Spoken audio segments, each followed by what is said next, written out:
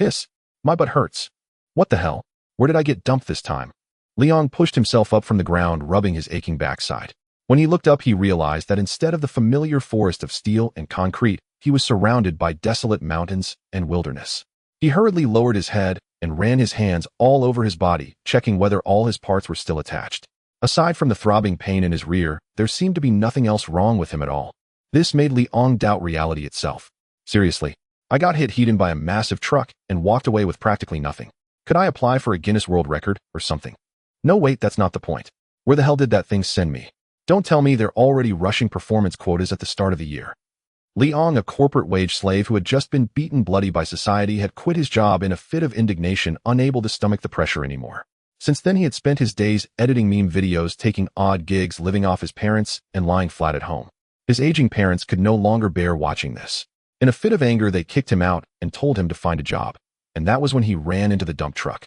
Liang was not the least bit nervous about having transmigrated. Instead, he calmly patted the dirt off his pants and sighed with emotion. As expected, I'm really not cut out to be a corporate beast of burden. He had a younger brother at home, a top student who had joined a foreign company after graduation with a bright future ahead of him. With his younger brother there, Liang felt he could rest easy. But where exactly was this place? Liang's strong heart kicked into gear. Like a curious child, he looked around in all directions, only to find not the slightest sign of human habitation nearby. Ding! The feminized Pokémon system has finished loading. Host detected to have successfully arrived in the Pokémon world. Please follow the map to Professor Damu's laboratory in Jinxin Town to receive your starter Pokémon. Max out its affection to enable feminization. Beginner quest issued. Host, please check your tasks. What kind of indecent system is this? I need to examine it with a properly critical eye. Liang swore to himself that he would absolutely not be swayed by the words feminization. A transparent gold-edged panel appeared before his eyes, displaying a personal status tab, a Pokémon tab, a quests tab, and finally an inventory tab. Whether he checked his personal status or not hardly mattered. Among contemporary university students, he was the sort who dragged the average down, barely able to do a single pull-up. Both the Pokémon tab and the inventory were utterly empty, and as for this so-called affection system, without any Pokémon, he had no way to test it. Only the quest tab held a single beginner mission. Beginner Quest 1 Departure. Requirement: go to Professor Damu's laboratory and obtain a starter Pokémon. Reward: Beginner's Gift Pack X1. Enable map guidance. Enable it. In this barren mountain wilderness, who knew whether the local Pokémon might eat people? Liang had no desire to become someone's afternoon snack. A considerate arrow appeared in front of him, pointing the way toward Professor Damu's laboratory. Not wanting to waste time, Liang hurried along in the direction the arrow indicated. Definitely not, because he was eager to get a Pokémon and start grinding affection. Speaking of which, between Bulbasaur, Charmander, and Squirtle, which should he choose? Bulbasaur had Vine Whip, but unfortunately, he wasn't that kind of player. Charmander seemed a bit dangerous. He had no desire to end up as roast chicken. Better go with Squirtle. Lots of water, plenty of potential. Liang earnestly weighed the strengths and weaknesses of the three little starters, as if he were genuinely agonizing over which to pick, provided one ignored the thoroughly indecent grin on his face. Just as Liang was envisioning his own legend of a mad sky, another group of visitors intruded into this wild mountain region. Honestly, how could there possibly be a pyramid in a place like this? A slightly chubby member of the team, Ketsui, was baring his teeth and rubbing his bruised rear as he grumbled. Teammate Rina felt the same. Approaching from another direction, teammate Xinqing was already drenched in sweat. Looking at the lush mountain forest all around, he asked doubtfully, could there really be a pyramid here? A pyramid big enough to hold a giant. There's no way a satellite wouldn't have picked that up, Ketsui said with utter certainty. Absolutely impossible. Even as he spoke, he turned and squeezed through the crack between two huge boulders. When he looked up, pyramid. You guys look. Ketsui had not expected the slap to his face to come so quickly. Staring at the colossal pyramid of light nestled among the mountains, he was so shocked that his words turned to stutters. Xinqing and Rina were equally stunned by the sight before them. Suddenly, Rina noticed Dagu standing on a distant bridge, gazing at the pyramid in a daze, just as they were. The next second, Dagu seemed bewitched. He broke into a run, sprinting straight toward the pyramid. Golza appeared. Melba appeared as well. Now, even the pyramid that concealed the giant had appeared. Everything Yuri had said was true. Dagu's face grew grim. What exactly was the method to awaken the giant? Seeing Dagu rush off on his own, Ketsui, Rina, and Xinqing shouted after him not to go while contacting Vice Captain Zongfang, then quickly sprinted after him. The thought that Pokémon could be feminized filled Liang with energy. He climbed over mountains and ridges, panting and exhausted, yet never once said he was tired. But when he saw the enormous pyramid of light before him and Dagu in a victory team uniform running over from the distance, Liang's mentality completely collapsed. His feminized Pokemon were gone. You stupid damn system. This is supposed to be Pokemon. This is Tiga Ultraman. Liang ranted, inwardly feeling as though he had fallen from heaven straight into hell. He should have known. If this really were the Pokemon world, how could he not have seen at least one Pikachu, which should be as common as stray dogs by the roadside? So it was Tiga all along. Whether Pokemon ate people or not was still up for debate, but the monsters here most definitely did. He had no desire to sleep with one eye open for the rest of his life, terrified of being crushed to death by some suddenly appearing monster or alien. Host, please do not doubt the system's professionalism. To do so is an insult. This is indeed the host has been detected at Professor Demu's laboratory. Beginner Quest 1-0 departure completed. The beginner's gift pack has been delivered to your inventory. Please check it. The system's voice sounded as though it had been blessed by some blue-wise goddess, stubbornly insisting that it was not mistaken and that this truly was the world of Pokemon. Professional my foot. Liang no longer even wanted to waste breath insulting this idiotic system that couldn't get basic positioning right. Sir, it's dangerous here. Please leave at once. Dagu had not expected to find a lone hiker here. Thinking of how monsters might appear at any moment, he hurriedly urged Liang to get away. But faced with this childhood idol's handsome face, Liang shook his head without hesitation. Was he kidding? He knew Golza and Melbo were already on their way. Rather than running around blindly on his own, he might as well cling to the victory team's thigh. As long as he stuck with the victory team, he definitely wouldn't die. If he ended up alone, that was another story. He knew at least a little about the survival rules in an Ultraman show, Leo being the notable exception. I came here for the pyramid. How could I possibly leave now?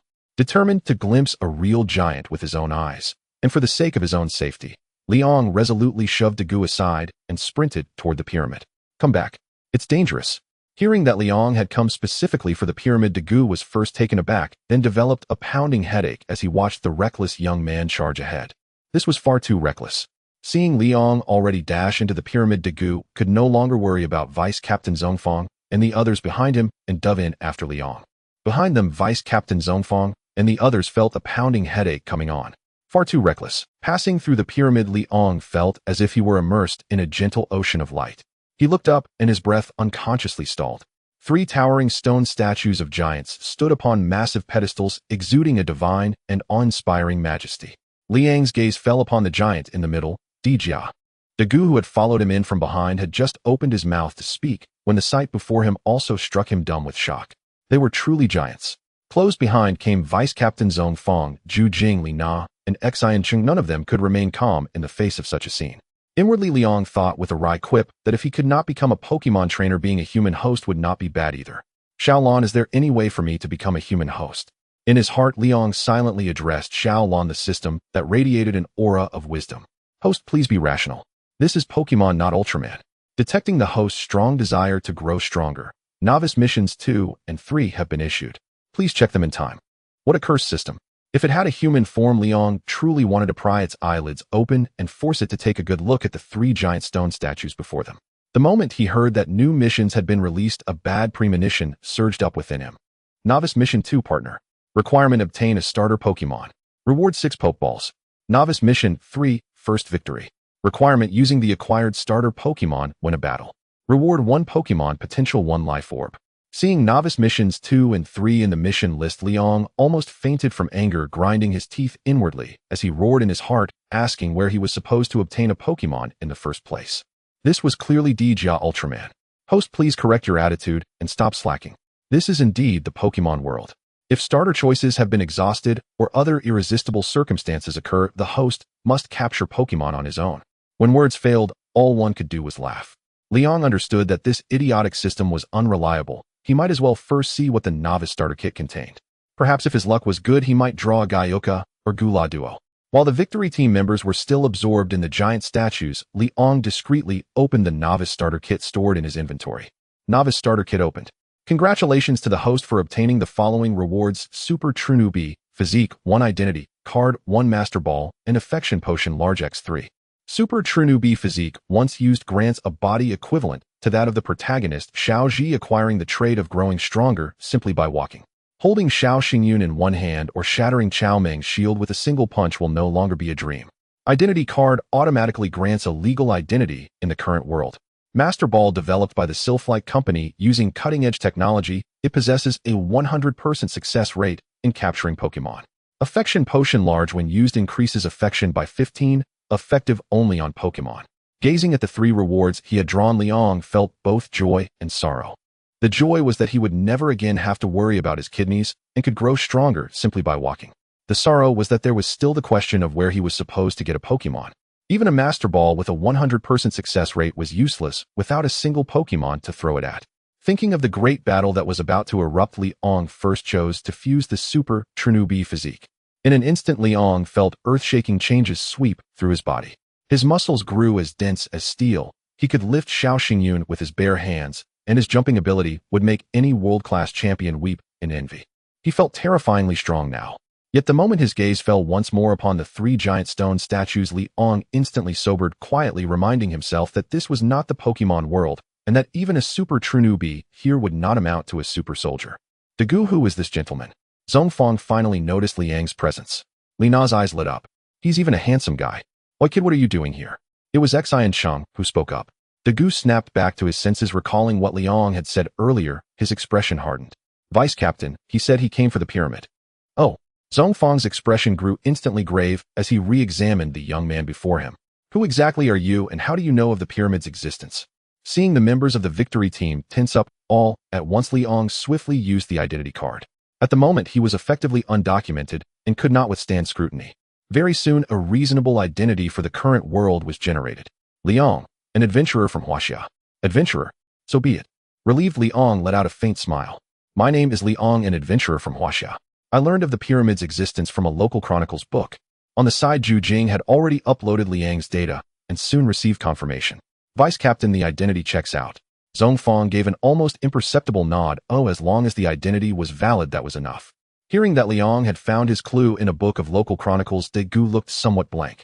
Local chronicles? It records the pyramid. Yes. The local chronicles are like an encyclopedia. Liang's expression was solemn. As everyone knew in Ultraman, the Taiping local chronicles were practically an encyclopedia. At that moment, Zhongfang's PDI communicator suddenly rang. Vice Captain Zhongfang opened the communicator. On the small screen appeared Captain Zhu Jianhui, bright and composed, her expression grave. Vice Captain, a monster is approaching the pyramid at high speed. Evacuate the area around the pyramid immediately. Understood. We'll withdraw at once. Hearing that a monster was heading their way, Vice Captain Zhongfang was startled and immediately ordered the team to fall back to the Victory Swallow. Liang had no desire to be crushed into paste by a monster's foot and naturally raised both hands in wholehearted agreement to retreat. Gazing up at the sky-piercing giant statues, Dagu felt a strange throbbing deep within him.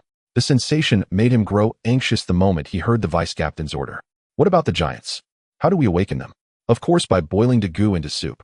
Seeing how agitated Dagu was, Liang knew that he had already felt the call resonating from the depths of his very genes. We still can't eliminate the interference. Headquarters is sending the time machine over by transport plane. Zhongfang shook his head and stuck to the order to retreat. Golza and Melba are closing in. We must evacuate immediately. Heart burning with anxiety, Dagu felt the Vice Captain's command collide violently with another voice in the depths of his mind. Letting out a cry of pain, he suddenly bolted toward the outside of the pyramid. Dagu, don't be reckless. Dagu. Vice Captain Zhongfang suddenly felt a toothache coming on. This kid Dagu was really something. Seeing the members of the victory team rush out, Liang hurriedly followed, ready to ride along on their slipstream. Between the mountains, the earth trembled. The monster, Golza, taller even than the peaks, strode forward in great steps, its terrifying roar echoing through the range. In its bright, colossal eyes, the distant pyramid was reflected. In its mind, there was only one thought: destroy the pyramid and smash the giants. My God, what a terrifying monster. Seeing Golza in the distance, Zhu Jing's eyes flew wide open.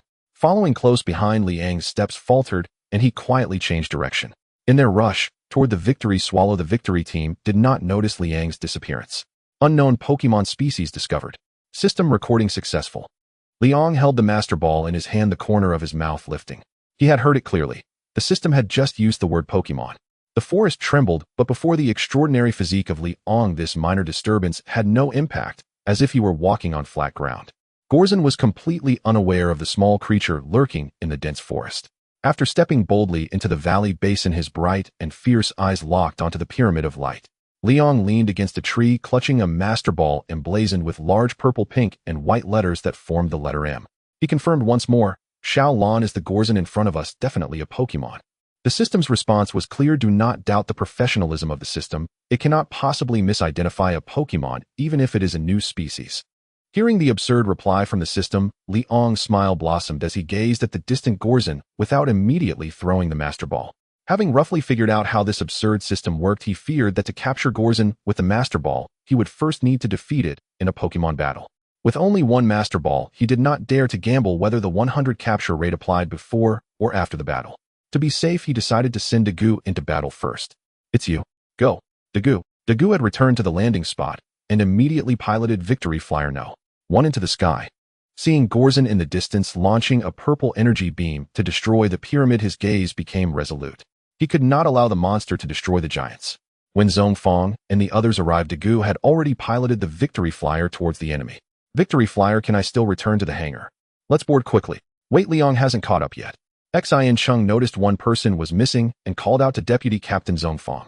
Deputy Captain Zhongfang glanced at the distance between the monster and their location and decisively said, "We're far enough from the monster, we won't be affected. We must go support Dagu immediately. Board." Upon hearing this, Xin Cheng no longer hesitated and quickly boarded, with Zhu Jing and Lina piloting Victory Flyer No. 2 to provide support. Golden light particles were dissipating, fully exposing the 3 ancient giant stone statues. As the particles spread, Meyer Ba dove to the ground. New species of Pokémon discovered. System registration successful. The 2 monsters excitedly approached the 3 giant stone statues, brandishing their claws. Old Deng unable to move. Recalling the fear the giants instilled in them 30 million years ago, Gorzin and Meyer Ba simultaneously swiped their claws against the 2 giants. The giant stone statues were smashed to pieces. With another sweep of their legs, the 2 remaining giants fell to the ground, crushed by Gorzin and Meyer Ba. It had been 30 million years. This was the first time it felt so exhilarating. Gorzin and Meyer Ba were utterly thrilled, as evident from their excited cries and actions. After smashing the giants beneath them, Gorzin turned to the last remaining statue, the demon that haunted its nightmares every day. "I will smash you." Gorzin pushed with its claws, sending the giant statue crashing to the ground. "Stop." As the last giant was about to suffer the same fate, Dagu frantically piloted the Victory Flyer toward it. On Machine No. 2, Deputy Captain Zhongfang was shocked by Dagu's bravery and shouted anxiously, "Come back, Dagu. The Victory Flyer is unarmed." Angry, Dagu pressed the attack button, and several symbolic signal flares exploded around Gorzin. Dagu skillfully dodged Gorzin's claws, but was hit by Meyer Ba's Meyerbannic Ray. Witnessing this scene, Liang regretted not having his phone on him. Dagu was about to be turned into soup. "Dagu, jump out." Dagu. On Machine No. 2, Deputy Captain Zhongfang and the others watched helplessly as the malfunctioning Victory Flyer crashed into the forest and exploded, and they all thought Dagu was dead. However, they did not notice a beam of light shooting from the Victory Flyer, merging into the giant statue that was about to be crushed by Gorzin. With no distractions, Gorzin lifted its foot and stomped down hard. In a critical moment, the still petrified Tiga crossed its arms in front of its chest, and Gorzin's foot landed on its arms. Gorzin tilted its head, its big eyes filled with confusion. "Did you die? How can you move before the petrification is lifted?" In the next second, the indicator light on Tiga's chest lit up, and with a powerful thrust of its arms, it flipped Gorzin over and stood up. The red, purple, and white composite form was a battle cry Liang was all too familiar with. "Tiga." Liang looked at the towering Tiga Ultraman with deep nostalgia. "If I had known, I wouldn't have lent you the light." New species of Pokémon discovered. System registration successful. Hearing the system's voice, Liang was taken aback. Is Tiga also a Pokémon? Then he looked seriously at Gorzin and Meyer Ba. "Gorzin and Meyer Ba, let's go. Defeat the evil giant of light." On Machine No. 2, everyone was shocked by the scene of the giant reviving. "It's a giant. The giant has revived. But how did it revive?" Xin Cheng was astonished, while Zhu Jing stood up from the pilot's seat with wide eyes. "Huh." Tiga let out a battle cry, engaging in combat with Gorzin and Meyer Ba. Although it was 2 against 1, Gorzin and Meyer Ba struggled to cooperate and were instead beaten up by the newly revived Tiga. The long-lost iron fist struck Gorzin's body, causing it to roar in pain, cursing the damned demon. Meyer Ba attempted a sneak attack, but Tiga noticed and swiftly kicked it away. Liang's body tensed as he fixed his gaze on Gorzin, waiting for the moment it would be defeated by Tiga. As for why it was Gorzin and not Meyer Ba, it was obviously because Gorzin held greater potential. If he was going to capture one, it had to be the strongest. Unfortunately, Gorzin and Meyer Ba were underperforming, otherwise he could have captured Tiga to play with.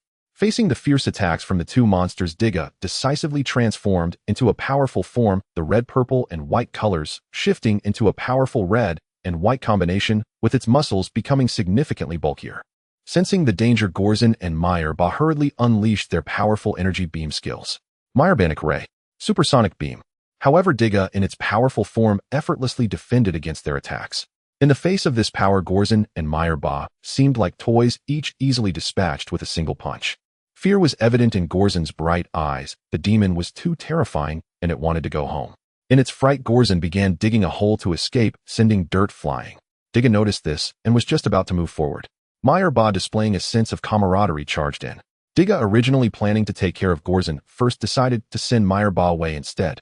The crystal on its forehead flashed, and it decisively transformed into its purple and white aerial form. Good opportunity. After waiting a long time, Liang finally seized this opportunity. As Tiga's attention was drawn to Meyerba, he threw the Master Ball with all his strength. Thanks to Meyerba, I will burn incense for you every Qingming festival. The Master Ball, thrown with all his might, struck Gorzin's exposed rear like a cannonball. Pokemon conditions met. Battle defeat conditions met. The Master Ball's 100 capture probability triggered. With a flash of light, the massive Gorzin was captured inside the Master Ball. This scene was perfectly captured by the satellite. Success. Seeing the Master Ball successfully capture, Liang hurriedly recited to retrieve the Master Ball into the system space, ignoring the completion prompt from the system. It was precisely because of this function that he dared to operate like this without being discovered by the victory team. After Tiga dealt with Meyerba, it turned around and was taken aback. Where did the giant Gorzin go? A streak of light descended into the forest. Dagu stared blankly at the spark lance in his hand. Had he truly transformed into a giant? Gaia. Shaking his head sharply, Dagu stowed the spark lance and hurried down the mountain. Just then, Liang sprinted up from the slope. Both men froze, startled by the unexpected encounter. Mr. Liang, what are you doing here? Dagu assumed Liang had already evacuated with Deputy Captain to the Guts base too. Just call me Liang. I got separated from the others when the kaiju appeared. Liang feigned astonishment, then adopted an expression of relieved gratitude. Thank goodness it didn't come this way. I nearly died of fright. Dagu accepted his explanation without suspicion and escorted him toward the Deputy Captain's rendezvous point. Liang in turn seized the opportunity for a convenient ride back to the Guts Far East base. The sun sank low, gilding the sea with shimmering ripples. From beneath the waves rose a familiar pyramid-shaped high-tech base cleaving through the ocean's weighty depths. What a breathtaking sight. Aboard base 2, Liang murmured in awe, reality blurring with dreams, surreal and disorienting. One day earlier, he had been an ordinary office worker. Now, within 24 hours, he had witnessed the Guts team monstrous kaiju and Ultraman Tiga himself. The sensation was not unpleasant. Alas, after brief questioning, he was swiftly dispatched to Chiba Prefecture before he could even tour the base. Dagu, goodbye. After bidding Dagu farewell, Liang stood alone on an unfamiliar foreign street, adrift in quiet bewilderment. Were it not for his university major in Japanese, even basic communication would have been impossible. Enough. Let's first locate my new home in this world. Xiaolan, where is my residence? Liang silently summoned the system.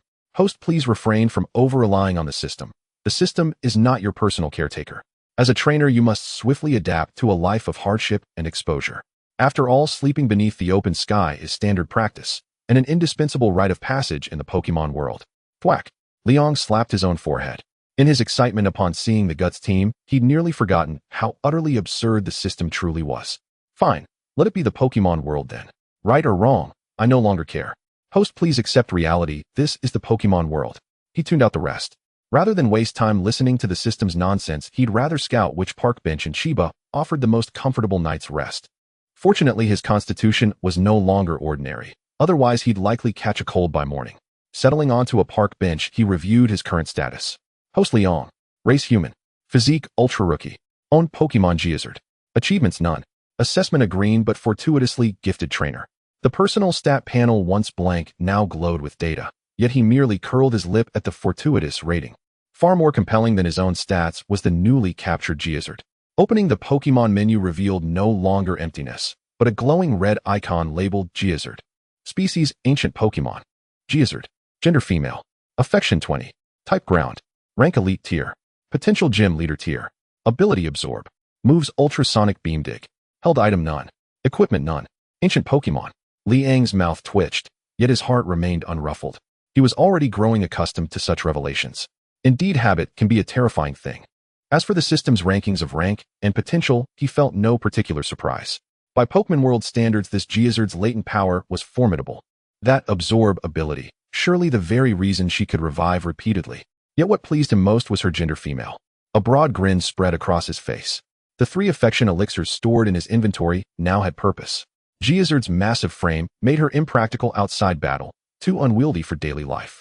To streamline future bonding, he resolved to raise her affection to 100, unlocking her monster girl form. Ahem, he wasn't doing it for the monster girl form, of course, merely for training convenience. Each affection elixir boosted affection by 15 points, 3 would yield 45.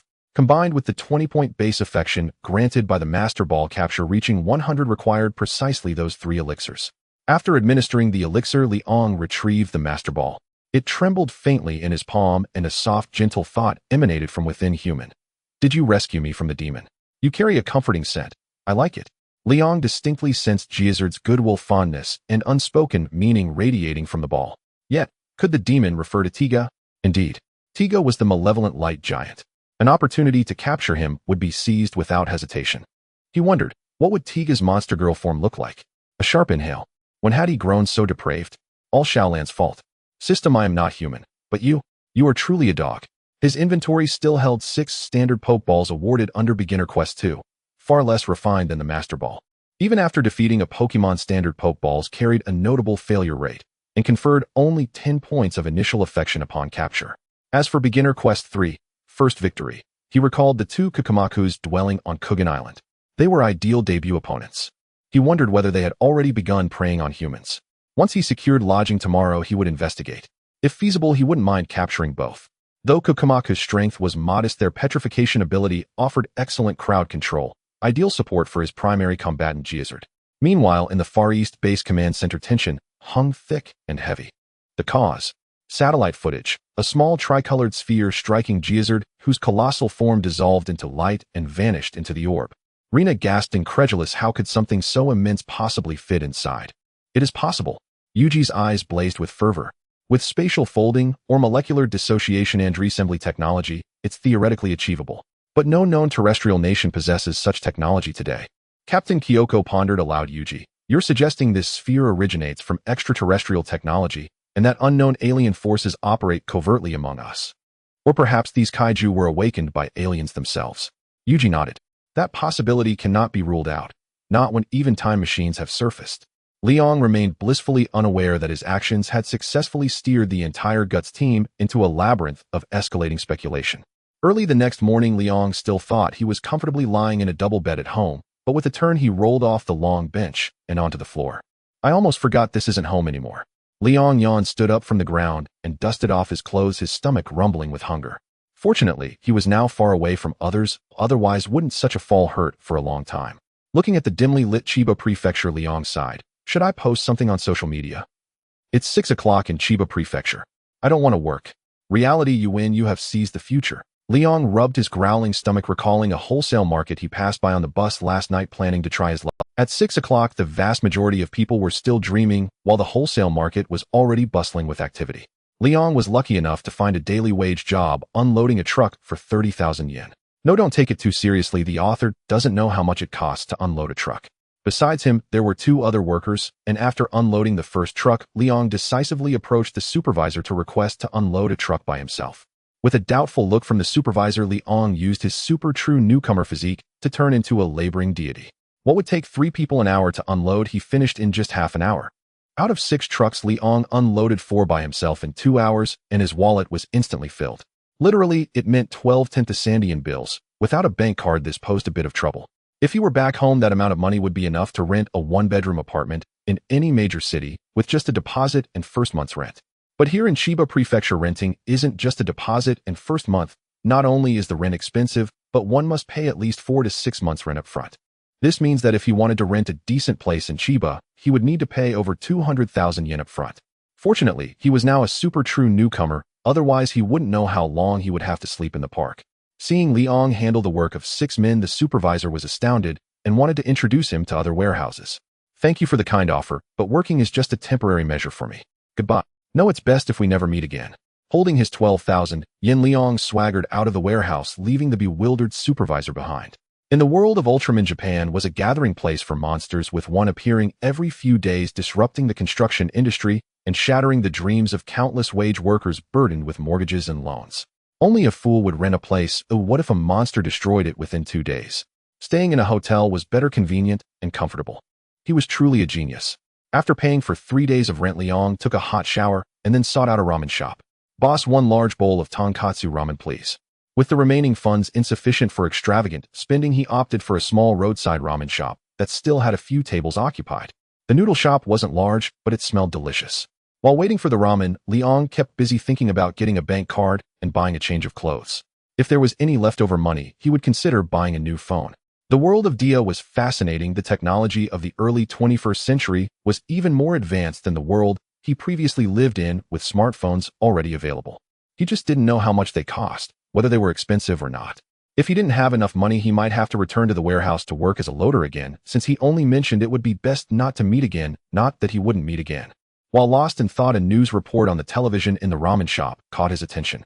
The screen showed a quarry with many large excavators and construction vehicles, while a reporter was interviewing the quarry's supervisor. Mr. Yamamoto, according to worker reports, there are said to be monsters in the quarry. Is this true? Nonsense. We must believe in science. Monsters are a figment of imagination. You are disturbing the normal operations of the quarry. Please leave immediately. We do not welcome you here. Mr. Yamamoto, the interviewee, was furious at the reporter's claims and shouted loudly. Many nearby workers were present, all wearing expressions of suppressed anger.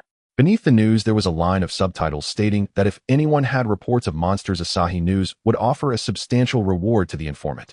Liang suddenly became interested. The quarry mentioned in the news was indeed Kurashima in the southwestern islands.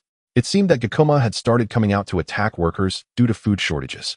Sure enough, capitalists were the same everywhere. That supervisor clearly knew about missing workers at the quarry, but chose not to shut it down, opting instead to suppress the news of the missing workers and continue mining. Just right, he was also planning to go to Kurashima, and he could take some photos to claim the rewards. This would allow him to complete his task and provide a stable source of income. After the ramen arrived, Liang swiftly devoured the large bowl, then settled the bill and left. After getting his bank card, he bought a set of clothes and then styled his hair in a trendy manner. Afterward, he used the remaining money to buy a second-hand camera. Without money, he had to return to the warehouse. The supervisor looked oddly at Liang, who had just left casually that morning, not expecting him to return in the afternoon. Foreman, what a coincidence, we meet again. How many trucks do you have? They'll take them all. Liang had thick skin and felt no shame. Was money more important than face? He cheerfully approached to make small talk. The foreman didn't say much, though he was a bit odd. He was still human and capable, and he readily replied, there are 3 more trucks. They'll take them. Liang waved his hand grandly. He had done all sorts of labor. What was this? After getting the money, Liang once again left with flair. This time he didn't say anything more. Those who often walk by the river would eventually get their shoes wet. Who knows, he might need to come back one day if his funds got tight. Before the money even warmed up in his hands, he bought a ticket to Kurashima and a second-hand phone, leaving only enough for 1 meal. Why is this money so hard to use? Liang scratched his head, feeling a bit disheartened. That night, with little money left, he couldn't help the poor girl and could only reminisce about the locations where monsters appeared in Dia. For a long time to come, he estimated he would have to rely on providing tips to Asahi News to make money. Damn it, didn't I say I would never have to work for a lifetime? Indeed, it was unrealistic. While Liang tried to find humor in his struggles, the Victory team also reached a significant turning point by equipping the Victory Falcon with offensive weapons. This also signified that TPC was about to become a global military organization with a giant entity set to be born. The next day, Liang boarded the passenger ship heading to Juliang Island early in the morning. The appearance of Girzin and Mirba had made TPC pay close attention to the recent occurrences regarding monsters. A small team from the TPC investigation group was also on their way to Juliang Island. Standing by the ship's railing, gazing at the sun rising from the horizon, Liang stretched lazily and hoped may everything go smoothly today. At this moment in the command room, the large screen was replaying the battle between the giant and the monster from yesterday. Having learned from the new city that Yi Rue was studying the giant's data through the replay, Daegu quickly made his way to the command room. As the automatic door opened, he saw Yi Rue meticulously taking notes frame by frame from the battle replay. Feeling inexplicably guilty, Daegu approached Yi Rue and patted him on the shoulder. Yi Rue, have you found anything? Daegu, look here. Upon seeing Daegu, Yi Rue paused the replay at the moment when the indicator on the giant's chest started blinking. From the time the light began flashing on his chest until he defeated Mirba, it was only a matter of seconds. From this, I deduced that the giant can only move for about 3 minutes on Earth. Daegu nodded thoughtfully and then asked, any other findings? Yes, definitely. Yi Rue immediately pulled up 3 sets of data. Daegu took a look and realized it was precisely the data of the 3 forms of Diga. At the start, the giant's body color is dominated by red and purple, which should indicate a composite type. When the body color turns predominantly red, the giant's strength exceeds that of the composite form. I call this the powerful type. When the body color is predominantly purple, though the giant's strength is not as strong as the composite and powerful types, this form is the fastest, known as the aerial type. After hearing Yi Rui's analysis, Daegu couldn't help but doubt who truly transformed into Tiga. However, upon hearing Yi Rui's analysis, he felt a sudden realization. So the powerful type has the greatest strength, right? I see. I understand now. Daegu nodded in agreement. Yi Rui was unaware that his casual remark had turned a mage into a brute. As Daegu embarked on the path of a brute, Liang had already arrived at Juliang Island. However, he did not expect that the TPC investigators had arrived even earlier than him. The quarry had already ceased operations, and several investigators in blue and purple uniforms were questioning workers about the situation on site, while 2 investigators were gearing up to enter the mine to search for the missing workers.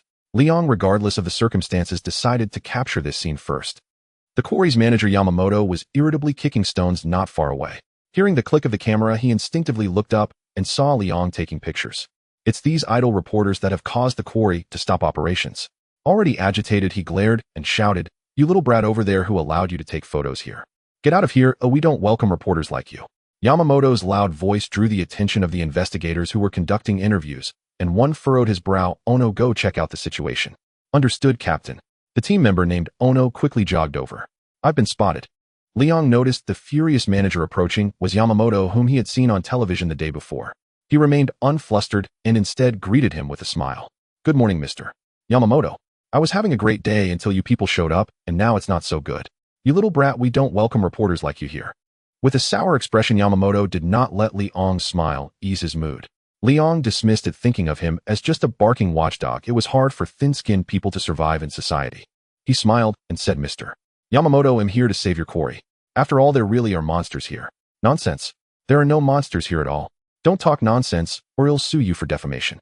Yamamoto was exasperated. If it were confirmed that there were monsters here, the quarry would definitely shut down, and he would lose his livelihood. At that moment, Ono approached quickly and asked, "Who are you?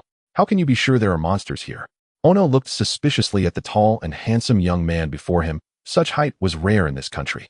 "I'm an adventurer who I occasionally read about the legend of Kakuma on Juliang Island in a travelogue." Liang's, "You little brat, what kind of joke is that?" Yamamoto clenched his fist upon hearing this.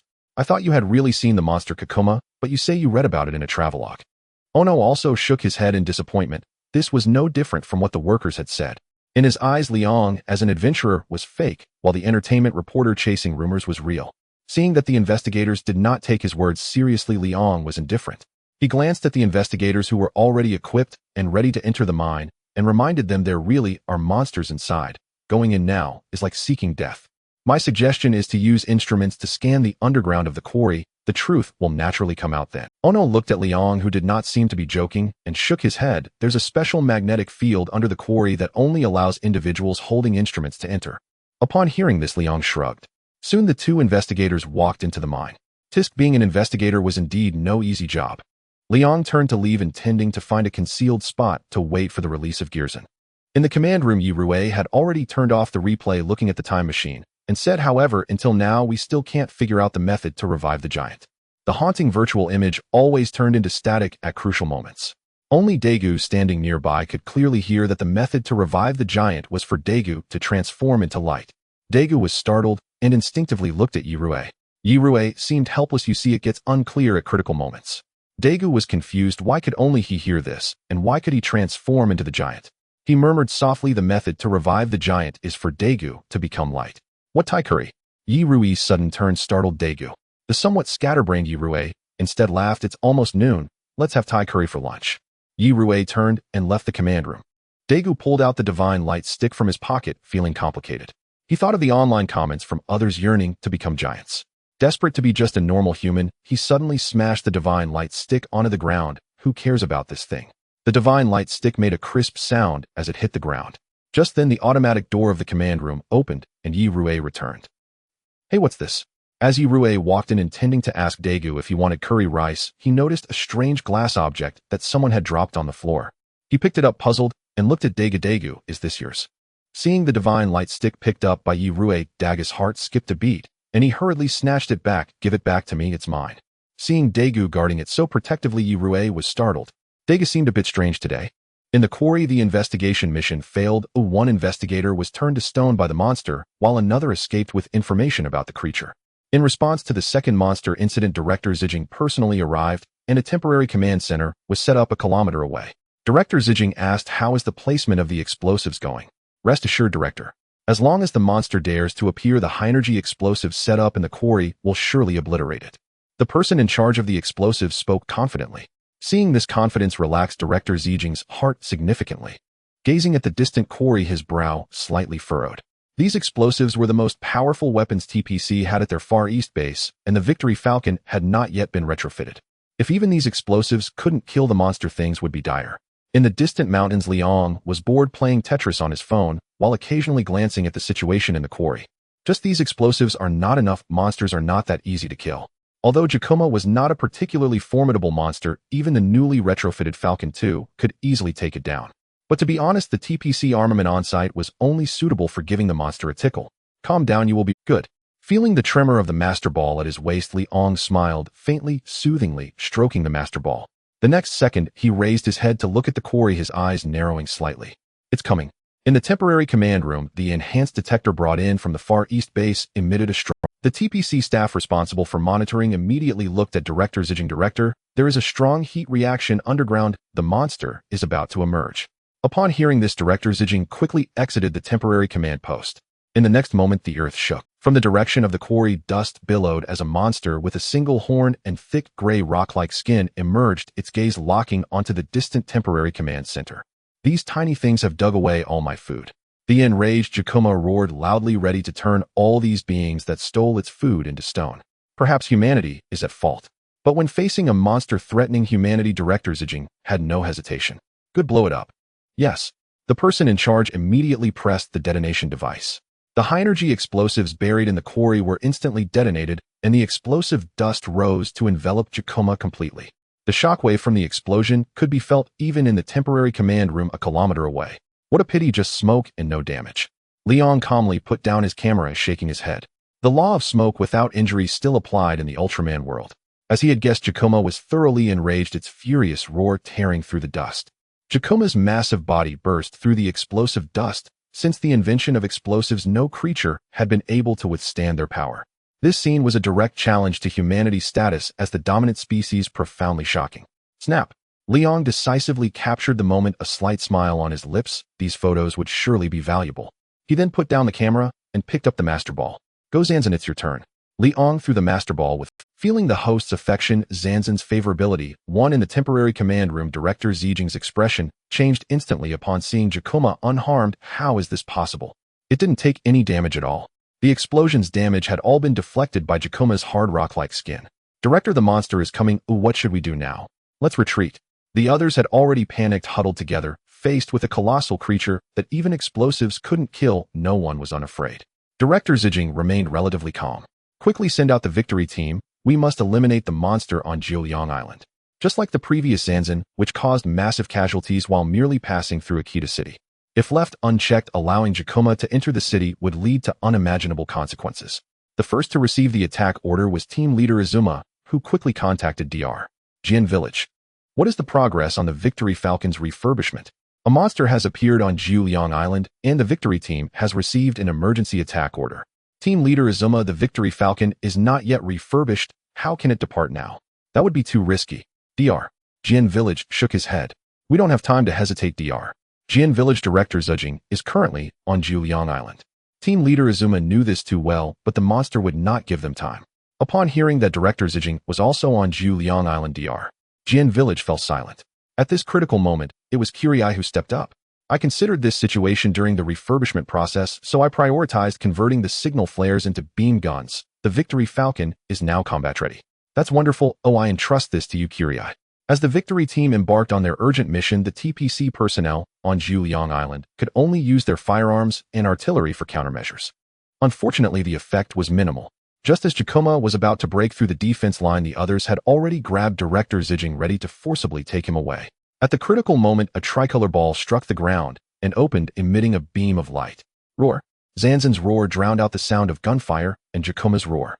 Standing 62 meters tall, Zanzan was even taller than Giacomo when it stood up. As an ultra-ancient monster, Zanzan completely disregarded Jakuma. Sensing the threat, Jakuma immediately abandoned the tiny humans and turned its furious gaze toward the suddenly appearing more threatening Zanzan. Zanzan immediately glared back. What are you looking at? What about you? Jakuma was unwilling to back down. How could it be bullied on its own territory? Zanzan was instantly furious. How dare these insignificant creatures provoke the dignity of an ultra-ancient monster? It couldn't defeat that demon, but could it not handle the little Karami in front of it? Having pent-up frustration from being beaten by that demon, Zanzan strode forward without a word and swung its sharp claws, landing a heavy blow on Jakuma's nose. The powerful strike sent Jakuma staggering. Very good, Zanzan, just like that. Don't give Jakuma a chance to react. Rush in and suppress it fiercely. While commanding Zanzan in battle, Liang didn't forget to take pictures with his camera. Whether to stay in a presidential suite or a roadside and depended on this moment. Meanwhile, Director Zijing and the others witnessing Zanzan battling Jakuma were completely dumbfounded. Monsters. How did they start fighting each other? The ground of Juliang Island trembled as two colossal creatures collided violently. Jakuma was knocked aside by a powerful blow from Golza, its head striking hard against a small hill. With a resounding crash, the earth and stones from the hill scattered, leaving a large portion of it in ruins. Heavens! Am I seeing things? Does this Golza seem to know martial arts? Is this the same Golza that fled earlier? TPC staff gasped in astonishment. They were momentarily at a loss for what to do. Director Zijing, should we proceed with the attack? Director Zijing, equally puzzled, shook his head in response. Hold off on the attack for now. A rash move would only draw the attention of both beasts to us. Let them fight. Immediately relay information about this Golza to the victory team so they can analyze whether it is the same one that appeared in Akita City. Liang paid no heed to Director Zijing's commands as long as they did not attack Golza. He noticed that Golza had completely subdued Jakuma, but he remained cautious, knowing that being hit by its petrifying beam would be disastrous. At the same time, he remained vigilant about another Jakuma lurking beneath, which was even stronger. The current Jakuma was Alpha, merely its younger brother. The battered Jakuma shook its head, becoming increasingly agitated, and after a furious roar it swung its long tail to launch a surprise attack. Unfortunately, Golza was not fighting alone. Shaozan dodge, then use Sonic Beam at 1/10. Liang waved his hand and commanded loudly. As for how to dodge, that was Golza's responsibility. He recalled how Pokemon trainers commanded their battles in anime. Receiving the command, Golza did not evade. Instead, it grabbed Jakuma's tail with its claws and unleashed tremendous force to fling it away, spinning it around before abruptly letting go. Jakuma's massive body soared through the air, crashing down onto flat ground, completely outmatched. Golza then gathered purple energy in front of its chest and unleashed a sonic beam from its forehead. Unwilling to sit idly by, Jakuma opened its mouth, blue light flickering as it fired a petrifying beam. The two beams collided rapidly, creating a stalemate between the purple and blue lights. However, facing Golza, who held both positional and strength advantages, a slight exertion from Golza overwhelmed the petrifying beam, sending it crashing back onto Jakuma itself. With a thunderous explosion, flames erupted from Jakuma. Even at just 1/10 of its power, it nearly eliminated Jakuma. Injured Jakuma's eyes cleared, filled with fear as it looked at Golza, continuously emitting pitiful cries, seemingly pleading for mercy. Is Jakuma begging for mercy? A rumble echoed from the sky as the victory Swallow 1 and 2 arrived. On the second unit, Juejing observed this scene with disbelief. I thought these monsters would not experience emotions like fear. But why did Golza suddenly attack Jakuma, also a monster? No one could answer Juejing's question, not even Daegu, who was equally bewildered. Whether it was a territorial dispute or another reason remained unclear. The victory team, not yet receiving attack orders, circled in the sky without immediate engagement. The victory team has arrived as well. Leon glanced at them briefly before ignoring them as the system's voice echoed in his mind. Host has achieved a first victory. Novice task 3 completed. Congratulations, Host, on successfully completing the novice task. This proves you have adapted to the Pokemon world. Next, please set your sights on becoming the strongest trainer. The mall function has been unlocked. Main quest unlocked. Daily tasks unlocked. A series of notifications sounded. Liang had learned to ignore certain phrases from the system. Without gyms or league matches, how could he become the strongest trainer? Are you kidding me? He was very concerned about the newly appeared mall and tasks, but the most pressing matter was to capture Jakuma first. Liang promptly took out a regular Pokeball and threw it at Jakuma's massive body. The Pokeball traced a perfect arc, striking Jakuma's rocky skin. The already demoralized Jakuma was easily captured inside the regular Pokeball. It disappeared. Xian Chung exclaimed as he saw Jakuma, which had been there just a moment ago, vanish in an instant, his eyes widening in shock. Lena from Unit 1 expressed her surprise, just like when it vanished at the pyramid. Golza disappeared in the same manner. Don't let your guard down, there's still another monster lurking. Zhongfang stated this while consulting Director Zijing at the temporary command center. Seeing that Golza remained stationary and had not attacked, Director Zijing instructed the victory team to maintain observation status. Compared to its previous appearance, Director Zijing felt that this Golza was somewhat different, as the destructive desire emanating from it was almost non-existent. But why had Golza defeated the monster and not left yet? In the next moment, Golza made a move. Xiaozan used Sonic Beam on the ground to force the other Gyakuma out. Having successfully captured one Gyakuma, Liang directly ordered Golza to drive Beta out. A surge of purple energy once again swelled in front of Golza's chest, gathering towards its forehead. This time it did not restrain its energy. The overwhelming destructive purple energy left the members of the victory team with a tingling sensation in their scalps. Zhongfang decisively issued the command, quickly gain altitude. Yes, Vice Captain. Understood. The victory swallow 1 and 2 rapidly ascended. The next second, a torrent of sonic beam was unleashed, piercing the hard ground as if it were paper. Boom. Terrifying energy waves erupted deep within the earth, causing Jiuyang Island to tremble as if an earthquake had struck. At the temporary command center, Director Zijing and the others were jolted about. Before they could regain their balance, the ground shook again. In the distance, large amounts of earth and rock shot up into the air, rapidly heading towards Golza. Liang's eyes narrowed. Xiaozan dodged.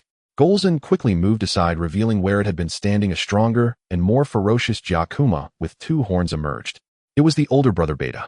Compared to its younger brother Alpha, Beta was even more powerful, and its twin horns could discharge electricity. There are actually 2 Gyakuma beneath Jiuyang Island.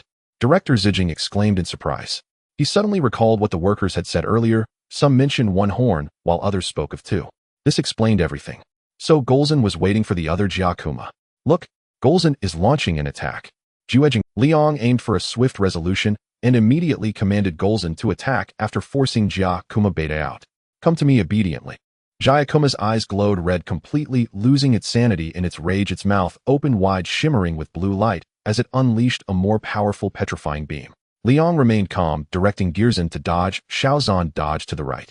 His voice almost synchronously echoed in Golza's mind, and with a high affection level of 66 points, Golza instinctively followed Liang's instructions.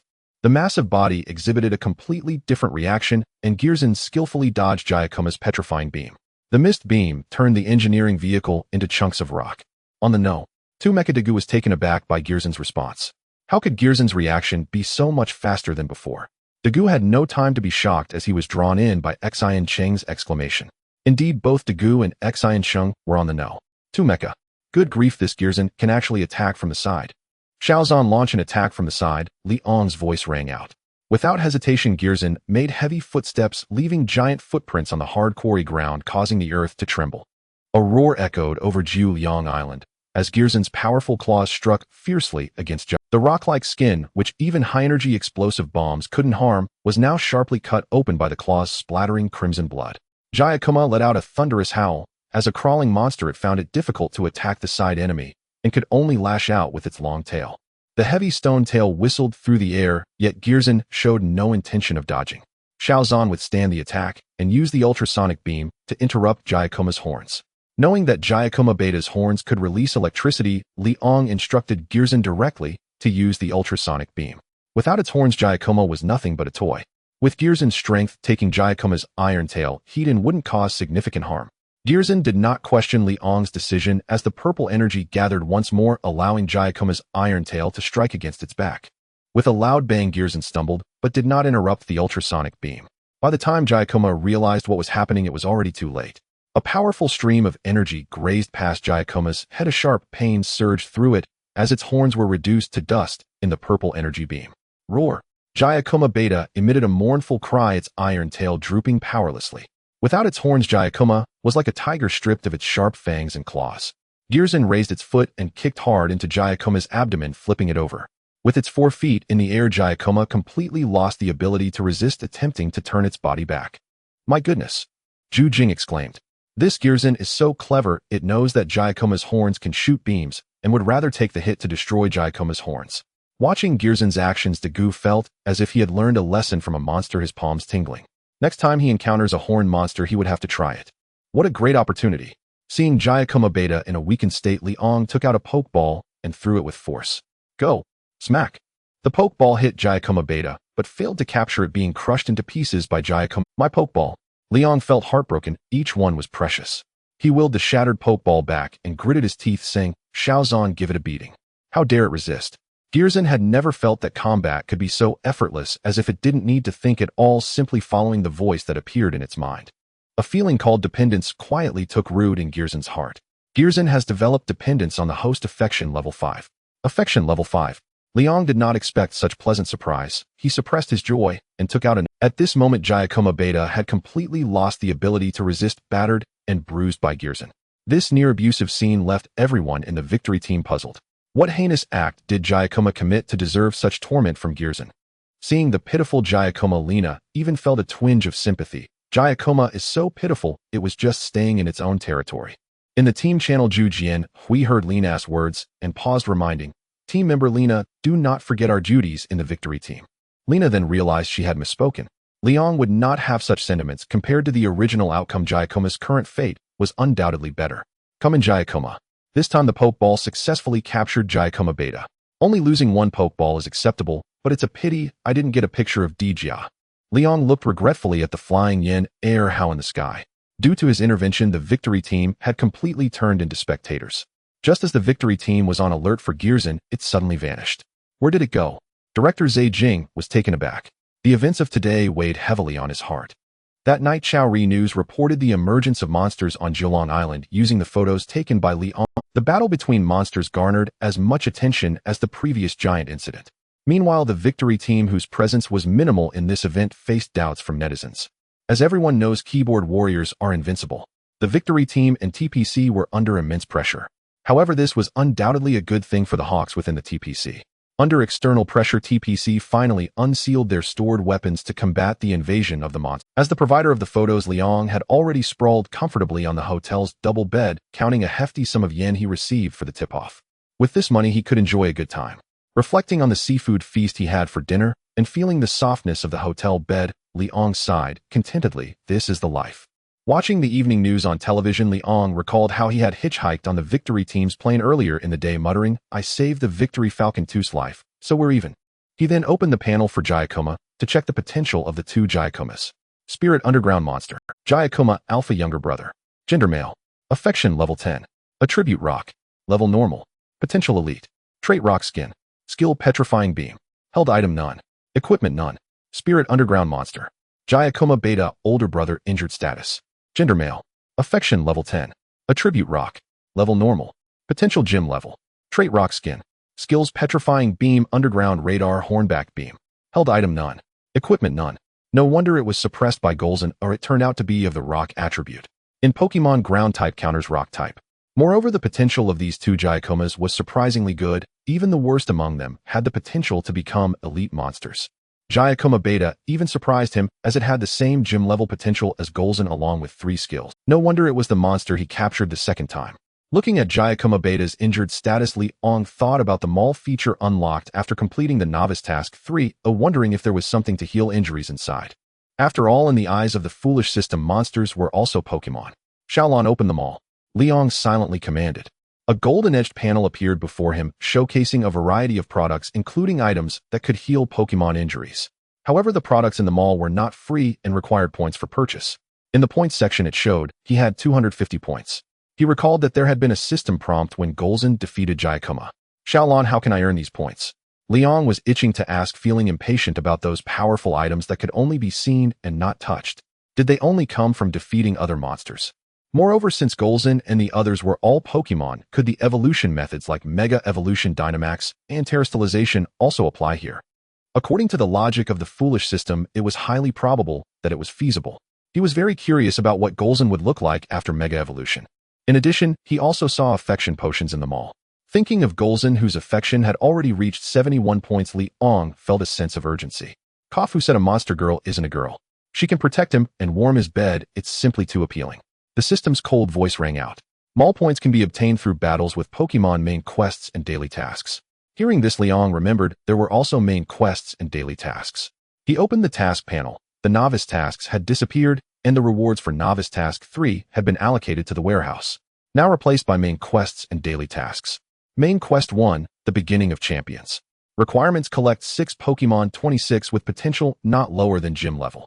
Rewards: 1 potential for any Pokemon, 1 opportunity to enter the ultimate cave, and 10,000 mall points. Seeing the main quest reward of 10,000 points, Leong's breathing became noticeably rapid. An affection potion costs 5,000 points, and with these 10,000 points, he could max out Golza's affection. However, collecting 6 monsters with potential not lower than gym level was no easy task. Moreover, looking at the ultimate cave reward in the task rewards, he couldn't help but ask Xiaolan, is this ultimate cave for real? Though he had long known this system was a bit foolish, seeing even the ultimate cave come up made him genuinely unable to hold back. Where the hell could he find the ultimate cave in the world of Tiga? The products from the system are all high quality. Please complete the main quest well to gain the opportunity to enter the ultimate cave, where there are Philomel and Verizian. Cough, cough, cough. Xiaolan, what do you take me for? Am I the kind of person who covets beauty and pleasure? Leong's eyes brightened at first, then he sternly reprimanded, I, Leong, am sworn enemies with gambling and drugs. Leong chose to ignore this remark. He knew that completing the main quest was not something that could be done in a day, and he wasn't even sure if the ultimate cave was real. Fortunately, there were still daily tasks which could also earn points. The difficulty of daily tasks was likely not as great as that of the main quests.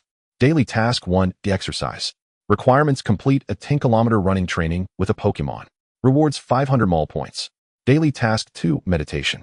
Requirements: sit quietly with a Pokemon for half an hour. Rewards: 500 mall points. Daily Task 3, skills. Requirements: special training of skills for Pokemon for no less than 1 hour. Rewards: 500 mall points. After reading the daily tasks, Leong laughed and fell back onto the bed in disbelief. If they were really Pokemon, these daily tasks wouldn't amount to anything. But these are monsters. Not to mention training, just releasing Golza would be enough to attract attention and Leong felt that the difficulty was no less than that of the main quests. He knew this foolish system was a troublesome thing. Once Golza and Gyakuma appeared, the victory team would definitely come. With the victory team and Tiga, his current strength would likely not suffice. Just thinking about being targeted made Leong wish to live a few more years. This daily task is something even dogs wouldn't do. Unfortunately, Leong is not a dog. Damn it. Who told him he was short of these mall points? A daily task rewards 500 mall points. 3 tasks would grant him 1,500. The affinity potion. A large bottle costs 5,000 mall points. A medium one that increases affinity by 10 requires 4,000 mall points, and a small one that increases affinity by 5 costs 3,000 mall points. Let's not talk about adding Kamara. Currently, Golza has an affinity of 71, and he must prioritize maxing out Golza's affinity. With 29 affinity points, at least 10,000 points are needed. Leong could already imagine the scene to come, cursing the damn system in his heart. For tonight's training, I must strengthen Golza's abilities. The rewards from the Novice Task 3 can all be used on Golza. Only when Golza becomes stronger can he safely use Kamara. With an affinity of 10 for Kamara, he had no doubt that if he showed even the slightest unhappiness, he would swallow it himself. The rewards from the Novice Task 3 include Pokemon Potential 1 and a Life Orb X1. The Pokemon Potential Power classification given by the DAM system is divided into 8 levels: Ordinary, Elite, Gym Leader, Pseudo King, King, Champion, Pseudo Deity, and Deity. Leong took out the Master Ball, feeling the affection from Golza within, and smiled. Xiaozan, I will definitely train you to become a divine beast. Golza Potential 1. Leong silently chanted. In the Master Ball space, Golza felt her master's belief. A powerful force surged within her, and her 62-meter-tall form quietly grew by 1 meter. In addition to her physique becoming stronger, Golza felt some unfamiliar memory fragments emerging in her mind, allowing her to absorb enemies' energy for her own use, as well as enhance herself by absorbing magma power. A feeling of joy flowed in Golza's eyes as she excitedly roared in the Master Ball space. Golza's dependence on the protagonist deepens. Affinity 5. Hearing the system's prompt and the joy and dependence emanating from the Master Ball, Leong felt elated and immediately checked Golza's panel. Species: Ancient Pokemon. Golza. Gender: female. Affinity: 76. Type: ground. Level: elite. Potential: Pseudo King. Ability: energy absorption. Moves: enhanced supersonic wave, energy shield, dig. Items: none. Equipment: none. Her strength remains at the elite level, but her potential has already turned into Pseudo King, and her ability has also changed to energy absorption. In addition, the supersonic wave has been strengthened, and she has gained an additional move. Subsequently, Leong equipped the Life Orb to Golza. In Pokemon games, the effect of the Life Orb is that the carrier's attack power increases by 30, but it loses 10 of its maximum HP after each hit. However, after the system materialized it, the effect became more aligned with reality. By burning HP, the attack power can be enhanced with a maximum burn of 10 of HP, raising the power by up to 30. With this trump card, he gained more confidence in turning the tide in future battles. After strengthening Golza, Liang did not forget about the severely injured Kamara Beta, whom he had wasted a Pokeball to capture. It would be too regrettable if he died from his injuries, especially since this concerns his main storyline task. System list the items for healing Pokemon injuries. Liang silently chanted. With his pockets feeling light, he spent 250 points to purchase a small health potion, which could immediately restore 10 of HP, and then slowly recover another 10 over the next 10 seconds. Use it on Kamara Beta. Liang silently chanted again. Kamara Beta, who was on the brink of death in the ordinary Pokeball, instantly regained 10 of her HP, and her dim eyes shone once more. Having returned from the edge of death, Kamara Beta knew it was her master who saved her, letting out a low growl. Knowing her brother was not dead, she had lost all her anger. Kamara Beta's affinity 10. Seeing that Kamara Beta's affinity was at 20, Liang felt that his 250 mall points were well spent. However, his smile did not last long. There were still 3 annoying daily tasks to complete. TPC Far East Base. The 2 previous monster incidents, along with the surging discussions from the outside world, led the TPC leadership to unanimously pass the weapon unsealing plan. Among them, the victory team on the front lines benefited first. As the captain, Karima K first breathed a sigh of relief, but did not completely relax. She looked at the team members around her and said seriously, "For weapons, as long as we put in the effort to study them, we can continuously improve. The problem lies with us. Those of us who use weapons must also progress. Because it is not the weapon that fights the monsters, but us." The victory team members sitting around the round table revealed thoughtful expressions upon hearing their captain's words. No matter how powerful the weapon is, if there is no correct heart to wield it, it will ultimately bring destruction. While discussing, they brought up the giants. At the pyramid, if the giants had not appeared, Golza would probably not have retreated so easily. "That time we really owe it to the giants," Kurai said with lingering fear, as they had no weapons at that time. Seeing everyone discussing the giants with gratitude, Daiku finally relaxed his worries and boldly proposed, "I have an idea, since the monsters have names like Golza, Maruba, or Kamara. But the giant, we have always called him the giant. That giant is rather pitiful." Upon hearing this, everyone felt that it made sense. "Daiku makes a valid point," Zongfang said with a look of agreement, stroking his chin with great interest. "He is as huge as a mountain. Let's call him Mountain Super Strength. How about that?" Mountain Super Strength. Daika's smile instantly froze. What an awful name, please no. Karima K and Rina could not help but chuckle upon hearing this name. It definitely had the style of a vice captain. The straightforward Kurai was truly considering the feasibility of this name, and finally complained, "It's..." Listening to everyone come up with increasingly outrageous names, Daiku quickly said, "Let's call him Diga. What do you think of Ultraman Diga?" Diga? Ultraman. This name sounds good. Diga, that sounds good indeed. Right? It's good, isn't it? Seeing that everyone agreed with the name, Daiku inexplicably felt happy. In the end, everyone unanimously decided that the giant's name would be Diga, Ultraman Diga. Just as laughter filled the air, a piercing alarm rang out. Monsters have appeared. In Chiba Prefecture by the sea, there lies an undeveloped area not far from the victory team's base on the Hosen Peninsula. I hope the victory team doesn't start attacking right away. However, being here somewhat feels like slapping the victory team in the face. Liang actually wanted to find a place far away from the victory team, but the area for his little life was quite small, making it hard to hide. Moreover, in the dead of night, if he suddenly decided to go to the no man's land, he might miss today's 3 daily tasks. Just thinking about the possibility of losing out on 1,500 shop points made Liang make up his mind. At worst, he would just take a beating. Besides, given the current strength of the victory team, and Daegu who would beat whom was still uncertain. The sea breeze howled as Liang took out a master ball and threw it with all his might. "Come forth." Gorzin. A flash of light appeared, and Gorzin, with a body as massive as a mountain, emerged onto the beach, its powerful roar drowning out the howling wind and crashing waves. The first thing Gorzin did upon appearing was to look at Liang and let out an excited, joyful roar, wanting to rush towards its master for a loving hug. Seeing Gorzin's actions, Liang's face instantly turned green. "Don't come over here." Even as a super newcomer, he couldn't handle a bear hug from Gorzin. Gorzin denied a hug, looked at its master with a face full of grievance, resembling a small dog about to be obeyed. Liang twitched his mouth, thinking about the look in Gorzin's eyes. "You're a monster, not a pet." Helpless, he consoled. "Just lower your head to a pat will do." Gorzin understood its master's meaning and let out a delighted cheer, lowering its massive head. Liang felt himself enveloped in darkness, followed by 2 enormous bright eyes larger than lanterns staring unblinkingly at him. Seeing the giant monster before him being as docile as a sheep, a strange feeling spread in his heart, and it was unexpectedly pleasant. What was raising snakes or lizards compared to raising a monster? What would a monster's skin feel like? Liang felt it was harder than steel, yet unexpectedly nice. With a smile at the corner of his mouth, he said, "All right, stand back. I'm going to summon the Jakuma brothers. Gorzin, if they misbehave, make sure to give them a good beating." Roar. Gorzin let out a loud roar indicating that with her around there would be no mishaps, and then retreated behind Liang, protecting him. Seeing this scene, Liang felt that his investment was not in vain. Go. Jakuma Beta, Jakuma Alpha. The ground shook and roars echoed. Two Jakumas appeared on the beach, one of them with broken horns. For bright, beastly eyes locked onto Liang, roaring continuously, filled with defiance. Among them, Jakuma Beta was a bit better, while Jakuma Alpha could no longer hold back and stepped forward. Liang, seeing this, did not move the corners of his mouth, slightly raised. Gorzin, show them what rules are. Upon receiving her master's order, Gorzin was enraged to see the two defeated opponents daring to huff in front of her master. How could such mere subordinates dare to puff up in front of her master? Only those of her status had the right to puff. Roar.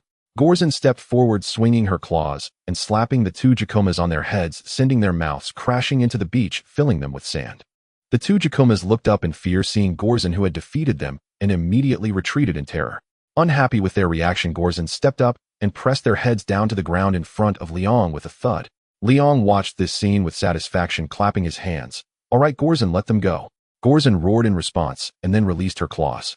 The two Jakumas, lifting their heads, looked at the small human before them with fearful eyes. "Now do you know who the master is?" Liang looked at the two colossal creatures before him, his voice not loud, but combined with Gorzin, who was eagerly waiting by his side, the feeling was instantly different. The two Jakumas lowered their heads, repeatedly nodding to show their submission. Fearing Gorzin's power, Jakuma Beta's favorability 10. Fearing Gorzin's power, Jakuma Alpha's favorability 10. Seeing the two Jakumas obediently complying, Liang sighed in relief, knowing that fear was enough. Seeing that there was little time left today, he immediately gave the training order. Run 10 kilometers along the coast. He seriously suspected that for three massive creatures, running this 10 kilometers wouldn't even count as a warm-up. But who cares? As long as this foolish system gives rewards, it's fine. Gorzin didn't understand why they had to run, but she knew that following her master was all that mattered, letting out a loud roar to show she understood. Seeing their leader's response, the two Jakumas quickly followed with their own roars. Thus a bizarre scene unfolded. A human wearing a hood ran along the coastal road, accompanied by three enormous monsters running alongside him on the beach. It formed an odd formation with the human in front, Gorzin in the middle, and the two Jakumas at the back. When the satellite transmitted this scene to the big screen, the members of the victory team were stunned, unable to believe what they saw. Did I see that correctly? Zhujing's eyes widened in confusion. Running at night?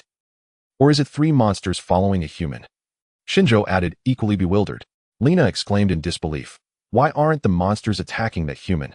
This is unbelievable. It should be noted that the appearances of the monsters in the past had caused casualties among humans. Moreover, through system comparisons, it was confirmed that the Gorzin appearing on Kiryu Island was the same one that appeared in Akita City. Jumai's expression turned serious as she sensed something was off, immediately saying, Yasurui team members quickly zoom in on that human figure. Is that really a human? I understand right away. Awakened by the captain's voice, Yasurui quickly zoomed in on the human in the footage. The leading human was dressed in all black, their appearance obscured by a wide hood, so it could only be determined by their figure that it was a man. Zongfang said seriously, Captain, let's move out.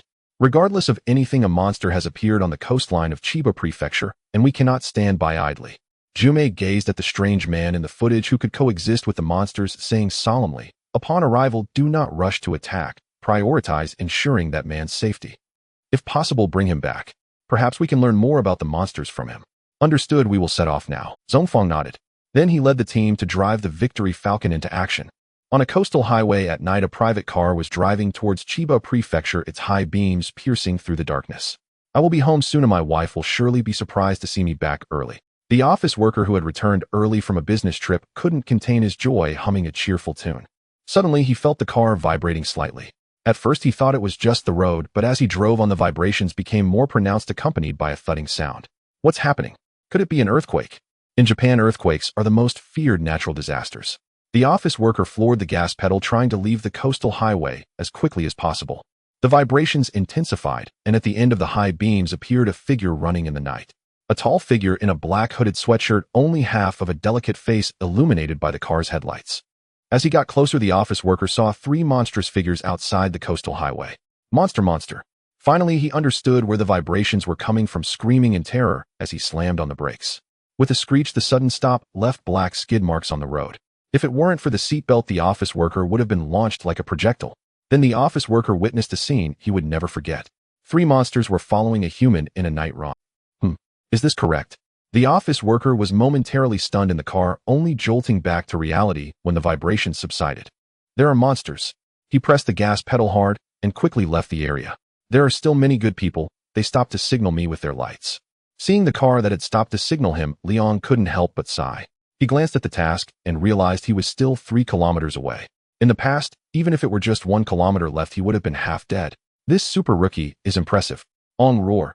Golza let out a roar indicating that this little distance was nothing to her. The 2 Kakuma felt their master was a bit perplexed of what could be trained over such a short distance. The 2 brothers exchanged glances while secretly nibbling on stones by the coast. It was a taste of seafood they had never tried before. Delicious. Captain, they really seemed to be running at night. 2 victory flying swallows hovered overhead, keeping pace. Occasionally cars passing by on the coastal highway made them sweat, but the monsters did not attack. They merely followed the hooded man as he ran. Minazawa hesitantly reported to headquarters. Ikuya looked at the transmitted images, her finely featured face showing a hint of astonishment. Is this correct? The Victory Flying Swallow with Daegu and Shinjo on the same aircraft. Victory Flying Swallow don't. Daegu and Shinjo, the infamous pilot duo, were known as vehicle killers. Daegu was at a loss, saying, should we attack? If we do, we might accidentally injure the hooded man. Does that guy even know that 3 monsters are following him? Shinjo was also going crazy, unsure whether to attack. It's really strange. The missing Kakuma is actually following Golza like a little brother. Juejing noticed some clues and immediately called headquarters. Yasui, please replay the footage of Kakuma's disappearance. Is it the same as Golza's disappearance? Hey Juejing, are you suspecting there is some connection between them? Lina caught on to it. Juejing looked at the leading hooded man, revealing a wise expression. If I'm not mistaken, that spherical device must be some kind of monster containment equipment. Perhaps these monsters are like pets tamed by the hooded man. Upon hearing this, Minazawa couldn't help but glance sideways. Such speculation was truly shocking. A man controlling monsters. Soon Yasui's astonished voice rang out. I have compared it. When Kakuma disappeared, it was also attacked by a differently colored sphere, just like Golza. Combining Jijing's statement, could it be that the other party is really human? As the victory team was in a dilemma, Liang had already completed his first daily task. Next was task 2, meditation.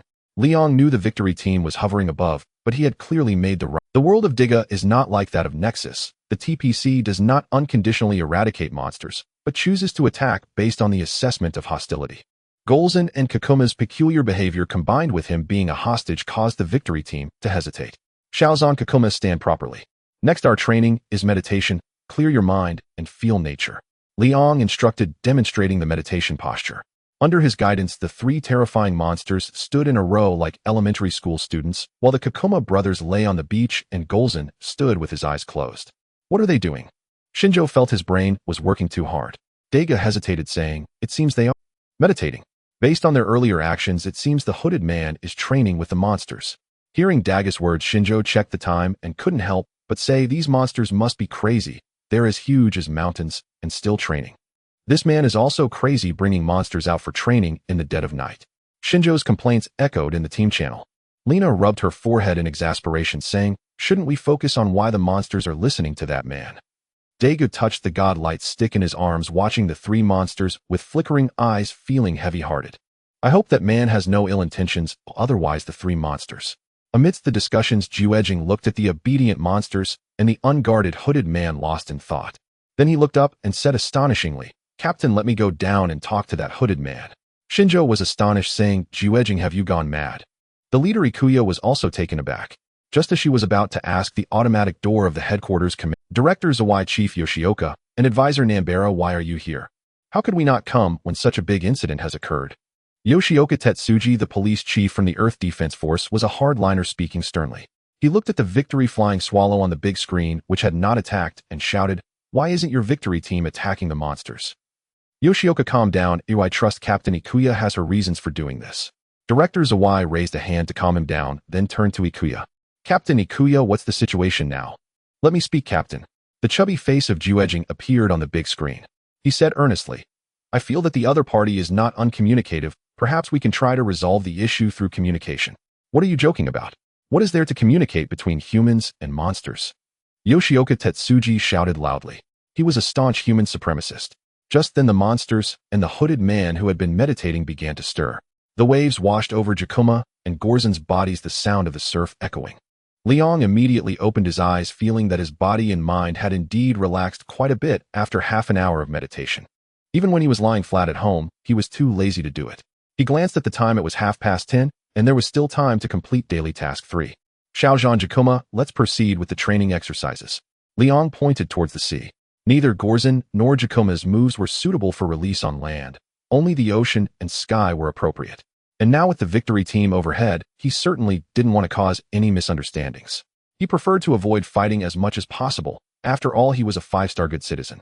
Jakuma, you weren't saying that when you were hitting me. Liang, was it me who made the first move? Gorzen, huh? Bored all night, both Gorzen and Jakuma suddenly perked up. This was something they liked. The so-called training exercises were certainly not just about casually using skills, although it could be done that way. Liang disliked doing meaningless things. While Gorzen and Jakuma's beam skills weren't weak, they were completely meaningless if they couldn't hit the target. Therefore, Liang needed to train their accuracy. To train accuracy, they needed a target. What could serve as a target? As Liang pondered, he spotted a glass bottle washed ashore by the waves, and his eyes brightened. He jumped off the coastal road and picked up the drifting bottle. This scene caught the attention of the victory team and supervisor Zay, interrupting the conversation between Yoshioka and Kirai. Liang took a stance and threw with all his might. The glass bottle filled with seawater flew like a cannonball, landing far out at sea, at least a nautical mile away. Is this guy really human? Nishimura, who considered himself the strongest in the victory team, couldn't help but gasp at the sight of the hat-wearing man who could throw a glass bottle a nautical mile. Liang was unaware that his performance had caused the victory team to label him as non-human. However, could a super rookie truly be considered human? In the darkness, he couldn't see the distance clearly. But for Gorzen and Jakuma, this distance had no effect. Xiaozhan Jakuma, use your beam skills to attack that glass bottle until you hit it. Whoever hits first will receive a mysterious reward related to food. Liang issued the command, fearing that the Jakuma brothers would slack off, and he deliberately used food as a reward to motivate them. The Pokemon food in the store should be suitable for Gorzen and these Pokemon as well. Roar! Hearing the word food immediately excited the Jakuma brothers, filled with fighting spirit as they looked at their leader Gorzen. It seemed to say that even if you're the leader, we won't give up. Interesting. Do you want to challenge me? Gorzen also perked up. She didn't want to lose to her 2 younger brothers. Liang waved his hand. Jakuma, use Petrification Beam. Hearing the command, the Jakuma brothers opened their mouths and began to charge up the flickering blue light, particularly dazzling in the moonlit night. Jakuma Beta, who had just drunk a healing potion, had begun to regrow its broken horns, though it would take some time to fully restore them to their original length. However, this did not affect its ability to use beam skills. Watch out. Upon seeing Jakuma prepare to attack, both Victory Flying Swallow number 1 and number 2 immediately ascended in altitude. Lena even placed her hand on the fire button, ready to attack at any moment. 2 blue beams tore through the night, heading towards the distant sea. However, the glass bottle on the surface of the sea was not stationary, it drifted with the waves. Furthermore, the injured Jakuma brothers seemed to be affected as well, and both of their petrification beams missed. The area hit by the petrification beam instantly turned to stone and then sank into the deep sea. Wait, don't attack yet. Daku shouted, as he had already determined that the hat-wearing man was training with monsters. Then Daku expressed his thoughts. Reckless attacks would only cause the 3-headed monsters to target them. Yoshioka Tetsuji found it hard to believe what he was hearing, while the victory team's reluctance to attack left him quite dissatisfied. He couldn't believe this was training. Just as he was about to speak, the large screen lit up with blinding light. Seeing that Jakuma's attack had missed, Liang shook his head. Their accuracy was too poor. What about Gorzen? Xiaozhan, it's your turn. Use Enhanced Sonic Beam. Aang, roar. Gorzen, receiving the command, yelled back and shot a glance at the Jakuma brothers. A younger brother is still a younger brother. Then massive energy gathered in front of Gorzen's chest. Unlike the regular sonic beam's purple energy, the enhanced version had a more explosive red glow. The purplish red energy gathered on Gorzen's forehead, and with a loud boom was fired. The far more powerful purplish red particle beam violently tore through the sea surface, creating a deep trench from the immense pressure. The raging energy accurately hit the drifting glass bottle, causing a massive explosion of energy that vaporized the bottle in an instant. Boom. It was as if a gigantic torpedo had been thrown into the sea, creating towering waves. One can only imagine what would happen if this strike were aimed not at the deep sea, but at a human city. Witnessing this destructive scene, Yoshioka Tetsuji fell silent. Cough, cough. I don't think we necessarily have to use force. Kirai, do you have confidence? Yoshioka Tetsuji was a hawk, but he was not foolish. Provoking the three-headed monster without a surefire way to defeat, it was clearly not a wise choice. Moreover, if communication was indeed possible, could humans also harness this great power? Based on this idea, Yoshioka Tetsuji chose to agree with Curious' approach. Still shocked by such destructive power, Kirai was overjoyed when he heard this. Yes, I have confidence. My mentor is Dr. Mizuno, and he is currently researching how to communicate with the Lightning Man. If it weren't inconvenient right now, I would even plan to develop a monster language translator. Upon hearing the name Dr. Mizuno, and with Yoshioka's agreement, Kika could only nod. Kirai, you must be careful. Don't worry, Captain. Kirai said excitedly. Opportunities to converse with aliens were rare. Then Victory Flying Swallow 2 made a vertical descent from the sky. Noticing the actions of the Victory team, Liang raised an eyebrow, and then he saw a somewhat chubby figure descend from Flying Swallow 2. Kirai still as bold as ever. The surging waves crashed as Gearzan and Jakuma continued to practice their light skills. However, even monsters could not unleash light indefinitely. Shaozan Beta Alpha take a half-hour break. Liang called a halt to Gearzan and the others as he saw Zhuejing muster the courage to approach. Upon hearing that the hooded man could speak Earth language, Zhuejing's eyes lit up. If he could speak Earth language, it meant communication was possible. Zhuejing stopped when he was 3 meters away, a distance that ensured his safety while allowing the other party a comfortable space. Hello, my name is Hori Masami, and I am a member of the Victory team. I mean no harm, I just want to make a friend. Is that okay? Zhuejing spread his arms, carefully calling out to indicate he was unarmed, and came in good. Seeing Zhuejing, Liang's lips curled into a mischievous smile as he deliberately said, "Friend tasty." Zhuejing's eyes widened in disbelief, suspecting he had misheard. On the Fian no. 2 Zhongfang immediately shouted, "Zhuejing, run." Just as the Victory team was thrown into chaos, Liang finally couldn't help but laugh, saying, "Sorry, that was just a joke." However, not everyone is as easygoing as I am. Zhuejing, who had almost turned to run, froze in place as he saw the hooded man laughing happily. So aliens can be Darkamore too. Lena, who had just drawn her gun to get off the Fian no. 2, puffed her cheeks in anger, saying, "What kind of twisted humor is this?" In the command room, Jiume and the others also had expressions of disbelief. How could this alien look somewhat... Zhuejing recalled nearly being scared to the point of trembling and angrily said, "So you're trying to tell me this in such a way? Thank you then. You're welcome." Liang's face had thickened to the point where he was oblivious to his surroundings. Zhuejing suddenly felt a sense of helplessness, but he did not forget the main issue and forced himself to ask, "May I ask who you are?" "You must have come for them," Liang said, pointing at the monsters behind him with a smile, most of his face hidden beneath. Zhuejing nodded. Jiume and the others temporarily forgot about the prank and listened earnestly. Perhaps this would be the first step in establishing diplomatic relations between humans and aliens. The reaction of the Victory team was part of Liang's plan. He knew that as long as he appeared with the monsters, the Victory team would not be able to ignore him. He needed a new identity that would allow him and his monsters to appear boldly without provoking the Victory team. "Trainer, I am a trainer," Liang said earnestly. Since this was the Pokemon world, he naturally identified as a trainer. "I saw these monsters committing misdeeds, so I captured them as my pets. Now I am conducting daily training with them to cultivate goodwill." Was Liang lying? Asking the system would reveal he was not. However, this casually stated answer left the Victory team and director Zawai dumbfounded. Treating monsters as pets. Was that even possible? But upon seeing Gearzan and the others truly following the trainer for night runs and meditation without attacking passing vehicles or the Victory team, they had no choice but to admit it. This seemingly incredible answer was indeed true.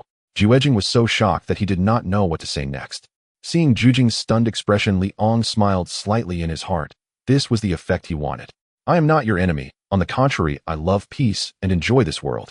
When Earth is in trouble, Therefore, I hope my daily training is not disturbed." Zhuejing snapped back to reality at the calm voice and shook his head, saying, "I can't agree to that. However, I can help inquire." He immediately opened the PDI communicator, believing that the captain and others had already heard the conversation. "Command Center. Can we trust what the alien says? This trainer must have ill intentions towards Earth." Yoshikawa Tetsuji was the first to express his opinion, believing that a powerful alien visiting Earth could not truly desire peace. Nambara did not deny this possibility and spoke up, saying, "However, if he truly comes with goodwill, wouldn't an impulsive attack only provoke him?" One hawk and one dove, both sides had valid points. Director Zawai pondered for a moment and then looked at his capable subordinate. "Jiume, share your thoughts." "My thoughts?" Jiume reflected for a moment and said, "I think Nambara's point has merit. We should not use force until we clarify the trainer's true intentions. Once we provoke the other side and they unleash 3 monsters in the city, the consequences would be unimaginable. From the current situation, this trainer indeed shows no malice. On the contrary, while on Kurang Island, he used Gearzin to block Jakuma. Therefore, I believe we can agree to the trainer's request, but the monsters cannot appear in the city and can only train in uninhabited areas. Moreover, the training must be supervised by the victory team. Director Zawai nodded after listening to Jume saying, "Yes, indeed, Gearzin's sudden appearance on Kurang Island saved us." He looked at the three monsters on the large screen, filled with trepidation. Indeed, without clarifying the trainer's stance, it was unwise to use force. Moreover, there was a mysterious giant lurking in the shadows. Due to Liang's appearance, Dagu could not transform on Kurang Island. Thus, the once-appeared Tiga could no longer gain the trust of the victory team like before. Without Jumai's endorsement, Director Zawai and the other higher-ups also held a cautious attitude towards Tiga. Juejing convey our requirements to the trainer. With a decision made, Director Zawai instructed immediately. Yoshikawa Tetsuji snorted angrily beside him, clearly dissatisfied with his old friend's decision. After learning the conditions set by the TPC higher-ups, Liang readily agreed. As long as it did not affect his ability to earn mall points, these conditions were trivial. Next time he needed to prepare a mask. If his human identity were exposed, he probably wouldn't be as easy to talk to as he was now. After thinking it over, Liang smiled lightly and said, "Juejing, are you interested in watching the monsters' daily training?" As a science enthusiast, Juejing instantly became excited upon hearing this, asking, "Is that possible?" "Thank you so much." Just as Liang was about to nod, he suddenly turned his head to the dark area on the right. Someone was spying on him. After an hour of training, Liang had completed his daily tasks. Everything that happened tonight was part of his plan, full of thrill, yet devoid of danger. The only thing that unsettled him was the dark gaze, high and piercing like a thorn in his back. "You lurking rat, don't let me catch you, or you'll face dire consequences," Liang murmured as he returned to the hotel, having torn off the mustache above his lip, looking at the tasks refreshed by the system. Special task, Dark Surveillance. Requirements: find and defeat the Pokemon lurking in the dark. Rewards: 3 ordinary Pokeballs, Affection Potion, 5,000 mall points. He automatically replaced the word Pokemon with monster, as the system said it was a Pokemon, but it was undoubtedly a monster. Having been reported on during school, Liang despised those who attacked from behind. However, he had little clue about the monster lurking in the dark. As the saying goes, when troops come, generals meet them. When water comes, earth covers it. Liang decided not to overthink it. In the world of Tiga, besides monsters, there were also many aliens who enjoyed scheming. Those who know how to lurk in the dark are likely to be aliens. If they truly had their sights set on him, they would surely come again. So rather than getting tangled up in worries, he should think of ways to become stronger. Although he could tame monsters, and his super true new human physique was decent, he couldn't miss out on the unique characteristics of the Ultraman world. Liang squinted his eyes, recalling a person in the Tiga world who transformed into light through the power of technology. It was Masaki Kengo. Unfortunately, he did not possess the genes of the ancient times, and he certainly couldn't use the method Masaki Kengo employed with the Godlight Stick. However, since he could use the Godlight Stick as a medium, could he also have Masaki Kengo develop a device that converts his genetic frequency into light? Liang didn't know if the outcome would disappoint him, but it was worth a try. By now, Masaki Kengo had probably been studying the giant beneath Kumamoto City for a long time, and he must be looking for the traces of Tiga. Liang stroked his chin, pondering how to deceive Masaki Kengo. Just then, he heard the voices of Golza and Gakuma echo in his heart. "Hungry, hungry, hungry." Liang slapped his forehead, almost forgetting that monsters also needed food along with the promised rewards for Golza. Speaking of which, what should he feed Golza? Gakuma was easy, just stones. He opened them all and found Premium Rocks, the favorite of rock-type Pokemon, can strengthen rock skin, costing 100 mall points. Big Milk Can's milk replenishes stamina and enhances Pokemon physique, also 100 mall points. Liang was unsure if one portion would be enough for Golza and the others. He had considered asking the system, but he could already imagine the response, so he decided against it to avoid getting frustrated. If they weren't full, then he would have to spend his daily task earnings to feed them. Liang wasn't stingy, as this was a necessary expense, and he directly exchanged for 2 portions of Premium Rocks and 1 portion of Big Milk Can's milk. He gave the Premium Rocks to Gakuma and the Big Milk Can's milk to Golza. Gakuma Beta consumes Premium Rocks, gaining Fullness Affection 1. After consuming the 3 portions of food, Liang received an affection prompt from the system. He breathed a sigh of relief. If 1 portion could fill. After consuming the 3 portions of food, Liang received an affection prompt from the system. He breathed a sigh of relief. If 1 portion could fill them up, it wasn't too expensive. Moreover, these foods had special effects. After resolving Golza and the others' hunger issues, Liang checked the time, which was 1 in the morning. Full of energy, he felt no sleepiness and thought of the rewards for special tasks. If he obtained the special task rewards, he could raise Golza's affection to 100, thus unlocking the monster girl form. Ahem, he was definitely not after beauty. It is well known that in Pokemon, reaching max affection grants battle, whom he was entirely motivated by goals and strength. With that in mind, Liang immediately left the hotel and went out to fish. The early morning in Chiba Prefecture was quiet with streetlights casting circles of light. Liang did not head towards the central area, but walked towards the outskirts of Chiba Prefecture, where fewer people were present. Under the bright moonlight, Liang's figure stood out distinctly in the darkness. As he walked, he stopped, a slight smile appearing on his lips. A fish was hooked. He looked up, and ahead on the pedestrian bridge a figure dressed in a suit appeared, expressionless, exuding an air of superiority. Seeing this middle-aged man, Liang had a flash of insight and had already guessed his identity. "You must be a Kyrielod person. Why are you following me?" Liang was indeed somewhat curious. Logically, shouldn't he be looking for Dagu? The Kyrielod's human form Banxiao Guangxiong had a cold gaze. "Human, I didn't expect you to know about the great existence of the Kyrielod people. You are unlike other humans. You can control those monsters. Thus, I want to give you an opportunity to join us, the Kyrielod people." "Sorry, I'm not interested. Besides, I don't think a lurking rat organization is worth joining." Liang refused without hesitation. The Kyrielod people were nothing but trash. Joining the Kyrielod people had no future. He might as well join the Dark Giants. At least then he could hug Camilla's long legs. Seeing that Liang clearly held them, the Kyrielod people in Banxiao Guangxiong's eyes turned cold and his voice rose a few degrees. "Do you want to be the protector of the earth? Do you wish to be an enemy of the great Kyrielod people?" Banxiao Guangxiong didn't take Liang's three-headed monster seriously. In his eyes, these monsters were nothing compared to the great Kyrielod people. Seeing Banxiao Guangxiong's arrogant demeanor, Liang really wanted to know if their god would be scared to the point of wetting themselves upon seeing a conch. But speaking of which, that female Kyrielod wasn't bad. If she had potential, he could capture her as a pet. Seeing that Liang was not afraid at all, but instead smiling, Banxiao Guangxiong's expression grew even colder.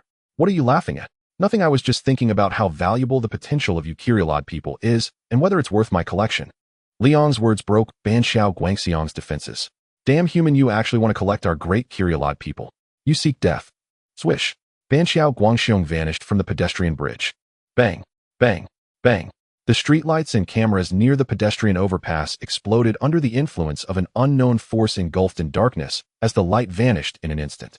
Banxiao Guangxiong transformed into a deep blue energy form, almost teleporting to appear in front of Liang, his face dark and menacing as he declared, "Since you refuse to submit to the Kyrielod people, then let me send you to your death. The savior of Earth is none other than—" "You talk too much. What gibberish is this? Take my punch." Liang despises two types of people. One type is those who show off in front of him, and the other is those who prevent him from showing off. Coincidentally, Banxiao Guangxiong embodies both. Before Banxiao Guangxiong could finish speaking, he was struck in the face by a punch, his entire face contorting, and his pretentiousness immediately shattered. With a bang, Banxiao Guangxiong flew like a cannonball, soaring into the air. Like a stone skipping on water, he ricocheted 3 times before coming to a stop, having been sent flying 10 meters away. "Showing off in front of me. Letting you fly." Liang waved his hand dismissively like a knight in armor. "You foolish beings, do all Kyrielod people have such arrogance?" Now Liang was significantly stronger than when he first gained the super true new human physique. That previous punch would have turned an ordinary person's head into a watermelon. Yet even so, Banxiao Guangxiong's entire face was distorted, completely devoid of the earlier pretentiousness. "Human, you have successfully enraged me." Banxiao Guangxiong's body underwent a transformation, revealing the true form of the Kyrielod people. With a black and white demonic physique, an energy core glowed at the position of his heart, and a weeping face expression emerged on his visage. Under the cold moonlight, the prophet resembled a demon crawling out of hell. Unknown Pokemon species discovered. System recorded successfully. The system's voice echoed. Liang tensed up. The strength of the Kyrielod people was not to be underestimated. Shedding their human disguise, the formidable power of the fire demon warriors was now revealed. Almost teleporting in front of Liang, a heavy fist swung towards him, aiming to erase the humiliation Liang had brought upon him. Liang did not let his guard down and raised his hand to block. When their arms collided, he felt a wave of pain, but it was bearable. Fortunately, the prophet was a first generation. Had it been a witch, he might have ended up being trampled like Dagu. The prophet did not expect Liang to be so monstrous in his shrunken state. He failed to react in time and was struck by the punch. A piercing pain radiated from the energy core, causing the prophet. The prophet did not expect Liang to be so monstrous in his shrunken state. He failed to react in time and was struck by the punch. A piercing pain radiated from the energy core, causing the prophet to stagger backward. Liang, seizing the opportunity, relentlessly pursued, clenching his fist as he charged forward. "You look down on humans, huh? Remember, the one who is hitting you is called Liang, your granddaddy. With the power of the small nebula, Liang fully unleashed his potential, using the explosive force to leap across the cliff capable of overwhelming most alien beings in their non-giant forms. The prophet felt utterly frustrated as he endured a barrage of punches, realizing that since arriving on this planet, he had never suffered such a significant defeat. Enough. Foolish humans, let the sacred flames purify you completely. Anger consumed the prophet's reason, and the carefully prepared Catan mouse plan was instantly burned to ashes by his fury. The prophet's size rapidly increased, towering at 55 meters higher than any building. Damn, what trash, that can't play. Liang quickly retreated. TPC Far East Base. A piercing alarm blared. Team members who had just returned from a mission quickly assembled in the command room. Juji and Hui wore a serious expression. A monster has appeared in Chiba Prefecture. The victory team will mobilize immediately. Yes, Captain. Zhongfang and the others disregarded their fatigue and rushed to the hangar. At this moment, Yi Rue utilized satellites to relay the situation in Chiba Prefecture back to the command room's large screen, revealing the enraged figure of the Kyrie-load. The steel jungle appeared like paper houses before the Kyrie-load as its arms swept across, shattering everything in its path. It could also unleash fireballs, blowing buildings to smithereens. This was the true demon. Jujian Hui clenched his fists tightly, staring intently at the demon that was turning the city into a hellscape. The explosive shockwave sent Liang flying, and just before he was nearly killed by the blast, he let out a curse midair, and a master ball appeared in his hand. Shaozan, go and take him down. Gakuma, you too. After throwing the master ball, Liang quickly threw out 2 ordinary pokeballs. A mere Kyrie-load, die for me. Roar. The sounds of 3 different monsters roared as Golza and Gakuma stood like mountains in front of Liang. After Liang landed, he quickly ran back further away. Following the command, Golza charged forward. Upon seeing the 3 monsters, the Kyrie-load not only did not feel fear, but instead charged forward. With a swift hand chop, the Kyrie-load struck Golza, causing Golza to roar in pain, but sensing its master's fury, it endured the pain and retaliated with a heavy paw strike against the Kyrie-load. The 2 colossal beings staggered back simultaneously, and the Kyrie-load was taken aback by Golza's tenacity. Before it could regain its footing, Gakuma Alpha collided from the side, crashing hard into the Kyrie-load's side. The Kyrie-load let out a pained grunt, and immediately after, Gakuma Beta also charged in the massive force, sending it flying. Bang! The road was directly smashed to pieces by the Kyrie-load, with cars and road debris soaring into the air. Monster! There's a monster! Run! Nearby residents were jolted awake, witnessing the 4 monsters battling and crying out as they ran in the opposite direction. After retreating to a safe area, Liang saw the residential buildings over there and commanded Golza and Gakuma lure the Kyrie-load into the factory area. The 3 monsters, upon hearing the command, forced the Kyrie-load into the factory area. The factory area at night had no workers, making it an ideal battlefield. Golza and Gakuma are intentionally avoiding the crowd. Jujian Hui, witnessing this scene from the command room, made an immediate judgment. Victory team, listen up. Golza and Gakuma are engaged in battle with the newly appeared unknown monster. Support Golza and Gakuma. Really, is there such a captain? Zhongfang and the others were initially astonished, followed by resolute execution of the orders. Understood. The Kyrie-load was going insane. It never expected to be cornered by these monsters it looked down upon. With nowhere to retreat in the factory area, the Kyrie-load roared angrily and prepared to retaliate. Heavy and injured Gakuma was nimbly sidestepped by the Kyrie-load, which exerted its strength to lift Gakuma Alpha and throw it towards another Gakuma. A loud crash ensued as the 2 Gakuma brothers collided together. Without the interference of the Gakuma brothers, the Kyrie-load charged towards Golza. But in the next second, multiple laser beams struck it, erupting in a shower of sparks. The sudden attack interrupted the advance of the Kyrie-loadians, and they turned back in anger. Under the night sky, 2 victory swallows soared past with a piercing sound. Great job, Daegu. Sitting behind, Xinqing gave a thumbs up to Daegu in front as the earlier attack had come. Daegu returned a thumbs up. Xinqing, let's do it again. Okay. On board, Victory Swan. No. 2. Lena also pressed the attack button, unleashing a barrage of lasers upon the demon. These lasers were insignificant to the Kyrie-loadians, but these human fighter jets akin to mosquitoes annoyed him. Feudal resistance. Hellfire bomb. The Kyrie-loadian raised his hand toward the Victory Swallow, and the flamethrower on his palm immediately unleashed powerful hellfire bombs. Crimson fireballs shot into the night, resembling reversed shooting stars. Quick dodge. The 2 Victory Swallows employed quick maneuvers to evade the Kyrie-loadians' attack.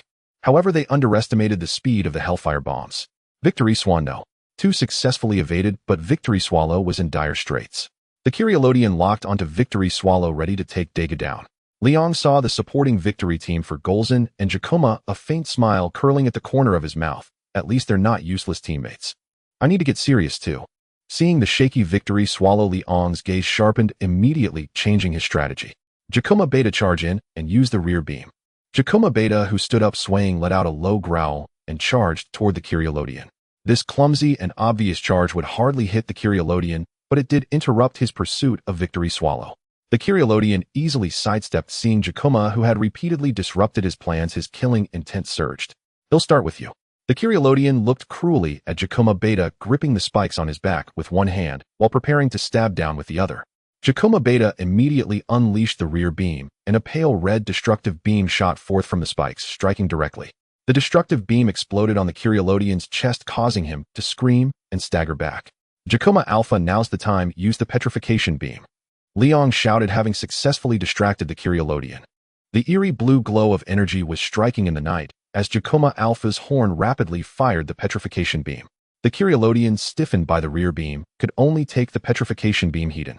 In an instant, the areas hit by the petrification beam turned to stone, and the spread was rapid. On board Victory Swan No. 2, Zhongfang also seized the opportunity, shouting, "Now Lena, fire the Texas cannon." The Texas cannon was the main cannon of Victory Swan No. 2, which in the original plot had one-shot Jakuma Alpha, showcasing tremendous power. Lena quickly operated the controls, and the body of Victory Swallow split open from the middle, revealing a cannon mouth that emitted a deathly aura. In the next moment, as Lena pressed the attack button, the Texas cannon roared to life, and a thick stream of green light pierced through the night. Sensing the aura of death, the Kyrielodian roared as he unleashed energy to shatter the rocks on his body. With no time to dodge, he could only release Hellfire bombs in a desperate clash with the Texas cannon. This time, without Liang's command, Golza had already begun to gather purple energy, with the immense power finally converging at his forehead. At the same time, Liang shouted, "Finish him off, enhance the ultrasonic beam." The purplish red stream of energy radiated an aura of destruction, continuously magnifying in the eyes of the Kyrielodian. Where's the promised hero of justice? 4 against 1 in a sneak attack. What kind of hero is this? The Kyrielodian's frustration had no answer, and Liang was too lazy to respond. To deal with these evil monsters, justice requires a thorough beating. Boom. The Kyrielodian was blown to pieces on the spot, dying at the hands of the humans and monsters he looked down upon, dead beyond redemption. Foolish creature, not only did you fail to complete the task assigned by the god of Kyrielodians, but you also exposed our existence. Your death is not a loss. A woman with a blank expression stood on a distant building, the witch coldly watching the demise of her kin. Her gaze then landed on the Victory Swallow, finally resting on the suddenly vanished Golza, revealing a sinister smile. Let you savor victory for a while. The holy flame will purify you all. There is only one savior in this world, and that is the god of Kyrielodians. In the next moment, the witch's figure transformed into a blue ethereal silhouette and vanished from the spot. Special task: dark peeping. Objective: find and defeat the Pokémon spying in the darkness. Reward: ordinary Pokeball X3, a medium affection potion X1, 5,000 mall points. Task completed. Rewards will be distributed. Please check the warehouse host. At the moment of the Kyrielodian's death, Liang heard the voice of the system. He had not captured the first generation of Kyrielodians, as their potential was not much use if they did not reach gym level. Rather than the first generation of Kyrielodians, he was more interested in the second generation, which was not only stronger, but could also change forms like Tiga. The second generation Kyrielodian had undoubtedly gym level potential. Unfortunately, the witch was too cautious, showing no intention to intervene. Liang shook his head, recalling Golza and Jakuma as he quickly left the area. The subsequent cleanup work was up to the victory team. He had more important things to do now. What would the Golza female look like? Liang was already eager to find out. Currently, Golza's affection level is 77. A medium affection potion can increase it by 10 points, and the remaining affection is just right for a large affection potion. After returning to the hotel room, Liang used the medium affection potion from the warehouse on Golza. Golza's affection level is now 87. Then, without hesitation, he used the newly acquired 5,000 mall points to purchase a large affection potion.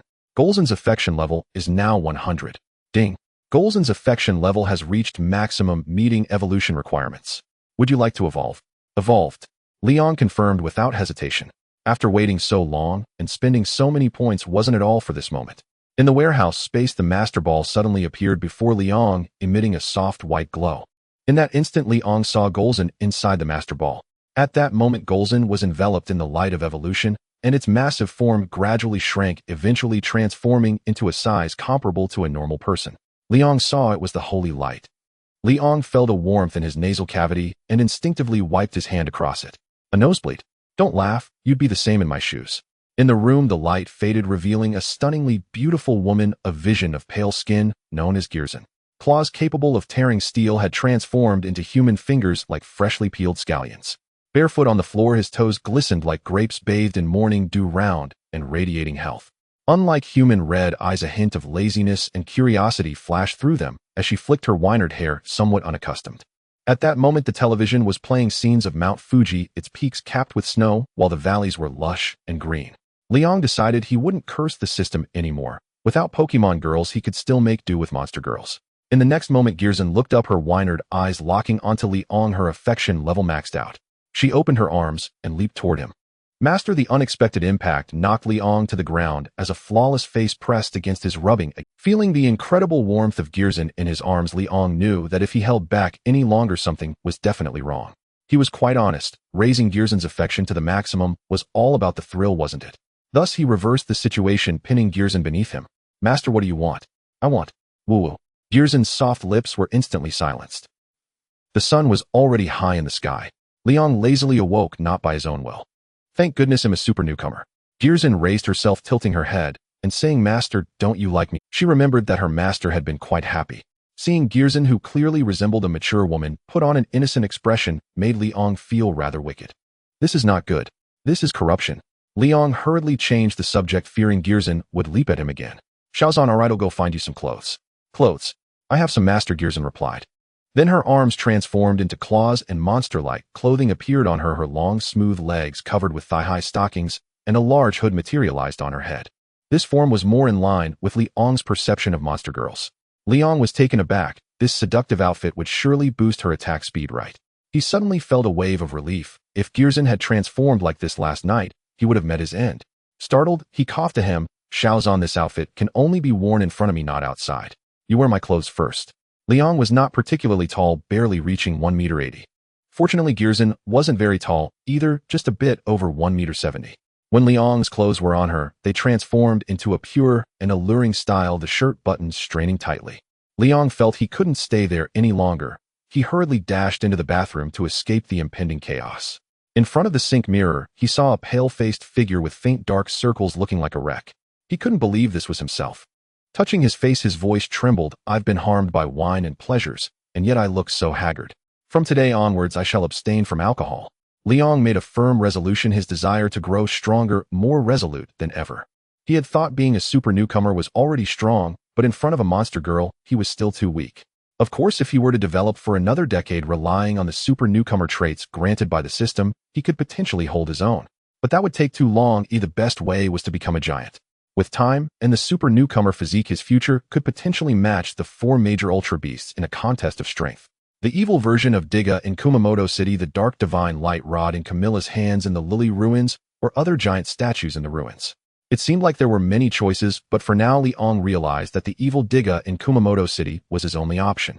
With his current strength, if he went to the Lily ruins to release the Camilla trio, he would surely meet his doom. Moreover, even obtaining the power of evil Tiga was not an easy task. The crux was that he did not have the ancient super genes, and the instruments developed by Masaki Kigo were useless to him.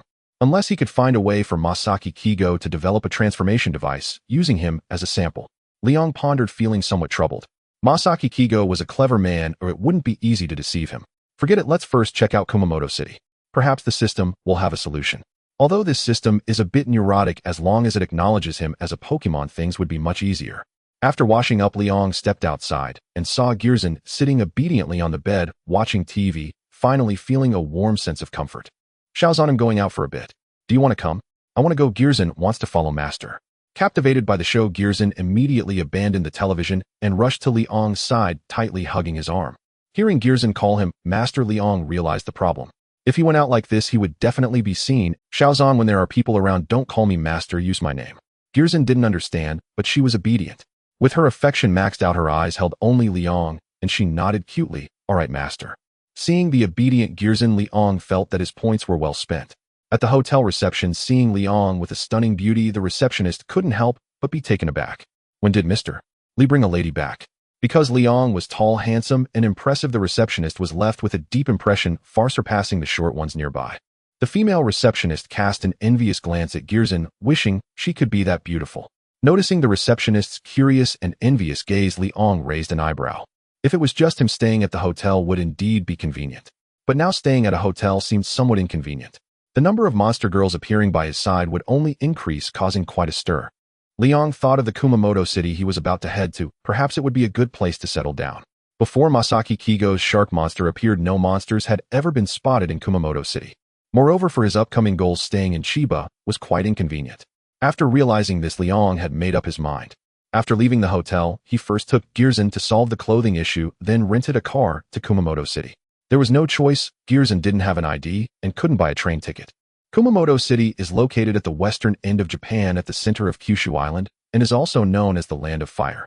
Surrounded by mountains on three sides, the scenery here is surprisingly beautiful. Guerzin's gaze shifted from her phone to the view outside the car window, and her originally naive eyes were now filled with a hint of vivacity. During this short time in the car, she followed her master's instructions to learn about human knowledge through her phone. Liang was somewhat surprised by Guerzin's intelligence and opened her panel while waiting for the red light. Elf Super Ancient Pokemon. Guerzin. Gender female. Affection level 100. Attribute ground. Level gym level. Potential near champion level. Ability energy absorption. Skills enhanced sonic wave energy shield dig. Item none. Equipment life orb. He then realized that Guerzin had evolved. No wonder he was no match for her last night. However, seeing that Guerzin only had one attack skill, enhanced sonic wave, Liang frowned. Although the Kakuma brothers were there to help, considering the fight against the Kirilord people, the ordinary level attack, Petrifying Ray, could not completely petrify the Kirilord, unless Kakuma broke through to elite level. Liang knew this was somewhat unrealistic. He had limited points, and according to his training plan for Guerzin, there were no extra points to give to the Kakuma brothers. There was no alternative. Liang closed Guerzin's panel and opened the store. In the shopping cart were the items Liang had prepared for Guerzin. Firestone, primarily used to induce specific Pokemon to evolve, such as evolving Eevee into Liang remembered that Guerzin had a fire evolution form known as Flame Guerzin, and her ability was energy absorption. Perhaps absorbing the Firestone would enable her to evolve into Flame Guerzin. He had inquired about the system, but unfortunately the system's response was that the evolution path of unknown Pokemon needed to be explored by the host. Liang gave a middle finger at that moment, realizing that relying on the system was futile. He could only compare the Pokemon with the situation in the Ultraman world. As for whether it would fail, how could he know without trying? A Firestone required 10,000 shop points, while items like Gigantamax Band Key, Stone Megastone Z-Ring, and Z-Crystal were even more expensive. Liang thought to himself that he should gather enough points to buy the Firestone and see if Guerzin could evolve. If she could evolve into Flame Guerzin, he would purchase the ability Sunny Day to replace energy absorption and build a Sunny Day team. If it failed, well, he would cross that bridge when he came to it. If it truly failed, he would undoubtedly have no shop points left at that time, but he would have plenty of time to think. As the red light turned green, Liang was jolted back to reality by the honking from behind and drove into Kumamoto City. However, Kumamoto City is not a small place. It is the center of the Kumamoto metropolitan area. Without an accurate location, he would have no idea when he would find it. He remembered that in the episode of Evil Diga, there was a scene featuring an ancient city. Combining the name Kumamoto City, if he wasn't mistaken, the ancient city should be Kumamoto Castle. The location of Evil Diga should be near Kumamoto Castle. Thinking of this, Liang turned to Guerzin and said, "Little Zan, help me search for how to get to Kumamoto Castle." "Master, why do you want to go to Kumamoto Castle?" Guerzin asked, puzzled as she typed on the navigation software. Now it was already the second day, and he had come to Kumamoto City for this reason. Unfortunately, her master wouldn't let her transform, otherwise she could dig a hole much faster. Liang did not hide anything from Guerzin and directly said, "I came here for a giant stone statue." "By the way, Little Zan, I haven't asked you yet. Why did you and Myurba come to Japan to destroy the giant stone statue? How did you know when the pyramid would appear?" "Master, do you want to help me take revenge and eliminate all giants?" Guerzin's eyes lit up at the question. Then she heard her master's doubts. Guerzin did not think too much and replied naturally, "I just felt that the demon was about to revive Myurba, and I came over.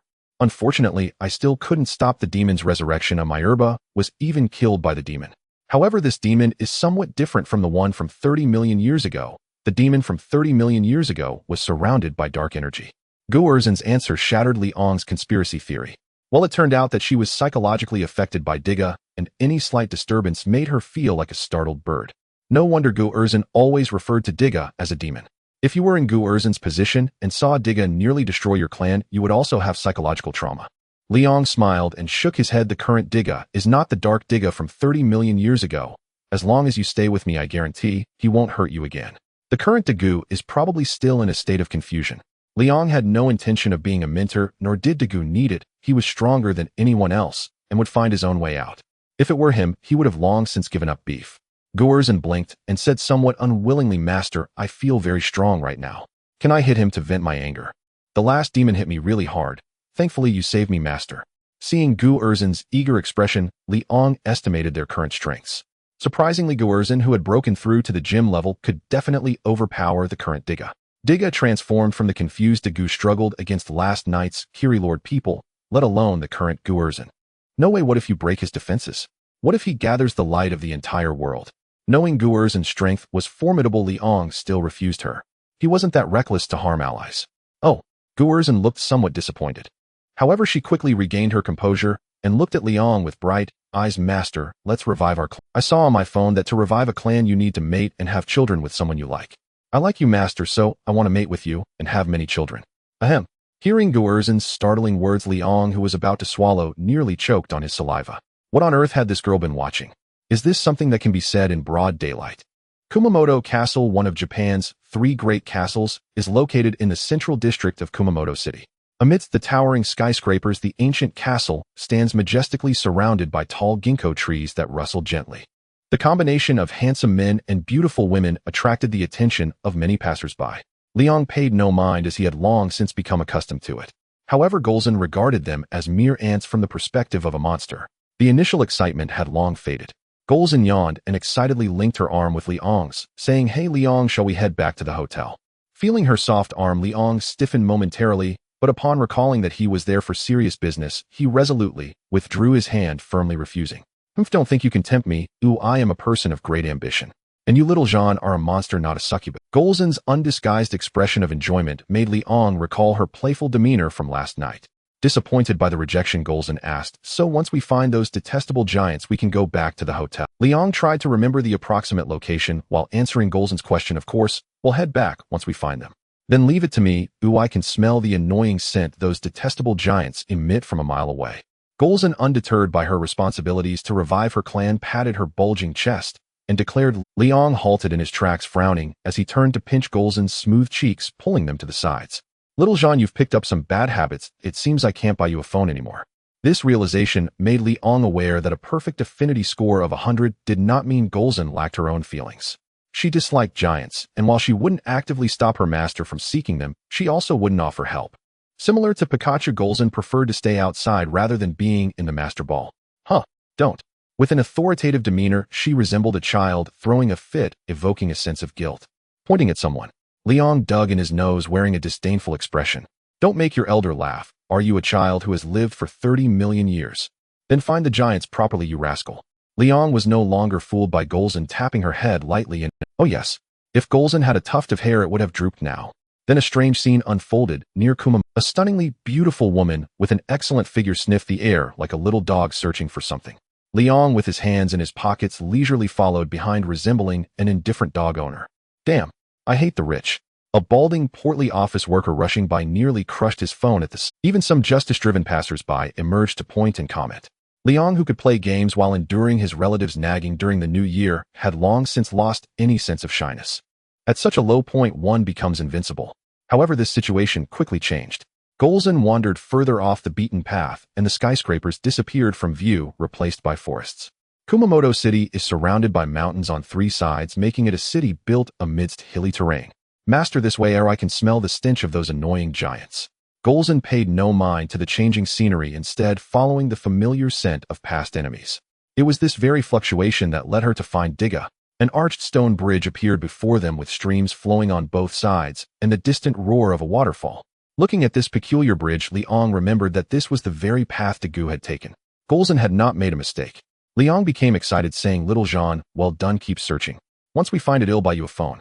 Upon hearing this, Golza instantly became thrilled and filled with energy. They passed through the waterfall, and an ancient-looking torii appeared. Further ahead, a deep cave came into Liang's sight. Master, it's right inside. Golza halted at the cave entrance and turned to face her master. This is it. Liang recognized it, nodding with a smile. Good, let's go in. The cave was as smooth as if it had been carved by a tunneling machine, and what was even more astonishing was the faint glow within the passage. Soon the two reached the end. At the end of the passage was a stone wall completely blocking the way. Liang remembered that when Dagu arrived here, this wall had transformed into light, revealing the original passage. Perhaps Dagu had also caught the attention of Renning. Of course, it could also be due to Gaidi's assistance. But now Liang took a few steps back, retreating behind Golzan. Go ahead, Golzan. Leave it to me, master. Golzan was delighted to be able to assist her master and unsheathed her claws without hesitation. Golzan's digging machine made its grand entrance. The hard stone before her crumbled like foam, effortlessly carving out a passage wide enough for one person to pass through. This wall was much thicker than Liang had imagined.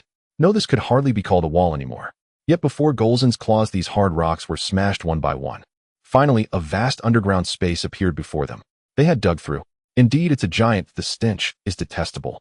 Golzan looked at the giant stone statue in the underground space, revealing a look of disgust. Master, can I smash the statue? Stop thinking about smashing statues all the time. This is a treasure, a rare find.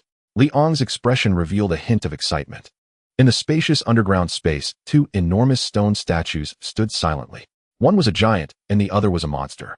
Between the two, there was no light genetic particle converter, indicating that at this time Masaki Siku had not yet developed it. Indeed, the light genetic particle converter was inspired by Masaki Siku from Dagu. It may have already been under research at this time. Originally, Liang's plan was to use Masaki Siku to assist him in researching his own light genetic particle converter until he discovered an item in the system mall. This changed his plan. Next, they reached the most crucial step of the plan. Liang focused intently on the statue, silently reciting, "System, is the giant before me a fossil Pokémon? Unknown Pokémon fossil detected. It can be revived using fossil revival technology." The system's cold voice rang out. Liang smiled, feeling very pleased. This system, although silly, was quite endearing. Liang opened the system mall where his shopping cart contained an item he had prepared for himself.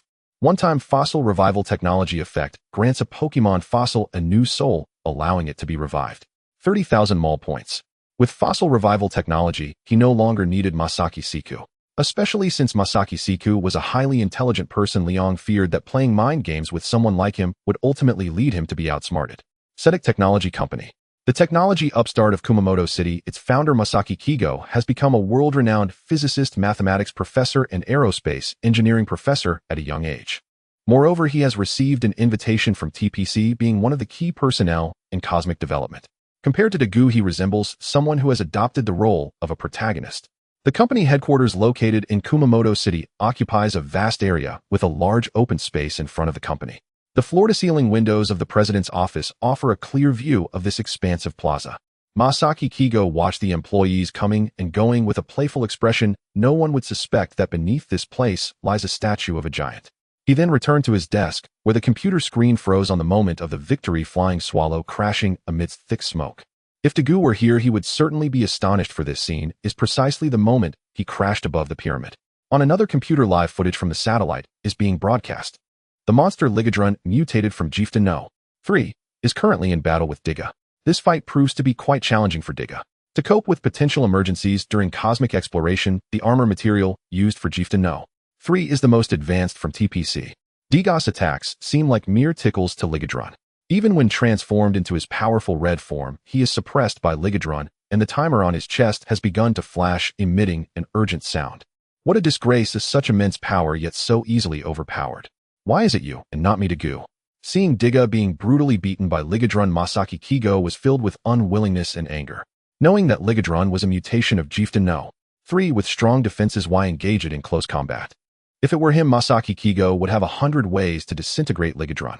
Suddenly, a piercing alarm. TPC's defense system detected Masaki Kigo, the intruder who was attempting to hack into TPC. As one of the key figures in the Cosmic Development Bureau, Masaki Kigo easily hacked into TPC's satellite and even the database of the Far East base. Did you find it? Truly slow. Masaki Kigo smirked disdainfully, calmly withdrawing while cleaning up the traces he left behind.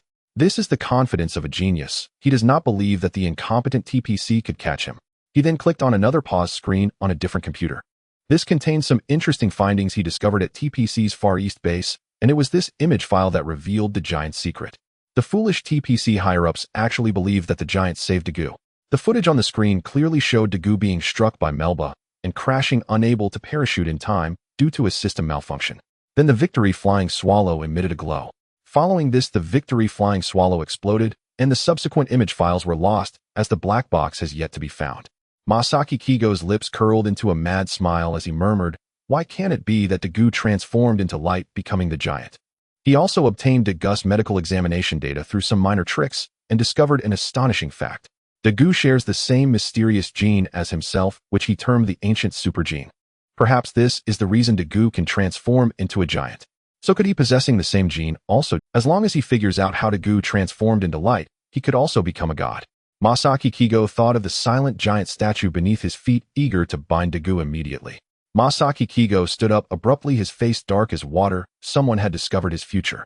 The popped-up image was from the Masaki Kigo stood up abruptly, his face dark as water. Someone had discovered his future. The popped-up image was from the surveillance of the underground space, which he prioritized as the highest threat. Once any living creature intrudes, the system will immediately alert him. Woof woof woof. In the underground space, just as Liang was pondering how to gather enough points for the mall, a series of barking sounds erupted. Golza turned to look and found an Akita dog. Puzzled, when did this dog arrive? With her perception, she surprisingly did not notice it. Unknown species Pokemon discovered. System registration successful. Liang gazed at the little dog blocking his path in front of the giant statue, feeling a surge of interest. This little dog should be the ancient super canine monster Guide nearby.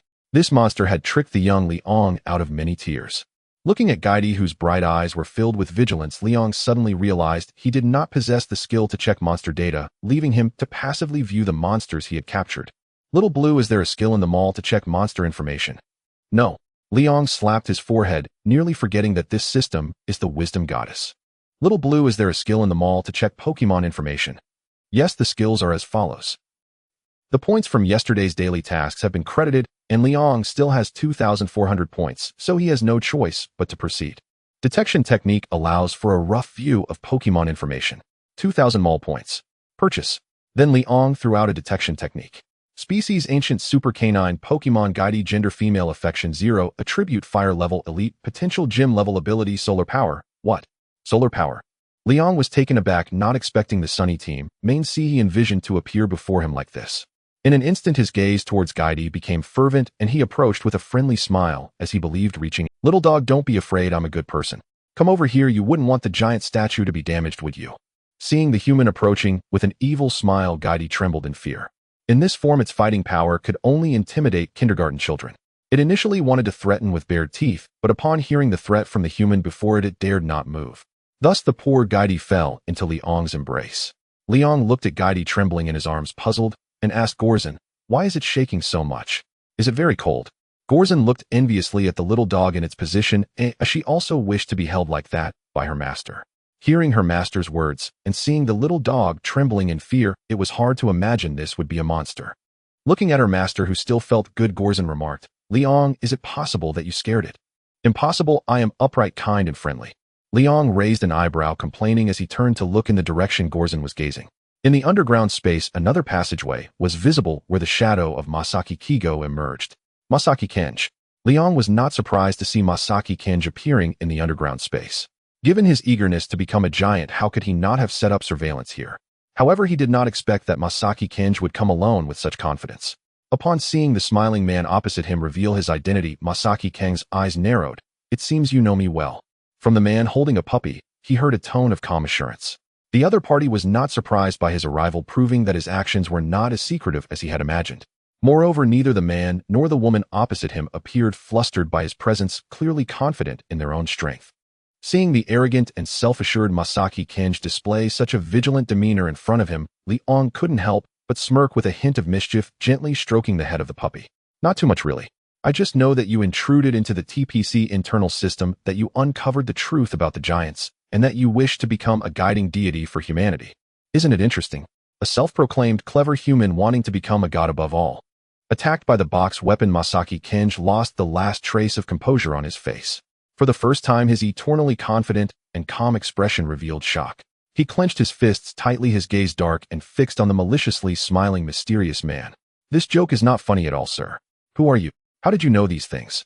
Masaki Kenji knew he had not discussed these matters with anyone, nor did he have a habit of talking in his sleep, and he never let himself get drunk. Liang was quite pleased with Masaki Kenji's current expression and waved his hand, saying, am just a passing adventurer with no ill intentions. If possible, I would like to ask you to take me away from here, Mr. Masaki.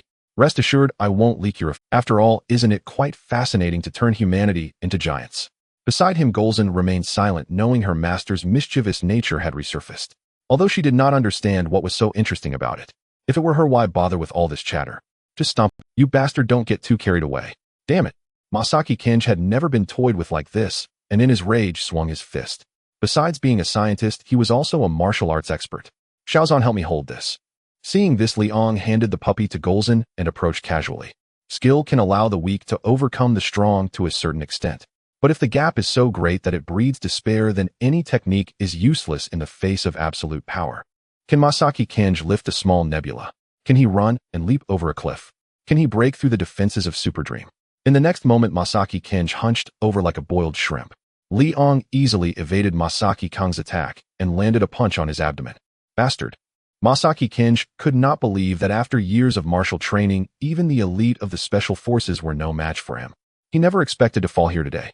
Young man, don't be so impulsive. Liang smiled as he patted Masaki Kenji's shoulder.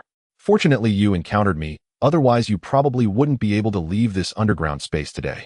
Covering his stomach and stepping back repeatedly to avoid Liang, Masaki Kenji felt that the other party really bore no malice.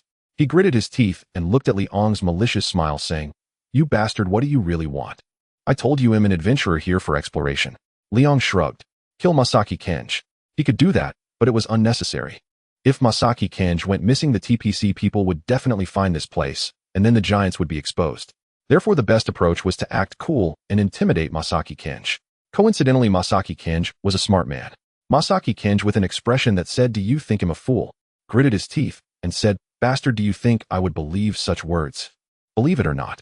Lastly, let me give you a piece of advice. With your currently paranoid heart, forcing yourself to become a giant will only lead to a future of ruin. Xiaozan, let's go." Liang waved his hand and left with Golza and the puppy. As for the puppy's body, it can stay here for now. Otherwise, if he changes into a monster form, it would not be easy to cultivate goodwill. To tame the puppy means he has completed half of his main task.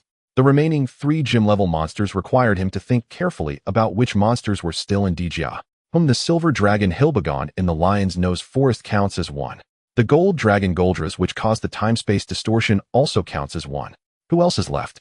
Masaki Kenji watched as the mysterious man truly left, as if he had just come here for a visit. That bastard. What does everything I've done so far count for? The mysterious man's indifference hurt Masaki Kenji more than greed. The things he painstakingly sought after seemed so trivial. If Liang knew what Masaki Kenji was thinking, he would definitely laugh himself silly. He was just kidding. He actually wanted that giant statue too. By the time Masaki Kenji achieved his plan, Liang would have already gathered enough points to use the giant himself. Unfortunately, Masaki Kenji did not know this. He felt both uncomfortable and relieved. At least the other party really did not intend to stop his plans. Was he certain that he could not succeed? Masaki Kenji smiled coldly. "You will definitely regret it." He looked up at the giant's towering figure, his eyes filled with fervor. Once he becomes a deity, he will make that bastard regret it. Dragging his injured body, Masaki Kenji turned and left the underground cavern, then used the Metropolis system to check Liang's identity. Soon a false identity generated by the system appeared before Masaki Kenji. Liang, an adventurer from the east currently residing in Chiba Prefecture. Seeing the mundane information, Masaki Kenji frowned. He did not believe the other party was such an ordinary person. It seemed that the adventurer was merely a facade and behind the scenes. Masaki Kenji recalled Liang's last piece of advice. With your currently paranoid heart, forcing yourself to become a giant will only lead to a future of ruin. Could it be that he is also a giant? The more Masaki Kenji thought about it, the more he felt this way. Otherwise, he could not understand why the other party was not interested in giants. After all, even he could not escape the secular world. One could only say, "Kid, you've been terribly deceived." Liang probably never expected that Masaki Kenji would imagine him as an ancient giant. In the deep night, the silent mountains trembled slightly. Gady stared blankly at the strange scene. Before him, 3 ultra-ancient monsters were actually keeping pace with a human during a night run. What was even more bizarre was that they had stopped midway during their drive to go for a night run. The Akita dog's face was adorned with human-like expressions. Above, a victory swallow glided through the sky. In the back seat, Juejing yawned, saying, "They are really punctual. I can't believe these monsters actually behave like pets. If only all monsters were this obedient." Jujing's expression suddenly darkened as he thought of Japuta No. Although the monster was ultimately defeated, the astronauts aboard Japuta No. 3 could never return. Daegu in the front seat had a glimpse of confusion in his eyes as he thought of the still unconscious Shinshin and the astronauts from Japuta No. 3. Why was he chosen? He could save nothing. The incident with Japuta No. 3 and Shinshin struck him like a loud slap in the face. Giants are not invincible. Can I truly wield this power effectively? Liang was unaware of the sentimental duo above him as they completed their daily tasks with Gorzin before letting him leave. After deducting the meal expenses for 3 people, he had earned 1,200 points today. He was one step closer to purchasing a Firestone. Once he acquired the Firestone, if Gorzin successfully evolved, he could venture into the Rainbow Magical Realm. Back in the car, Liang took out an ordinary Pokeball and teased Gady, tempting him. Gady, you're actually quite lonely, right? Let me be your master, how about it? You just need to touch the Pokeball with your hand. Seeing the oddly uncle-like owner, Gorzin pressed Gady down in excitement, exclaiming, I want to be the master. Gorzin wants a hug from the master too. Liang rolled his eyes and replied grumpily, I feel embarrassed to expose you. Do you really just want a hug? You clearly just want something from me. If it weren't for Gady being present, the car would probably have shaken all night. Gorzin, caught in the act, felt no guilt as she just wanted it. Gady observed the interaction between Gorzin and the human before him. Although it wasn't as harmonious as his bond with Lianing, the affection was something he had never felt before. This human actually liked a monster. 3 million years of solitude made Gady yearn for the warmth that was so easily within reach. But he did not forget the responsibilities he had. Barking at the human, he said, not yet, I must protect Lianing. That human's radiance makes me very uncomfortable. Gady's voice echoed in Liang's heart. He knew that the person Gady referred to was Masaki Kigo. Liang couldn't help but ask curiously, you can see the light surrounding Masaki Kigo, what about me? Gady, being honest, shook his head and replied, I don't see any light around you, but I know you are actually a good person. I can feel it. Actually, I used to have light as well, but it was borrowed and has yet to be returned. Although Liang already knew the truth of his lack of radiance, he still made a quip about it. Gady believed him and seriously said, then the one who borrowed your light must be very bad. You fool, the master is just teasing you. Gorzin did not expect that there were monsters even denser than the Kakuma brothers. Those 2 brothers were probably very content, now not wanting to leave even if released. Every day, without starving and without worrying about explosions disturbing their sleep. Pokemon Ultra Ancient Kamenu Pokemon Gady. Gender female affection 10 attribute fire level elite potential gym level ability solar power. Since Gady had not yet been captured, there were no system prompts for affection increases, he could only check it himself. Seeing Gady's affection for him, Liang felt for the first time that being a good person wasn't so bad. The next day, Liang returned to Chiba Prefecture, preparing to move out of the hotel and into Kumamoto City. He knew that Masaki Kigo wouldn't develop a light particle conversion device so quickly, but it was better to be safe than sorry. Liang absolutely could not allow a duck to fly away from his grasp. After returning the car, Liang packed his belongings and temporarily stored Gorzin back into the Master Ball. As for Gady, he could only be checked in. Just as he was about to take the Shinkansen, he unexpectedly ran into Daegu on the road.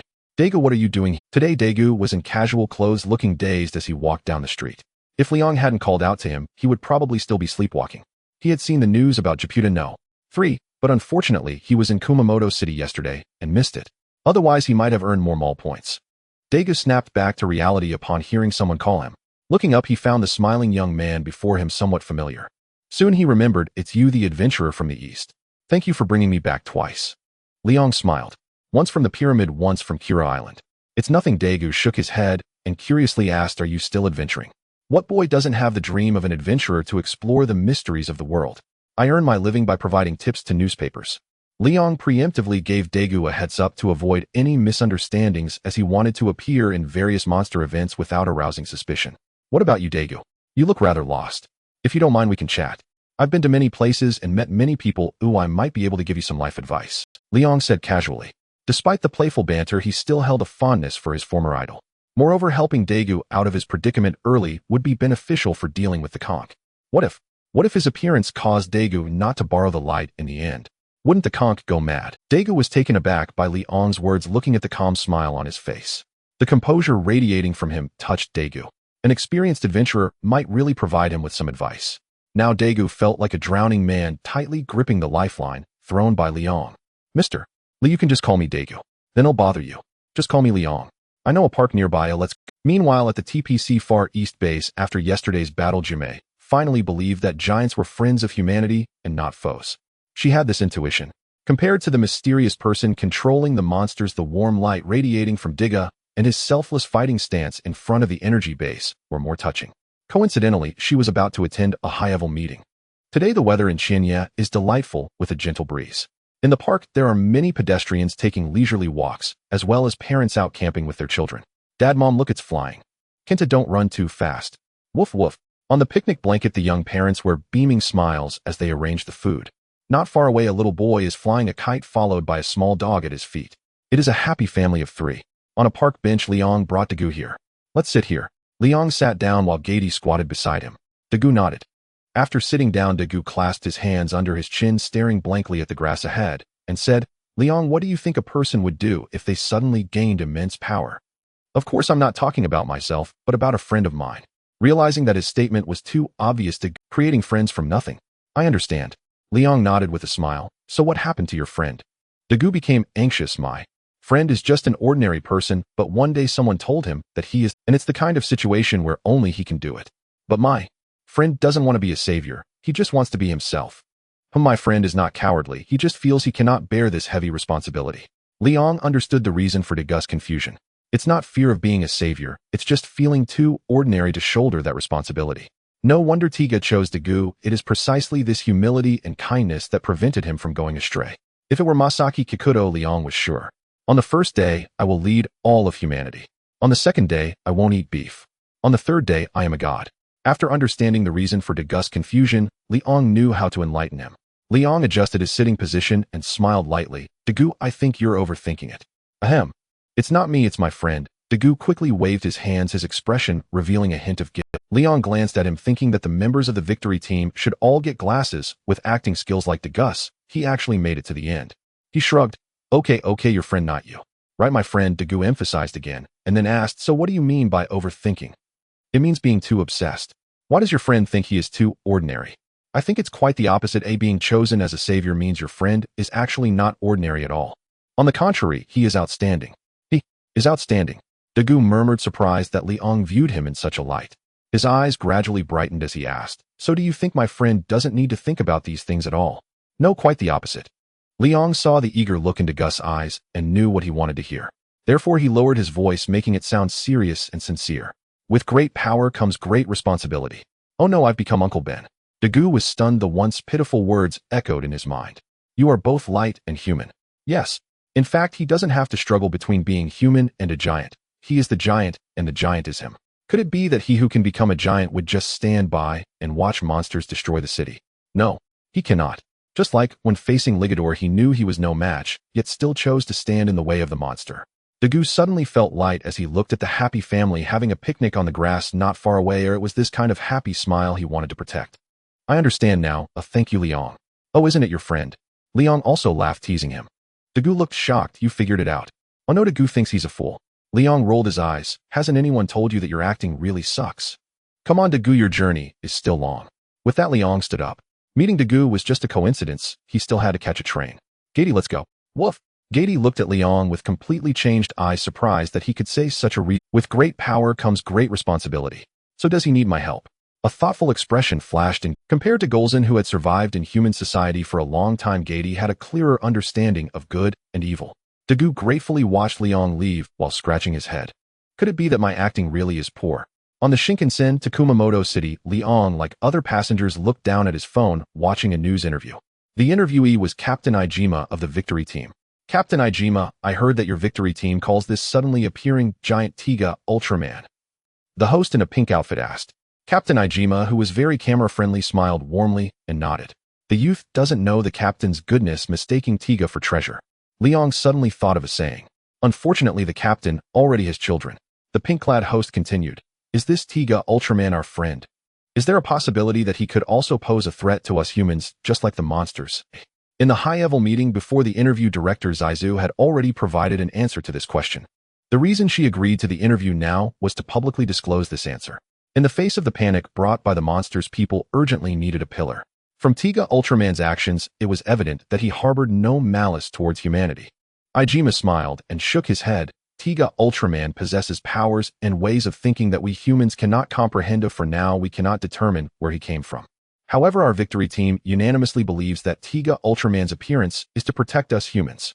During the interview, only Tiga was mentioned with no discussion of the trainer.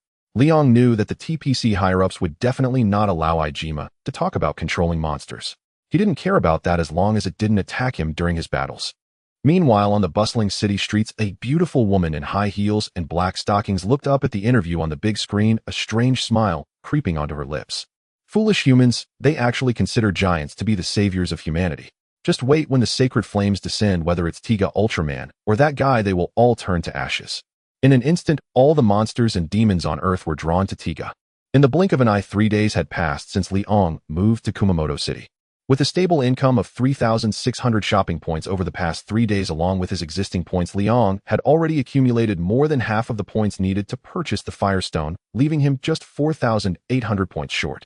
Fortunately, Gady was now in a small dog form, able to eat normal human food just like him, otherwise the expenses would have increased by another 100 points. He rented a simple one-bedroom apartment in Kumamoto City, not because he didn't want to live in a standalone house, but rather due to his financially strained situation.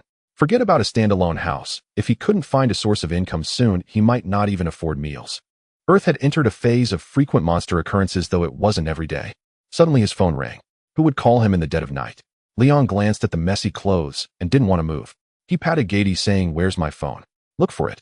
After a hearty meal, Gady obediently searched under a small cloth and quickly found the phone. To Liang's surprise, it was a call from Masaki Kengo. Other than the time 3 days ago when Masaki Kengo had approached him with great caution upon his arrival, he hadn't seen him since. Now calling him in the middle of the night, Liang raised an eyebrow. "Mr. Kengo, I believe you owe me a reasonable explanation. Calling someone in the dead of night and disturbing their dreams is not a good habit." On the other end of the line, Masaki Kengo recalled the woman he had seen beside Liang that day, and a look of disdain crossed his face. How could one achieve great things while being troubled by lust? As long as he didn't let this guy focus too much on Kumamoto City, what was the harm in agreeing to his requests? Once he succeeded, everything would be worth it. 3 days ago, he had been very guarded about Liang's sudden appearance. Therefore, he went to see him immediately. He didn't believe a word Liang said about the beautiful scenery here. Liang had to say that he was looking for him to provide information on the monsters. Given Masaki Kengo's strength, acquiring information about the victory team's missions would be a piece of cake. Although Liang knew the storyline, he couldn't precisely pinpoint the appearance time and location of every monster.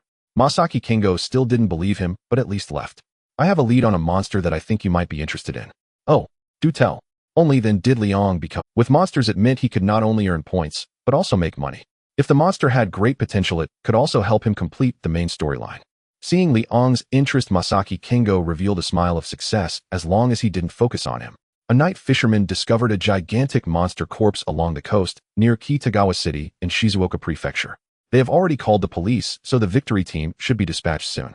"I understand. I really like this news." Upon hearing this, Liang immediately realized it was the zombie monster Zilizan.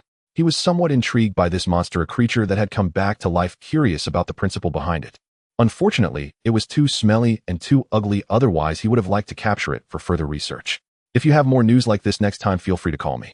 My phone is on 247. After hanging up, Liang realized something very inconvenient. The distance from Kumamoto to Shizuoka was not short. By the time he got there, the news would have already lost its timeliness. Thinking of this, he quickly dialed the editor-in-chief of Asahi News to sell this news that hadn't been exposed. Otherwise, once the news of the monster corpse appearing on Kitagawa's coast spread, it would lose its value. The editor-in-chief of Asahi News, upon receiving Liang's call, was initially annoyed, but then overjoyed, stating that money was not a problem. After discussing the price, Liang informed the editor-in-chief about the monster's appearance along the coast of Kitagawa City in Shizuoka Prefecture. Realizing that this would be a hot topic for tomorrow's news, the editor-in-chief didn't care about his hunger anymore. "And you clean up here, I have something to take care of and need to leave." At this moment, Gady rushed in from the living room, having already heard Liang's conversation. "Are you going to deal with the potentially problematic monster corpse?" Gady looked up seriously at Liang. Liang nodded without suspicion. "Yes, but it's too far. I can only let Golza take me there." "Gady, you stay at home to guard the house." He certainly couldn't let Golza transform back into monster form in the city, so he would take Golza to the outskirts. To be honest, this was somewhat troublesome, but it was currently the fastest way for Liang to travel. Golza, already accustomed to being ridden day and night, skillfully picked up his clothes and said, "Master, I'm ready." Hearing this, Gady recalled what Liang had said 3 days ago, as if he had made a certain decision, and said seriously, "I can take you there." "You can take us there." Liang and Golza looked at Gady, seeing seriousness in its eyes. Golza squatted down, puzzled. Why? Could it be that it realized that it was not good to eat and drink for free here? Golza felt inexplicably displeased with Gady, especially when it was being held by its master. Gady ignored Golza, who only made grunting sounds, and simply looked at Liang. This infuriated Golza. As Golza extended its evil hand, Liang preemptively picked up Gady and took out a regular pokeball. Curious, have you thought it through? Gady looked at the pokeball in Liang's hand. It had already understood that Liang used this small ball to... It raised its head and said, I just feel that you are a good person. Helping you can save more people. Oh, I'm not recognizing you as my master. When it was following Lianing often helped those people. Saying this, Gady raised its paw and pressed it on the pokeball. In the next second, Gady was sucked into the pokeball. Captured the ancient Kamenu Pokemon. Gady detected that the host's elite-level Pokemon has reached 3 main task 2, has been released. Please check. Just yesterday, Kakuma Beta's injuries had healed, and its horns had grown, breaking through to the elite level. Liang didn't expect that capturing Gady would bring unexpected joy. Tasks mean shopping point income, and he quickly checked main task 2. Main task 2, Gym Challenge requirements. Collect 8 gym badges from the Guangzhou region. Rewards, 3 skill discs. Pokemon potential 130,000 shopping points. After reading the task requirements, Liang was speechless. This ridiculous system would itch for a scolding if it wasn't berated for a day. How was he supposed to complete this task? Where could he find 8 gyms in the Guangzhou region for the system? Releasing this task was worse than issuing a task for Liang to visit the Guangzhou region 8 times. Liang directly closed the task panel, choosing not to dwell on it. What use were the task rewards no matter how good they were? He could see them, but couldn't touch them. Ignoring the nervous system, Liang chose to take one step at a time regarding the main quest 2. If he could complete it, he would, and if not, so be it. Curiously, he looked at Gedy's panel, eager to see its complete attributes. Gedy's soul state. Gender female. Affection 40. Attribute fire. Level elite. Potential gym level. Ability solar power. Skills ultra teleport, flamethrower, solar energy. Held item none. Equipment none. No wonder the affection level has unexpectedly risen to 30. Liang realized. The panel showed 40 because the ordinary Pokeball had successfully captured it, increasing the Pokemon's affection by 10. Gedy, who had once fought alongside Lianing, indeed had skills far superior to Wild Golza's, even mastering the teleportation of the Ultra race. In addition, the ultimate move Flamethrower and the support skill Solar Energy were impressive, especially the Solar Energy, which allowed Gedy to absorb sunlight akin to a plant's photosynthesis. Seeing Golza still staring at the Pokeball, Liang reached out to pat its head, saying, Don't be troublesome, we will be partners in the same trench from now on. Golza turned its head in a sulk, but let out a gentle hum. These monster girls were not just cold game data, they were living beings. Liang smiled, and then called out, Come forth, Gedy. Gedy reappeared in the room, eyes filled with wonder. What an incredible item, it actually has its own space inside. If you like it, I can put you inside when I sleep tonight, Liang said, lifting Gedy and patting its head. But for now, use your teleportation ability to take Golza and me to Beichuan Coast. Gedy nodded and activated its ability, transforming its body into a golden light that enveloped Liang and Golza. Liang understood it was indeed Gedy's operation that allowed Daegu to pass through that wall. After all, if Lianing still had consciousness, it wouldn't allow Masaki Kigo to take over its body. The golden light flashed through the room. Beichuan Coast. Under the moonlight, a massive monster's corpse was washed ashore by the sea, already beginning to rot and emitting a terrible stench. Residents within a 20-mile radius were startled awake from their dreams. It was simply too stinky.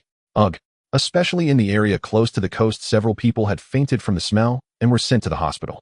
The golden light flashed. In a corner of the beach, Liang appeared, holding Gedy and Golza. As soon as they emerged, Liang's face changed. Ugh. The stench is unbearable. Golza and Gedy were even worse off, being monsters with superior senses. Gedy let out a small whimper, its front paws tightly covering its nose, and finding it ineffective, it pressed its nose against Liang's chest. It turned out Liang's scent was so pleasant. I can't take it. Golza covered its mouth and nose tightly, having never encountered such a foul odor. Is this the zombie monster Zilizan? It's truly disgusting. Liang found himself in a dilemma. Not breathing would lead to death, but breathing was even worse. No wonder the residents of Beichuan City reacted so strongly in the plot. It was as if someone had placed 100 times enlarged dead rat at their doorstep. Meanwhile, the Victory team also received a message from the police station. The sleepy Victory team could only yawn as they quickly donned their uniforms and equipment, heading to the command center to await further orders.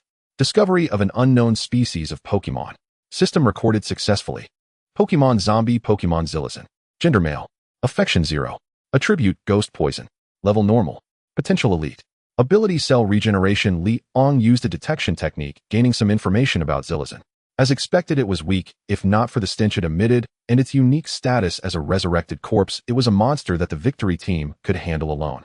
If it weren't for relying on a mouthful of aged brew that successfully suffocated Dijia, it would have been easily subdued. Liang had no desire to capture a monster as disgusting as Zilizan. Seeing the still unconscious Zilizan, Liang wasted no time and directly commanded the Gakuma brothers to act. Go. Gakuma Beta Gakuma Alpha.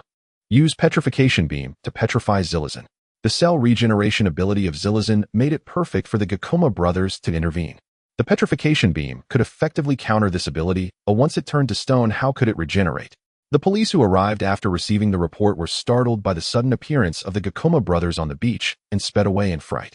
The driving officer grabbed the communicator and shouted, "Which bastard called in saying it was a corpse? Hang him up and beat him, it's clearly two living monsters." The Gakuma brothers ignored the comical police car. Their tentacles glowed with blue light, simultaneously shooting towards Zilizan. Sensing the impending danger, Zilizan's body moved slightly and was hit by the Petrification Beam. Where it was hit, petrification began rapidly. Among them, Gakuma Beta petrified the fastest. As for Gakuma Alpha, he was just the younger brother. In no time, the zombie monster Zilizan had turned into a stone mountain in the shape of a monster. Defeated zombie Pokemon Zilizan gained 1,000 mall points. As the source was completely petrified and died, the stench on the beach faded significantly with the sea breeze. 1,000 mall points, it wasn't a wasted trip. Liang captured the scene of Gakuma dealing with Zilizan and said, "Well done, Gakuma Beta and Alpha." In front of a rocky feast, the Gakuma brothers lost their appetite for the first time, hurriedly returning to their Pokeballs. "Let's go back, or we need a good wash." After just standing for a while, Liang felt like he was marinated. Getty and Golza had long wanted to leave and quickly nodded. The recently assembled victory team saw the footage transmitted back from the satellite. Seeing the Gakuma brothers easily petrifying the monster's corpse to resolve the stench, Xian Chung stroked his chin, praising, "That trainer isn't bad. He actually resolved the monster before us this time." Seeing the trainer genuinely helping to solve the problem, Jujian Hui said, "Perhaps this trainer really has no malicious intent." The victory team will immediately deploy to check if there are any remaining hazards at the scene, and most importantly, to test whether the monster's corpse has been transformed into stone. Understood. Before departing, Daegu glanced at the screen and suddenly felt no longer alone.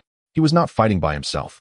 In a quiet bar in Chiba, Liang sat on a bar stool sipping milk, reflecting on a news story he had seen yesterday. A strange cloud formation appeared over the Pacific Ocean, prompting the Earth Peace United Organization (TPC), led by meteorologist Dr.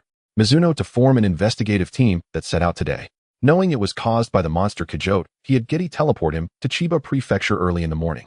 He couldn't quite remember if he had landed in Chiba Prefecture, but it didn't matter much. Getty's ability allowed him to appear anywhere in Japan in an instant. With just 2600 points left, he would not miss the opportunity to encounter Kajote. On the nearby television, a discussion from yesterday's expert conference was being aired. The seminar discussed why monsters attack other monsters. An expert's voice came through in summary. The expert speaks incoherently, utter nonsense. Reporter Onoda, holding a cup of sake, glanced at the expert on the television. Following the incident with the petrified monster Kakuma 2 days ago, 3 different opinions had emerged online. One viewpoint held that monsters are simply monsters, and that Kakuma's petrification of the monster's corpse was merely due to the fact that Kakuma itself was overwhelmed by the stench. This perspective was also the mainstream one. Another viewpoint suggested that as long as monsters do not occur nearby, it is sufficient. Work is already exhausting enough without concern for national issues. The matters regarding monsters should be left to professionals. The final perspective argued that not all monsters are bad. There may be a small number of monsters that can coexist with humans. Didn't Kakuma initially attack humans because humans encroached on its living space through excessive exploitation? The proponents of this viewpoint were often labeled as monster spies by those holding the first opinion. Liang was actually indifferent to these 3 opinions. Compared to these trivial matters, he was more concerned about earning more points in the shop. Suddenly, a conversation between 2 people nearby caught his attention. "Have you messed up your body?" "Sorry, I just thought you weren't drinking." Holding his milk, the stranger Sogta glanced at the man sitting opposite him, who was engrossed in his own thoughts, thinking to himself how ridiculous that was. Seeing that the other party seemed unwilling to leave without an answer, Sogta replied, casually, "I'm currently on a sobriety journey." Liang couldn't help but spray milk out of his mouth. In fact, Sogta didn't drink at all. Without looking, he already knew who he was talking to. "Sir, are you okay?" The bartender, seeing Liang, doubled over in laughter, cautiously asked, worried that he might have encountered a lunatic. Anyone would be frightened to see a person sitting normally suddenly act strangely and laugh out loud. "Sorry, could you please pass me a tissue?" Sogta and Onoda also looked over, surprised at this peculiar customer. It was him. Sogta recognized Liang and was deeply impressed by this adventurer who appeared in the pyramid. He had already sought out the book Taihei Fudoki mentioned by the other party and found that there were indeed vague records within it. However, most people wouldn't associate it with monsters. Liang wiped the milk from his mouth and walked over with his cup.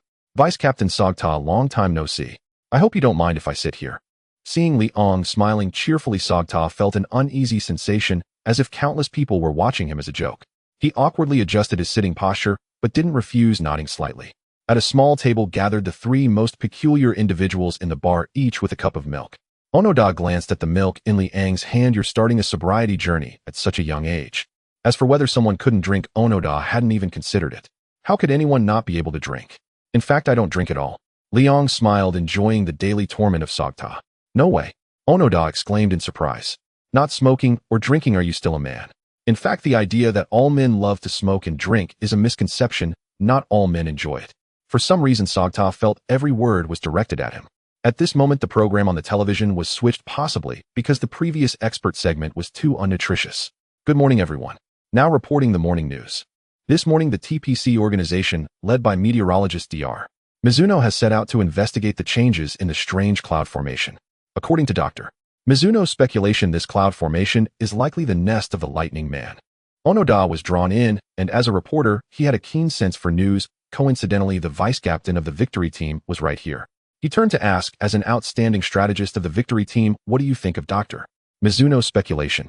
If the Lightning Man really exists, can it coexist with us humans? Sogta felt that the bearded man in front of him was asking a very sharp question. A poor response could tarnish the victory team's reputation. At this moment, Liang spoke up. It's impossible to coexist. His tone was calm, yet filled with a sense of finality. Oh, why do you think so? Onoda looked at Liang, sensing that this young man was somewhat extraordinary. Sogta knew Liang's identity, and recalling previous events, his eyes narrowed. You know about the Lightning Man, found in the Taihei Fudoki. Onoda was taken aback. Does the Taihei Fudoki have this use? No, the Taihei Fudoki doesn't mention this. I discovered it in a primitive tribe that worships thunder. Liang didn't mind embellishing his identity as an adventurer, sipping milk as he spoke. According to what I learned from that tribe, their totem is the Lightning Man, and the Lightning Man survives by absorbing energy from the ionosphere. However, with the development of human technology and the massive emission of electromagnetic waves, this has severely disrupted the Lightning Man's living environment. Unless humanity decides to no longer use communication radar or electricity and returns to primitivism, the Lightning Man and humans cannot coexist. If that cloud formation is indeed the Lightning Man's lair, then the investigative team dispatched by TPC may be in danger. Onoda had taken out a pen and notebook at some point, diligently recording the information. After hearing about Liang's discovery in the primitive tribe, Sogta nodded thoughtfully, then his expression changed drastically. If that's the case, isn't Dr. Mizuno in danger? He suddenly stood up and deeply bowed to Liang. Thank you very much for your information. I must return to the base immediately. I will thank you properly once this is over. Right now, Dr. Mizuno's investigation team should still be on their way to the cloud, so there is still time. After leaving the bar, Sogta immediately contacted headquarters. If Dr. Mizuno's investigation team enters the cloud, it will be too late. Once Zongfang left, only Liang and Ono remained. Looking at Ono's deeply troubled old face, Liang also stood up, preparing to leave. Ono, still not satisfied, seemed reluctant to let Liang go so easily. Wait, may I ask your name? No need, we are foes in this journey. Liang waved his hand dismissively and strode out of the bar. Ono was taken aback. Was he also? Today the weather at the peninsula felt ominous, with dark clouds hanging in the sky and the sea breeze howling. I should have known better than to eat so many fried chicken legs last night. Now I have an upset stomach at a critical moment. It's such a pity I couldn't go with Dr. Mizuno. On the terrace outside the base, Jueki looked in the direction of the investigation team with a face full of regret. If only I hadn't been so greedy. Suddenly, the PDI communicator rang, interrupting Jueki's lament. He quickly took out the PDI and opened it, hearing the captain's voice from inside. Jueki, come to the command room. Yes, Captain, I will be there right away. Without thinking much, Jueki put away the PDI and quickly made his way to the command room. At that moment, the atmosphere in the command room was tense. On the big screen was a video call with Jueki's mentor Dr. Mizuno. Are we really going to give up such a great opportunity just because of some rumors? I do not agree with returning. Dr. Mizuno's face was resolute. Researching the Lightning Man was his life's work, and he could not stop here. Kojima and Zongfang, seeing the stubborn Dr. Mizuno, also wore expressions of concern. The good news was that Zongfang's information was timely, and the investigation team had not yet entered the cloud. The bad news was that Dr. Mizuno was unwilling to give up and insisted on taking risks, refusing to turn back. Just as they were at an impasse, the automatic door opened and Jueki's loud voice rang out. Has the investigation team entered the cloud? Oh dear, I really envy Dr. Mizuno. In that case, perhaps his hypothesis will indeed be proven. It's a shame I cannot witness this scene myself. As Jueki excitedly spoke to himself, he suddenly realized how quiet the command room had become. He looked up and saw everyone staring at him along with Dr. Mizuno on the big screen. Only then did he realize that things might not be going as smoothly as he imagined and asked Dr. Mizuno, Captain, what happened? Jueki, you're here. Let me explain the current situation to you. Zongfang laid out everything in detail, concluding, so the captain and I hope you can persuade Dr. Mizuno to have the investigation team return before we clarify whether the cloud poses any danger. Let our victorious team investigate the cloud first, and then allow the investigation team to enter the cloud. Jueki appeared clumsy, but in fact he was quite clever. The vice captain had already spoken to this extent, and knowing of Li Ong's existence, he trusted the vice captain's judgment. If something were to happen, the investigation team's aircraft would have no means of self-rescue. Dr. Mizuno, please return first. Oh, I completely understand your feelings. Once our victorious team clarifies the situation, I will accompany you to investigate. It would be an honor for a student to verify the existence of the Lightning Man with you. Jueki said earnestly with a bow. Seeing his most favored student Dr. Mizuno ultimately chose not to persist any longer.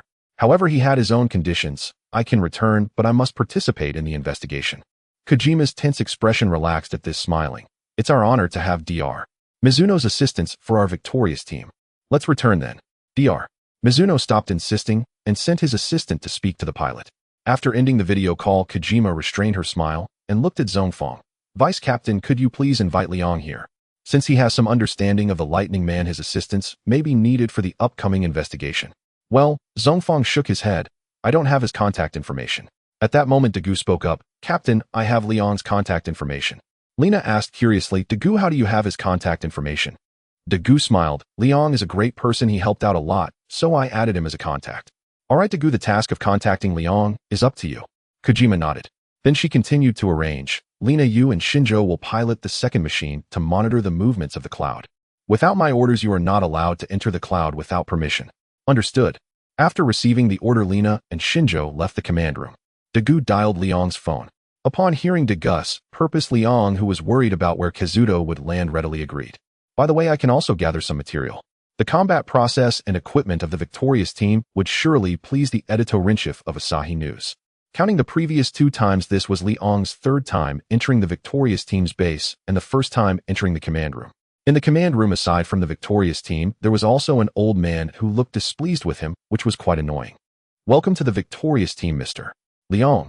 Seeing Liang enter behind Dagu, Kojima displayed a polite smile and extended her hand.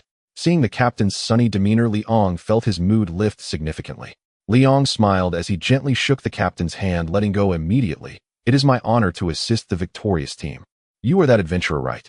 What evidence do you have to prove that the Lightning Man and humans cannot coexist? Dr.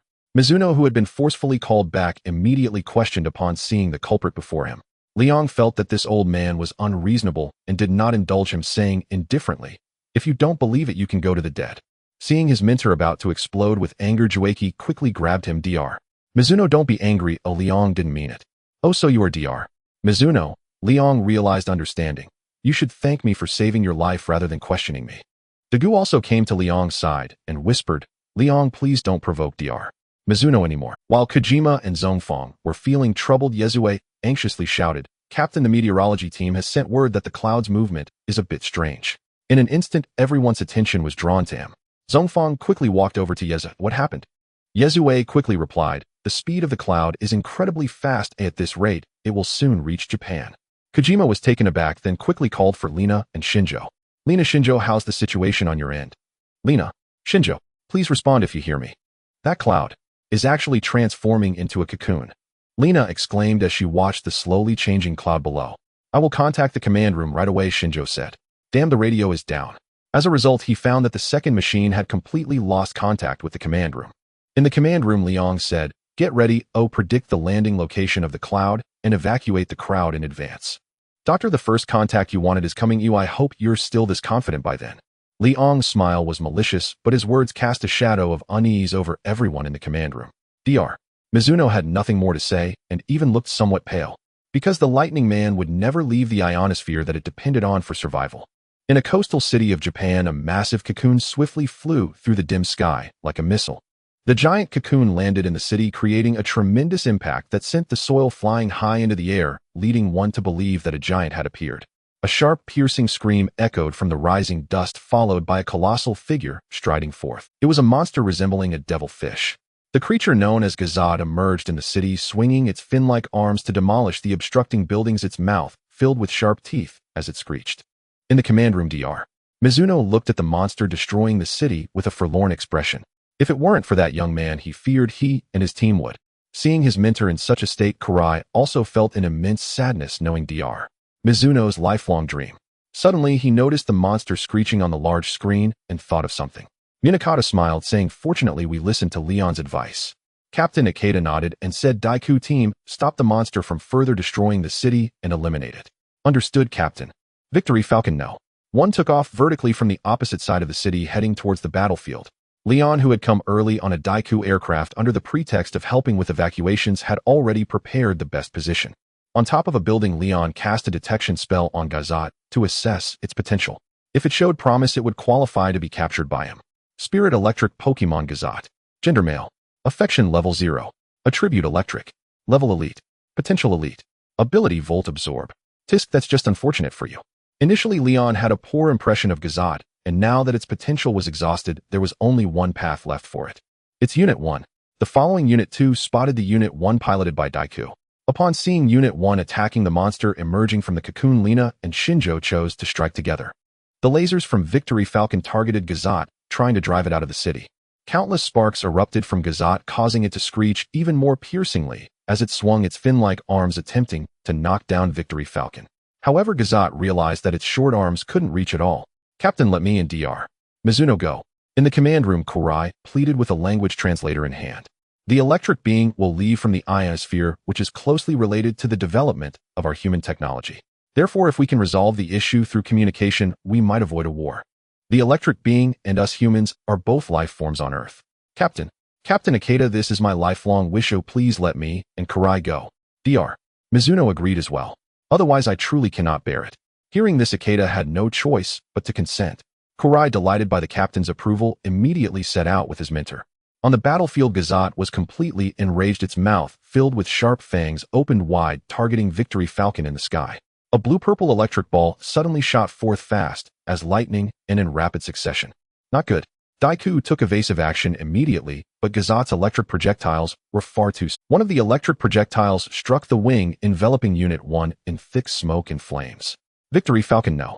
1 plummeted like a bird with broken wings. Fortunately, this time the ejection system did not fail. Tisk, Victory Falcon is in really bad shape. Seeing Daiku ejected and Unit 1 crashing, Leon commented with great interest. "Lena's skills are really impressive, she dodged it." Leon wasn't in a hurry to make a move. There was still a spectacular moment to witness. After seeing Daiku successfully parachute Lena aside in relief, furious Shinjo exclaimed, "Damn monster, let me show you a thing or two." The successfully landed Daiku supported with the Victory Hypergun. Just as they were locked in a fierce battle, Kurai's Unit 1 arrived. Kurai shouted over the team channel, "Everyone hold off on attacking for now. Let me try to communicate with it." "What? Kurai, have you lost your mind?" Shinjo questioned in disbelief. "That's a monster." Lena and Daiku were also baffled, wondering if Kurai was in his right mind. "Please believe me, perhaps the monster's intentions are not what they seem. I'm begging you." Faced with Kurai's request, Daiku, Lena, and Shinjo, though uneasy, had no choice but to agree. Daiku, who had hidden in a monitoring blind spot, took out the divine light stick from his pocket, ready to transform at the slightest sign of danger. "Dr. Mizuno, let's go." Golza, no longer under attack, also paused, looking around curiously, its fin-like arms occasionally brushing over its belly. Taking this opportunity, Kurai and Dr. Mizuno approached Golza. Looking at the enormous creature up close, it would be a lie to say they weren't afraid. But the sense of mission as scientists helped them overcome their fear. Dr. Mizuno's gaze became resolute. "Fantasy is beautiful, but only practice can bring true knowledge." Kurai, "Got it, Dr. Mizuno." Kurai nodded, took out the language translator, and looked at the monster. "Hello, what is your name?" "My name is Kurai."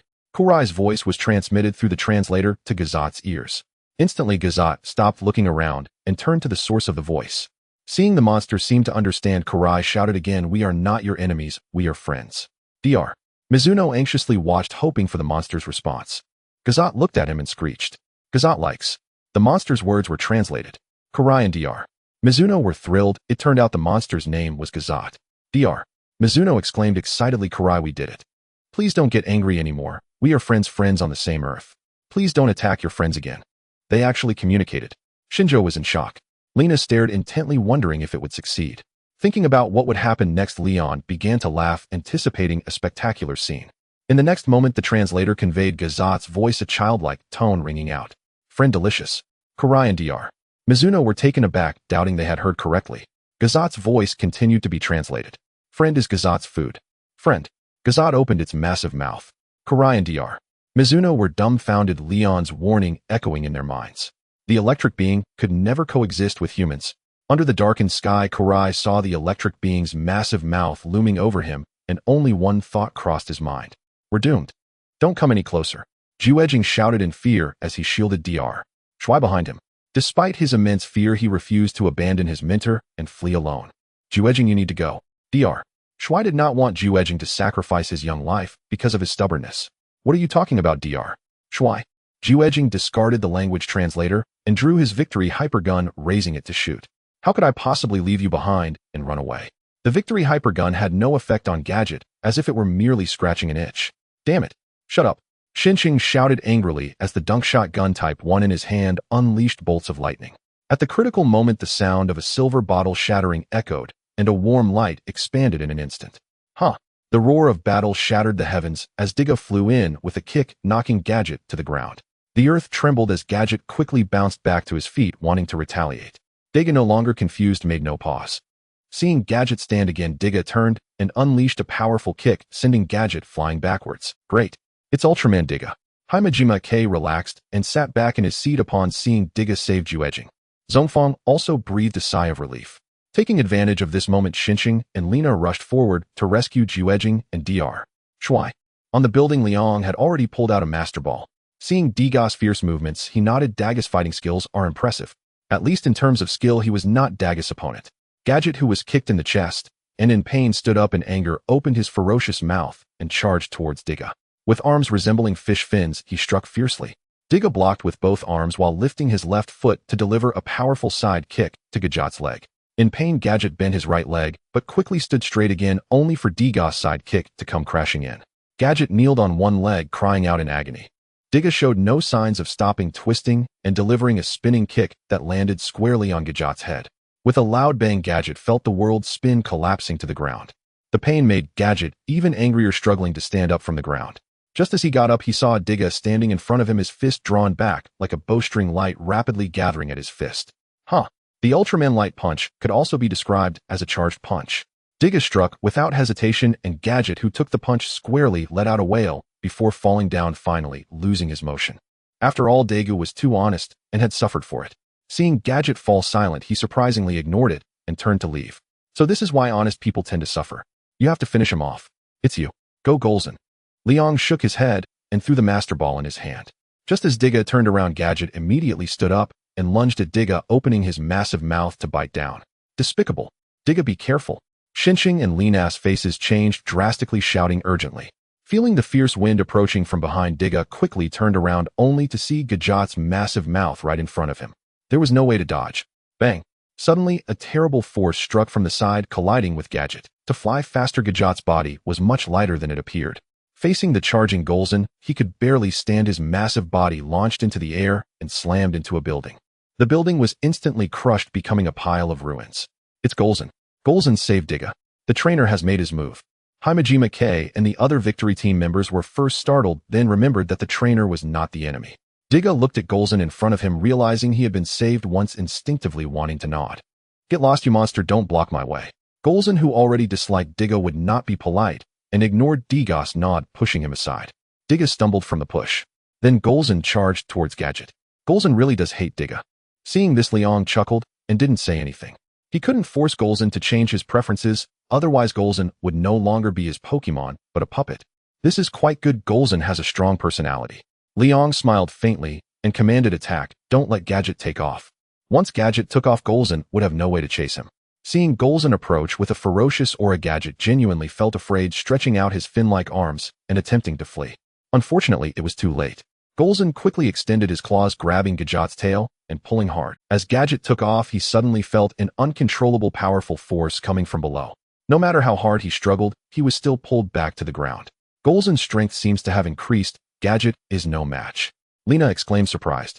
Seeing Golza truly helping Tiga, Xinsheng was also captivated by Golza's violent side, shouting, "That's right, just like that, well done." Tiga felt like a spectator. He sensed that Golza did not like him. Was it because he had heard it last time? What a vengeful monster. Golza ignored others' thoughts, focusing solely on executing his master's commands. He grabbed Gadget's tail and began to spin in place. Very good, now throw Gadget out. Use the enhanced sonic wave. Liang shouted, not wanting to be overturned by carelessness. The best way was to eliminate the enemy immediately. Golza released his grip and the disoriented Gadget was thrown into the sky as powerful purplured energy gathered from his chest to his forehead. Boom. The purplured enhanced sonic wave left a long trail in the sky until it struck Gadget, resulting in a massive explosion. Defeated Gadget, the lightning Pokemon awarded 2,500 points. 2,500 points. Liang was somewhat surprised, not expecting that defeating Gadget would yield more points than defeating Silazan. Just like the Pokemon games, the stronger the Pokemon defeated, the more experience gained. But why is it 2,000? Looking at the remaining 100 points needed to reach 10,000, Liang felt ants crawling all over him, eager to complete today's daily tasks right away. Fortunately, he still retained some calm. Looking at the shattered city after the battle, he recalled Golza and left. Liang paid no further attention to subsequent events and did not return to the base of the victory team at Hanzhong Peninsula. Instead, after selling the footage to Asahi News, he left. Gaidai, take me and Xiaozan to the deserted island. Gearzan transformed back into her monster girl form, standing beside Liang. Gaidai was being held by Liang. Knowing that Liang had Gearzan saved Tiga, her favorability increased by another 5 points. Therefore, she did not ask Liang about the reason for going to the deserted island and directly used her ability to teleport Liang and Gearzan there. Cultivating Gaidai's favor was the easiest task for Liang. So far, he hadn't even used a single bottle of favor potion. Once Liang and Gearzan stood firm, they found themselves on a deserted island. The island was small, but it was spacious enough for Liang to use. He turned to Gearzan and said, "Stop looking around. First, let's complete today's daily tasks, and then he'll give you something good." "Ugh, master, you're so annoying." Gearzan glanced down at Liang, wondering why her master brought her all the way out here. What did the phone say? Wasn't it called Wild Battle? What are you always thinking about, you monster with a head full of nonsense? I was talking about serious matters. Liang slapped Gearzan's chubby bottom, causing her to jump away. "Oh, so it really is serious." Gearzan looked disappointed. "What are you disappointed about?" If it weren't for the urgent matter at hand, Liang would have dealt with Gearzan right then and there. Then he released the Gakuma brothers. The two brothers who were sleeping soundly looked up in confusion, wondering why they were eating so early today. Liang covered his face with one hand, thinking about what kind of soldiers he had brought out. They were either lecherous or lazy. Gaidai was definitely a relief. "Hurry up and get the daily tasks done, or there will be nothing to eat. All you ever think about is eating. You two should just eat yourselves to death," Liang complained. The Gakuma brothers shrank their heads, not understanding what had angered their master, but upon hearing there would be no food, they hurriedly followed along. Gearzan was now at ease, directly using her monster girl form to complete the daily tasks. Soon the 3 daily tasks were finished. As usual, he spent 300 on the meals for Gearzan and the Gakuma brothers, leaving him with 1,200. Liang had never felt so wealthy before, with a total of 11,100 mall points. Just thinking about spending it soon made him feel a bit pained. However, he knew that all this expenditure was worth it. Without hesitation, he spent 10,000 mall points to purchase the Fire Stone. The Fire Stone could promote the evolution of certain Pokemon. An orange stone appeared in Liang's hand, the Fire Stone he had bought at a high price. Gearzan, who had initially been uninterested, was immediately drawn to the Fire Stone, and upon sniffing it, she almost drooled. "It smells so good. I want to eat it. Master, is this for me?"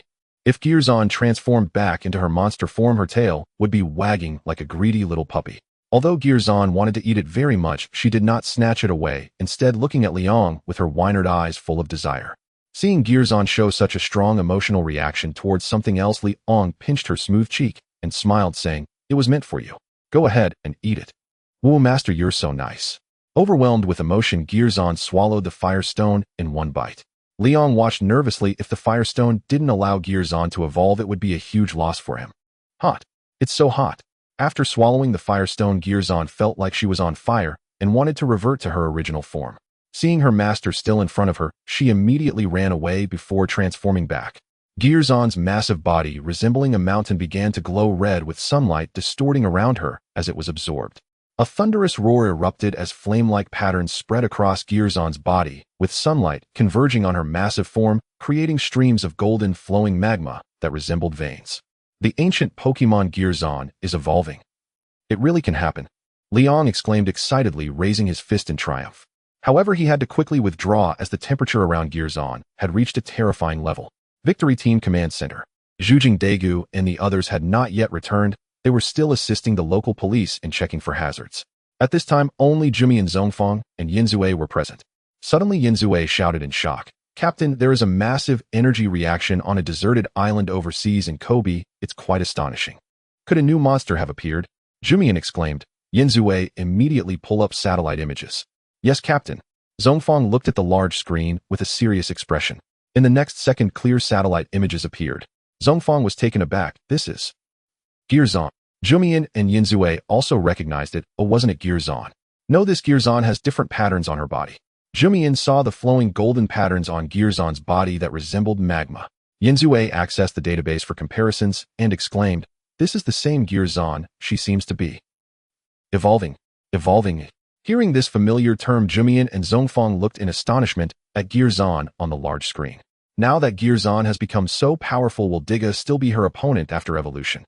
Jumian clenched her fists and immediately said, Yinzue, contact Daegu and Xinqing immediately and have them pilot Unit 1 to check the situation. Until I give the order, do not initiate an attack. Yes, Captain. Zhongfang understood and turned to Jumian saying, Captain, are you worried that the trainer is waiting for Gijinka to become stronger? I do have that concern. Jumian nodded. I hope this is just my overthinking. As the captain of the victory team, she had to consider the worst-case scenario. Even her battle plans included considerations for Tiga. Liang was unaware of Jumian's thoughts. He was intently watching Gijinka. After a few more minutes, the shocking scene finally calmed down. Gijinka's appearance had not changed much, but many crimson vein-like patterns had appeared on her body, converging on her chest. The previous Gijinka had only instilled feelings of fear and strength. Now she exuded an air of nobility and dominance. Ancient Pokémon Gijinka has successfully evolved. Recording successful ancient Pokémon Flame Gijinka. This was unlike any Flame Gijinka Liang had ever known, though she was even more powerful and handsome.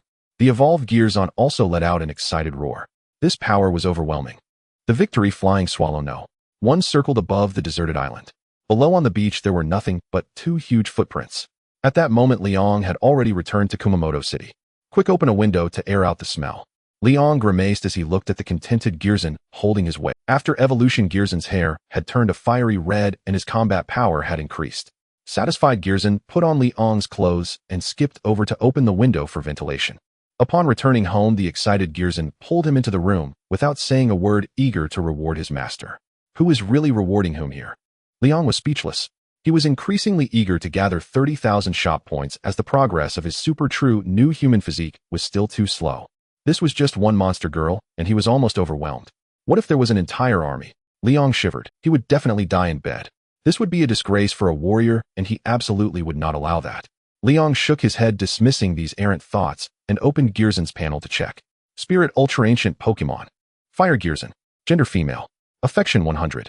Attributes Fireground. Level Gym level. Potential Champion level. Ability Crimson Pulse. Skills Amplified Sonic Beam, Flame, Shield Flame, Impact, Bind Beam Dig. Item None. Equipment Life Gem. I can't be seeing this wrong, can I? The ability has actually changed to Crimson Pulse. Liang sat up, suddenly revealing his toned abs and chest, his expression filled with excitement. Returning Gijinka looked puzzled. Master, what's wrong? Haha, little Zon, give me a kiss. Excited Liang pulled Gijinka over and planted a firm kiss on her red lips. Now the core concept of his Sunny team had finally taken shape. Crimson Pulse would change the weather to sunny upon entry and increase its own attack power by 30 in sunny weather. Combined with the effect of the Life Gem, Gijinka's ultimate move, Amplified Sonic Beam, would reach a terrifying level. Not to mention Gijinka's potential had reached champion level. In comparison to the Ultraman world, Gijinka's potential would at least be on the level of a major monster. In the new generation, Gijinka would definitely be a final boss. Moreover, the issue he was originally worried about regarding Gijinka's shallow skill pool was now resolved. Flame Impact can attack enemies with a fireball, accumulate flames to slam into enemies. Especially the latter release method, which gave Liang a sense of Ultraman Bomb. Now Gijinka could both attack and defend, completely capable of standing alone. Gijinka, startled by a sudden attack, first paused, then licked her lips with her tongue, her eyes sparkling. Liang noticed Gijinka's intentions and immediately realized she had misunderstood. Stop it. I'm going to choke. Oh my, this is... Outside the room, Jide raised his dog head, listening to Liang's pained yet joyful cries, revealing a human-like numbness. Is it ever going to end? Is he ever going to let the dog sleep? Lion's Nose Forest. A peculiar place located at the foot. Due to the chaotic magnetic field, it is also known as Japan's Bermuda Triangle. Every year, dozens of missing person cases occur here. Most are adventure enthusiasts, with only a few getting lost by accident. Those who disappear here never return. Driving a rented car, Liang took Girzin and Jeet along the road in Lion's Nose Forest. Master, haven't we found the Rainbow Magic Realm yet? We've been circling around here for 3 days now. Girzin held Jeet in the passenger seat, transitioning from initial excitement to current boredom. Woof woof. Is there really a monster more powerful than Girzin here? Jeet expressed doubt. Since returning from the island, it felt that Girzin was at least equal to the shadow. Girzin enjoyed hearing Jeet's words. In pure hand-to-hand combat, Girzin might not necessarily defeat it right now. Liang pondered the information about Silver Dragon Hilbegon and shook his head. In the original plot, after numerous battles, Tiga was not even a match for Silver Dragon when using its powerful form. In the end, they only won by exploiting Silver Dragon's severe myopia. Moreover, Jeet, who was acting tough outside, was merely food for Silver Dragon here and was defeated with just 2 slaps. With such strength, Liang did not believe Silver Dragon's power was only at the elite level. It was at least at the same gym level as Girzin. However, he was not coming unprepared. Now Kakuma Alpha, having consumed so many system-produced rocks, had smoothly advanced to elite level. With 2 elite Kakumas and a gym-level Girzin, he didn't believe he couldn't capture Silver Dragon. After all, Jeet's teleportation was still available. Capable of both fighting and running, it was a solid plan.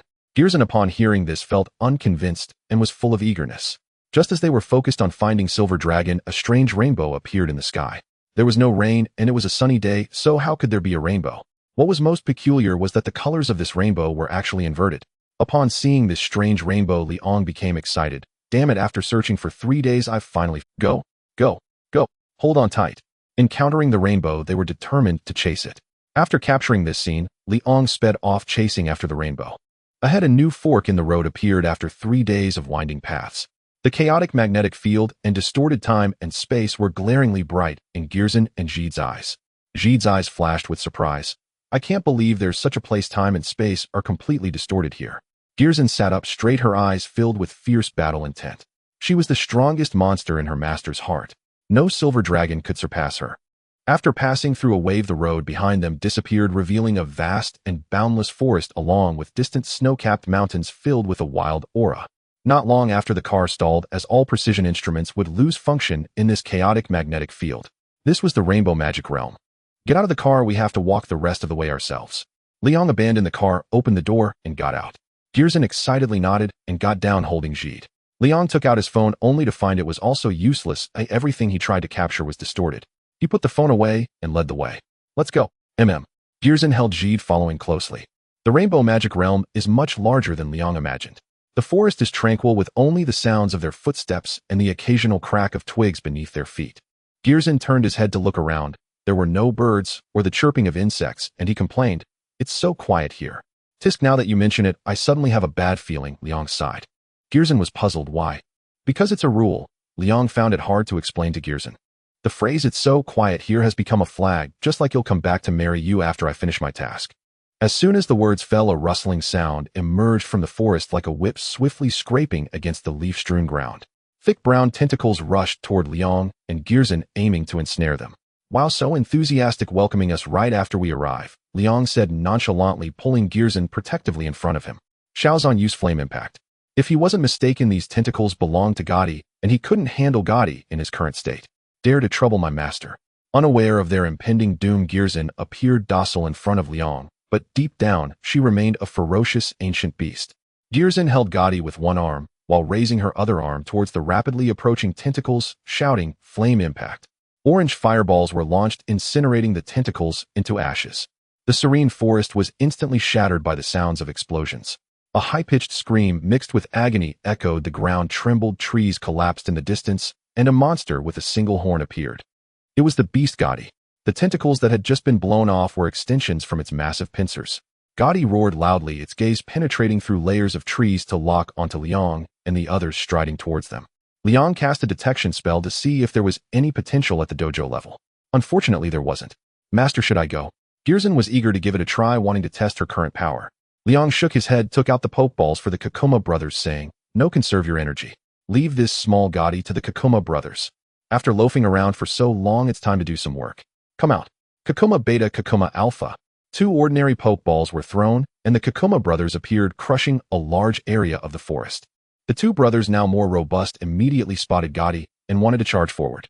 Liang naturally wouldn't let them tear it apart like wild beasts, commanding Kakuma Alpha use Petrifying Ray to attack Gotti. Kakuma Beta delay 3 seconds before using Petrifying Ray target Gotti's chest. Both brothers had a favorability level above 30, and with Liang being their provider, they showed no resistance to his commands. Kakuma Alpha gathered blue energy at its horn and fired a Petrifying Ray at Gotti. Sensing danger, Gotti's horn flashed with an orange light, and a destructive beam was unleashed. The two beams collided rapidly, their energies canceling each other out. However, upon closer inspection, it was clear that Gotti had the upper hand, gradually pushing back Kakuma Alpha's Petrifying Ray. But Kakuma Alpha was not fighting alone. A cerulean light tore through the air, accurately hitting Gotti. Where the light struck, a grayish-white color quickly appeared and rapidly spread around its body. Gotti let out a wail. The destructive beam was interrupted, and Kakuma Alpha's Petrifying Ray faced no further obstruction, hitting Gotti squarely. The petrification speed suddenly accelerated, and soon a statue of Gotti appeared in the forest. The Kakuma brothers, having resolved the enemy, let out excited roars as they charged forward, smashing the Gotti statue into pieces before feasting on it. At that moment, Gotti's cries rang out, and a large area of forest collapsed. 1 head, 2 heads, 3 heads. A total of 6 Gotti emerged. Liang couldn't help but raise an eyebrow, surprised. Did we poke the Gotti's nest? However, thinking about Gotti's terrifying reproductive rate, he no longer found it strange. The newly appeared 6 Gotti were not as strong as the first, only possessing ordinary strength. The 6 Gotti waved their tentacles, surrounding the Kakuma brothers. Master. Girzin, who could no longer hold back, looked at Liang with fiery eyes, as if she had the words, "I want to take action," written on her face. Liang rubbed Girzin's fiery red hair, then took Gotti, saying, "Go on, consider it a warm-up before the match. I love my master the most." Girzin cheerfully kissed Liang's cheek, and then transformed into a streak of fiery light, flying towards the battlefield. The Kakuma brothers, who were indulging in their feast, immediately stopped eating and let out deep warning roars at the Kakuma tribe is not a combat-oriented race, so they are not necessarily a match for these ferocious descendants of the cosmic monsters. Bang! Girzin's golden-eared mountain-like heavy body thudded down, causing the ground to tremble in jubilation. The moment Girzin appeared, the sun in the sky became much brighter. The scarlet pulsation surged. Seeing the big sister arrive, the Kakuma brothers immediately perked up, showing their teeth and claws at the 6 Gotti. The 6 Gotti that approached halted in their tracks, their eyes revealing shades of fear. This Girzin emitted a terrifying aura. Girzin paid no mind to their feelings, letting out an excited roar as her entire body ignited in orange-eared flames. Then Girzin dashed forward like a small sun barreling through. The Gotti, frightened, scattered in all directions, but it was too late. Flame impact. Bang! A massive explosion erupted in the middle of the forest. A strong storm slammed against the transparent barrier, and countless trees fell outward in a radiating manner. Amidst the flames, Girzin's imposing figure slowly walked out, effortlessly taking down 4 Gotti. Liang watched with excitement. Xiao Zhan is this strong now. Truly, she had transformed after evolving. The remaining 2 Gotti fled in terror. Thud! Thud! Heavy footsteps echoed from outside the barrier as a silver beast with ram-like horns appeared, its pupilless eyes locked onto the fleeing Gotti. Liang didn't expect such good luck. Shortly after arriving, he encountered the silver dragon Hilbagong. Not seeing the transparent barrier, Hilbagong crashed straight into it. With a crack, the transparent barrier that caused headaches for the victory team was riddled with cracks. Hilbagong slapped again, producing a crisp sound like shattering glass, and the transparent screen created by Gotti shattered into pieces. With the obstacle gone, Hilbagong charged towards Gotti like a heavily armored tank. Seeing this, Liang retrieved the Kakuma brothers and commanded, "Xiao Zhan, first clear out the troublesome ones. Use flame impact." Understanding her master's intent, Girzin turned her gaze to the other fleeing Gotti, and orange-eared flames gathered at her mouth and shot out. A Gotti fleeing with its back turned was instantly blown to pieces by the flame impact. Meanwhile, Hilbagong successfully caught up with another Gotti. Seeing the master of the Rainbow Magic Realm, Gotti's flailing tentacles felt like mere tickles against Hilbagong. Hilbagong directly used its brute strength to tear off Gotti's tentacles, killing it outright. In an instant, only 2 overlords remained in the forest. Ignoring the system's success notification, Liang looked at the rough data provided by the detection technique, revealing an expression of excitement. He was not mistaken. The silver dragon Zirbagong in the Rainbow Magic Realm truly possessed gym-level potential, and its strength had already reached its peak. In the past, facing those monsters, Golza could never fully unleash his capabilities. Now the silver dragon Zirbagong was an excellent sharpening stone. Xiaozan, go for it, use flame bombardment. Flame bombardment is the term Li Ong used to differentiate between the two modes of flame impact akin to Tara's Ultra Bomb. He was eager to see if the dragon's defense was truly as formidable as reputed. Golza let out a battle roar as she sensed a dangerous aura emanating from Zirbagong, the golden-red veins on her body glowing and radiating intense heat. The sunlight was absorbed as golden-red flames roared into existence. This strike was far more perilous than the previous explosive impact. Wherever Golza passed, a path of crystallized flames was left behind, charging towards Zirbagong. The overwhelming presence and moving object instantly drew Zirbagong's attention to Golza. Without fear, Zirbagong also let out a roar, its heavy body charging forward like a mountain. Liang's pupils contracted. Gade, get out of here. Gade responded with a bark, transforming into golden light to carry Liang away from the scene. In the next moment, two colossal creatures collided like a meteor striking the earth. Boom. The powerful shockwave instantly reduced everything within a 3-kilometer radius to dust, and the soil deformed and expanded outward like rubber. On a mountain 10 kilometers away, Liang, brought here by Gade, could still feel the fierce storm sweeping past. So powerful. This was Liang's first time witnessing gym-level combat power unleashed to its fullest, his eyes filled with awe, as if witnessing a terrain-reforming machine. Thanks to the enhanced vision from the super rookie, he could clearly see the battlefield situation. Relying solely on its physical strength, Zirbagong suffered a setback in this clash. Its mountain-like silver body toppled to the ground. Golza looked down at Zirbagong, roaring in triumph. As a being at the top of the food chain in the Rainbow Magic Realm, Zirbagong had never been toppled like this.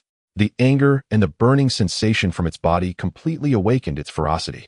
Zirbagong shook its massive head and quickly stood up. The previous impact was nothing to it, merely a lie. Indeed, it is a silver dragon. Seeing Zirbagong stand up and scathe, Liang waved his hand. Golza used Binding Beam. The newly acquired skill was fully tested on Zirbagong. Such a sturdy blood cow was hard to come by. Upon hearing the command, Golza's arms were enveloped in spirals of golden-red energy, and then she thrust her claws forward, shooting out the golden-red energy coils. The reckless Zirbagong showed no intention of dodging. In its world, it was always other monsters that avoided. The charging Zirbagong was tightly ensnared by the Binding Beam. Seizing this opportunity, Golza charged forward, claws at the ready. Zirbagong's arm muscles unleashed terrifying power, a force of 3 million horsepower, bursting forth, instantly breaking the Binding Beam. Then Zirbagong twisted its body, its long and sturdy tail whipping towards Golza like a venomous serpent. For an ordinary monster, this would undoubtedly catch them off guard.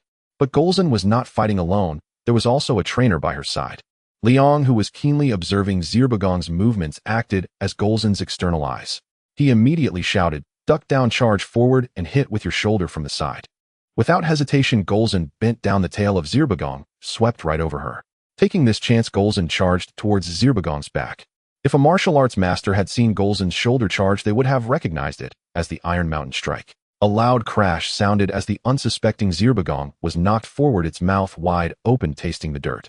Golza took advantage of the momentum and pinned herself on Zirbagong, her claws wildly striking at its silver skin. Even though Zirbagong's defense was robust, facing the claw strikes from Golza, which was equal or even superior to it, waves of tearing pain surged through. That's it. Liang had no intention of letting Golza hold back. Without a Master Ball, his only chance to capture Zirbagong was to thoroughly subdue it with a regular Pokeball. It wasn't that he didn't want to buy a Master Ball, but it required 10,000 points, 10 times that of a regular Pokeball. Such an exorbitant price was beyond his means. Zirbagong unleashed its monstrous strength, abruptly lifting Golza off its back. The enraged Zirbagong mimicked Golza's stance, curling its claws and striking down fiercely. Use Flame Shield. Golza thrust her claws forward and a crimson energy shield appeared. With a crack, Zirbagong's claws shattered the shield and landed on Golza. Sparks flew as Golza let out a painful roar while swinging her claws to block Zirbagong's subsequent. With a bang, Golza's arm was pressed down against her chest, and with a fierce swipe, she was forced to retreat. Zirbagong roared and continued its pursuit. In terms of strength, even the evolved Golza was no match for Zirbagong. Liang understood that he could not engage Zirbagong in close combat. Its monstrous strength made it a melee killer. He calmly commanded, shouting, "Xiaozan, use Flame Impact to drive Zirbagong back." Golza's golden-red patterns glowed, and she launched fireballs from her mouth, striking Zirbagong heated. The blazing flames enveloped Zirbagong's upper body, and the explosive force caused it to stagger backward. Zirbagong roared in fury and retaliated with a tail swipe. Xiaozan dodged, then continued using Flame Impact. Golza adeptly evaded Zirbagong's tail strike, continuously gathering flames in her mouth and firing off golden-red fireballs. Boom, boom, boom. In an instant, Zirbagong was engulfed in a sea of flames. Even with its tough hide, it was in agony under such high temperatures. The frantic Zirbagong charged through Golza's flame impact, its thick blood appearing fearsome. The other monsters in the rainbow magic realm trembled in fear. The battle between the two supreme beings had made these weaklings retreat in terror. The once lush forest now lay bare, scorched earth as far as the eye could see. This Hilbagong has an astonishingly high health bar. Leon couldn't help but curse. Seeing this, he realized that if he didn't employ some ruthless tactics, this battle would turn into a protracted struggle. Prolonged battles were not Golza's forte. Xiaozan used enhanced sonic wave beam. Golza was now unleashing his true power, his eyes filled with brutality as he focused on Hilbagong. The golden red energy rapidly coalesced, illuminating the patterns on his body. The surrounding air suddenly boiled. The terrifying heat distorted the air as if the very space were about to be seared open. With the augmentation of the scarlet pulsation, Golza's attack power was already increased by 30%, and if he also used the effect of the life orb.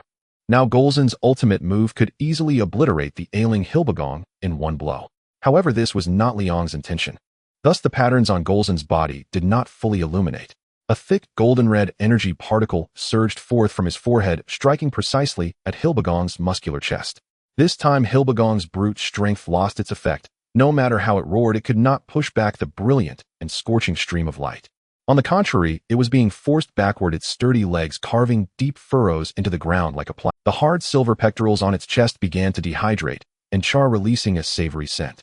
Golza thrust forward. The golden red light stream instantly thickened, resulting in a massive explosion. The terrifying explosion reshaped the terrain, a mushroom cloud rising into the sky. This time Hilbagong should be unable to withstand it. Liang murmured, his eyes fixed on Hilbagong, covered by the explosion. Now he found himself somewhat worried that Hilbagong might not survive. As the smoke of the explosion cleared, there was not a single good spot left on Hilbagong's silver skin, and it lay steaming in the large crater created by the blast. As the victor, Golza let out a triumphant roar and strode toward Hilbagong, delivering a kick to see if it was truly incapacitated or merely pretending to be dead. Although Liang felt that Hilbagong, with its walnut-sized brain, should not be clever enough to feign death. Still, for safety's sake, he could not afford to be careless. Like Dagu, who had suffered countless hardships due to his carelessness. Most importantly, he had yet to hear the system's defeat notification. Hilbagong rolled over twice from the kick, letting out only weak growls, barely able to lift its arms. It was only then that the system's voice finally sounded. Defeated the Pokémon Silver Dragon, Hilbagong, earning 5,000 mall points. Congratulations, host, for successfully challenging the Evergreen Gym, earning a green badge. What the hell? The first defeat notification seemed normal, but when Liang heard the subsequent message, he was utterly confused. Wait, Xiaolon, did you glitch again? When did I successfully challenge the gym? Please be mindful of your words, ho. However, this system cannot help but marvel at the host's good fortune. You did not encounter the Evergreen Gym leader Sakaki, but merely a Pokemon spirit left behind. What does this even mean? Liang found that he could hardly keep up with the system's logic. Meanwhile, he pondered why the system considered this place to be the Evergreen Gym. Could it be because this is a forest? No, it should also relate to Hilbagong. Is it because Hilbagong is the master of this place? Liang was unsure, but if his conjecture was correct, then completing Main Quest 2 was not impossible. He decided not to think further and would attempt it after leaving the Rainbow Magic Realm. Right now he had more important matters. Xiaozan, hold Hilbagong down. Gady, take me over there. Golza's massive body sat atop Hilbagong, preventing the severely injured creature from even managing to roll over. Golden light surged and Gady brought Liang to within 100 meters of Hilbagong. My fifth monster shall be you, Silver Dragon Hilbagong. Liang took a step back and threw an empty, ordinary Pokeball at Hilbagong, striking its body. With its consciousness already hazy, Hilbagong had no will to resist and was smoothly captured inside the Pokeball. Congratulations, host, for capturing the Pokemon Silver Dragon Hilbagong.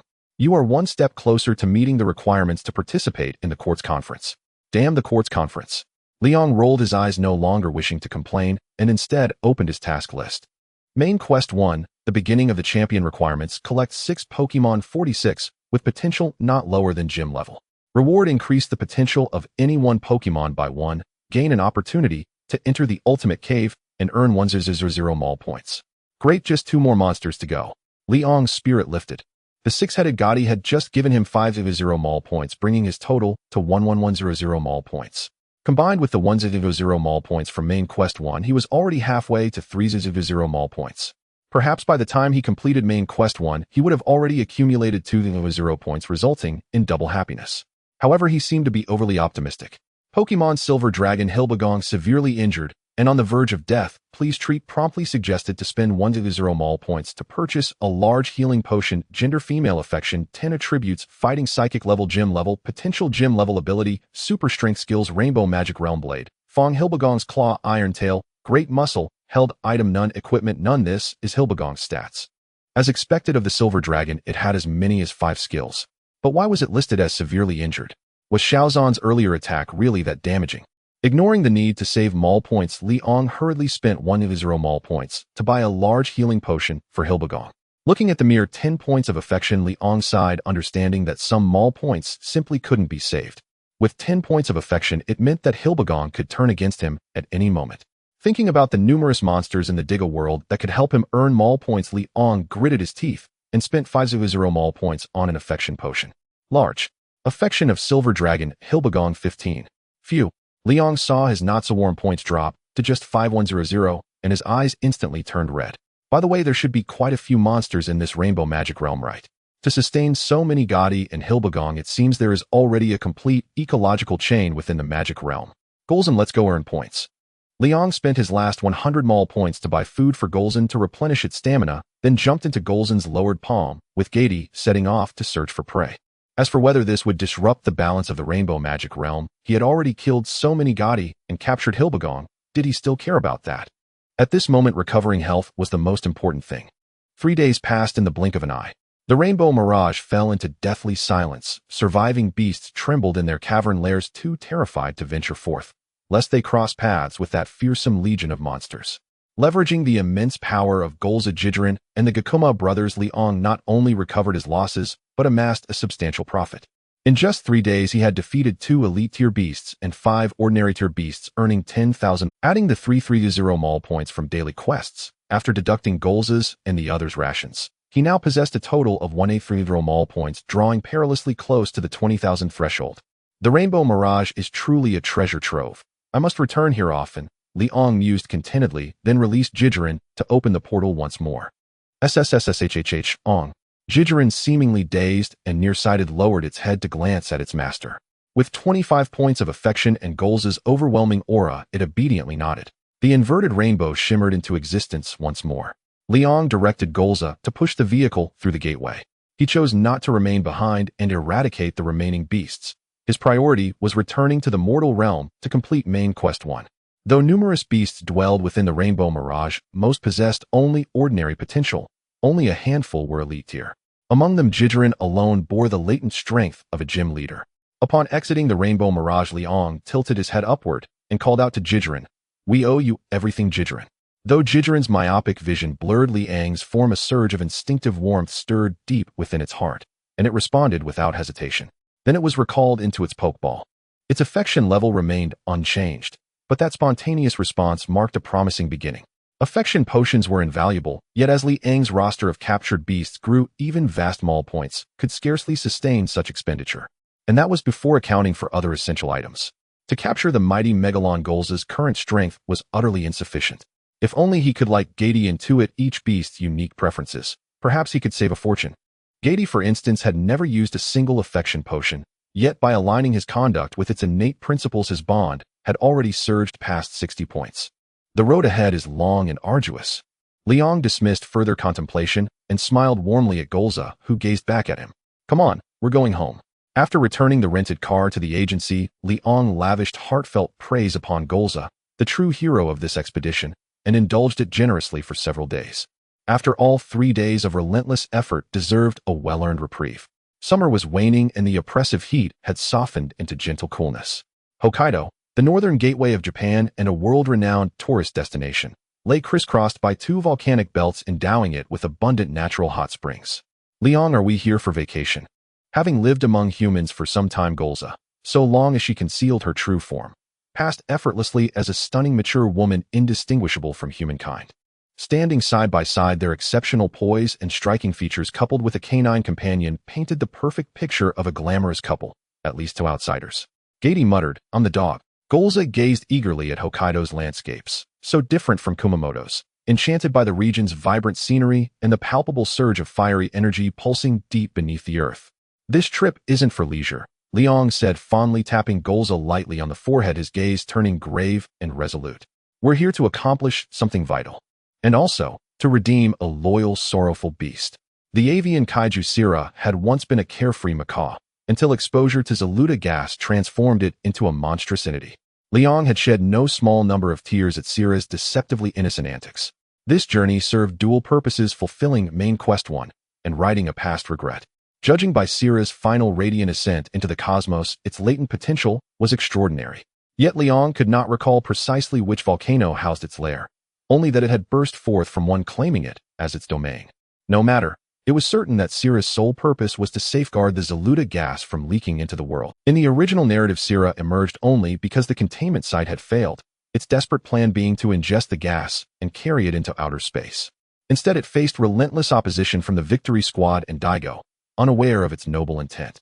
Humanity, truly a species both beloved and exasperating. Soothingly stroking her master's hand, Golza's eyes fluttered half-closed in bliss as she asked curiously, "Oh, so where do we go now?" "To the Zaluta Center, the facility housing the gas." Liang fixed his gaze toward a distant point. This location was his best deduction drawn from fragmented data scoured across the internet. Operation Infiltrate the Zaluta Center, commencing now. How delightfully thrilling. I'm absolutely electrified. A spark of exhilaration blazed in Golza's eyes. Having learned of the Zaluta gas's catastrophic hazards, Gady offered no resistance to Liang's mission. The Zaluta gas repository lay sequestered in a remote mountainous region, though given the substance's sheer destructive power, that distance amounted to little more than wishful thinking. Yet it remained intact, not out of strategic necessity, but due to the stubborn sentimentality of aging hardliners from the former Defense Force era. The mountain stood hushed and serene, until abruptly a chain. Yet it remained intact, not out of strategic necessity, but due to the stubborn sentimentality of aging hardliners from the former Defense Force era. The mountain stood hushed and serene, until abruptly a chain-link fence barred their path, bearing a stark sign, "Military Zone." A surveillance camera trained its lens upon them from nearby. "Looks like your infiltration plan has already failed," Gady observed, dryly projecting the thought telepathically with wry amusement. Dressed now in tactical gear, Liang stooped, picked up a smooth stone, and let a faint knowing smile play across his lips. "No. Operation Infiltration has just begun." Thud. The stone struck true, shattering the camera lens. Meanwhile, Golza's appearance shifted dramatically. Striding forward with unapologetic confidence, she tore the fence apart with bare hands. "You call that infiltration?" Gady's jaw twitched, utterly baffled by Liang's logic. "My apologies, I misspoke. This is openly declared infiltration." Cradling Gady in his arms and guiding Golza beside him, Liang strolled calmly past the ruined barrier toward the Zaluta Center. Within moments, the facility's security team detected the disabled camera and soon identified the intruders: 2 humans and a dog. Another pair of reckless lovers has breached the southwest perimeter, likely seeking thrills. Dispatch a security squad for immediate apprehension. Security Division acknowledges. Every year brought scores of thrill seekers, and occasionally spies. Yet the Zaluta gas remained perfectly preserved, untouched. Until, suddenly, the dispatched security squad went silent. 2 humans and 1 dog advanced with terrifying speed and precision. Only then did the Zaluta Center realize the gravity of the breach. The air shattered with the shriek of alarm sirens. Simultaneously, news of the unauthorized incursion reached TPC Director Sakuragi Soichiro. The situation had escalated beyond control. Crossing the barbed wire, there were numerous cameras along the way. Liang chose not to destroy them, but rather to make it clear to the people at the Zaluta Center that they were under invasion. If the situation was not escalated, how could they attract Zyla's attention to bring her here? This was the quickest way. Liang did not have the spare time to search for every volcano in Hokkaido one by one. "Do not move, raise your hands. Your actions have already violated military law." An off-road vehicle emerged from the mountains, and the individuals on it were the security forces dispatched by the Zaluta Center. Liang smiled slightly. "Shaozan, it's time to work." "Leave it to me." Gu Erzin grinned, and in the next moment, she had vanished from sight. It was not teleportation, but her speed was simply too fast. In the blink of an eye, she covered a distance of several meters. "Nanny." The 5 security personnel were taken aback, immediately reaching for their guns as the woman before them was anything but human. Gu Erzin's speed was even quicker, knocking each of them out with a single punch. Seconds. Liang carried Gady to the front of the off-road vehicle, nodded in satisfaction. "I didn't expect the other party to be quite nice, knowing we were tired from walking, and specially coming to deliver the vehicle." After dragging all the security personnel out of the vehicle, Liang took over the military vehicle and drove towards the Zaluta Center. "I am a good person. I hope the victory team doesn't misunderstand." Then Go Erzin in the passenger seat, and Gady saw Li Ong driving with one hand while using the other to throw a pokeball, as if tossing a grenade. With a flash, a brilliant light shot out, and the massive body of the silver dragon Hilbegon appeared at the outskirts of the Zirda Center. Go Hilbegon take a stroll, and lure Shila out. At the moment the monster appeared, Director Zhe Jing could no longer hold back, and immediately ordered the victory team. A monster and trainer have appeared at the Zirda Center. The victory team must mobilize immediately. No matter what, we must drive the trainer and monster away. Why did a trainer usually friendly to humans suddenly appear at the Zirda Center? Director Zhe Jing was baffled. However, one thing he knew was that if the Zirda gas leaked, Hokkaido would be doomed and countless lives would be lost, leading to devastation. Receiving the order, Zhu Jian Hui noticed for the first time how serious Director Zhe Jing looked. What kind of place was the Zirda Center? She wasn't quite sure, as she only knew it was a relic from the old Defense Forces period. Realizing the urgency, she immediately issued battle orders. A monster has appeared in Hokkaido, possibly related to a trainer. Deputy Captain Zhong Fangyu and Lina and member Zhu Wei pilot machine No. 2 to stop the monster and ensure it is driven away from the Zirda Center. Dagu and Xian Chengyu will pilot machine No. 1 to apprehend the trainer, making sure to prevent him from approaching the Zirda Center. A trainer? That guy said he had no hostile intentions. How infuriating. Xian Cheng felt deceived. Dagu sensed something was off and asked, what kind of place is the Zirda Center? Why is the director so anxious about it? I'm not sure either. You guys set off immediately. Zhu Jian Hui shook her head. Yes. Zhong Fang and the others had no choice but to comply, heading to the hangar to pilot the Victory Swallow for an attack. On the other side at the Zirda Center, Li Ong stopped after driving a short distance. Further ahead, he would encounter the guard forces. His purpose was not to start a battle. This position was just fine. Hilbegon wandered outside and the weapons of the guard forces barely tickled its skin. In Hokkaido at the Roga Mountain volcano, this was an active volcano. Inside the volcano, a pair of bright eyes flickered to life amidst the boiling magma. That place had a monster. A hoarse cry drowned out the sound of the bubbling magma, and a pair of wings seemingly singed and tattered spread wide as an ugly monster bird flew out of the volcano. It was none other than the monster bird Shila. Destination, the Zirda Center. In the tourist town near Roga Mountain, everyone felt a powerful wind pressure howling towards them. Looking up, they saw a terrifyingly huge monster bird diving past. Monster. It's a monster. The moment such a massive flying object appeared, alarms blared sharply. The situation was quickly reported to Director Zhe Jing. A monster has flown out of Roga Mountain, and its flight direction is also towards the Zirda Center. Damn it, what do the trainer and these monsters want? With the Earth Defense Forces already disbanded, the only ones currently capable of combating the monsters in Japan were the Victory Team. Director Zhe Jing quickly inquired about the trainer's status and learned that the trainer had stopped moving and was no longer advancing towards the Zirda gas storage room. He thought, quickly realizing he could only gamble that the trainer truly bore no malice towards humanity. Otherwise, what appeared at the Zirda Center would not be a strange monster, but a legion of the trainer's monsters. As long as the trainer does not move towards the Zirda storage room, you all remain on standby and focus on preventing the monster's invasion. Yes, Director. After hanging up the communication with the Zirda Center, Director Zhe Jing could not afford to pause for a moment and immediately contacted Captain Zhu Jianhui. He was racing against time. In a race against life and death. The battle plan has changed, Captain Zhu Jianhui. A monster has run out of Roga Mountain. You must have Dagu and Xian Cheng pilot the Victory Swallow No. 1 to intercept it, ensuring that monster changes course. Receiving the new battle order, Zhu Jian Hui immediately arranged it. But at the same time, her confusion reached a peak, and she decided to meet with Director Zhe Jing. What exactly was inside that Zirda Center? However, when Jumian Hui arrived at the director's office, she found that Director Zhe Jing was not there. She inquired with the assistant and learned that Director Zhe Jing had gone to the police department's command center. What could possibly have caused Director Zhe Jing to personally command? Jumian Hui sensed that the situation was far more serious than she had imagined and immediately rushed to the police department's command center. What's going on today? 2 monsters appeared at the same time, and their target seems to be the Zirda Center. Even the usually carefree Xinsheng felt something was amiss, let alone the others. Munez interrupted Xinsheng on the team channel. Xinsheng Daga, stop complaining. The director has given you a strict order to intercept the monsters heading toward the Rojuo Mountain. Understood, Deputy Captain. Daegu and Xinsheng dared not discuss further and drove Machine No. 1 at full speed to intercept. The monsters flying from Rojuo Mountain were incredibly fast, reaching speeds of 1,500 km per hour, and their speed was still increasing. Machine No. 1 of the Victory Swallow quickly exceeded Mach 3, needing to intercept the volcanic monster before it reached the Zirda Center. Meanwhile, the task of Machine No. Two of the Victory Swallow was even heavier as another monster had already appeared outside the Zerda Center, and artillery weapons were completely ineffective against it, posing an imminent threat to the Zerda Center. Director Captain Jumian Hui rushed into the police department's command center, pushing open the heavy door and finding the atmosphere inside tense. In addition to Director Zijing, Advisor Nambera and Director Yoshioka were also present. Upon learning that the Zerda Center had become a target, Director Yoshioka was in a very bad mood, and seeing the captain of the victory team he disliked, he immediately snapped, "Captain Jumian Hui, why are you here instead of commanding in the victory team's command room?" Jumian Hui was not afraid. Instead, she said earnestly, "I am here to seek an answer.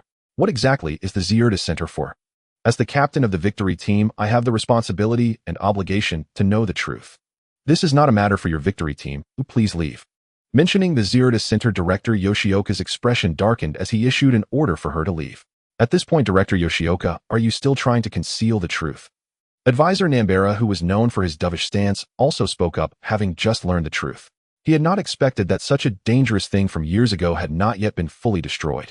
Director Zijing also realized that the matter regarding the Zerda Center could no longer be concealed.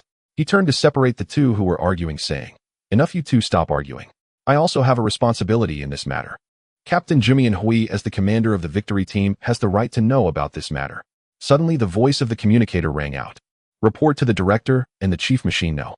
One of the Victory Swallow is less than 30,000 meters from the monster, expected to enter the line of sight in 15 seconds. Upon hearing this, Director Zijing could no longer discuss the Zerda gas issue with Captain Jumian Hui and immediately said, "Connect to the communication channel of Machine No. 1. Inside Machine No. 1, Xinxing shouted to Daegu, "We can't engage the monster heat-in, we need to go around to its back." Just as Daegu was preparing to take action, the communicator's screen flickered with static before revealing the figure of Director Zijing, his voice urgent. "Do not attack from behind. Attack from the front. We must change the monster's flight path." Director Zijing's words undoubtedly meant that Xinxing and Daegu had to risk their lives. Machine No. 1, Machine No. 2, and Jimmy and Hui were all shocked. Why would Director Zijing issue such a strange order? With no time left to explain, Director Zijing once again emphasized, "You must attack from the front and change the monster's flight path. This is an emergency order." Daegu. Inside Machine No. 2, Lena's heart tightened, worrying about Daegu. Jumi and Hui, feeling a bit agitated, stepped forward to question, "Director, why did you issue such a combat order?" Director Zijing also understood that this order would put Daegu and Xinxiang in great danger, but the situation was urgent, and he had no other choice. At that moment, Director Yoshioka stepped forward, saying, "Let me explain the situation. Inside the Zerda Center, there is a highly dangerous substance known as Zerda gas. This is also a military secret of the old defense forces. When the defense forces were disbanded, we chose not to destroy it, but to seal it away. If the Zerda gas were to leak and come into contact with air due to an attack from the monster based on the equivalent sealed in the Zerda Center, 1/10 of Japan's territory would be scorched to barren land. 1/10 of Japan's territory equals 378,000 square kilometers. At that time, the death toll would be in the millions." All of Jumi and Hu's confusion was understood in the face of this enormous number. Machine No. 1 of the Victory Swallow could not retreat. They couldn't afford to take that risk. The communication was still open, and all members of the victory team learned this terrifying truth.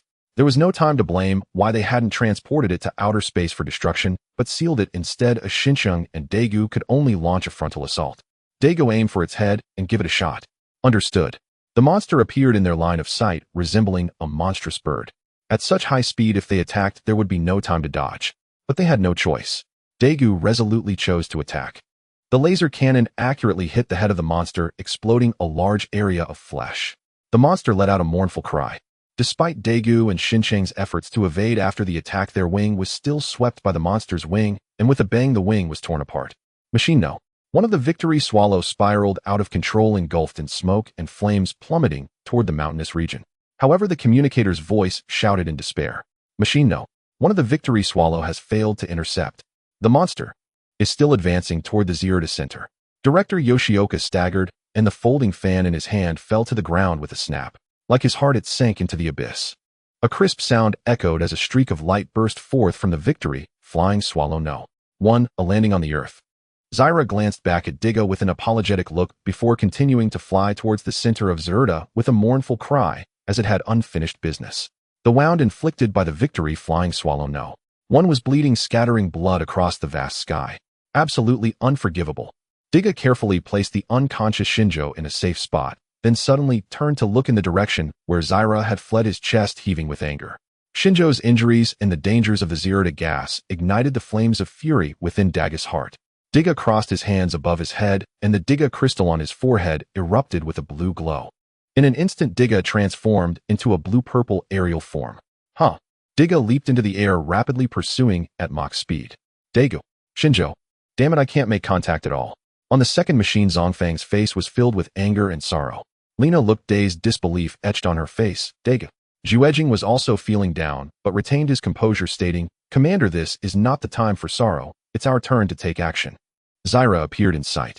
What puzzled Juejing was why this beast did not attack the Zero Center, but seemed to be deliberately provoking the situation. Zongfang suppressed his sorrow, pouring all his anger onto the beast before him without any hesitation. Attack. Yes, Commander. Lina shot a hateful glare at Zyra, and the second machine immediately fired an angry laser. The laser struck Zyra, exploding into a shower of sparks. Hiss. Feeling a twinge of pain, Zyra swung its fist at the second machine, moving towards the sky. The protagonists are almost all here. Liang hung up the phone and looked at the arriving victory flying swallow. No. 2. In Liang's arms, Gady tilted his head, recalling the earlier phone call, and asked in confusion, Liang, this isn't like you. Why are you helping him when he didn't pay you? Gorzin, who was nearby, also looked at his owner curiously.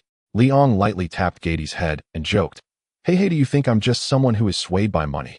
Gady rolled his eyes, seemingly saying, Aren't you? Gorzin nodded in agreement. Alright, I didn't expect that I had hidden it so well, yet you saw right through me.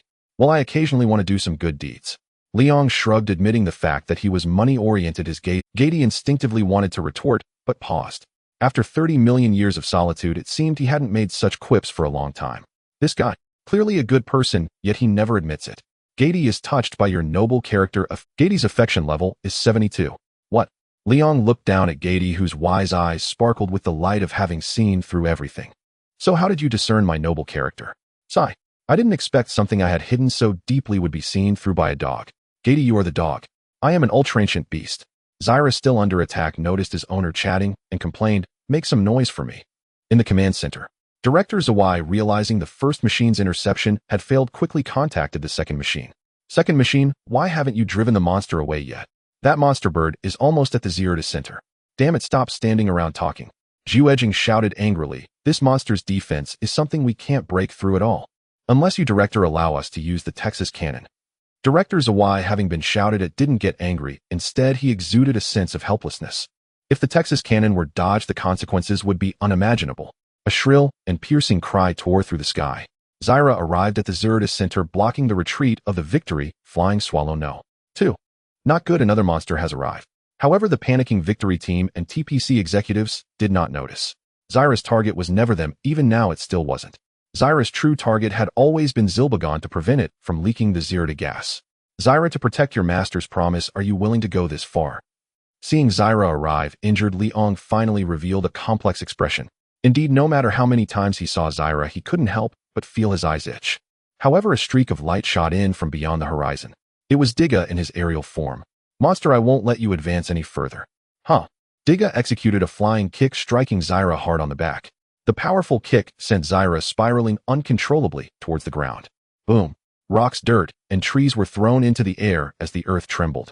Zyra coughed out blood from the corner of its mouth, but desperately flapped its wings, trying to stand up, wanting to stop Zilbagon. Great. Diga. Well done. Very good, Diga. Lina, Juejing, and Zongfang on the victory flying swallow. No. 2 showed great joy. Diga had arrived. Diga landed handsomely, then looked at the 2 monsters, unsure of which one to deal with first. Tisk. Suddenly, I really want to hit Daegu. If it were in the past, Liang would have definitely rated Daga's flying kick a perfect score. But now he just wanted to hit Daegu. Xiaozan, today, I'll fulfill your wish. Go. Give Diga a good beating. Gorzin, who was looking at Diga with ill intent, thought he had misheard until he saw his owner's displeased face, then happily responded loudly. Master, leave this to me. I will not hold back. Diga, determined to deal with the monster bird first, suddenly had an ominous premonition. The next second, flame impact. A barrage of orange fireballs whistled in from the direction of Zirda, hitting Diga's unguarded back with precision. Diga let out a cry of pain, collapsing to one knee on the ground.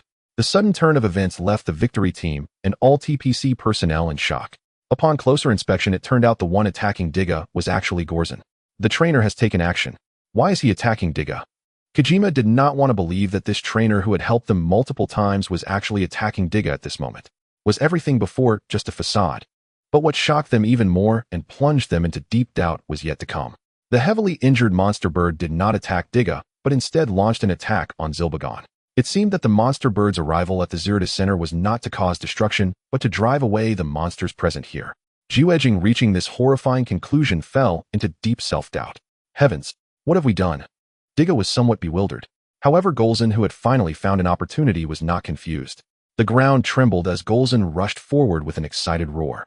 Tiga immediately set aside the strange bird and quickly stood up to confront Golza. Golza, with its sharp claws, struck down seriously, carrying out its master's orders. When it comes to beating, just beat. Huh, demon, this is your day? Tiga instinctively raised one hand to block, while seizing the chance to counterattack. However, Golza's attacks were far heavier than he had imagined, startling him into pushing forward with his other hand. As a result, both hands could not withstand Golza's assault, and he was struck in the chest. Sparks flew as Tiga was forced to retreat repeatedly. Golza quickly closed the distance, its sharp claws striking down continuously, causing Tiga to falter step by step. Tiga never expected that this Golza would be so formidable now. After dodging an attack, Tiga quickly crossed his hands above his head, and red light erupted. Whoosh! In an instant, the blue-purple body transformed into red, entering a powerful form. At this moment, Tiga regained his confidence and decided to charge forward with a punch. Seeing the red, Tiga Golza recalled the moment it had once feared and dug a hole to escape, furious and using 70% of its strength. With a slap, Tiga, lost in the illusion of power, instantly snapped back to reality. Until then, the timer on Tiga's chest lit up with a red alert. Ding dong, ding dong, ding dong. Golza, stop. Just as Machine No. 2 was about to change its mind to assist Tiga, they heard the trainer's voice. Golza, having released its pent-up frustration, obediently ceased its attack. Meanwhile, on the other side, Shurbagan and Sira did not attack each other. Shurbagan followed its owner's command and helped Sira up. Leon's presence under the watchful eyes of the victory team prompted everyone to wonder what he intended to do.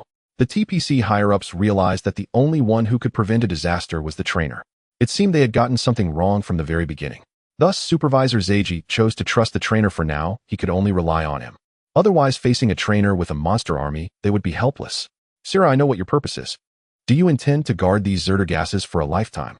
Leon looked at Sira, who was still retching, and shouted. Sira stopped its movements, sensing that the monster supporting it meant no harm, and then looked at the human who was shouting at it, emitting a mournful sound. It seemed to say that it could not allow the Zerder gases to leak any longer.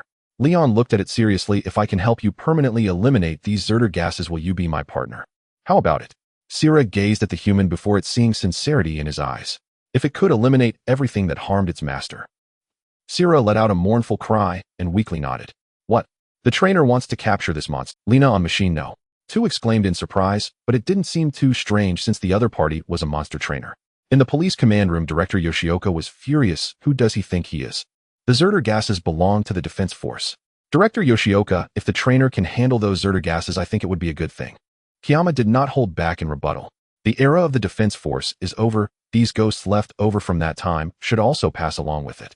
Do you want to experience something like today a second time?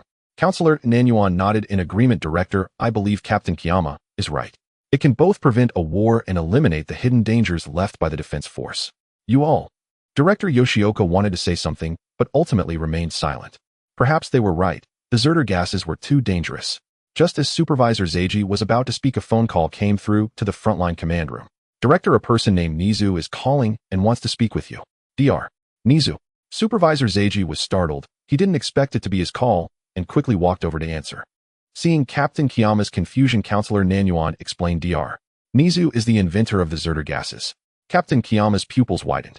Supervisor Zeiji, this is Nizu. I implore you not to attack Sira any longer. Cough cough, it returned for my daughter. Upon receiving that call, Dr. Nizu saw the strange bird appearing in the news, his tears streaming down his face as he unhesitatingly dialed the phone. Supervisor Zeiji was puzzled, but your daughter died 20 years ago in that accident. Sira is a parrot, my daughter's favorite pet. It was affected by the Zerder gases, which is why it became a monster. It came to the Zerder Center to drive away another monster to prevent the Zerder gases from harming more people. So I implore you to hand the Zerder gases over to that person. In an instant, everyone in the command room was touched. Supervisor Zeiji felt a great relief. Such an outcome might be the best. I understand, Dr. Nizu. The Zerder gases, I will have the people from the Zerder Center hand them over to the trainer.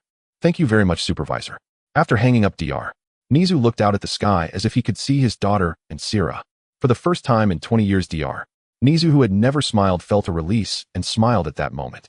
Mommy Sira, wait for me, I will be there soon. Seeing Sira nod, Leon instructed Sherbegin to support Sira, then headed towards the Zerder Center. The already ordered Victory Falcon No. 2 also ceased its attack. Lena said sadly, if we had a way to communicate more with monsters, perhaps many wars that could have been avoided. Zongfang and Kuriai fell silent, thinking of Daiku and Shinjo. Diga also realized his mistake and refrained from making any further attacks. Golza no longer beat Diga, turned around and followed its master's footsteps. The supervisor of the Zerder Center personally went to the storage room, ordering the careful transport of the Zerder gases. They saw 3 monsters approaching, suppressing their instinctive fear to flee. Fortunately, these monsters didn't. Leon saw the Zerder gases they held and stepped forward. You should have received your director's orders, right? Hand over the Zerder gases to me. Understood, this is the Zerder gases. The supervisor, having received orders, hurriedly instructed them to hand over the Zerder gases to the trainer. Sira let out a mournful cry, gently pushed aside Sherbegin, and lowered its head with effort, opening its mouth. Leon took the Zerder gases and placed them in Sira's mouth. As Sira swallowed the Zerder gases, it emitted a bright, clear cry unlike any it had made before, as if it had completed a significant life event. Sira. It felt Mammoth's call and strained its wounded body to spread its wings. It wanted to fly with its master once more. Under the gaze of everyone, the blood-crying Shilla spread its wings and took flight, a faint golden light emanating from its grotesquely burned body and wings. Ding! The current Pokémon is evolving. Liang ignored the system's voice, his gaze fixed firmly on the soaring Shilla. A phantom girl appeared above Shilla, gently calling its name. Shilla responded, its voice becoming crisp and melodious. The warm golden light gradually enveloped Xyla's body, its tattered wings being covered with golden feathers and long tail feathers extended outward, transforming from a broken body into a phoenix. This is a rare spectacle. Bathed in this light, Digia's flickering timer turned into a full state. Originally possessing only ordinary strength and potential, Shilla experienced earth-shattering changes under the observation of the detection technique. Spirit Shinfeng Pokemon Shilla, gender female, affection 70, attributes flying, fire level elite, potential gym level, ability solar power. Most importantly, the affection level surprisingly reached 70 points. Liang displayed a radiant smile, feeling that his efforts were worthwhile. So beautiful, Lena exclaimed in awe, murmuring. After a while, Shilla returned to bid farewell to its master, landing in front of Liang, tilting its head, its bright and warm eyes looking at him. It came to fulfill its promise. Come in, Shilla. Liang smiled and nodded, taking out a blank Pokeball and throwing it toward Shilla. In an instant, Shilla was captured in the ordinary Pokeball. Victory over the Pokemon, the monstrous Shilla, granted 1,000 Mall points. Liang glanced at his current Mall points, which were 26,200. After capturing Shilla, a mental connection was established between him and the bird. Thank you, human. Let's go home together, Shilla. Home. Hearing this familiar word again, Shilla joyfully, home. Liang recalled Golzan and Zilbagong, letting Gaidai teleport him directly away. Seeing the monsters disappear, the trainer also left. Dijia followed closely behind. Witnessing the war finally come to an end, Zongfang, Lina, and Juejing on the Victory Flying Swallow showed no signs of joy. Daegu and Xinqing would never. Commander, come quickly and save us. Commander. Daegu and Xinqing's voices sounded in succession. On the communication screen, Daegu and Xinqing appeared with a mountainous backdrop behind them. Both of them did not look well, yet were smiles. Indeed, there is nothing more joyous than being alive. Daegu, it's great that you're okay. Lina cried while smiling. Xinqing wore a gloomy expression. Hey, Lina, could you show some concern for me too? Xinqing, it's great that you're okay. Juejing happily chimed in. Xinqing immediately shouted, what I want is Lina's concern. Juejing, what are you meddling for? Hearing Xinqing's teasing, Daegu and Lina felt shy, while Zongfang and Juejing burst into laughter. Zongfang said with relief, you two brats, it's really great that you're okay. Let's go pick up Daegu and Xinqing and return to the base together. Understood. This incident finally solidified Supervisor Zhu Wei's resolve. Activate the destruction program for those uncontrollable dangerous materials left from the Defense Forces era. Meanwhile, for the trainers, the TPC high-ups had mixed feelings. Intensify efforts to track down the trainers, they wanted to have a good talk with them. However, their wishes were ultimately a delusion. Liang had no time to discuss politics with a bunch of old geezers. He would rather work with Golzan on breeding tech. Returning to his home in Kumamoto City. This time Golzan felt particularly sentimental. It's not as good outside as it is at home. It's much more comfortable in bed. Liang took out the Pokeball. Just as he was feeling that Golzan had finally grown up, his smile froze, and he punched Golzan on the head. You idiot, is there nothing normal in your head? But master, don't you like it very much? Golza stretched its body, its voluptuous figure, and pink tongue licking its full lips in a provocative manner, gazing at Liang, with heated eyes releasing an incredibly strong signal. With a mature face making such a move, Golza was simply mesmerizing at this moment. Liang's heart skipped a beat. The next second, Golza actually forcefully embraced him and directly brought him into the room, causing the Pokeball to drop to the floor. With a bang, the door closed. Liang was both amused and exasperated, feeling quite the reversal of fortune. He watched as today he revived the family dynamics. The Pokeball that fell to the ground emitted a beam of light, revealing a small Xianfeng parrot, which was Shila. As a being of light, it could shrink and grow like a giant. Shila looked at the tightly closed door, eager to go rescue its master. Gaidai, filled with curiosity, stepped forward to stop it. It's fine, don't worry about them. Hello, I am Gaidai. Having also been a being of light, Gaidai felt a kinship and joy towards Shila. Shila sensed Gaidai's kindness, and so a dog and a bird began to communicate in the living room. From day to night, Liang's plan to revive family dynamics failed. Damn it, he needed to become stronger. Even if Master Li was busy, he had not forgotten his daily tasks. He was still over 7,000 mall points away from reviving the family dynamics. Taking advantage of the time to command them to do their daily tasks, Liang opened Zyla's panel. Spirit Xianfeng Pokemon Shila, gender female, affection 80 attributes, flying, fire level elite, potential gym level ability, solar power skills, Mach Wing, destructive beam, sunlight, heal, carrying item none, equipment none. Now he was only one monster away from completing his main quest 1. And Zyla's skills were surprisingly good, especially when paired with its abilities. Mach Wing allowed Shila to fly within the atmosphere at speeds exceeding 1500 km per hour. Destructive beam possessed the powerful skill to obliterate things down to the molecular level. Sunlight heal, which sounded like a boss ultimate move, was actually a healing skill that cured injuries by concentrating sunlight. Not bad, not bad. It could heal and deal damage. In this way, he had his core goals and main attacker Gaidai and secondary attacker Shila for his Sunny Day team. Now if he could overcome this one weakness, his team would be complete. Tokyo, an international metropolis. Yet many are unaware that the true masters of the city are not merely human. Recently, the number of bats on the streets of Tokyo has surged, causing inconvenience to citizens during their commutes. Urban legends, Tokyo vampires. Dagu, isn't this report quite interesting? In a leisure plaza in Tokyo, Liang sat outside a milk tea shop with Dagu and Lina, enjoying the beautiful moments of their holiday. After the Shira incident, Director Zawi granted the victory team rotating vacation benefits. Dagu and Lina happened to be a pair, but their date seemed to be interrupted by Liang, the superfluous third wheel. Lina, full of resentment, slammed the newspaper in Liang's hand onto the table, saying irritably, "Mr. Liang, do you know that disturbing others' dates might bring down thunder upon you?" Dagu beside her revealed a silly smile upon hearing this. In fact, he also liked Lina, but was too shy. Liang showed no signs of feeling like the uninvited third party. Looking at the furious Lina and the silly smiling Dagu, he shrugged and said, "Lina, wasn't the original intention of forming the victory team to deal with supernatural phenomena and extraterrestrial threats? You'd better have a reasonable explanation."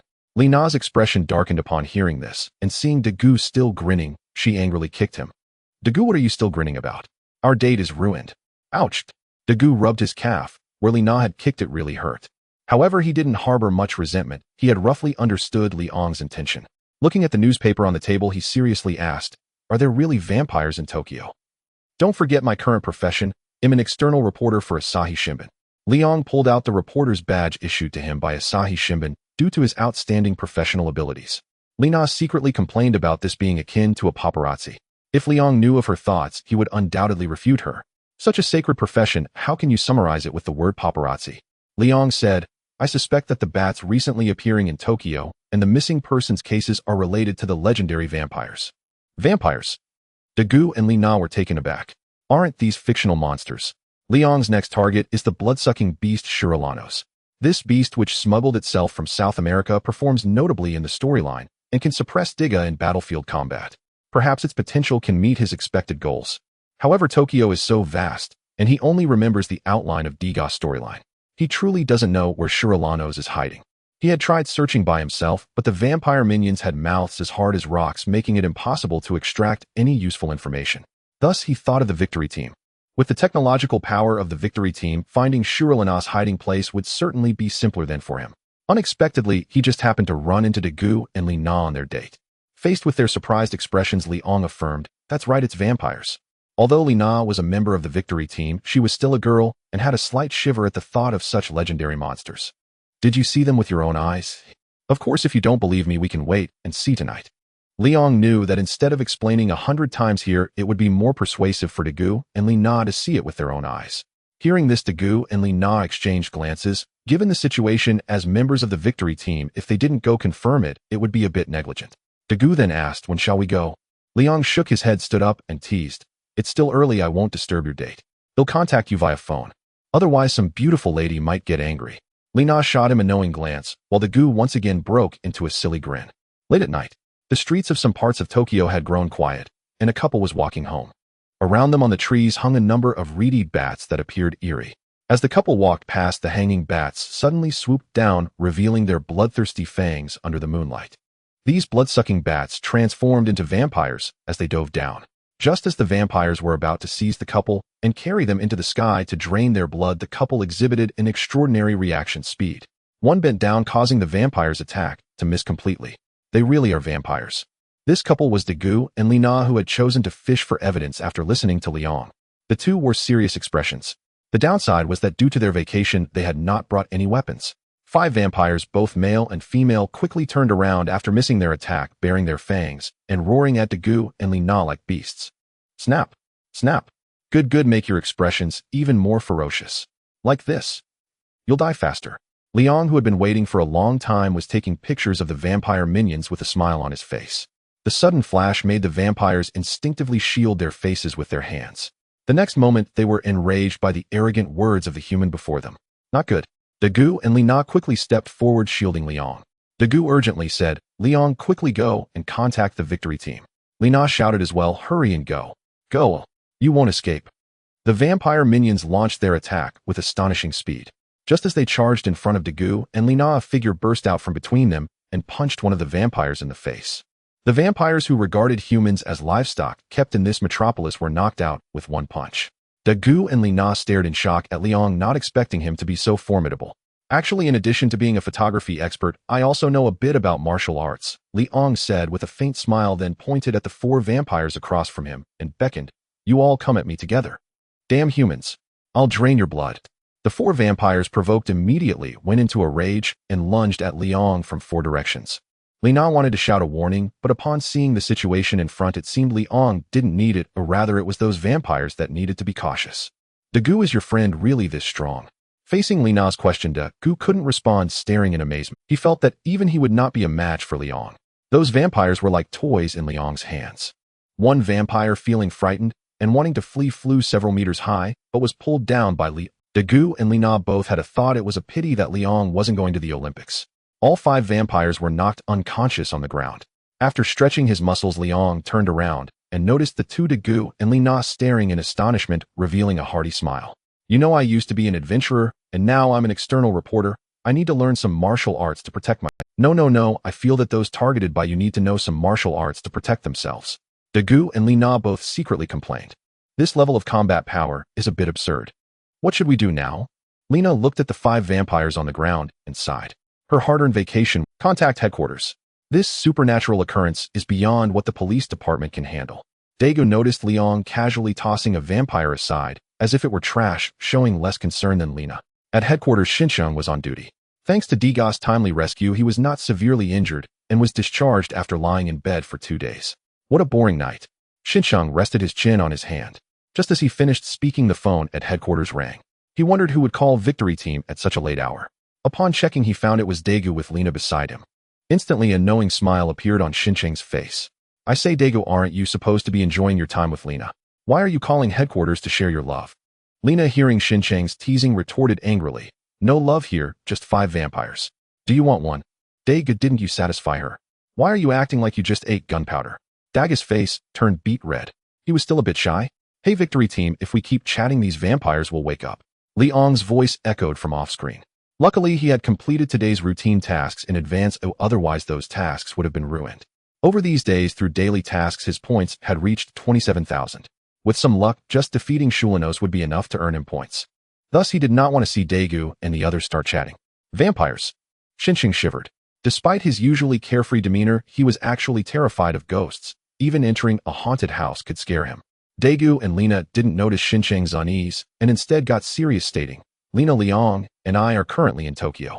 There have been cases of missing persons, and our investigation reveals it's the work of vampires. Right now we've captured 5 vampires, and we request headquarters to send people immediately. Otherwise I fear more people will become victims. Shinshin upon hearing this set aside his fear and realized the seriousness of the situation. Tokyo is a highly populated international metropolis with over 10 million residents. It is also the capital. Understood, he'll contact the captain right away. The sudden news disrupted the calmness of the base. The pyramid-shaped Far East base emerged from the sea off the coast of the peninsula. Soon 2 Victory Swallow aircraft headed towards Tokyo. Daegu, remember to tell your captain that I need the first-hand information when the time comes. This scoop will surely please the chief editor of Asahi News. Seeing that the Victory Swallow had arrived, Leong no longer lingered and spoke to Daegu with a greedy expression. To outsiders he appeared to be a paparazzo rushing for a scoop. Don't worry, Mr. Paparazzi, you've already said that 3 times. Lena put her hands on her hips and scolded Daegu. Daegu nodded with a smile. Leong, rest assured, once we deal with the vampires I will inform you immediately. Leong waved his hand and disappeared around the corner. Waiting for him, there was Golza holding Gady with a small and adorable phoenix parrot perched on his shoulder. You're back, human. When Sheila saw Leong return, she immediately flew over from Golza's shoulder and rubbed her head against his face. Golza glanced at Sheila, pursed his lips, and then asked, Master, what are we going to do next? Let's go. Leong nodded firmly and wrapped his arms around Golza's slender waist, heading towards the hotel they booked. Next we just wait for Victory Team to find Shulinos. Sheila, I'll leave it to you then. Don't worry, human. Golza was already eager. Sheila had work to do. She had her own tasks. How wonderful. This is truly incredible. These vampires. The automatic doors of the Victory Team's command center opened, and Kurai returned from the lab looking astonished. Inside the command center, members of Victory Team, including Kurai and Mickey, had all gathered.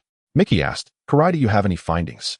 Captain, these vampires appear human on the outside, but internally they are entirely a different species. They are immune to bullets and blades, but fear sunlight. To be precise, they only fear ultraviolet light. Kurai shared the results obtained from experiments conducted on the 5 vampires. Shinshin felt a wave of insecurity upon hearing this and asked, does that mean our current weapons are ineffective against those vampire monsters? They can be injured, but are difficult to kill, Kurai replied, shaking his head. However, I can create specialized weapons targeting the vampires' weaknesses. Captain, I've deduced their main base's location based on the vampires' movements. It's in an old disco hall in the G13 area near the bay. Meanwhile, Uri also accessed the surveillance footage through big data and found the vampires' main base. Great, Captain, when do we take action? Zhongfang clapped his fists together and looked at the captain. Supervisor Zawai, upon learning of the vampires in Tokyo, had ordered the Victory Team to eliminate them as swiftly as possible. Mickey did not answer immediately. Instead, he turned to Kurai and asked, Kurai, when can the weapons to combat the vampires be completed? It just requires modifying the dunk shotgun type 1 to use special ammunition. It will be ready by tomorrow before sunrise. Kurai confidently patted his chest. All right. After sunrise tomorrow, we will engage in combat against the vampires. Mickey immediately issued the combat order.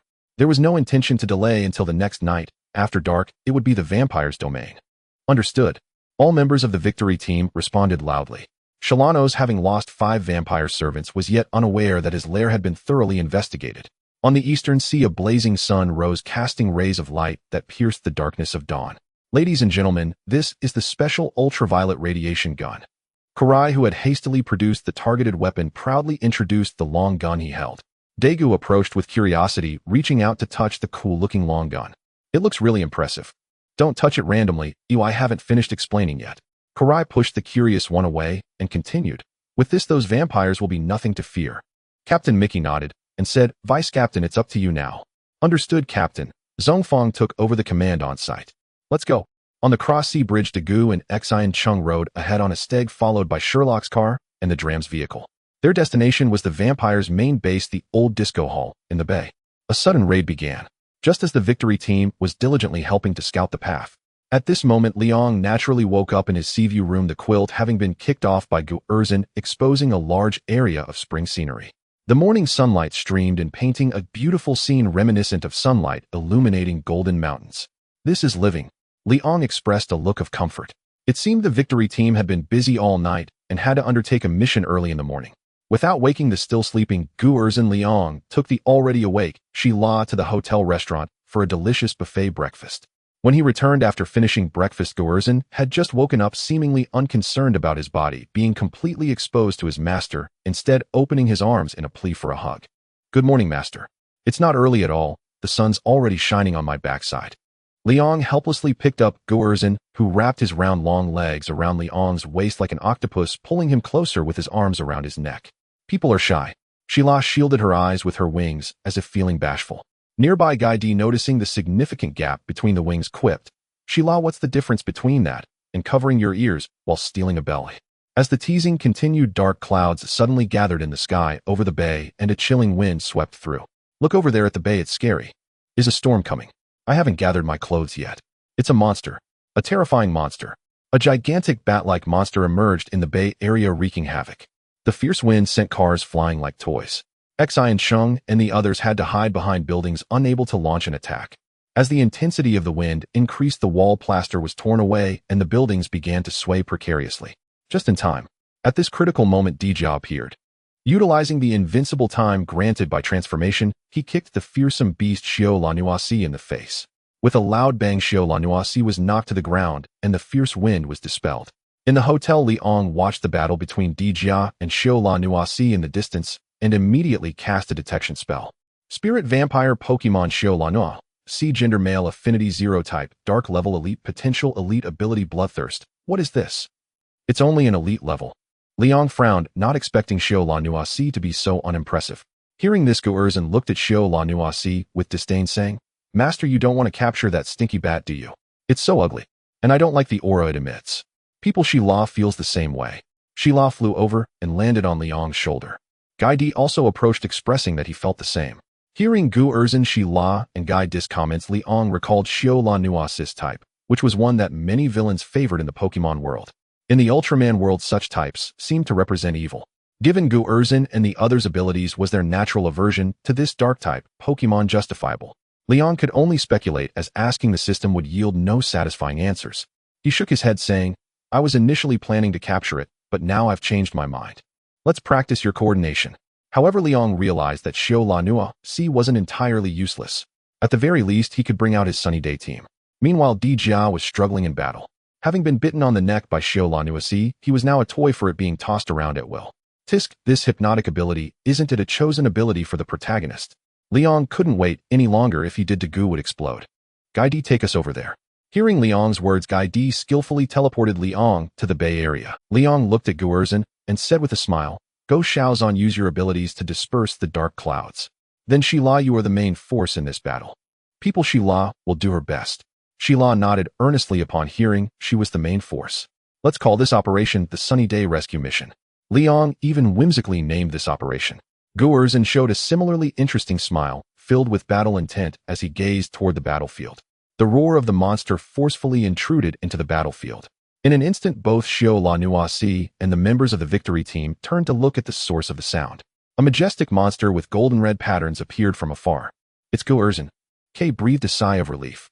Xi and Sheng, however, widened his eyes and pointed at the sky above Guorzhen, shouting, "Look, the sky affected by that vampire is returning to normal." Zhongfang, Lina, and Kay witnessed an unforgettable scene. Where Guorzhen passed, the evil black clouds dissipated and warm sunlight shone down on the earth. At that moment, Guorzhen resembled not a monster, but a deity. Ability Crimson Pulse. When the Pokemon appears, the weather changes to sunny. Xiao Lanuasi, who had been toying with Dija, immediately emitted a piercing sound upon witnessing this scene, as if it had seen the Grim Reaper. If it could contend with gym-level monsters in dark night conditions, then in sunny conditions, it wouldn't even be able to defeat ordinary-level monsters. Feeling the threat of death, Xiao Lanuasi desperately flapped its wings, attempting to let the black clouds reclaim the sky. Unfortunately, this was a futile wish. Guorzhen's commanding voice boomed, and the black clouds that had been slowly dispersing were instantly cleared away. The warm sunlight fell upon Xiao Lanuasi, as if the most potent poison were corroding it, producing a sizzling sound, with pungent white smoke rising from its body. So powerful. Why does it feel like Dija isn't as strong as Guorzhen? Xi and Sheng shouted in amazement upon seeing this, then scratched his head. Kay smacked him on the head, saying, "What nonsense are you talking?" Lina rolled her eyes at the two. "Dija just saved both of you." Xiao Lanuasi felt like it was melting like ice and snow under the sunlight, and the once self-proclaimed god began to feel fear. Escape. It had to escape from this terrifying monster. Xiao Lanuasi exerted all its strength in an attempt to flee, but how could Liang allow it to escape? Xila, go ahead and use Solar Beam. A clear and melodious bird song echoed in the clear sky as an incredibly beautiful golden bird soared in the air. Zhongfang was moved, saying, "It's Shila." A vast amount of warm golden light scattered from Shila, covering the devastated land. This was both a blessing and a poison. Those who had been injured and had no time to escape were completely healed. The vampire toxin in Dijia was also completely purified. Xiola Nuasi, wishing to escape, was pinned to the ground by countless rays of light, ultimately collapsing under the sunlight, emitting a mournful scream. Then its massive body ignited with ghostly green flames, turning to ashes under the grand sunlight. Defeated, the vampire Pokemon Xiola Nuasi gained 2,500 mall points. Detected that the host Pokemon team has formed a preliminary Sunny Day team. Special mission triggered. Please check your messages. Current total mall points 29,500. Liang did not check the system's tasks immediately, but instead looked at his mall points. Finally, the moment has arrived. He is just 500 points away from purchasing a resurrection opportunity for a fossil.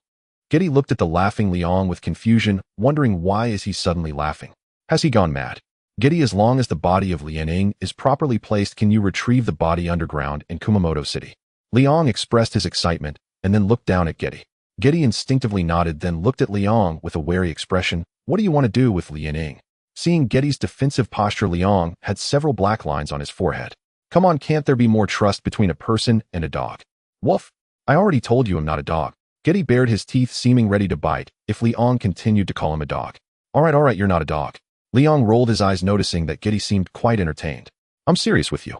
After all, Lianying's body will eventually end up cheapening Masaki Yashiki, so it would be better for me. Give me Lianying's body. At that moment, Golzan and Zyra returned. Golzan, upon hearing this, looked somewhat surprised and said, Master, do you want to become one of those detestable giants? It would be better to be a monster. Monsters aren't as appealing as giants. Liang thought of what it would be like to turn into a monster and directly rejected the idea. Golzan shrugged and said, if it were the master, it would definitely be a good giant. Stinky dog, what are you hesitating for? Don't forget you are the master's dog now, not a dog. Getty retorted angrily at Golzan, a hint of hesitation flashing in his eyes. Liang stopped Golzan and shook his head, quietly waiting for Getty's choice.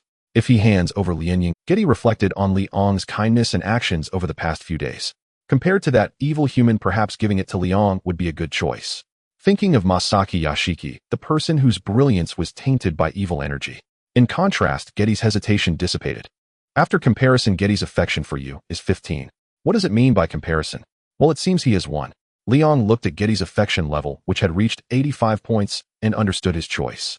Let's go back to Kumamoto City. The matters here have concluded, and he must prepare for more important. When Liang returned to Kumamoto City, his phone vibrated.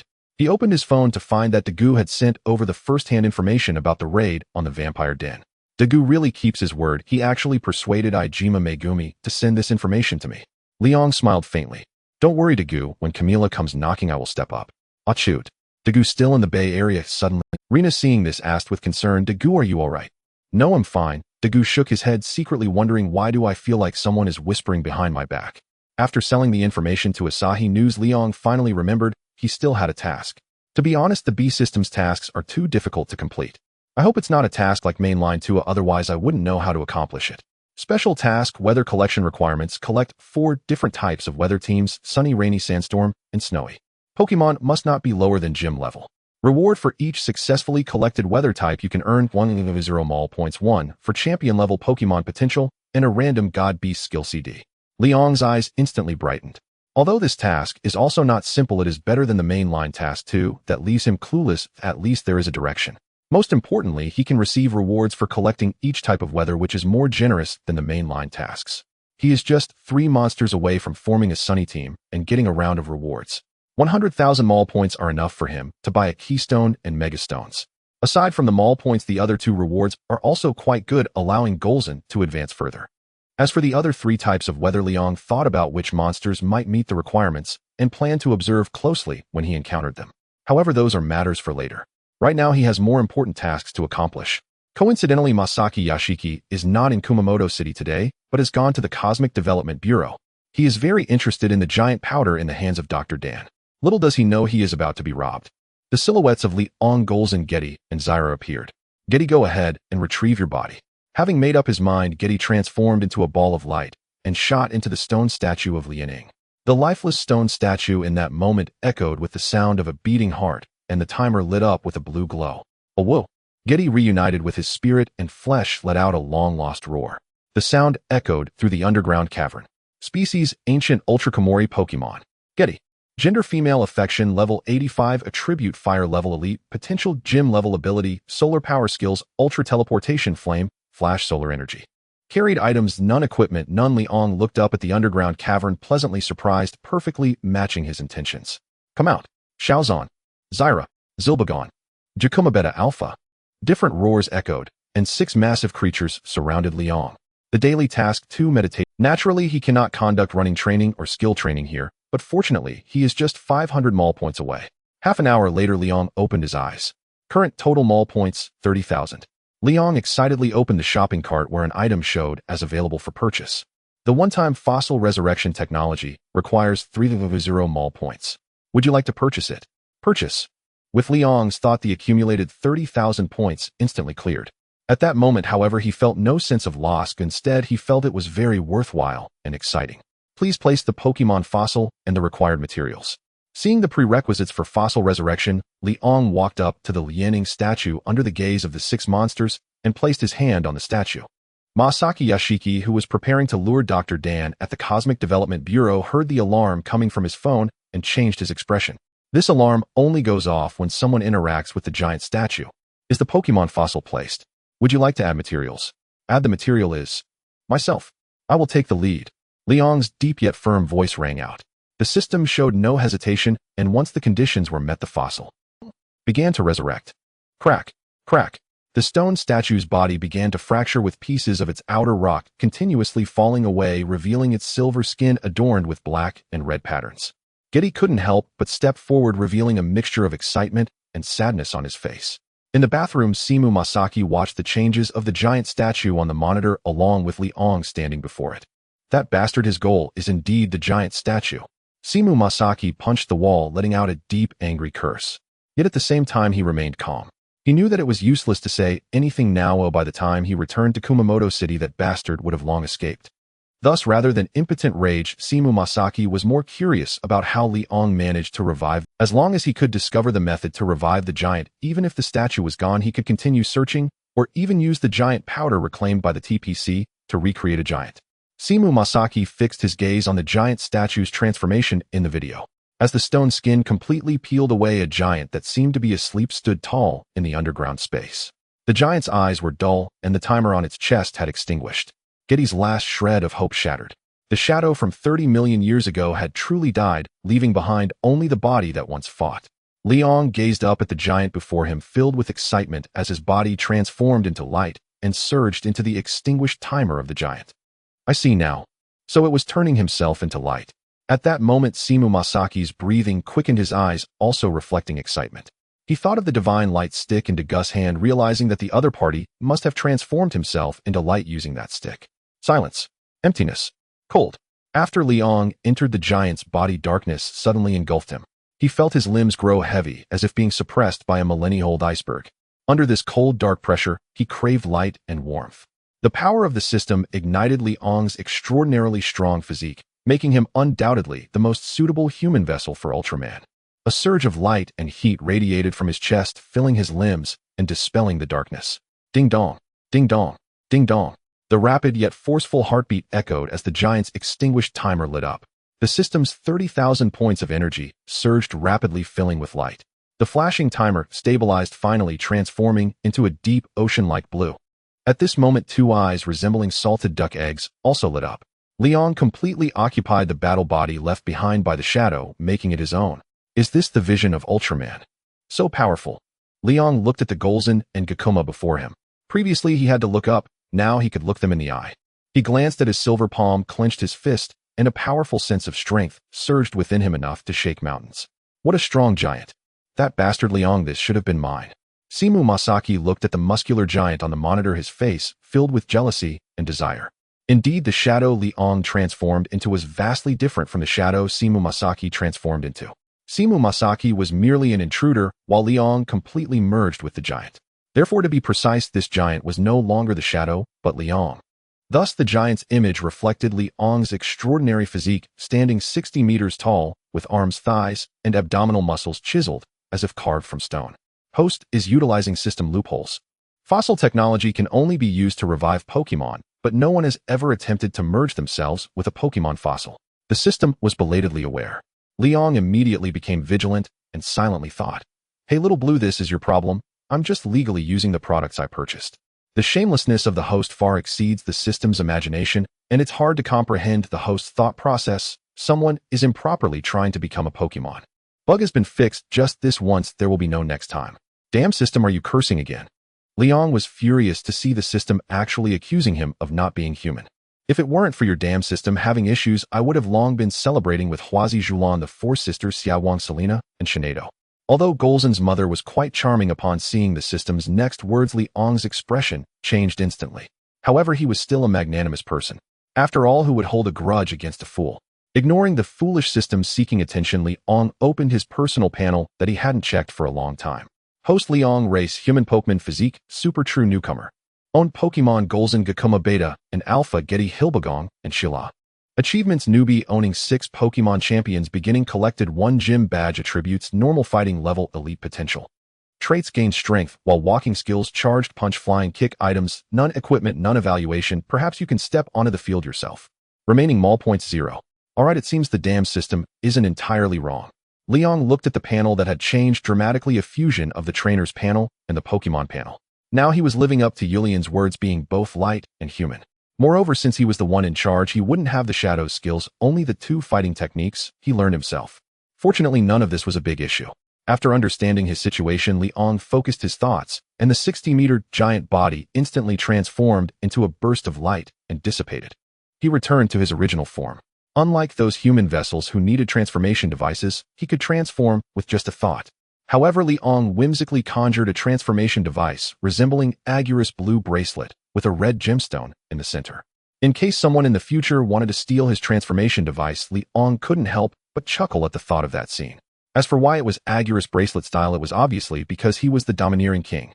Although Tiga was his childhood hero, the domineering king had more flair. He casually put the red bracelet on his left wrist and prepared to leave. Suddenly, he remembered something and walked under the monitor, squinting up and waving with a smile. "Simuzan, you can't handle this power, so let me take care of it. Don't think about it." Damn. Simu Masaki, who considered himself elegant, couldn't help but curse again, punching the wall once more. As if that wall wasn't a wall, but Liang's grinning, detestable face. As Guidey retrieved his body, Liang's daily expenses increased once more. However, he currently had no time to manage this. What was the first thing Liang wanted to do after becoming a giant? Of course, it was to make Girzin beg for mercy. How could someone like Liang, a prominent super rookie, repeatedly be defeated by a monster? It was utterly humiliating. Now, after becoming a giant, he felt terrifyingly powerful, like an everlasting machine. Before Girzin could react, Liang had already tossed him onto his shoulder and bravely charged into the room. With a loud bang, the door slammed shut. During this time, Shila heard Girzin's pleas for mercy and couldn't help but cover her face with her wings, escaping back into her Pokeball. He was truly incredible. The once knightly Girzin was finally defeated by Liang today, redeeming his previous humiliation. Looking at the exhausted and unconscious Girzin, even the non-smoking Liang suddenly felt the urge to smoke. The feeling of returning victorious was simply overwhelming. He felt he could learn a thing or two from Master Yi and could take on 10 more. "Master, please don't eat me." Suddenly, Girzin mumbled in his sleep and smacked his lips. Liang chuckled with pride. At that moment, he felt wide awake and full of energy. Unable to sleep, Liang began contemplating his future plans. Now that he had addressed his biggest weakness, the inability for trainers to participate in battles. With this in mind, Liang turned his attention to the 6 monsters he had captured. The 2 brothers Jakuma were temporarily excluded from his training list. When he captured them, it was more out of necessity during their weak childhood phase. Besides, the brothers' combat level was rather lacking except for their petrification skills. Okay, he couldn't come up with anything else. The truth was, he didn't like feminine male forms. Even if they could transform into females with full affection, he couldn't get over that mental block. Otherwise, he would have long since captured Daegu and trained it. Excluding these 2 brothers, the remaining options were Girzin, Guidey, Zilbagong, and Shila. Girzin could also be temporarily excluded. To further evolve Girzin, he could only rely on methods such as Gigantamax, moves, terrestrialization, and Mega Evolution. Or like Girzin's original path, let her absorb the power of other monsters to become the 2nd Emperor, 3rd Emperor, or 5th Emperor. However, regardless of which method, he currently had no means. Take Mega Evolution as an example. In the system shop, a Mega Stone cost 50,000 shop points, and a Keystone also required 50,000 shop points. Combining these two items amounts to 100,000 shop points, which he couldn't even gather by selling himself. Not to mention, he currently only had 400 shop points. As for the latter option, he had neither the Dark Ring, nor the Spiral Flash, and other new generation equipment, nor the materials like Myurba and IQ, so there was even less to say. Therefore, the only choices available to him were Guide Zilbagong and Shala. Once Gearzen's affection reached 100 and evolved, his strength would break through to gym leader level. This proved that affection evolution could enhance strength. Although he was very curious about what Zilbagong's female form looked like, its potential was already exhausted, making it not the optimal choice, and the affection gap was too large. Guide was just 15 points away from full affection, and a bottle of affection potion would suffice, costing 5,000 shop points. Sheila was 20 points away from full affection. He could spend more time with her recently to see if he could increase it by 5 points. This way, he could save on an affection potion. A small expense. In the best case scenario, he would still need 1,000 shop points. Speaking of which, where would he find more monsters? Should he go to the Rainbow Magic Realm to grind a bit? The more Liang thought about it, the more his head hurt. He decided not to think about it anymore. He had already been quite exhausted lately. It was better to take a couple of days off and enjoy himself. He was here to enjoy the world, not to be a worker. The next day, Liang moved out of Kumamoto City, as it was indeed the base of Masaki Kigo. Moreover, during this time, he had earned a considerable sum from his leaks. It was time to change to a larger house. After all, his team was about to welcome 2 monster girls. Aizu, a resort destination with hot springs and beaches. Liang moved here and rented a seaside villa. He wanted to catch the tail end of summer. On the clean wild beach, Liang wore only a pair of shorts, hiding under the shade while sipping on a cold drink. Gearzen, wearing the bikini he specifically chose, was chasing Sheila around joyfully like a runaway husky. Her winered hair danced under the sunlight with seawater flinging off her hair, creating a series of sparkling droplets. Her skin, as white as snow, made one want to touch it. The waves are so fierce. These waves are truly vast and white. Liang took a sip of his drink, feeling refreshed as he admired the beautiful scenery before him, letting out a heartfelt sigh. Just as Liang was enjoying the beach sun and beautiful girls, the victory team's alarm blared loudly. Suddenly, the members of the victory team tensed up. Kamiya quickly looked at Yatsure, asking, "Yatsure, what's going on?" "Captain, I've switched to the main screen." Yatsure's fingers tapped quickly, and he raised his head, saying, "Such strong electromagnetic waves." Upon hearing this, Kamiya and the others looked at the main screen. On the main screen, the Japanese map displayed a location with an alarmingly high magnetic field strength. Kujikawa's eyes widened in surprise. The magnetic field strength here is actually 5 Ersteds. Such magnetic field strength can only be seen in some specialized laboratories. Upon hearing this, Zongfang immediately asked, "Where is this place?" "In Hakodate." Kamiya understood that this situation likely indicated the appearance of a monster, and he immediately issued a combat order. Pilots of Victory Falcon No. 1 and No. 2 immediately set off to Hakodate to investigate the cause of the magnetic field anomaly and confirm whether it is caused by a monster. Understood. Zongfang led the team forward. Xinxing and Daegu took No. 1, while Kujikawa, Zongfang, and Rina boarded No. 2. Victory Falcon No. 1 was already trembling. Just as the victory team rushed to the Sina Plaza, and Hakodate was bustling with activity. A circus was performing a story about the monster mailman, attracting many people to stop and watch, completely unaware that danger was approaching. The star-headed monster, which seemed to be a suited actor, was actually a monster. It was none other than Daban, the gentle and kind little monster known as Heisei Piggyman. With the speed of Victory Falcon, it didn't take long to arrive above the area with the magnetic field anomaly. Kujikawa looked at the lively scene below and wondered, this doesn't look like a place where a monster would be. Yatsure, is the magnetic field still abnormal here? The magnetic field in the Hakodate area has exceeded 500 Ersteds and is still rising.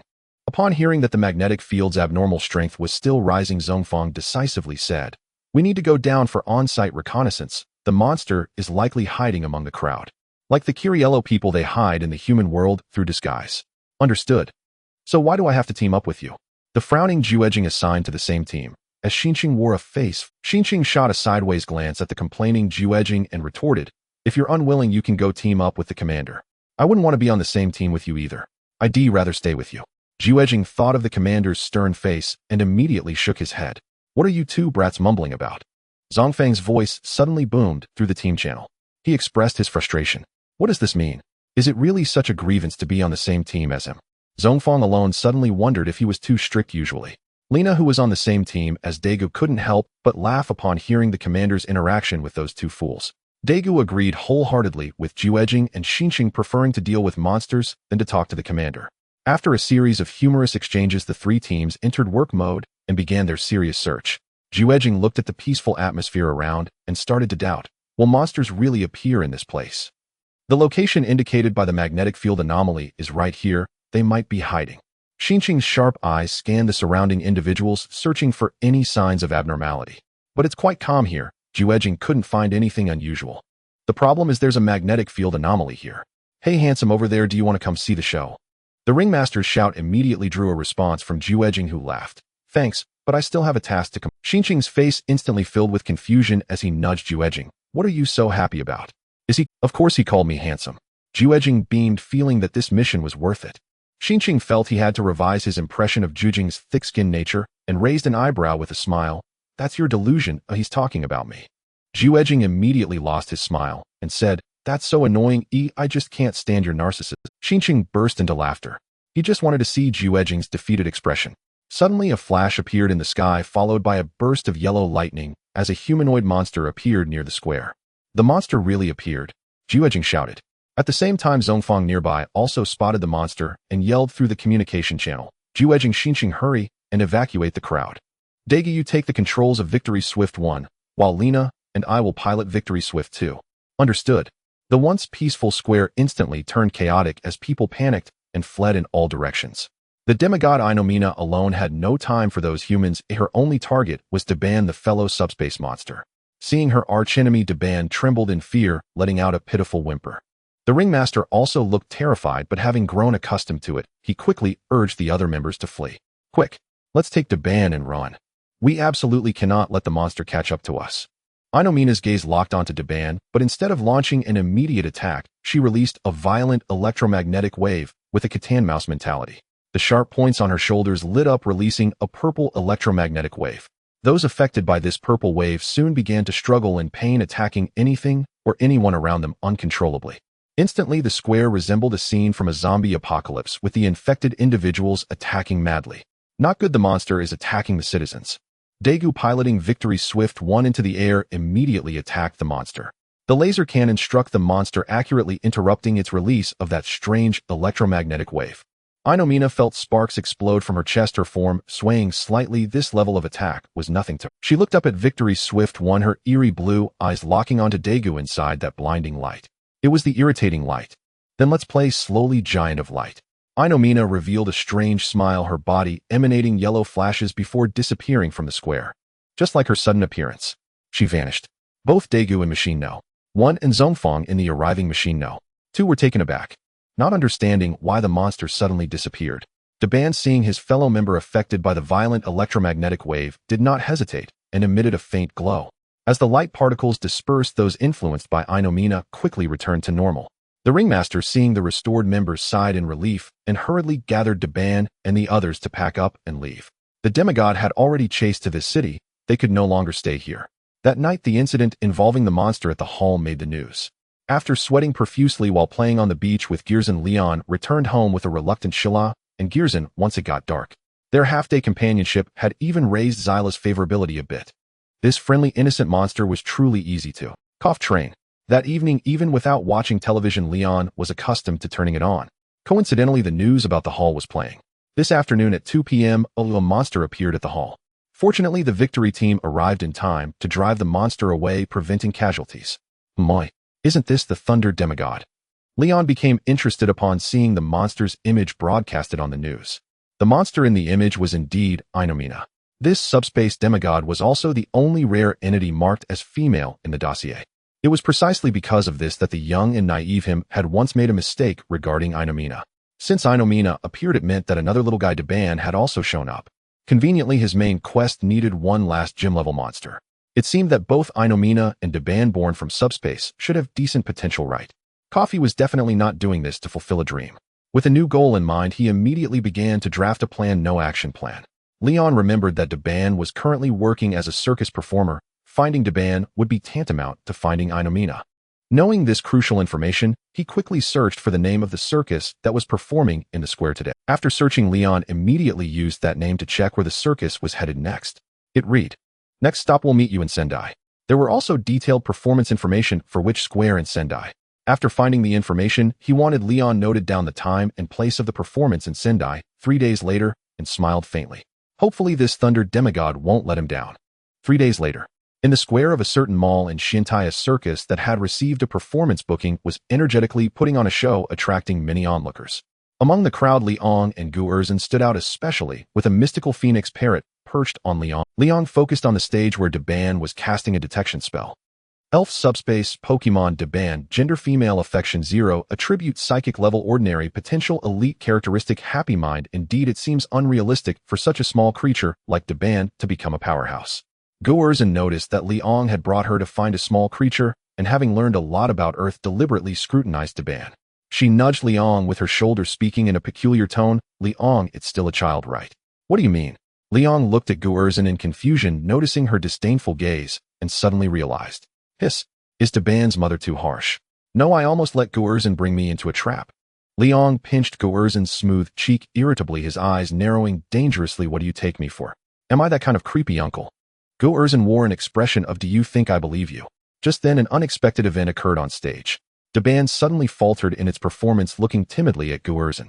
That deliberate gaze had made Daban sense the presence of a great beast. This completely distracted it. What's going on? How can such a simple performance go wrong?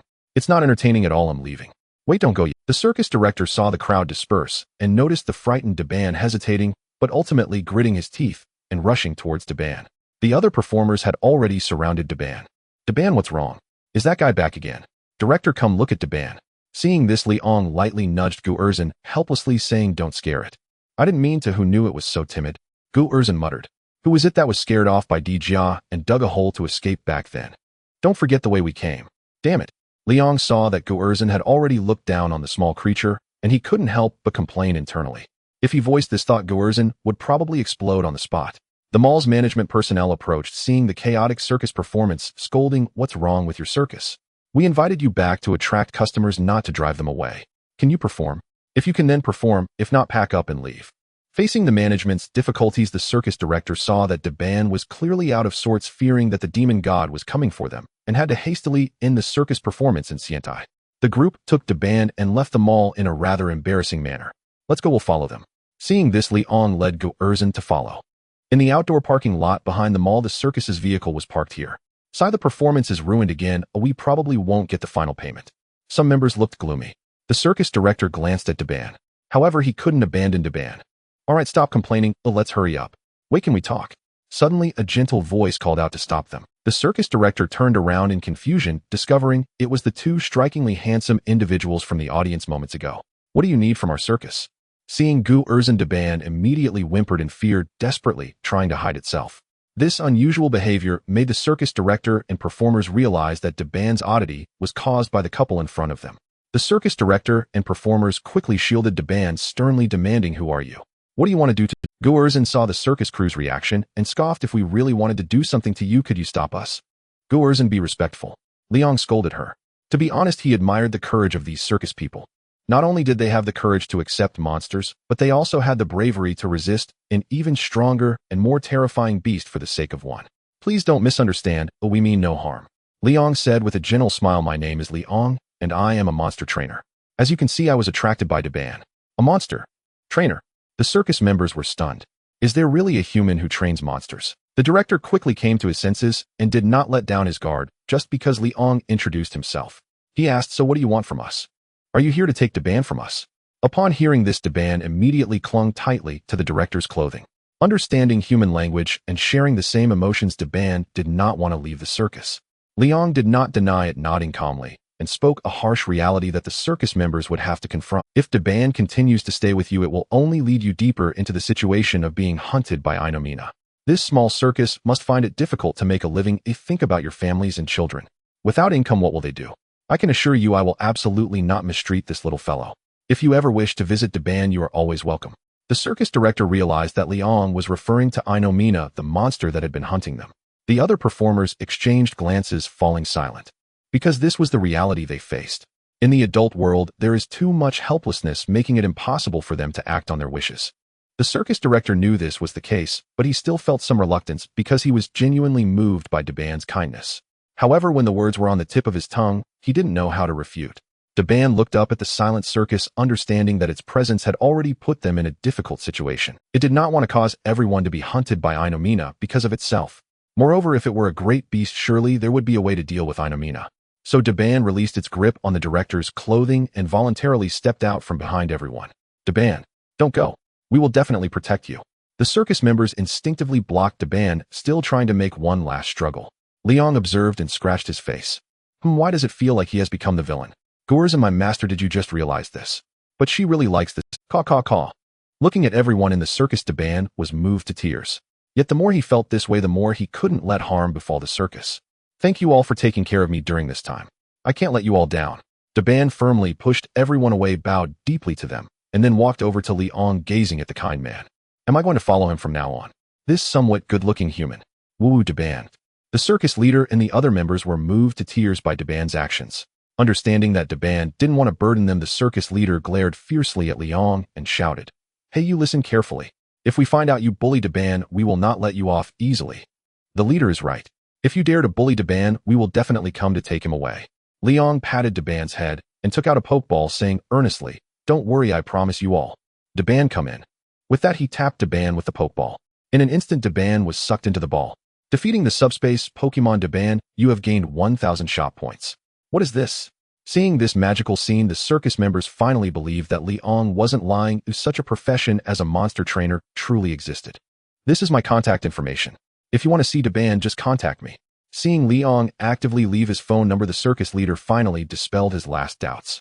He said seriously, Humph, we will keep an eye on you. Goodbye, Daban. Goodbye, Daban. The others in the circus. Liang shook the pokeball in his hand and turned to leave with Golza. Shala was moved by the host's actions. He looked in surprise at Shala on his shoulder, unexpectedly delighted. Now that Daban was in his hands, it was time to put the plan into action. Liang's lips curled slightly. The plan would be called the Big Thunder Trap Plan. Golza turned her head to look, nodding in satisfaction, placing her hands on her hips, and said to Shala, Silly bird, go back into the ball. In her eyes, Shala, who clung to the master all day without any self-awareness, was just a silly bird. The master's meaning was so obvious, yet Shala still didn't take the initiative to fly back into the ball. You are the silly bird. Shala, who wasn't dumb, even as a parrot, became even smarter after becoming a monster. She immediately realized Golza was scolding her, and in anger she flapped her wings and scolded back. Liang, who had just taken out Daban's pokeball, saw Golza acting mischievously again and raised his hand to tap her on the head, saying, What are you doing? Golza actually didn't feel pain, as she just pretended to be pitiful, hugging her head with both hands and saying, I'm just worried about my master. But master, please let this silly bird go back first. This cunning praise. Liang's face twitched slightly as he complained, Should have known better than to let you watch those green tea dramas. You learned all the bad things and none of the good ones. And why let Shala go back? Is she in your way? Hearing this, Golza realized she had misunderstood and stuck out her moist tongue, saying, Master, I thought you wanted to fight in the wild. Liang, don't slander me. It's clearly you who wants to. Upon hearing Golza's words, Shala immediately turned red with embarrassment and exclaimed angrily, in broad daylight, And still in the wild, how could you lustful monster only think of? Oh ho ho. This made Shala ponder, could it be that oh ho ho really feels that good? Then she secretly glanced at, knowing that Golza had misunderstood his intentions. Liang felt too exhausted to complain. This time he didn't blame Golza, he blamed himself. Blaming himself for turning Golza into this way. Be serious. This time we're here to do business. Hearing this, Golza's pretty face instantly flushed, and she shouted, Hurry. Get my ball out. Liang, puzzled, took out the master ball, and saw Golza, who rarely got shy, turn into light and drill back into the ball. This made him widen his eyes. Golza could actually be shy. Liang clicked his tongue in wonder, put away the master ball, and released Daban. Come out, Daban. At only 1.58 meters tall, Daban appeared quite petite compared to the normally sized monsters, exuding an inexplicable cuteness. Back outside, Daban looked around, and then gazed at Liang with big eyes, feeling a bit timid. Seeing this, Liang bent down and gently patted Daban, smiling. Don't be afraid, from now on I will be your family. You can call me Liang. For unruly kids, he just wanted to say let them do as they please and keep their distance. But for obedient children, he was still very caring. After being absorbed into the pokeball, Daban could vaguely sense the inner thoughts of the human before him. Feeling that genuine intimacy, Daban finally emerged from its nervousness, becoming happy. It has family again. Master Daban is no longer a child, though I have grown up. Although Daban liked the master's affection, it felt wrong to deceive him, so it explained proactively. Liang nearly choked. Cough cough, what does it mean to be grown up? Isn't that illegal, lowly? Just as this thought flashed through his mind, it was quickly extinguished. What are you thinking? Now let's get down to business. Oh, I understand. Liang hurriedly nodded and shared his plan with Daban. Daban, there's an old saying, there's no such thing as a thief who is not on guard for 1,000 days. So, I want you to lure Inomina out, and I will deal with her. From now on, you won't have to worry about being chased by Inomina anymore. Of course, if you don't want to, then forget it. I respect your choice. Daban, knowing that the master had a very scary big monster by his side, did not hesitate at all. Master, I will listen to you.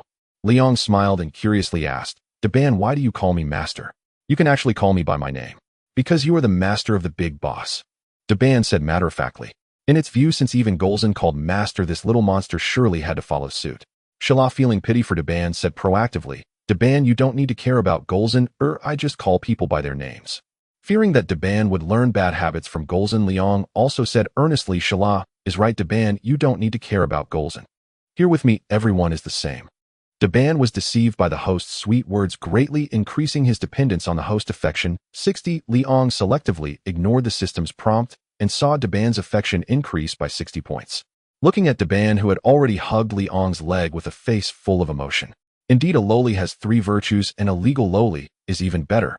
As Daban remained in one place for a long time, Inomina, hiding in the subspace, quickly sensed facing the only monster that could restrain her. Inomina did not hesitate to throw herself into the net. After all, who would dare to take action against a monster? Unfortunately, today she encountered one. Fanzong Peninsula, Far East Base. 3 days ago, the sudden appearance of electromagnetic waves and monsters at the Han Pavilion drove the victory team nearly mad. Yarui still can't find the source of the electromagnetic waves. Jianjian Hui frowned tightly. Unable to find the trace of the monster, no one knew where the next monster would appear.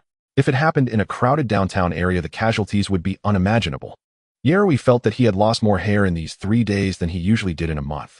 Shaking his head with heavy dark circles under his eyes, he said, No, we can't find it at all. That monster seems to have truly vanished into thin air. Unintentionally said, but intentionally heard. Juji suddenly slammed the table, his eyes shining. I know the truth behind that monster's disappearance. Instantly, everyone's attention was drawn to him. The impatient Shinjo couldn't help but step forward, asking, Stop keeping us in suspense, just say it. If I'm not mistaken, that monster left through subspace, which is why our instruments can't capture any traces. Zhongfang suddenly realized, so that's how it is, it left through subspace.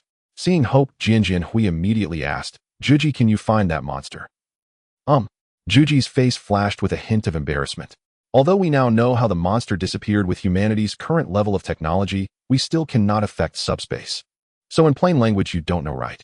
Shinjo looked disappointed and turned back to his position. Hey Shinjo, give us a break, will you? Juji was defeated by Shinjo's bluntness.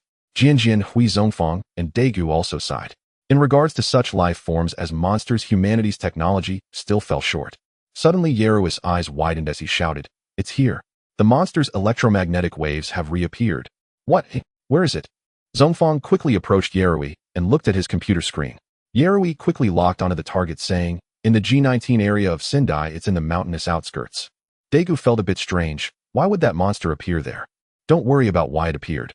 Captain, give the order to strike. This time I will definitely teach that guy a lesson. Feeling that he had been played last time, Shinjo swung his fist hard. Jianjian Hui also understood that time was not on their side, and they had to act quickly. Shinjo, Daegu, you two take the first machine and head out. Zhongfang, you will be in charge of on-site command, and go with Juji and Lina in the second machine. Understood. Set out. Zhongfang waved his hand and quickly ran towards the hangar. In the mountainous outskirts of Sendai, Golza had already recovered and emerged from the Master Ball. Although the environment inside the Master Ball was very comfortable, she still preferred being outside, wanting to be with her master at all times. At the same time, she had a little tail behind her, which was Daban. Though her master had captured many monsters, none were willing to follow her. This made Golza very happy, as she immediately patted her chest and accepted Daban as her subordinate. Silly bird, listen up. From now on, Daban is under my protection, so don't bully it. Golza arrogantly flaunted her streetwise demeanor. Sela rolled her eyes at her, not caring about this headstrong Golza. Yes, Silas' nickname for Golza was Oho. How to put it, Leon thought it was quite fitting. In a sense, Golza had already taken on his form.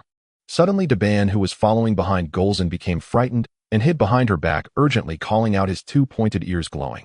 Big sis, the demon god is here. Where? How dare it bully my little brother? Just wait, I will send it flying with one punch. Golza immediately clenched her fists, resembling a lioness patrolling her territory. Leon also perked up. Finally, we've been deceived, Anon Mina.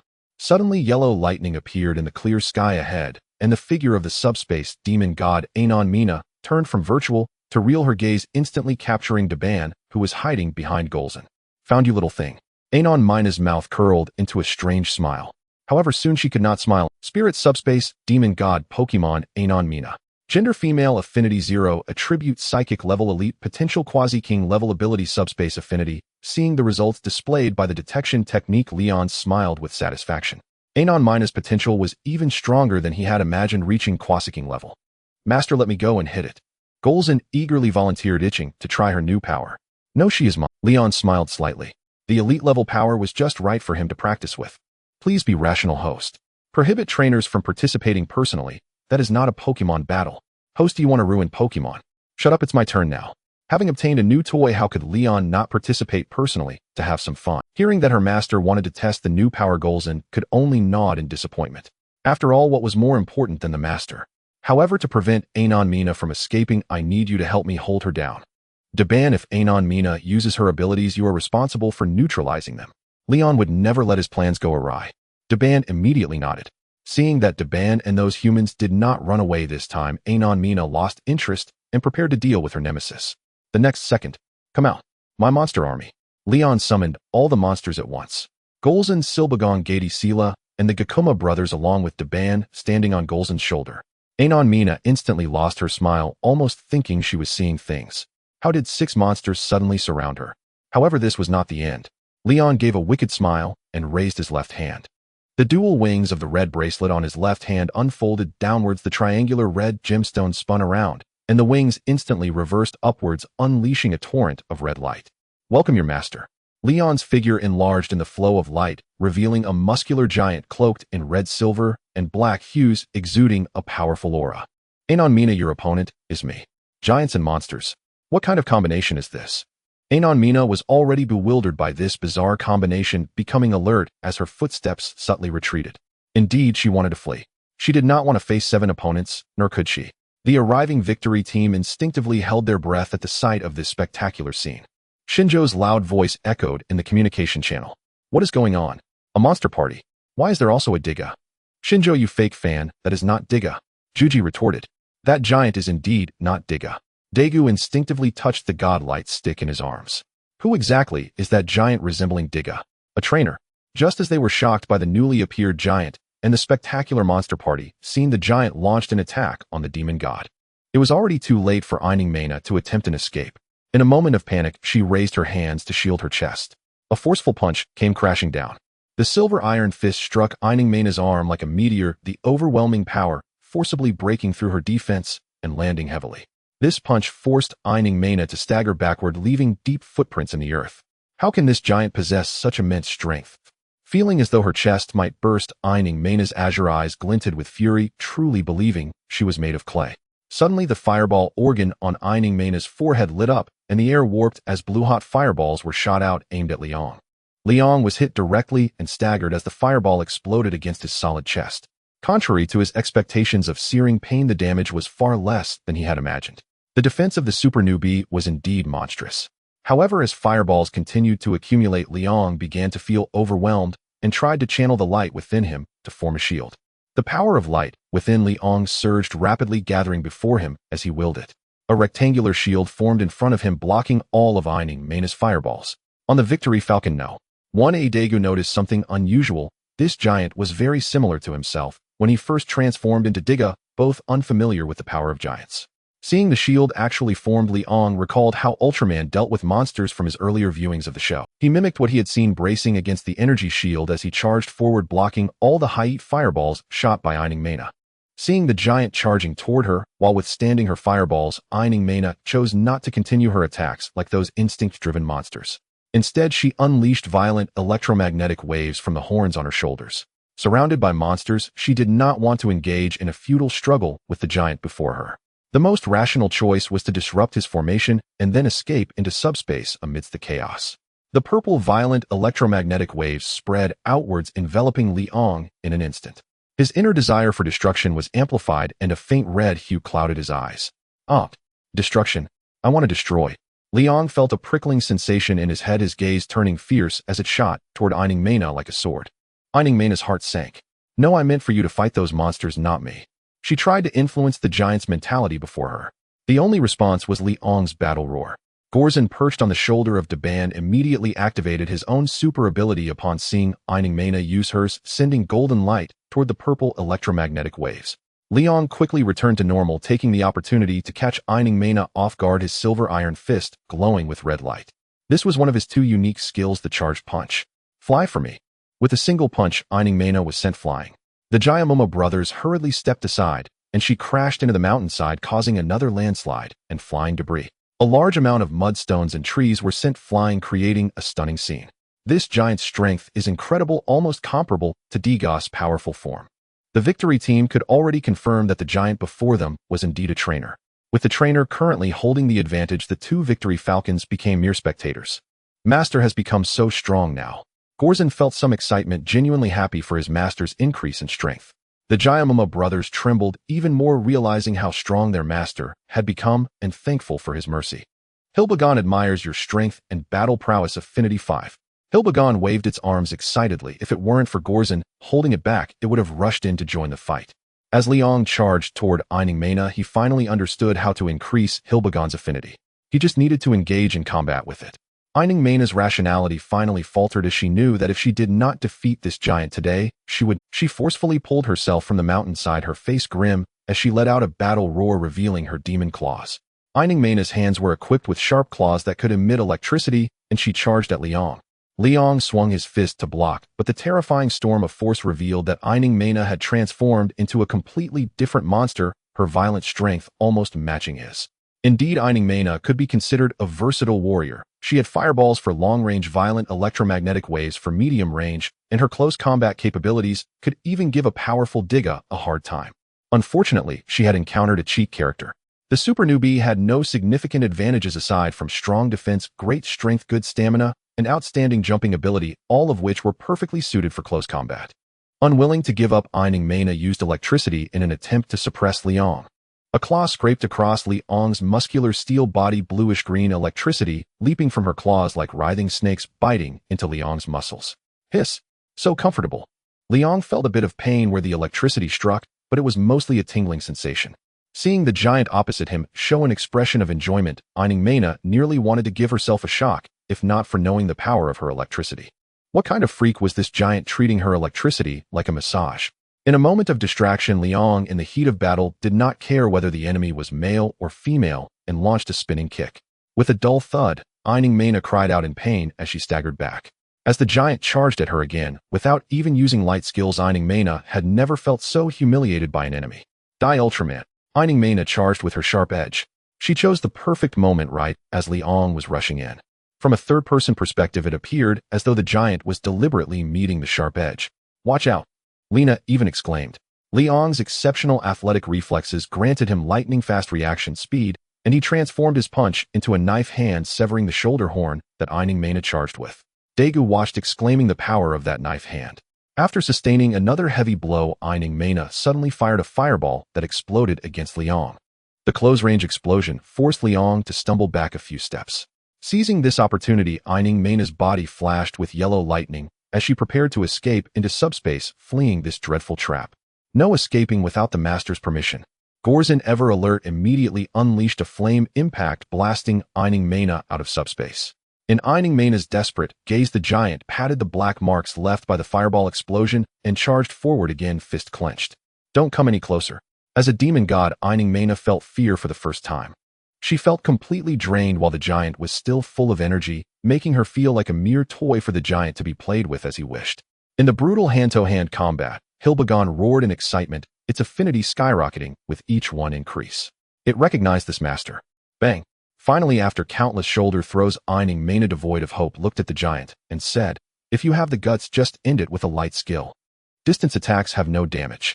Medium range is countered. Close combat cannot win. Returning home is interrupted. Exhausted, just wanting to die quickly. What the hell? Not true." Liang also desperately wanted to pull off a cool light skill, but unfortunately he couldn't. Seeing Mena, who had already given up on resisting and looked thoroughly defeated, Liang felt a strong urge to learn the light skill. How could a giant of light only swing fists? Right? Daegu. On the victory falcon, no. Daegu suddenly sneezed. Liang took one of the remaining 3 ordinary Pokeballs from the storage and threw it at Eining Mana. Having completely collapsed without any will to resist, Eining Mana was captured by the Pokeball. Defeated the subspace demon god Pokemon Eining Mana, earning 2,500 Mall points. Congratulations to the host for capturing 6 Pokemon with gym level potential or higher. Main Quest 1 completed. Please check the quest rewards.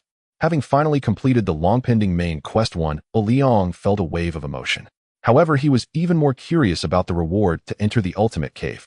Could it be that Virtue ID is really inside? Upon thinking of this, Liang immediately recalled Golza and the others shouting, "Time to wash socks," as he flew off. Having witnessed the one-sided battle, Juejing exclaimed, "In comparison, Tiga Ultraman does seem a bit short, only 3 minutes. Yeah, this giant fought for almost 30 minutes, yet the timer on his chest didn't even flicker to enduring. Is this my fault? I also wish I could be that enduring." Returning to Izu, Liang immediately checked the task rewards. Any Pokemon's potential 1, an opportunity to enter the Ultra Cave, and 10,000 Mall points. With the points gained from defeating Inumi, his total Mall points had exceeded 10,000 again, reaching 15,100. However, for Liang, who once had a fortune of 30,000, he could face these small points with a calm demeanor. More than this, he was curious about the rewards from the Ultra Cave. Xiaolon stopped playing dead and explained this. Is this Ultra Cave even legitimate? Having been tricked once, Liang was highly skeptical about the value of the Ultra Cave. Please do not judge the intentions of the host with a narrow mind. This system has never made a mistake in its dealings. This system guarantees that this is indeed the Ultra Cave. The Ultra Cave is actually an alternate dimension distinct from the Pokemon main universe, inhabited by various powerful Ultra Beasts. Within there also exist legendary Pokemon like Solgaleo, Lunala, and Necrozma. Liang was unsure how the divine beasts of the Pokemon world would perform in the Ultraman world, but from the lore alone, they were undeniably strong.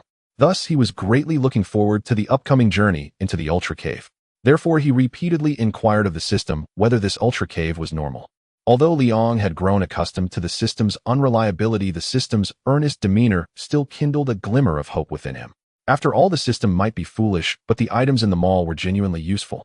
Perhaps this time the system would be a bit more reliable.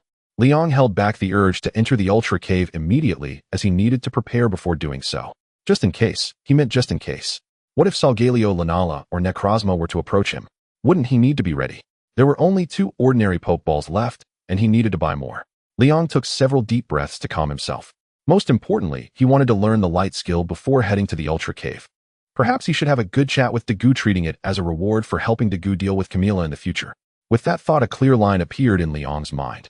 He took out Inumi's Pokeball and examined her complete profile.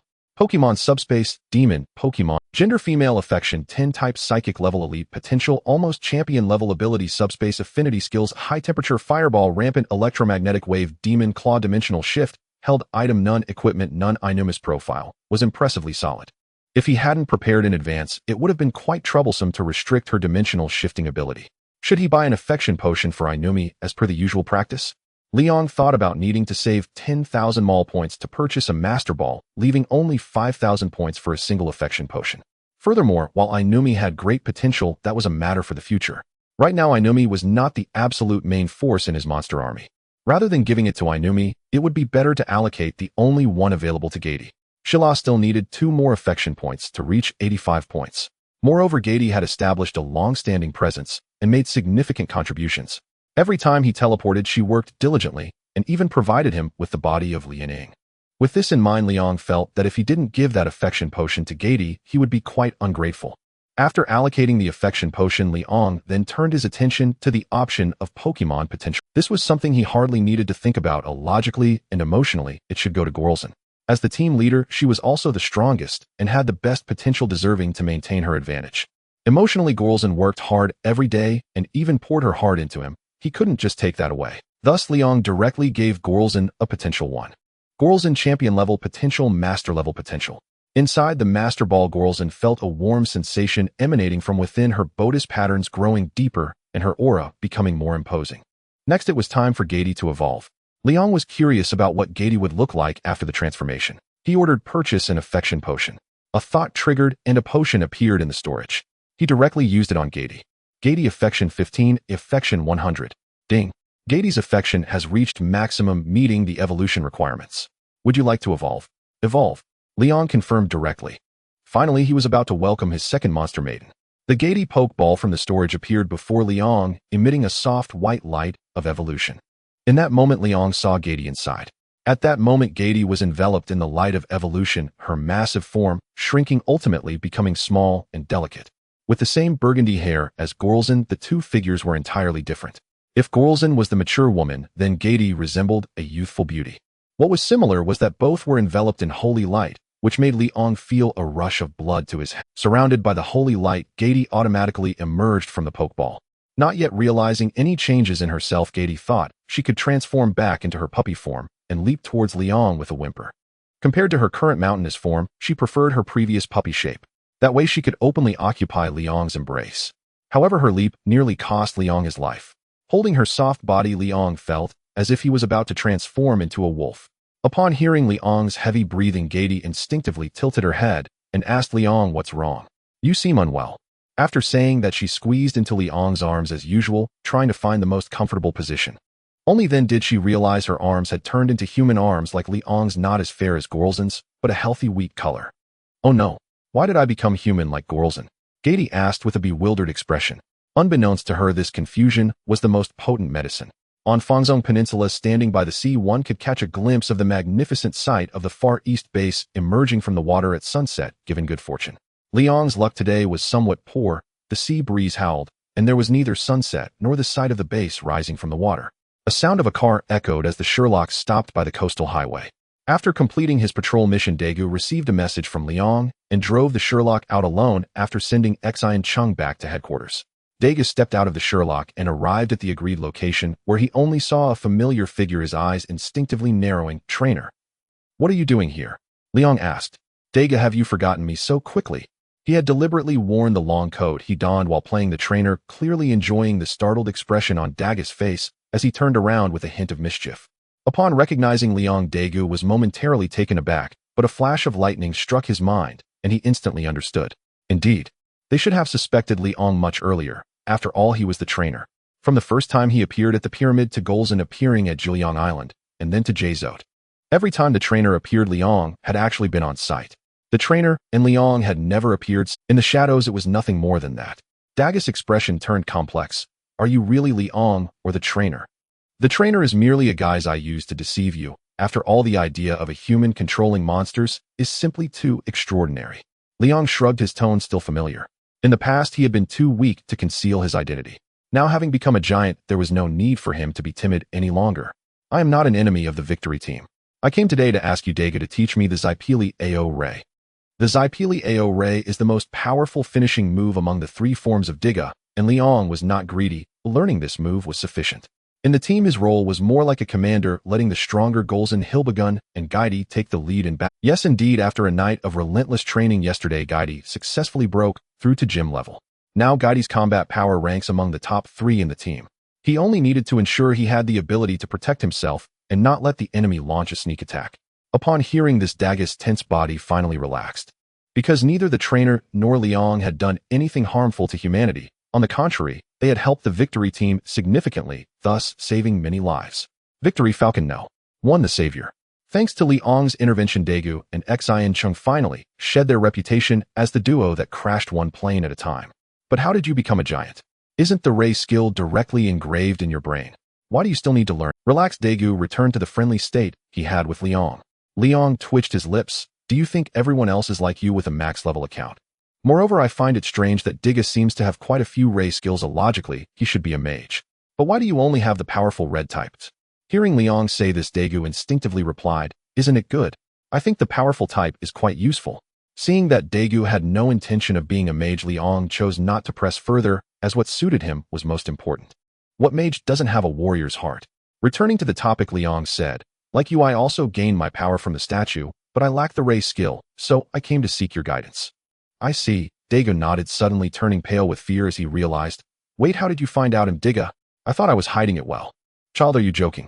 If so, you have certainly succeeded in making me laugh." Seeing Dagu's mysterious confidence of "I'm hiding it well," Liang did not hesitate to mock him. "If the victory team had even a hint of distrust in you, you'd already be pushed into the laboratory as a guinea pig." Just as Daegu had said earlier, it was all about the shadows. Xian Chung, what? My brother Daegu is Diga. Are you kidding me? I was just saying I am Diga. Daegu carefully recalled upon hearing this, revealing an embarrassed expression as if it was indeed true. It seemed he needed to be more cautious in the future. Being pushed into the laboratory as a guinea pig is something I want to avoid. Daegu shivered.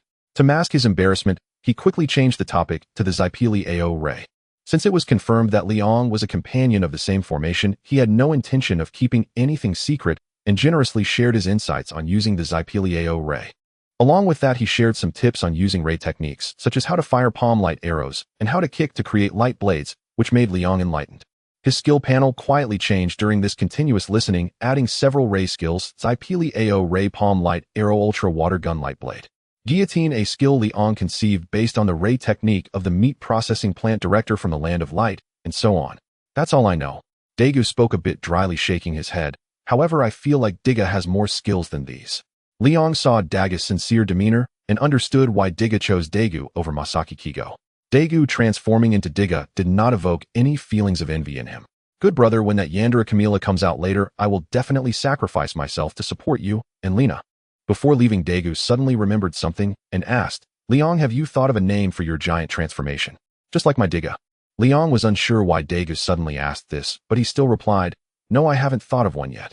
Daegu, why do you suddenly ask this? Because within our victory team, after some preliminary discussion, we have already thought of a name for you, Daegu said, shyly scratching his head.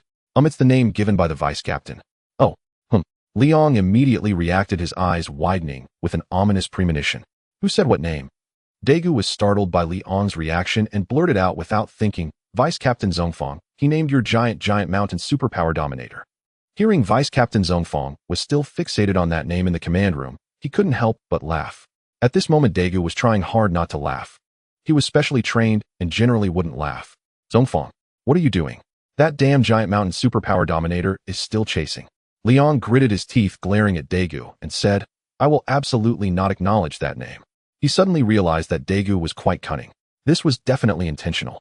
Seeing Liang's exasperated expression, Daegu finally couldn't help but burst into laughter. The sound of laughter echoed by the sea, only to be dispersed by the sea breeze. Utilizing the newly learned Ultra Instant Transmission, Liang instantly teleported back to Aizu from the peninsula. As he appeared in the living room, a shadow suddenly pounced on him, bringing with it a fragrant breeze. Liang instinctively caught the figure not swaying even a bit. Golza, with a look of grievance, wrapped her legs around her master's waist and forcefully pressed his head into her embrace. Just as Liang returned home, he was ambushed by Golza using facial cleanser. After a vigorous wash, he pulled his head out to see Golza's rare expression of helplessness, and he chuckled, Little Zan, what's wrong with you again? I want it too. Golza exclaimed with perplexing words. Liang, confused, responded, What do you want? Last night, Gady occupied the master for the whole night. And I want that too, Golza asserted confidently, clearly indicating that she was the one who arrived first. One of the benefits of becoming a giant of light is the ability to restore energy through the absorption of light. Even though Liang had not eaten, yet he was still full of energy. Upon hearing Golza's request, he immediately understood that it was a case of jealousy, and he grinned wickedly. That's easy enough to handle. The master will return you dozens of billions. He scooped Golza up and strode toward the room. Once inside, he let Gady out as well. Just like Golza, after transforming into a monster girl, Liang respected their opinions. If they didn't want to stay in the Pokeball, they could come out. He had just put Gady away earlier because he was waiting for Daegu. Gady also did not wish to remain in the Pokeball. Upon being released, Gady saw Golza looking at her provocatively. I can't believe you, that smelly dog managed to sneak a bite. There's no choice now, let's duel. Whoever loses has to call the winner big sister. Golza, let me reiterate, I am not a dog. Gady's angry expression was quite adorable, her round eyes glaring at Golza. Having long been annoyed by this annoying creature, she immediately accepted the challenge. Bring it on, whoever loses is the dog. As Liang watched the women fight with great interest, he suddenly noticed both monster girls looking at him, which made his heart skip a beat, and he shouted out, Hey, I won't be a part of your duel, will I? Master awakened to the reality. Golza and Gady shouted. In an instant, they seized their future. Liang felt as if he were facing a formidable enemy. However, how could two defeated combatants dare to make a fuss here? Watch me not turn you two into mere pawns defeated under my blade. This battle was exceedingly fierce with countless casualties. He fought with the two monster girls for 300 rounds before finally emerging victorious. However, this great General Liang still had the strength to battle for another 300 rounds. Is this what it means to be a giant? Loved it. Liang felt immensely satisfied, having spent 30,000 points to obtain this steel body. However, afterwards he felt a bit regretful. He had actually become so immersed in indulgence that he forgot to complete his daily tasks. This was truly unacceptable. This drinking needs to be curtailed. Drinking leads to trouble. System, is this guy really human? His thick skin has reached such a level. Oh, and since this guy indeed can't be considered human anymore, then it's fine. After reminding Golza and Gady about the trainer's authority, Liang finally prepared to enter the ultimate cave. In the warehouse, there were still 2 ordinary Pokeballs along with a Master Ball specially prepared for legendary beasts. After a round of rest, Golza stood radiant and lively at Liang's right, while Gady stood to his left looking like a defeated dog. Master, I am ready and can set off at any time. Liang, so am I. Compared to Golza's vigorous voice, Gady seemed weak and lacking energy. Liang chuckled as he ruffled Gady's winered hair. Silly girl, little Zan has already become a veteran of battles. How could you possibly compare to her? Since we're all prepared, let's set off. Liang did not notice that Gady, with her head lowered, revealed a thoughtful expression upon hearing his words. The fate of the defeated is to traverse the wasteland, to raise the battle flag once more, and to reclaim victory. Liang, I have realized. Is it because I haven't fought enough? Gady's pink tongue licked her cherry-colored lips, reigniting her fighting spirit. Teleporting destination, ultimate cave. The system's voice sounded. In the next second, Liang, Golza, and Gady transformed into a beam of white light and vanished. In the dim sky, the howling gale was mixed with snowflakes. The bare brown peaks like bamboo shoots pierced the heavens. One of the peaks towered far above the others, thrusting straight into the sky. Despite the howling wind and snow, one could faintly see a massive circular ring at the summit. Liang did not want to probe into whether the environment of the ultimate cave would be this harsh. At this moment, he blankly stared at the peak with the ring, his forehead veins bulging. Damn it, stupid system, what the hell are you doing here?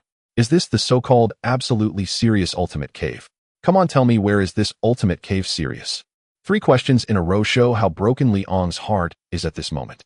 Indeed, this damn system is utterly untrustworthy. If he believes it again, he would be a dog. Golza and Gady curiously looked at the suddenly changed environment. While still wondering where this place was, they saw their master Liang with a foul expression, looking as though he wanted to strike someone. Host, is there a problem with this being the ultimate cave? Due to the host's mental instability, this ultimate journey will not be assigned tasks. Please relax and enjoy the experience. I am here to enjoy your nonsense. Seeing this series of soundless words, one can tell how fervently Liang is right now. Is this the ultimate cave? If this is indeed the case, I might as well eat the Omudale raw. This environment, this peak, this circular ring, clearly, this is the warrior's summit of planet 050. Fervently my foot. Give me back my virtual ideals. Liang was both angry and amused. If the system had a female system spirit, he would definitely let her know what a puff was.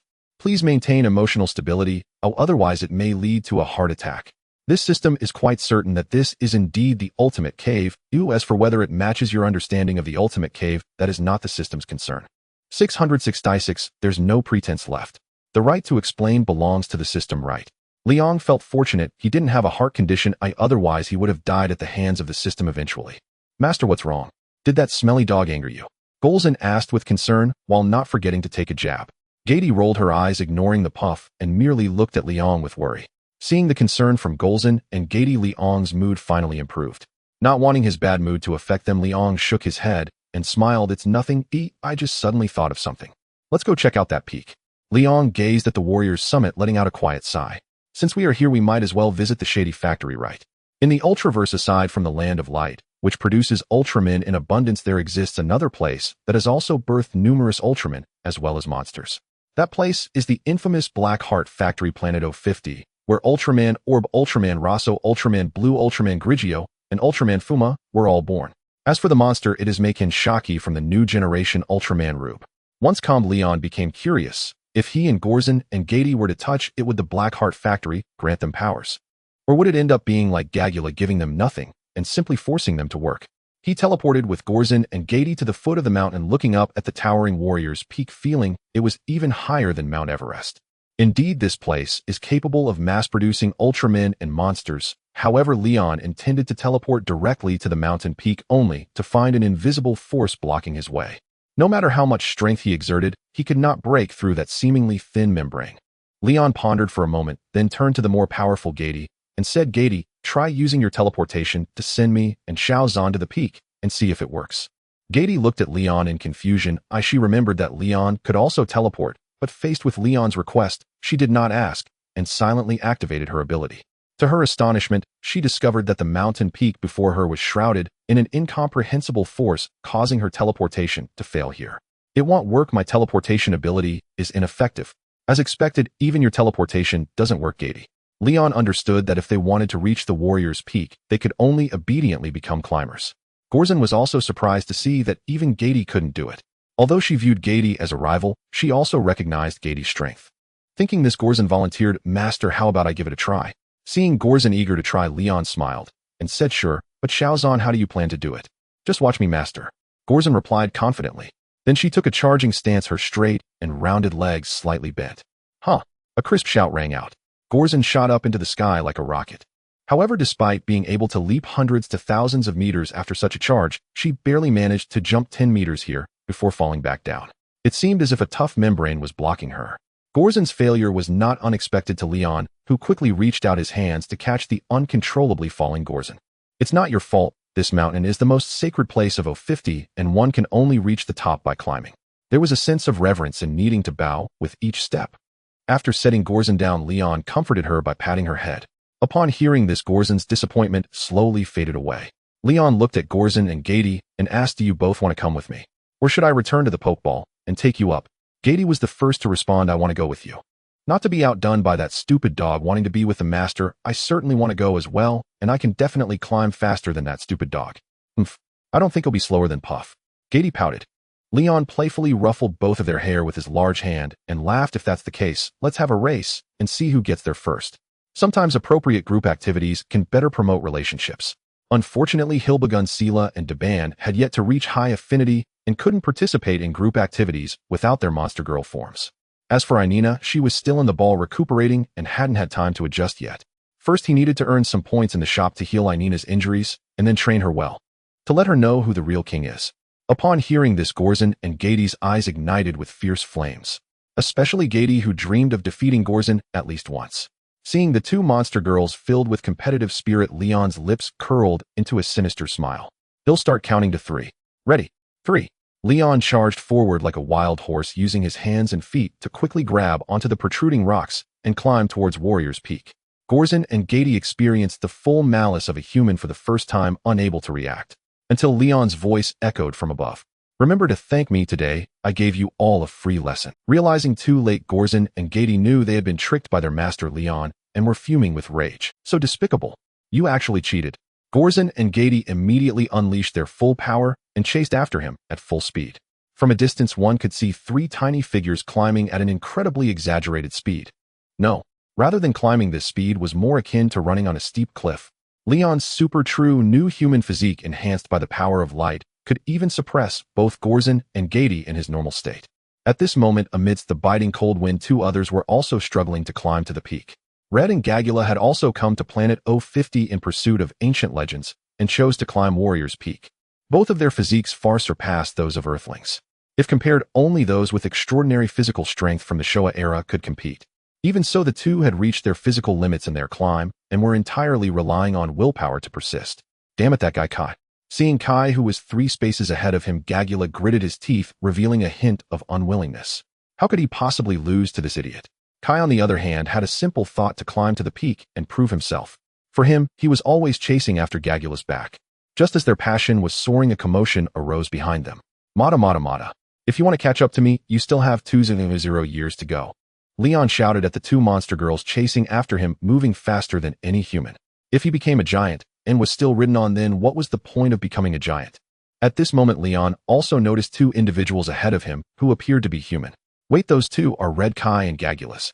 Gagula, the Tsundere heroine of the new generation and her loyal dog, male led. Any Ultraman fan who has watched the new generation would not be unfamiliar with this duo, especially Gagula. Leon, who should have been happy, instead wore a disgusted expression as if he had seen something foul. He regretted purchasing a Master Ball for 1000 shop points. It seemed that at this time Kai had not yet become Orb, so that stupid system had sent him back to the original state. If it was the original state, it was not worth his 1000 shop points. This drama, in a sense, is also a divine drama. When he crossed over, its rating at a certain station was 3. But Leon felt that 3 was already too high. At that time, he simply would not listen to reason. Someone told him that if life was too smooth, he could watch this drama. This drama would tell you what it feels like to encounter something foul. In the end, he took a big hit. This drama could no longer be described as foul. It was simply a challenge to the common sense of normal people. When Leon learned that Gagula had such an experience, he felt that Gagula's dark transformation was quite reasonable. The fault lies with this world. Bastard. Mysteriously, Kai felt a powerful resentment emanating from the man chasing up from below. Seeing Leon catch up, Gagula felt that his pride had been trampled on twice in a single day. Is he not better than Kai or anyone else? Want to know my name? Then reach the top. I will be waiting. Leon could tell that Gagula and Kai were nearing their limits, but they were still several hundred meters away from the warrior's summit. Chatting here would only waste their energy. After leaving such a statement, he fell silent, quickly surpassing Gagula and Kai, heading straight for the war. Gagula was provoked, his fingers gripping the rock tightly, his gaze fierce. Just wait, I will definitely reach the top. Kai's heart was also ignited by Leon's words. He turned to Gagula, who wore a fierce expression, and shouted, Gagula, how are you? Can you keep going? Stop wasting time, Kai. How could I give up here? With a low growl, Gagula suddenly increased his pace, quickly closing the distance with Kai. This is the Gagula I know. Kai smiled, his movements also picking up speed. He couldn't let Gagula look. Just as the two were enveloped in a passionate atmosphere, a voice came from below. Get out of the way. Don't. Golza shouted as he and Gady raced up behind him, their eyes ablaze with excitement, completely ignoring Gagula and Kai. Gagula saw the two charging up the cliff like tanks and could only give way, nearly losing his grip, and Kai was in a slightly better state. Seeing that even the two women were stronger than him, Gagula could no longer hold back, gritting his teeth and climbing upward in silence. He must reach the top. Kai could feel Gagula's unwillingness. He felt the same. If he gave up here, he would surely be looked down upon. Just as Kai and Gagula unleashed their potential, Leon had already reached the summit. The warrior's summit was a vast platform with a circular halo resembling the timer of Ultraman suspended in the center. Sensing that someone had reached the top, a brilliant light appeared in the center of the halo, continuously cycling inward, as if calling out to the one who had ascended. Is this the bull and horse ring of the Blackheart factory? Truly an incredible force. Having become a giant, Leon could perceive much more. If the power of the ring were to explode forth, even he would be instantly obliterated if everyone pressed forward. Faced with the temptation of the bull and horse ring, the old Leon would have eagerly reached out. Even if I can't become a giant, transforming into a powerful beast like Gelgio wouldn't be bad.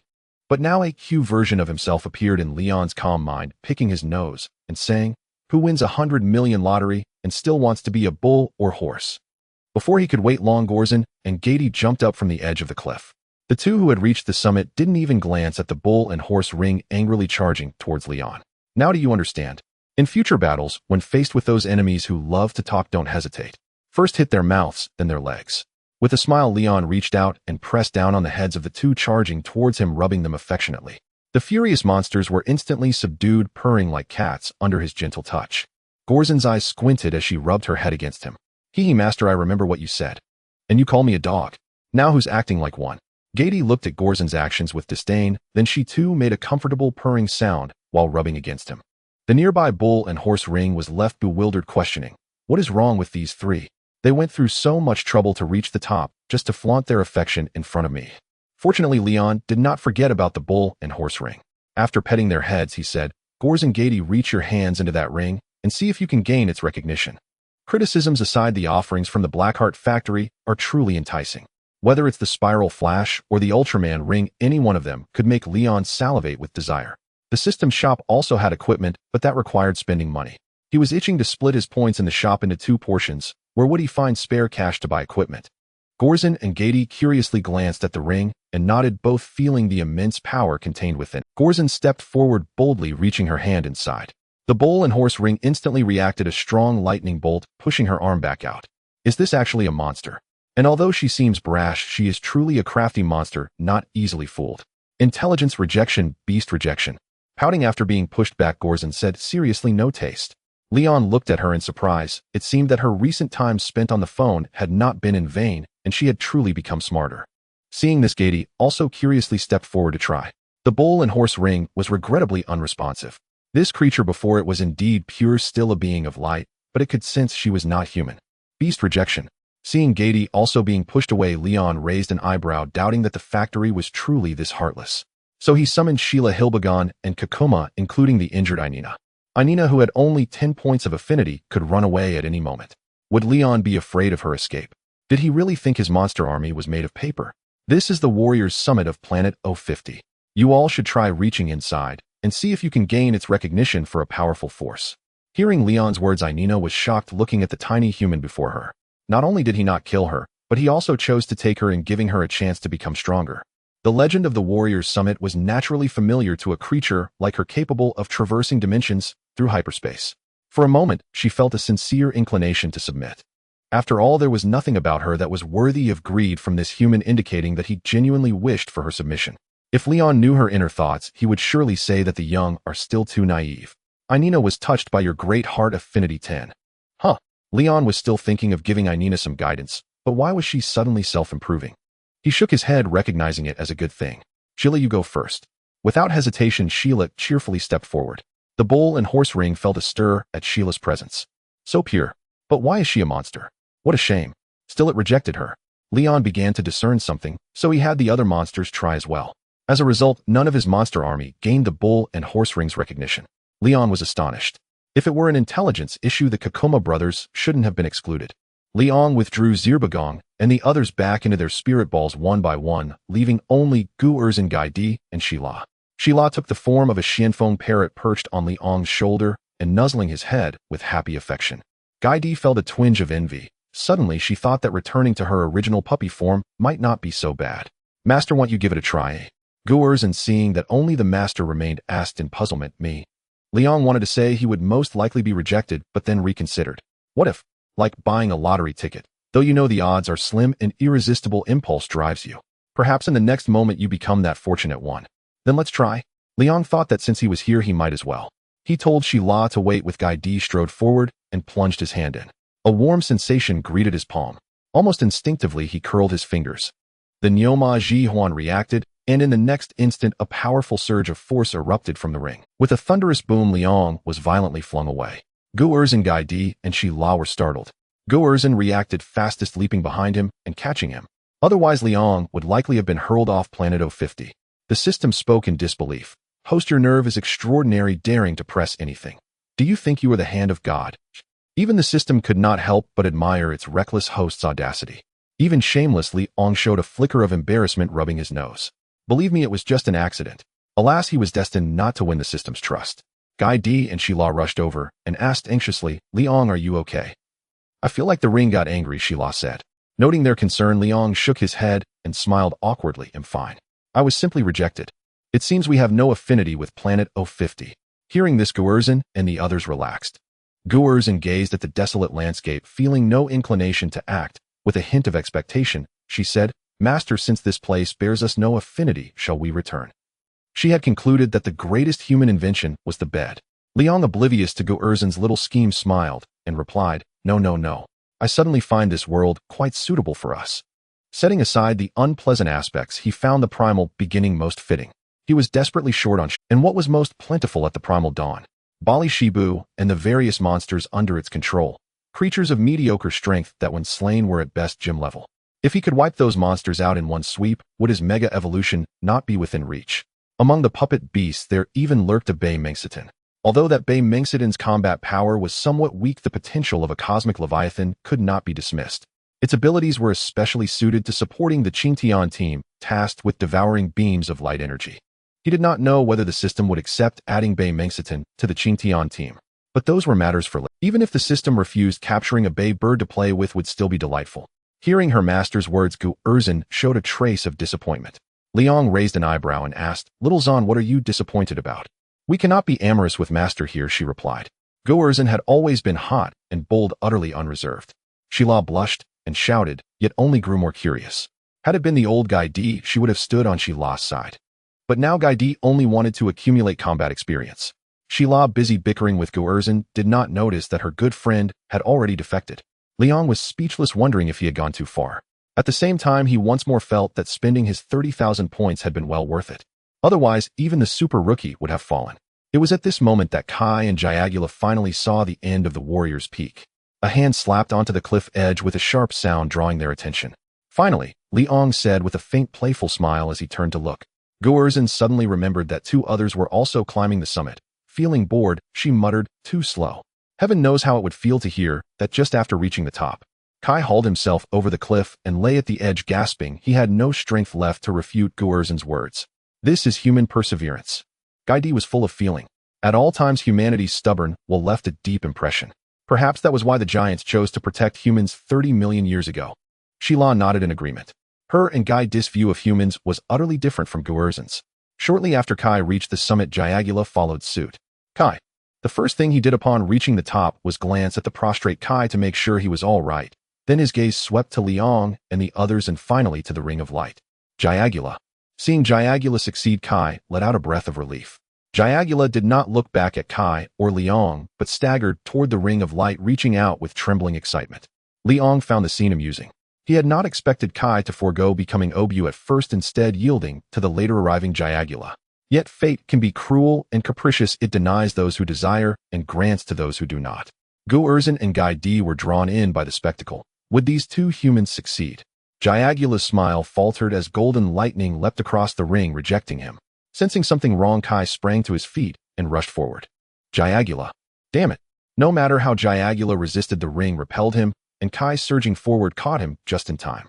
Jiagula shoved Kai away, bitterness written on his face. Don't worry about me. It's your turn. Seeing Jiagula unharmed, Kai looked at the ring of light, hesitated, and then stepped forward. He wondered if he could succeed when someone as remarkable as Jiagula had not been acknowledged by the summit. Yet he had endured countless hardships to stand here. If he lacked even the courage to try, he would have failed himself. The instant Kai's hand reached inside, the summit pronounced its choice. Good child, it's you, the chosen worker.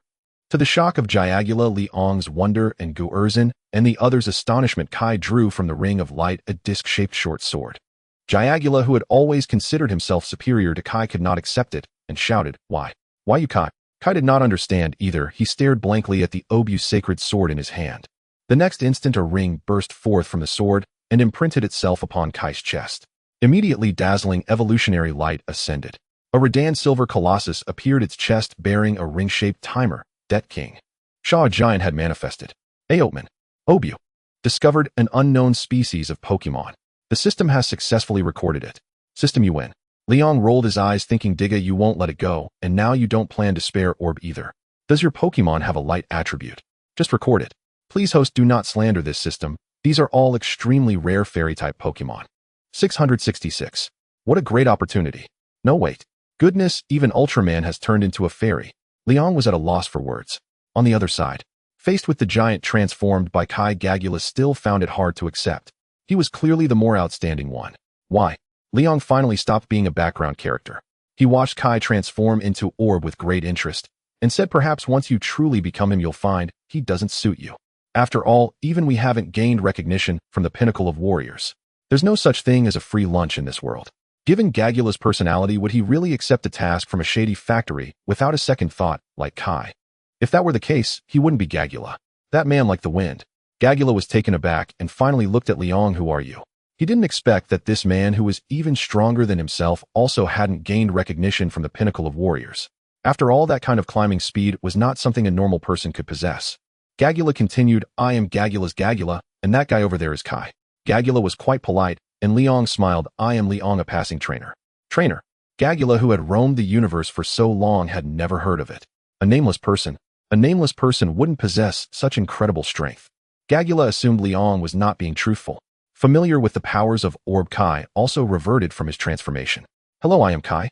Kai had heard Gagula and Liang's conversation and did not doubt Liang's identity. The universe is vast, what can't happen? Liang looked at the still youthful Kai and thought of the mature and worldly wanderer in the main story of Orb.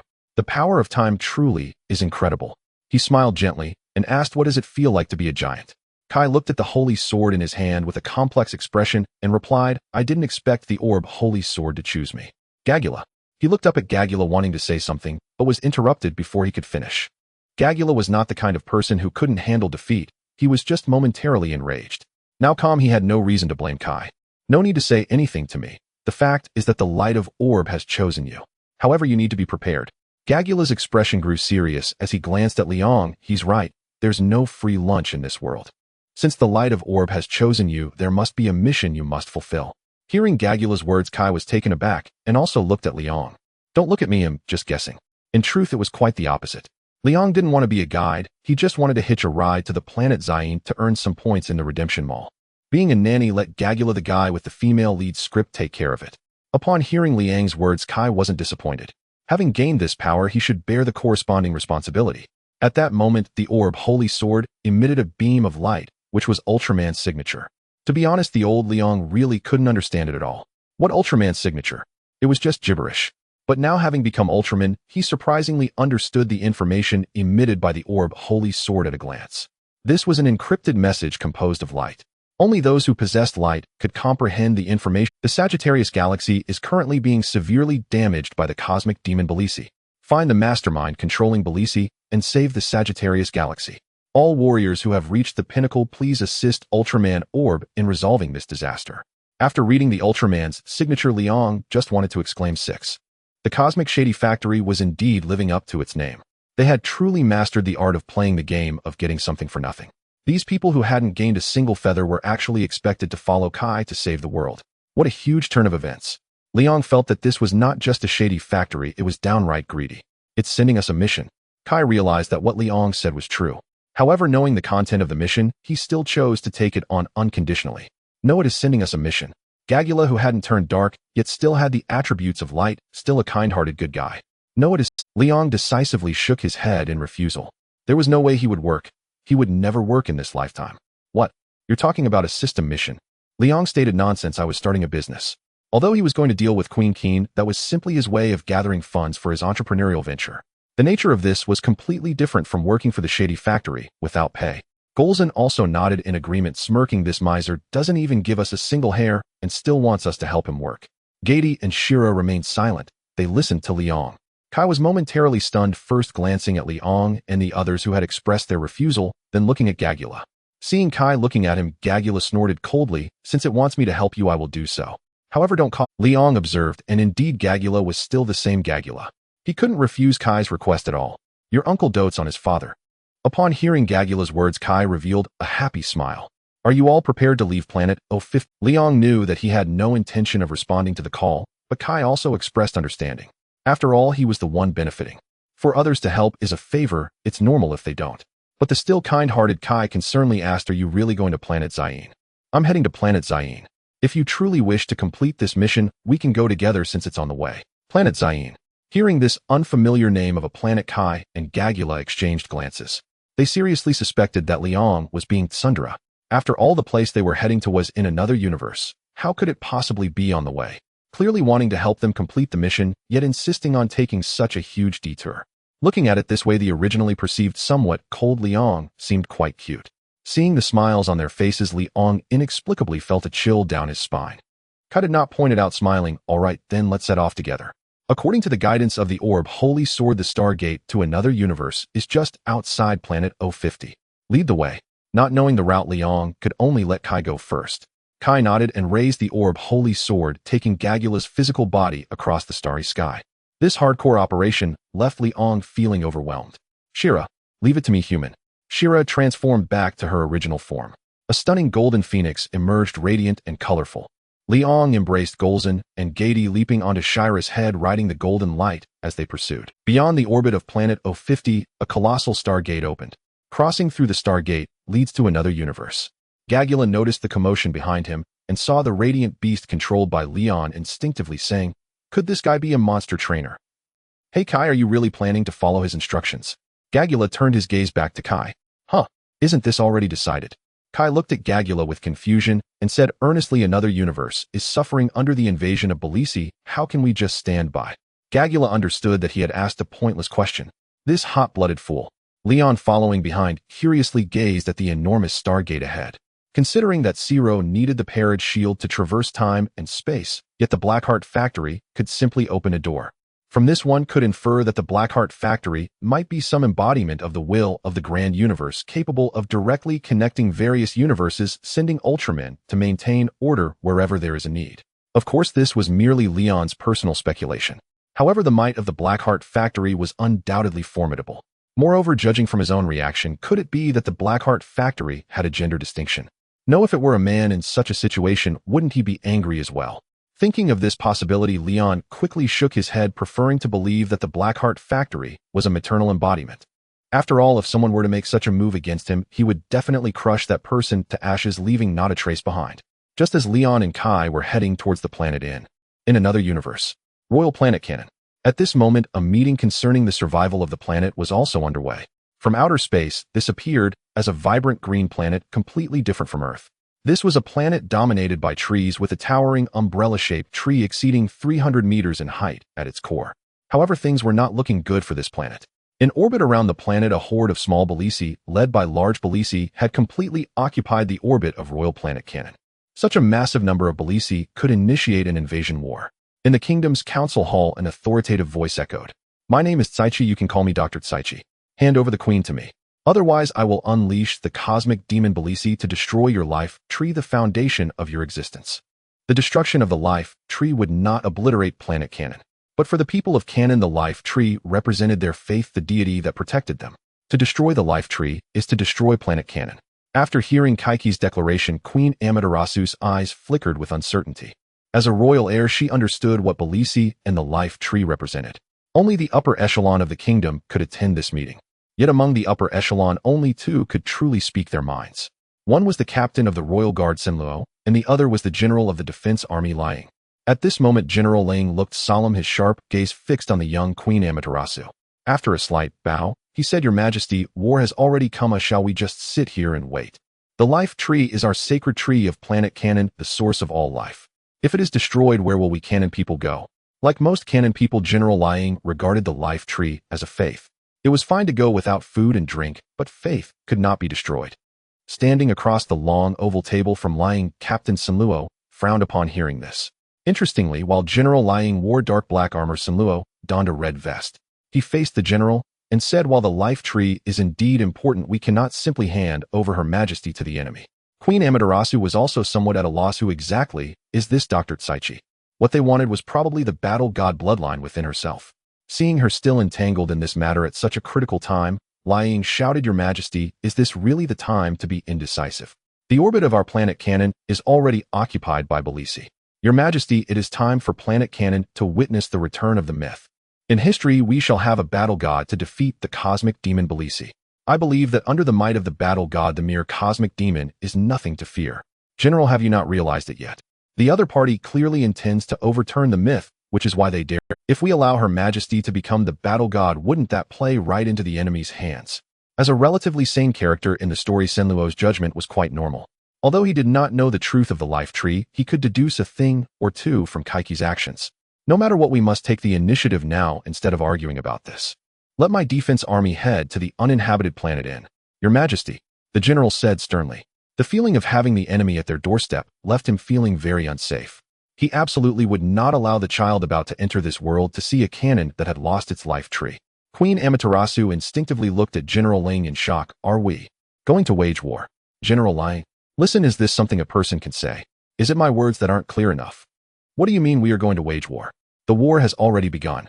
Not to mention Liang, even Senluo, who had always protected the queen, wore an unusual expression. Have they been protecting Her Majesty too well? General Liang never expected his queen to be so naive. He shouted, "Your Majesty, open your eyes and take a good look. It is not that we are going to wage war, but that the war has already started. The enemy has reached our doorstep. Do you have to wait until Dr. Tsaichi launches an attack before you awaken?" The echoes of General Liang's reprimand seemed to linger in the kingdom's council hall. This meeting ended unpleasantly. Not long after, a flying vehicle departed from the kingdom's hangar, leaving Planet Cannon. Fortunately, Leon was not present, otherwise he would have definitely been infuriated enough to slap that foolish queen. Wage war. They were clearly being cornered. At this moment, Leon was still on his way. The universe was vast, and the galaxy shimmered. This was Leon's first close-up appreciation of the beauty of the cosmos. Suddenly, he saw Kai, who was leading the way, abruptly descending towards a brown-yellow planet, his eyes flashing. That brown-yellow planet, could it be Lioli? He remembered that the place where the Baybird first appeared was on planet Lioli. Is this planet in? Golza, seeing Kai's actions, said with curiosity. Gidi also looked at the brown-yellow planet and said, "This doesn't look like a demon stronghold at all." Leon did not explain, only smiled faintly, saying, "Let's follow and take a look. We might find unexpected surprises." Golzan and Gidi understood that their master Leon never did unnecessary things. It seemed that something interesting on this planet had caught their master Leon's interest. Hearing the words of the people, Shila let out a phoenix cry and flew towards planet Lioli, following the glow. The sky of planet Lioli glowed with a faint yellow hue. Even during the day, it was a mining planet. Excessive extraction had caused vast layers of mud to be swept away by the natural winds into the sky. Liang frowned. The air on this planet was indeed murky. With a thought, a layer of faint light energy appeared against his skin, isolating the dust from the air. In an instant, Liang felt revitalized.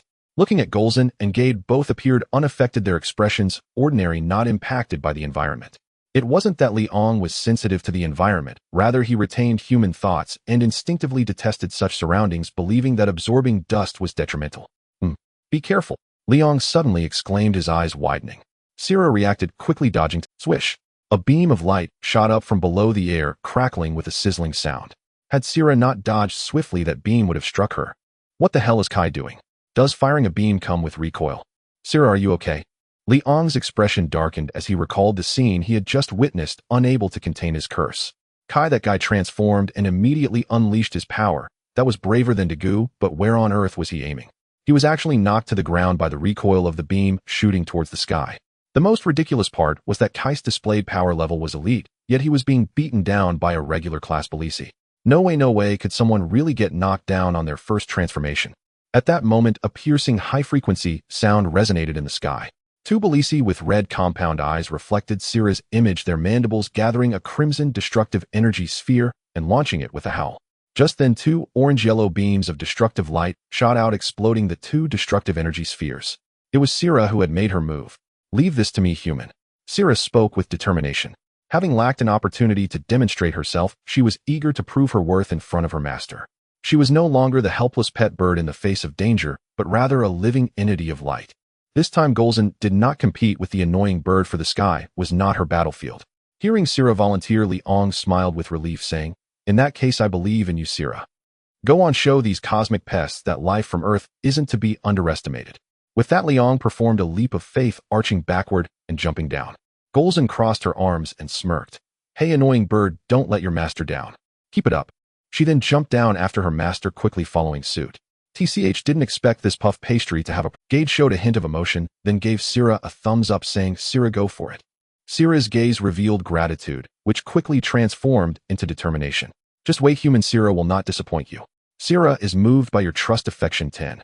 As Liang fell, he heard the system's voice, a smile gracing his lips, the light in his eyes gradually brightening. "Shaozan Gade, let's go. It's time to give this world a little shock." Ultraman's vision pierced through layers of clouds, spotting below the Obu being cornered by Belisi. Liang raised his left hand, the red bracelet ringing out like a crystal-clear sound as a dazzling stream of red light enveloped his entire body. Like a fiery red meteor, he struck down towards the earth. Behind him, Golza and Gade's stunning faces also lit up with excitement. Roar! Two colossal figures resembling mountains appeared in the sky, casting a vast shadow over the land. The immense pressure from the three giant silhouettes descended from the sky above Belisi and Obu. Nearby, Gagura, infuriated by Kai's reckless battle moves, suddenly looked up at the sky. What he saw was a giant filled with muscular oppression, accompanied by two monstrous beasts piercing through the sky, especially the red, silver, and black giant, whose hand was gathering a terrifying energy blade. In the next moment, the silver energy blade descended like a crescent moon. But what truly shocked Gagura and Obu was the giant's next action. His form swiftly reversed, stomping down rapidly on the crescent. Ultraman Guillotine. A fast, decisive, and powerful attack left Belisi no chance to react. The mysterious giant stepping on the crescent split Belisi in half, and with a roar the split Belisi exploded. The giant emerged from the flames of the explosion. Soon after, two more loud booms followed, sending vast amounts of soil flying. The Mother Earth was enraged. Golza and Gade's figures gathered energy amidst the falling soil. Golden-red energy coalesced at their chests, channeling to their foreheads. Searing and explosive flames gathered in their wide-open mouths. Enhanced ultrasonic wave light. Flame. Flame flash. Two powerful energy beams shot forth, tearing the sky apart. At the edge of the sky, two Belisi plummeted uncontrollably. They were the ones defeated by Sira. Destructive death ray. For beams of light, two pairs oppositely struck the two Belisi simultaneously. Boom. A brilliant explosion illuminated the sky, and the powerful shockwave cleared the darkened sky, revealing a long-lost clarity. Obu, who had been knocked down by the Belisi, gazed in shock at the formidable giant and beasts before him, feeling that his own battle was utterly pitiful in comparison. Gagura instinctively swallowed hard. So powerful. Far stronger than Kai. If Kai was a mere child, then the giants and monsters before him were the most exceptional warriors. If they were enemies. Gagura felt despair. There was no hope of victory in sight. Did you see that? This is how a battle should be.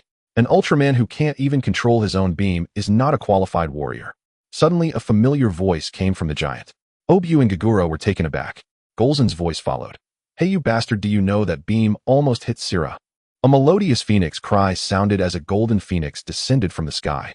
Leon Golza, is that Sira? Upon hearing that it was Leong and the others, Obyu breathed a sigh of relief and then dispelled his transformation.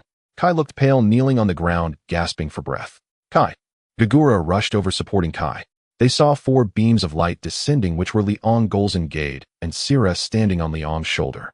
You guys. Gagura looked at Leong and the others with a complex expression, feeling as if everyone had failed while Leong's family had a mind. Kai, with a face full of apologies, said, I'm sorry. He offered no explanation for any reasoning, could not mask his near-friendly fire incident. Yet simultaneously Kai felt a surge of excitement, lightly pushing Gagura aside as he approached and deeply bowed. Senior Leong, please teach me how to become a qualified warrior of light. His eyes were filled with a yearning to grow stronger. Elf Demon Pokemon. Elizab. Gender male. Affection level 0. Attribute poison. Level normal. Potential elite. Ability puppet poison. Defeating the demon Pokemon Belizab grants 1,000 shop points. Suddenly earning 3,000 shop points, this is far more than he would earn from daily tasks. Originally, he had no time to do daily tasks while rushing, but unexpectedly he made up for it in one go. This made Leong convinced that the primordial origin was like an unlocked treasure vault for him. Suddenly, the unexpected words of Kai stunned him, and his expression turned peculiarly playful. What? Asking him how to become a warrior of light. What do I know about that? Coincidentally, I actually do. Have you seen Leo? Leong, a disciple of the Cane Star people, is best at training. Seeing the smile on Leong's face, Kai suddenly felt an ominous premonition. He felt that he had been careless. Reacting quickly, Gagula stepped forward and pulled Kai, frowning. Kai, I don't think he can teach you. Hey, I don't like what you just said. Golza declared confidently. Leong is the best at training. I know this all too well. Right, Gady? Cough, cough. Gady shot Golza a fierce glare. I can't even be bothered to address you. Is your training even serious?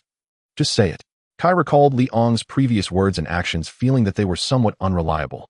Just as he was about to back out, Leong stopped being low-key. I didn't expect that my hidden identity would be known by you. Kai, Gagula, you know who Ultraman Leo is, right? Leong stood with his hands behind his back, slightly tilting his head back at a 45-degree angle to look at the sky, exuding a sense of a lonely master. Gagula and Kai exchanged glances and nodded. Of course they knew about Ultraman Leo, the Prince of L77, the martial arts master from the land of light, a member of the Ultraman brothers. The name of Leo had long spread across the vast cosmos. Actually, what you don't know is that Leo's success today is due to the guidance he received from a great master. And I happen to know this method. I won't tell ordinary people about it. How about it, Kai? Do you want to become a martial arts master like Leo? Do you want to be a member of the Ultraman brothers? Do you want to be a true warrior of light? At that moment, Leong felt like a leader in a pyramid scheme. The Scylla on his shoulder tilted its head, looking at Kai, who was already immersed in the beautiful fantasy created by humans and couldn't help but show a trace of pity. Because every time the master showed this expression, that head would turn into a puff pastry. Golza and Gady remained silent, wearing expressions as if they were watching a show. Both of them still remembered that beam of light.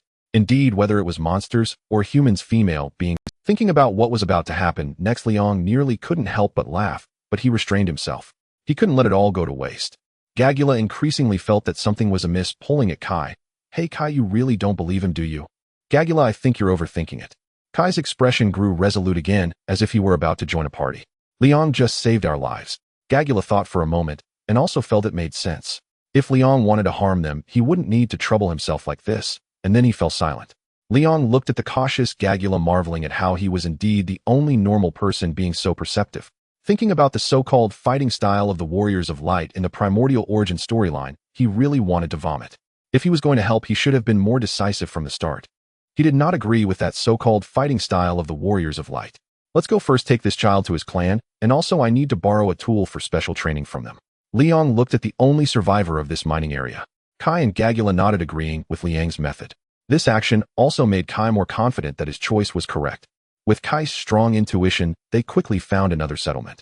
At first, the people here were very wary of the outsiders like Leong and the others. It wasn't until they understood their intentions and saw the child they brought that they relaxed their guard and came out. Thank you very much for saving this child from those demons. We wonder what we can do to help you. The spokesperson of this settlement spoke respectfully.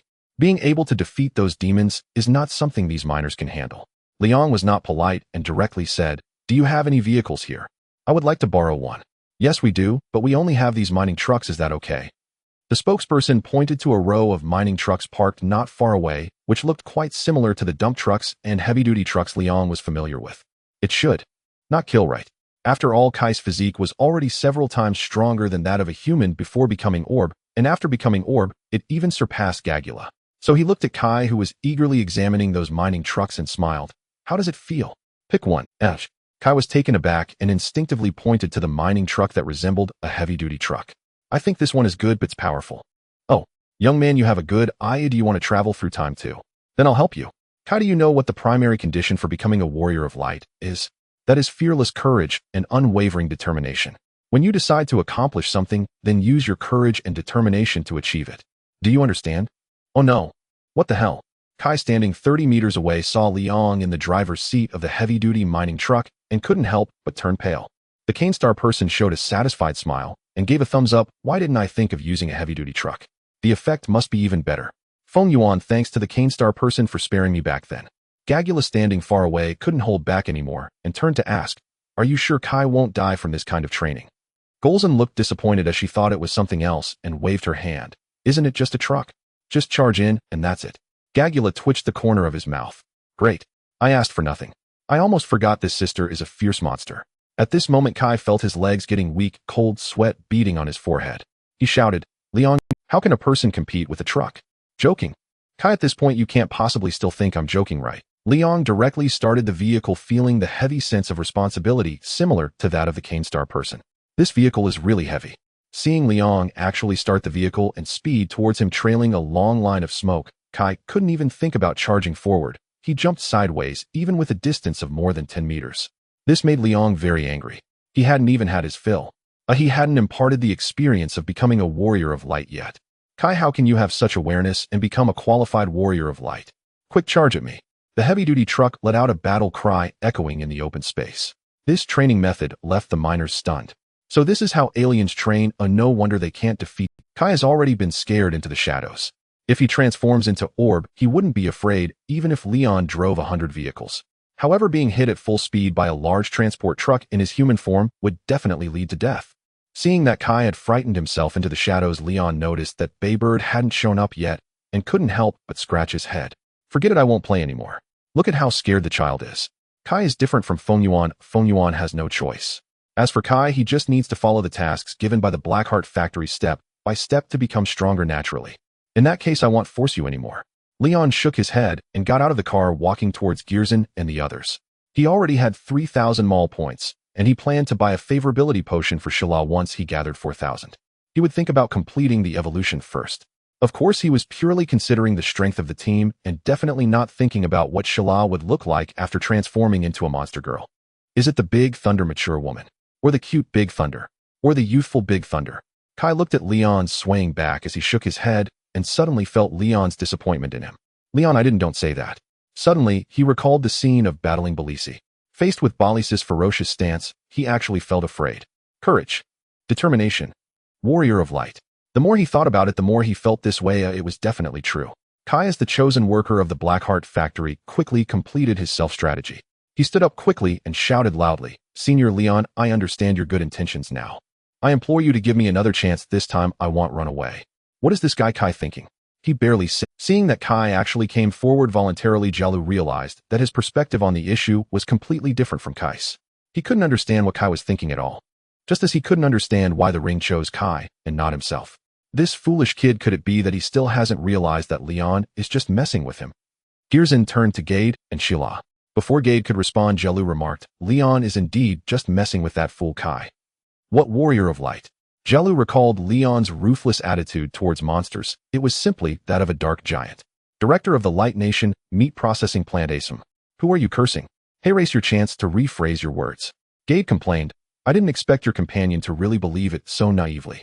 Even Sheila nodded. Exactly who trains like this? Aren't you afraid of being killed? King being not, I'm in the car. Fin and Babel you. Jialu, hearing Girzin and the others' complaints, surprisingly felt a bit of agreement. That fool is already beyond saving. Off. Are you serious? Leon turned to look at the innocent-faced Kai. He wasn't an evil. Kai looked serious. Senior Leon, I already understand your intentions.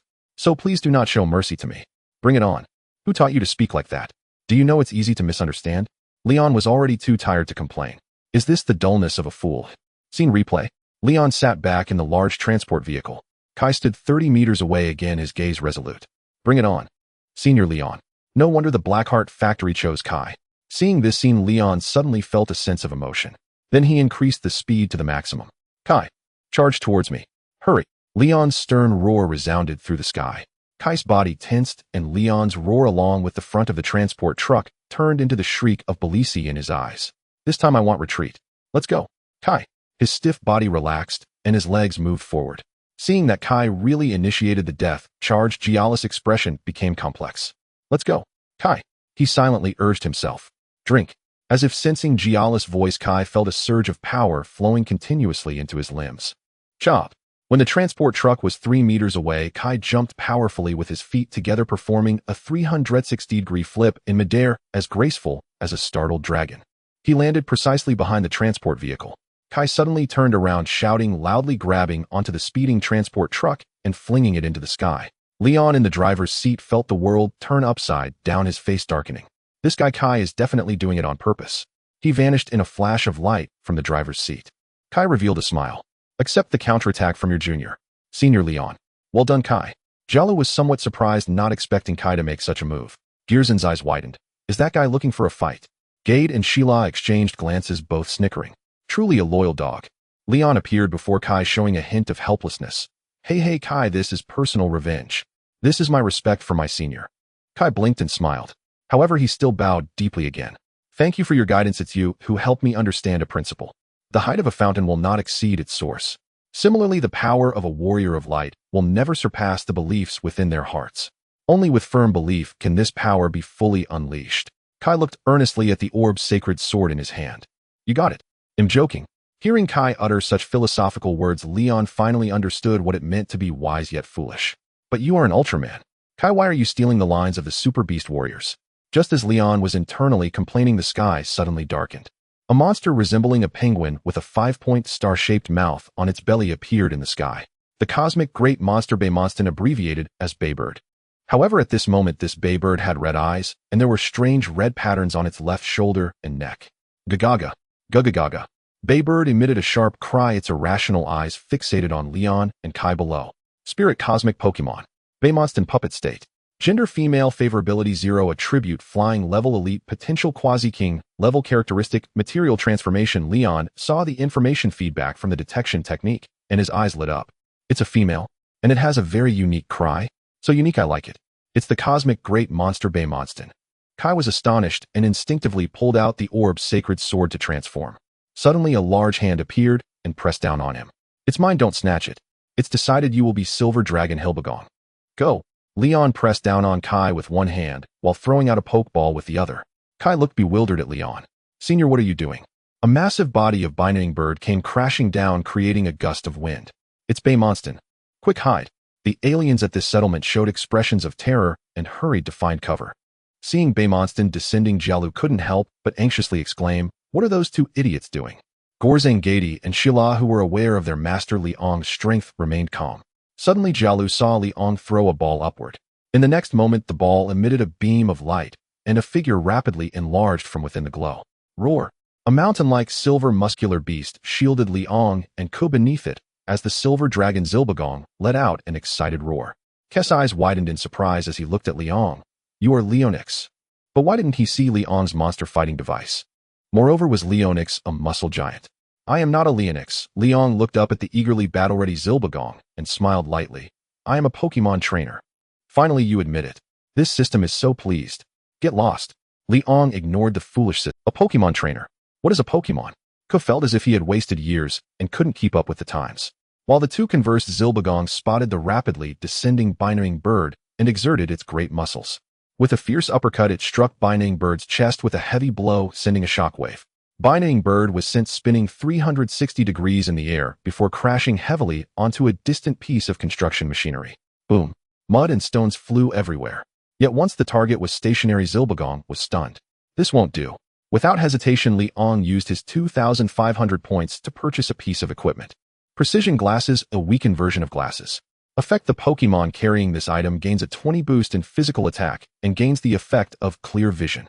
Price: 2,500 shop points. Zilbagong was taken aback as its vision suddenly became clear, allowing it to see the distant binding bird. Roar. Anyone who has experienced myopia can understand the sudden clarity that comes with wearing glasses. Zilbagong no longer hesitated and took the initiative to attack. The binding bird, only 46 meters tall, appeared as a toy in front of the towering 65-meter Zilbagong. Zilbagong's affinity for you has greatly increased. I recognize you, Master. Affinity: 30. Liang did not expect such a pleasant surprise. Spending 2,500 shop points for 30 affinity was an incredible bargain. Go for it, Zilbagong. Hearing its master's voice, Zilbagong responded loudly. Seeing the bond between Liang and the monsters, Ku was curious about how he had nurtured it. If possible, he also wanted to deepen his bond with Jello. Gugagaga. Binding bird let out an angry cry, waving its scythe-like claws as it lunged at Zilbagong. Zilbagong used Iron Tail. This was Zilbagong's first real battle, and Liang naturally would not miss the opportunity to cultivate affinity. Understanding the strengths and weaknesses of both monsters, he immediately gave orders. Zilbagong let out a mighty roar, sweeping its long and powerful iron tail to strike Binding Bird. Slap! The immense force from the iron tail flipped Binding Bird onto the ground, causing it to emit a painful cry. Even as a puppet, it still felt the pain. This was not as good as the Super Beast. Super Beast, take this opportunity, charge in, and use Zilbagong's claw. Liang waved his hand, choosing to pursue the attack. Zilbagong showed no hesitation, revealing its sharp claws and viciously tearing into Binding Bird. Blood sprayed and gruesome wounds appeared on Binding Bird. So powerful, Binding Bird has no ability to resist. Jialu saw that under Liang's command, Binding Bird had no chance to get close. Compared to Liang, Ku was simply far behind. Ku also realized the gap between himself and Liang, watching intently and learning from Zilbagong's attacks. Clean and efficient with not a single unnecessary movement. Binding Bird was left dazed. Why wasn't it following the usual tactics? What about its light skills? What was the point of relying solely on physical attacks? Zilbagong, I heard you have a strong suction. Liang perked up, determined to try it out if the opportunity arose. The planet is in chaos. Following the death of Belixabu, Queen Queen let out a mournful cry. Dr. Qi discovered Liang and the others through the feedback from Belixabu before its death. To prevent these giants and monsters from disrupting his plans, he decisively deployed the strongest combat force of planet Lioli, the cosmic monster Beimonston. Although it had just reached adulthood, Beimonston's strength was already formidable. Yet the actual outcome left him shocked. His Beimonston was completely no match. Damn, could this group of guys be coming after me? Dr. Qi couldn't help but speculate. They must be eliminated on planet Lioli. He would not allow these guys to ruin his plans. After all, it was a well-known consensus in the multiverse that those Ultramen loved to meddle in others' affairs. Like cockroaches in a sewer, they were everywhere. Beimonston, eat them all. Open the material conversion port. Through Queen Kuein, Dr. Qi transmitted the order into Beimonston's brain. Gagaga. On planet Lioli, Binding Bird's eyes glowed red, emitting a sharp cry as the 5-point star mouth full of sharp teeth opened. A tremendous suction force generated from the giant mouth. Upon seeing Binding Bird's anomaly, Liang immediately became alert and warned. Interrupted skill, Zilbagong used throw, grab a boulder and throw it. Zilbagong instantly understood and raised a massive boulder with both hands, throwing it at Binding Bird. Before Binding Bird's giant mouth could fully open, it was struck in the face by the boulder, causing its entire body to tilt backward and fall. Bang! Mud flew up. The attacked Binding Bird instinctively closed its giant mouth. That's it. Zilbagong go up and knock Binding Bird out. Through all these battles, Liang had discovered a foolproof little technique for subduing Pokemon. As long as you knocked out the monster, it naturally wouldn't refuse. Blazer Ultraman, exactly. Just like that. The last image Dr. Qi saw was Zilbagong's enormous fist, which startled him. These damn barbarians, it's precisely because of them that I want to revolutionize this pathetic universe, Dr. Qi said with a sorrowful expression. Why don't you kill Binding Bird, Senior Liang? Ku asked, perplexed by Liang's actions. Being obsessed with violence is not a good habit. Liang casually said, while taking out a Pokeball. Ku pondered deeply. Jialu internally criticized, isn't the giant you transformed into that muscular not saying this? As the Pokeball was thrown, the knocked-out Binding Bird was captured. After defeating the cosmic Pokemon Beimonston, Liang received 2,500 points in the shop. However, he furrowed his brow. Beimonston puppet state, gender female, affection 10, gray status attribute, flying level elite, potential near king level, ability matter conversion skills, radar horn destruction, orb matter conversion, absorption, port item none, equipment none. The puppet poison from Belixi had not been lifted even after Beimon was captured. Since it remained in puppet state, the affection level had turned gray. It seemed that Planet Cannon would need to be visited by him as well. However, before that he had to go to Planet Zayin to retrieve his reserve funds. Silbagong, you've worked hard, come back now. Leon called out to Silbagong while lifting the Pokeball. Silbagong, no longer possessing its wise gaze, could clearly see its master's presence. After emitting a joyful roar, it transformed into light and returned to the Pokeball. Master, if there's a battle in the future, be sure to call for me. Battle. Leon glanced at Silbagong's affection level, the corners of his mouth slightly lifted. There would be battles indeed. Zila. The golden phoenix soared and landed on Leong's shoulder, nuzzling against him happily. Gorzin looked at Leong with a pitiful expression resembling someone who has forgotten the old for the new. Leong, while stroking Gaty's hair, noticed Gorzin looking for attention, involuntarily twitching his eyelids. This drama queen. However, with Kai and Gagula present, he didn't let loose too much, shooting her a fierce glare. If you keep this up, I'll turn you into a cream puff. Gorzin's grievance instantly vanished, her eyes lighting up. Is there such a good thing? No more teaching, let's teach her a lesson. Leong raised his hand and gave Gorzin's forehead a firm flick. Behave yourself. At this moment, Kai's attention returned to the surroundings. Due to the recent battle, even though it ended quickly, a portion of the camp was still damaged. The camp was enveloped in a gloomy atmosphere. With a strong sense of justice, Kai found this scene most intolerable, revealing a heavy expression. If only he could be as strong as Senior Leong. Gagula approached, looking at the same area Kai was watching, and spoke earnestly. Kai, don't be too naive. This is war. There cannot be war without sacrifice. Kai did not respond, but took out a harmonica. The melodious, yet lonely sound drifted away with the wind, carrying a certain resolve within. Even though he knew his ideals were difficult to achieve, this was what he sought after. This piece. Is it a resolve? Gaty caught on to something, looking at Gagula and Kai. Gorzin tightly wrapped her arms around Leong's arms, sinking into a soft and warm embrace. She cared for nothing but her master, only thinking about having a litter of little Gorzins with him. Leong patted Gaty's shoulder, looking at the two in the distance, and said, one is an idealist and the other a realist. They are destined to love and kill each other. From this, it was evident that Kai and Gagula's ideologies had diverged from the very beginning. It was said that Gagula doted on Kai, but hadn't Kai been accommodating all along? This is what bonds are. Leong did not urge them, but waited for Kai to finish playing the Song of Red Kai. Being able to hear the song sung by the person himself was a small dream come true for him. Senior, let's set off. We absolutely cannot let the behind the scenes person continue to act recklessly. Then let's head out. Destination Planet Zayin. Leong nodded. He also wanted to retrieve his reserve funds as soon as possible. Two streams of light shot into the sky, swiftly breaking through the atmosphere of planet Lioli and entering the cosmos, proceeding at a speed faster than light. Countless brilliant or dim star rivers were left behind, evoking an epic sense reminiscent of a space opera. Planet Julan. A paradise for monsters, also the backyard of Musashi and Gauss. Monsters roam freely on this planet, no longer worrying about conflicts with humans over territory or food, thereby avoiding destruction. Ballgills, you sure can eat a lot. Looks like you're in great health today too. Compared to his time with the youth elite team, Musashi still wore his blue team uniform, but the maturity on his face was visibly apparent. He was recording the condition of the monster Ballgills on his tablet. The large Ballgills, which fed on energy, displayed very docile behavior after being well fed. Suddenly, Musashi paused his work. Can you hear me, Musashi? Fubert. He heard Fubert's voice. Having connected with Musashi, Fubert quickly explained, I need your help. A terrifying guy is using monsters to disrupt cosmic order, and I'd like to ask you to help me. Hearing that someone was using monsters for evil, Musashi's expression became serious. He felt Gauss. Such a person must not be forgiven. What do you need me to do? Should we contact Zero? At this moment, Fubert and Musashi had already merged with Zero. The feeling of merging with Saiga after becoming Saiga allowed the three of them to become good friends after a battle. Fubert, who was traversing time and space, almost choked. Cough, cough. Even though the enemy is somewhat formidable, it's not necessary to alarm Zero. Besides, things haven't been peaceful in the land of light lately, as Zero is tied up. I need you to traverse time and space. Saying this, Fubert sent the coordinates to Musashi through telepathy. If Zero were to come, what need would they have? Such a showy matter should not burden Zero. Upon hearing this, Musashi dispelled his decision to use nuclear weapons and nodded, saying, since I know someone is using monsters for evil, even if it requires crossing time and space, I will not sit idly by. Leong, that's fine. Him, just the opposite. Let's go, Gauss. Musashi took out the transformation device and raised it high, shouting. A giant predominantly colored in blue and silver appeared from the light, charging towards the time-space tunnel located outside the atmosphere of Julan. On the other side, Planet Cannon. The captain of the Royal Guard Senra, carrying the Queen's decree, also returned from Planet Zayin, bringing back the humiliating peace treaty from Dr. Tsaichi.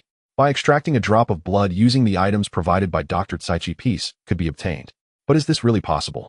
Agreeing to this decision would mean Planet Canon has completely surrendered to Dr. Kaiki's might. Can peace brought about by manipulating others with puppet poison truly be trusted? Even if Queen Amaterasu's mind is somewhat muddled, she would never believe such childish lies. Therefore I refuse. Senra looked at the queen who had finally learned to think, and his heavy heart felt considerably lighter. At least Canon's hope had not yet surrendered. The news of Sinluo's return and the conversation with the queen quickly reached the general's ears, sharpening. Your Majesty, what are you trying to accomplish by secretly sending Sinluo to pilot the shuttle to Planet Een? He questioned. How could you foolishly believe the enemy's words in exchange for peace? I will not allow the whims of a young girl to ruin Tianong, he declared. Let's go, we must see Her Majesty the Queen. The general marched towards the palace with the guards in a fierce demeanor. On a terrace, he caught sight of a familiar figure, and his hurried steps came to a halt. The guards were perceptive and quietly withdrew. From this terrace, one could clearly see the astonishing vitality of the Tree of Life. A canopy resembling an umbrella cast a large shadow, and the ripe fruits glimmered in the light. A woman dressed in luxurious loose clothing and visibly pregnant gazed at the distant Tree of Life with a hint of worry on her brow. The news of the cosmic demon Balix's siege of planet Tianong had spread like wildfire. The inaction of the kingdom's defense forces left the people of Tianong increasingly anxious. Why aren't we attacking? That question echoed loudly. This was also the source of the general's confidence. Everyone hoped that Her Majesty the Queen would transform into a war god once again to drive away the powerful enemy and save Tianong. Footsteps approached from behind, and the woman turned to see her husband. She gently leaned into his embrace, finding a semblance of safety in his presence. Footsteps approached from behind, and the woman turned to see her husband. She gently leaned into his embrace, finding a semblance of safety in his. Will we no longer see the Tree of Life once this child is born? The woman looked up at him, her words causing the general's expression to stiffen. Not wanting to worry his wife, he forced a smile and said, No, I won't let that happen. The war god will surely protect Tianong. Absolutely. If the general had any hesitation before, his heart was now resolute. No matter what, he could not allow the genius doctor to destroy the Tree of Life. Inside the palace, Queen Amaterasu's mind echoed with the words of the captain of the guard Sinluo. If it was just a drop of blood, should she agree? In her mind, the secrets of the Tree of Life passed down through the royal lineage resonated. When the war god meets Queen Balixi, the world will undergo a great change. However, she had already decided not to become the war god. In that case, the war god and Queen Balixi would only a drop of blood. A thought began to take shape in Queen Amaterasu's mind. At that moment, a notification came from outside. The general had arrived. Queen Amaterasu took a deep breath, already guessing why General Liang had come. Let him in. But she had already made her decision. War brings death. She hated war and did not want Tianong to be involved in it.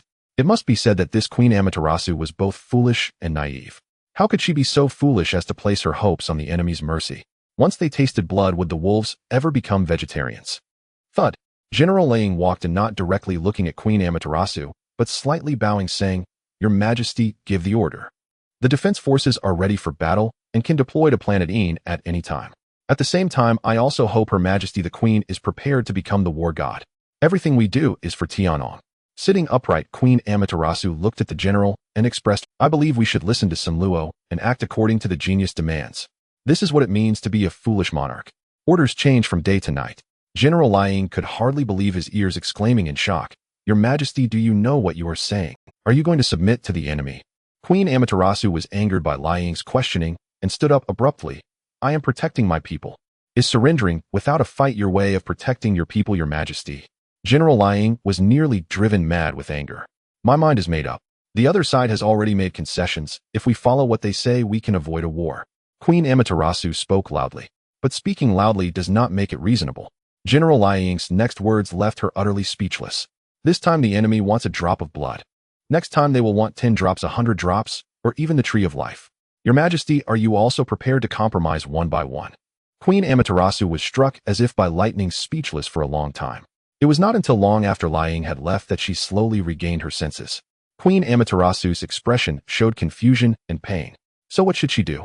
Returning to the Defense Forces base, Liang wore a cold expression. As long as Sinluo was around, Her Majesty the Queen could not make up her mind to become the war god, nor could she firmly decide to welcome a war. Sinluo, who do you think you are to Her Majesty the Queen? It seems I can only make you disappear for a while. I will not allow anyone to obstruct Her Majesty the Queen from becoming the war god. I now have something very important to do, and I do not trust anyone else with it. He gathered his trusted subordinates and looked at them. Upon hearing this, those loyal followers clenched their fists over their hearts and softly shouted loyalty. The general's face remained stern as he returned the salute. I will not enjoy this glory alone. As night fell, the fruits of the tree of life glowed like lanterns, twinkling like stars. Captain Sanluo had not yet returned home. He remained in the guard's office holding the blood-collecting vessel given to him by the genius doctor. Just as he pondered the true intentions of the genius doctor, a knock sounded at the door. Captain, someone from the defense forces is here. The defense forces? Sanluo immediately thought of General Liang. He knew Liang would seek him out, but hadn't expected it to be so soon. After a pause, he said, "Let him in." Soon a member of the defense forces was brought in. The person looked at Sanluo and saluted, saying, "Captain Sanluo, our general requests your presence." "I understand." Without suspicion, Sanluo placed the blood-collecting vessel in the drawer. The defense forces member observed this scene. After putting away the items, Sanluo followed the person out. Shortly after he left, another member of the defense forces brought a royal edict from Her Majesty the Queen transferring the guards left at the base. Before long, a person who resembled Sanluo entered the guard's base and successfully passed through various security checks to reach Sanluo's office. Changing into Sanluo's guard captain attire, he took the blood-collecting vessel from the drawer and hurried towards the queen's palace. Meanwhile, Sanluo was being taken to the hangar. This left Sanluo perplexed. "Where is your general?" "Captain Sanluo, please be patient. The general is handling some matters and will come over as soon as he is done." At this moment, the person bringing Sanluo had already switched midway. Sanluo furrowed his brows, feeling a sense of unease. "Liang, what are you planning?" At the entrance of the palace, the guards Yu Yin and Li Hua stood vigilant, their eyes fixed ahead. The heavy doors remained tightly shut, yet the inside was brightly lit.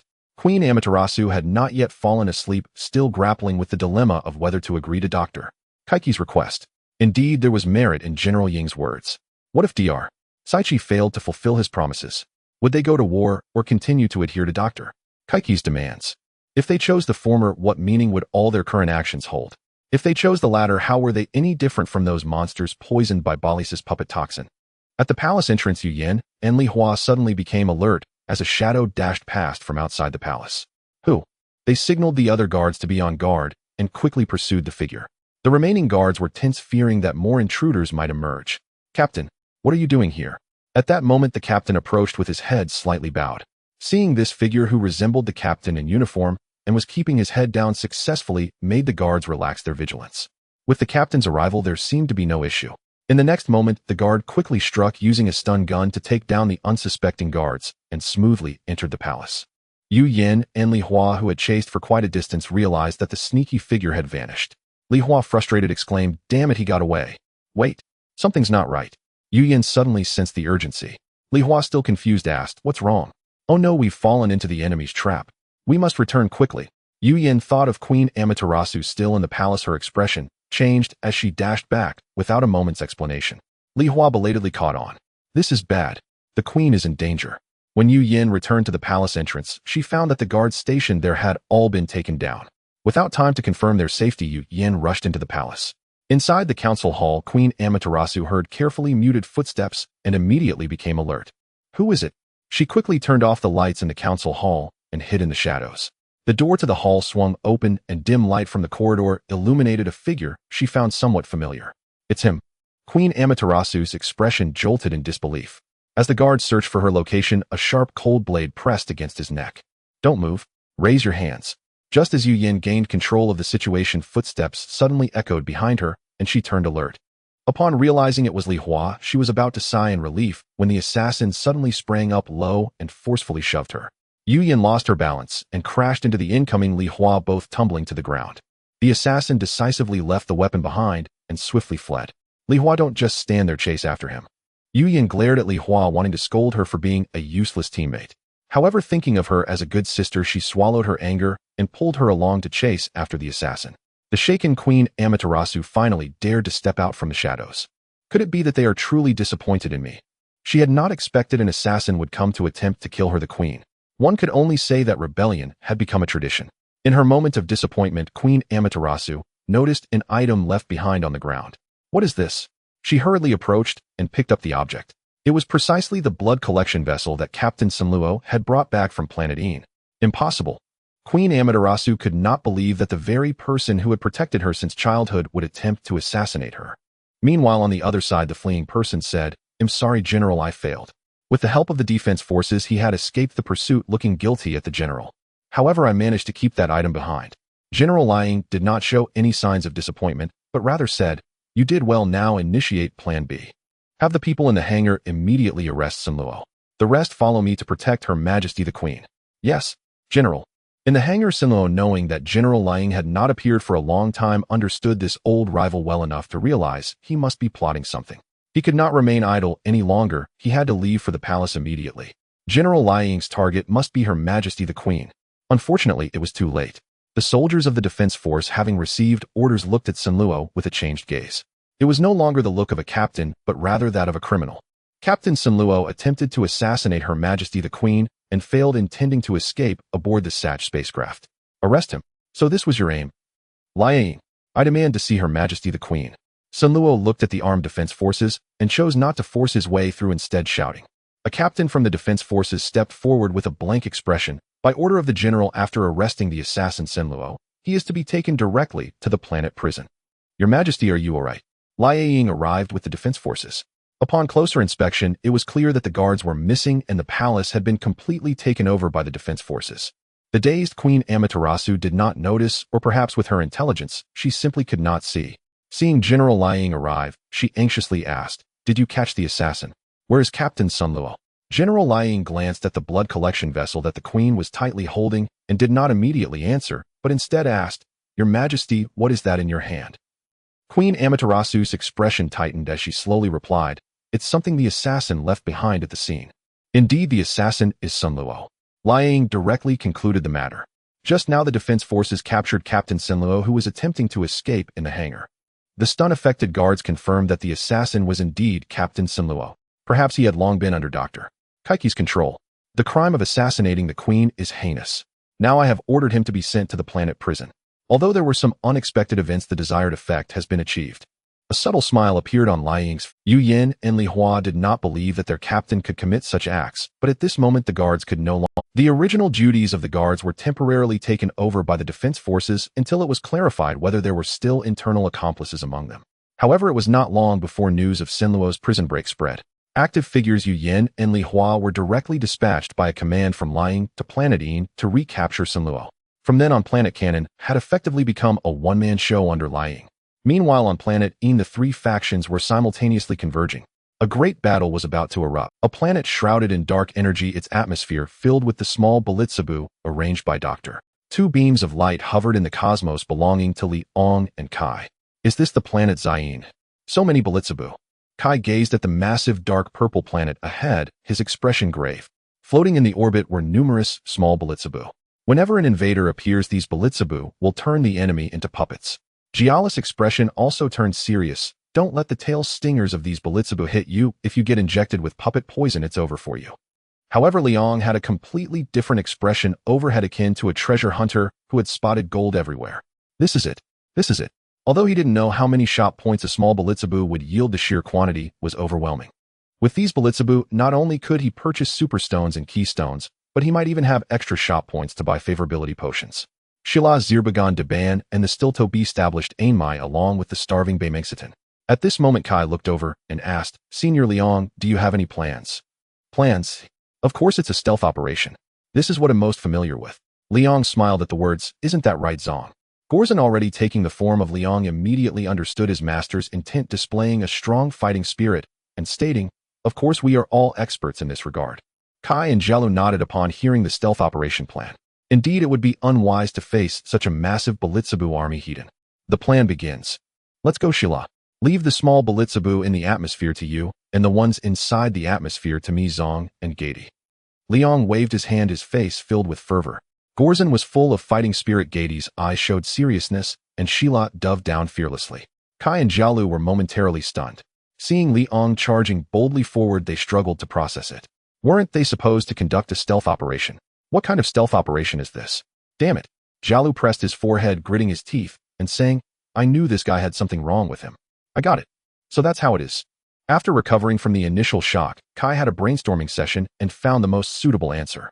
It must be that Senior Liang is acting this way to attract attention. Sure enough, Senior Liang is a tough exterior with a soft heart. Jialu, we must root out the mastermind. We cannot disappoint Senior Liang. This time, even Jialu couldn't help but think so. Otherwise, could it be that someone is really this stubborn? Liang, huh? What are you all chattering about? Fight! Awesome! Shila unleashed the destructive light. Seeing the small Belitzabu rushing in like a tide, Liang shouted with a smiling face. Shila radiated a golden glow, stunningly beautiful. Yet beneath this beautiful exterior lay an ultimate power capable of destruction. Golden, terrifying energy gathered in front of its beak, forming a destructive light that swept outward. The small Belitzabu rushing in densely were instantly reduced to ashes.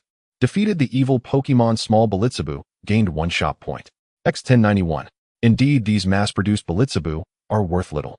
Liang remembered that such small monsters couldn't withstand even a single energy cannon from the Ganon spaceship. Fortunately, their numbers were vast. Zongadi, let's go. Leave this to Shila. A familiar leap of faith.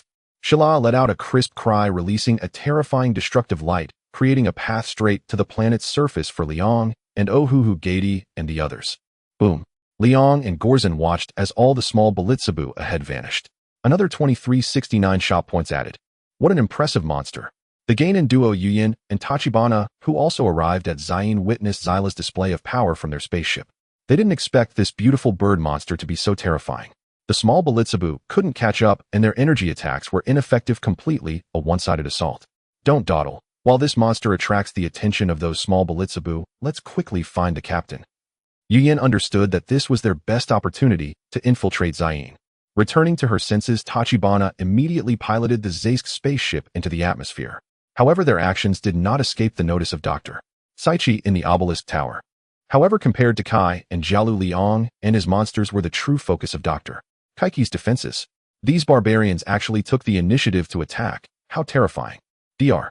Saichi was somewhat surprised by Zyla's combat power, but still did not truly regard them seriously. After all, his puppet army had yet to be deployed.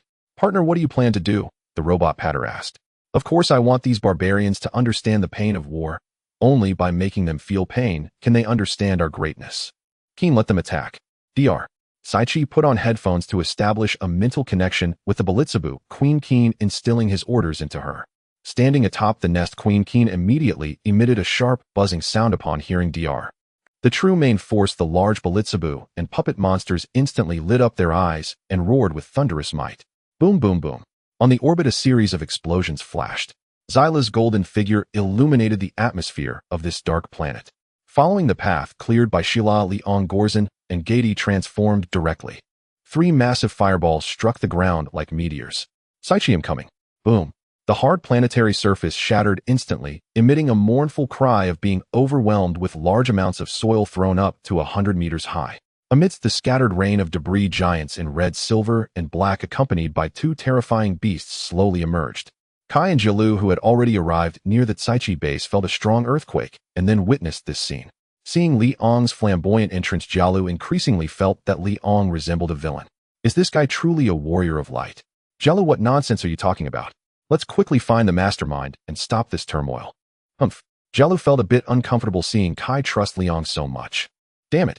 I clearly arrived first. The sky over the planet was dim, with not a hint of greenery on the ground.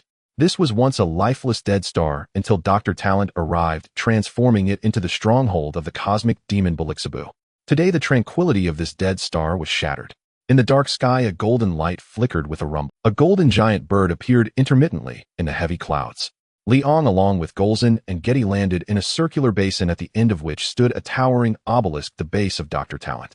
Boom, boom, boom. Heavy footsteps echoed along with the roars of monsters.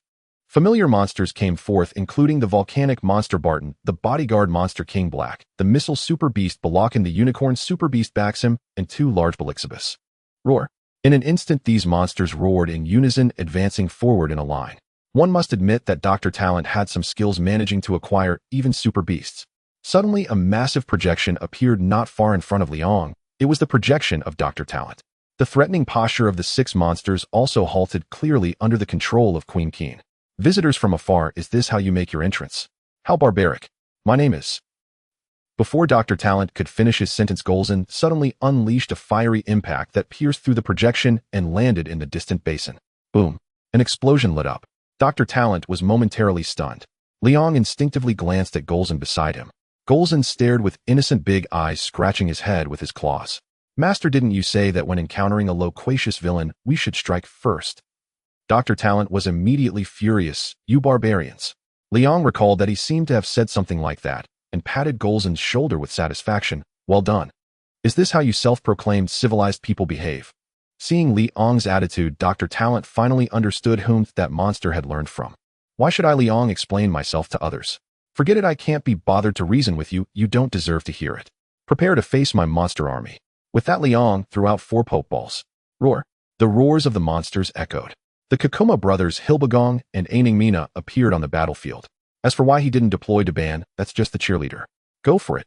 Golza was the first to charge, rushing towards the Unicorn Super Beast Baxim. Following closely, Getty also joined the fray, attacking the missile Super Beast Balakan.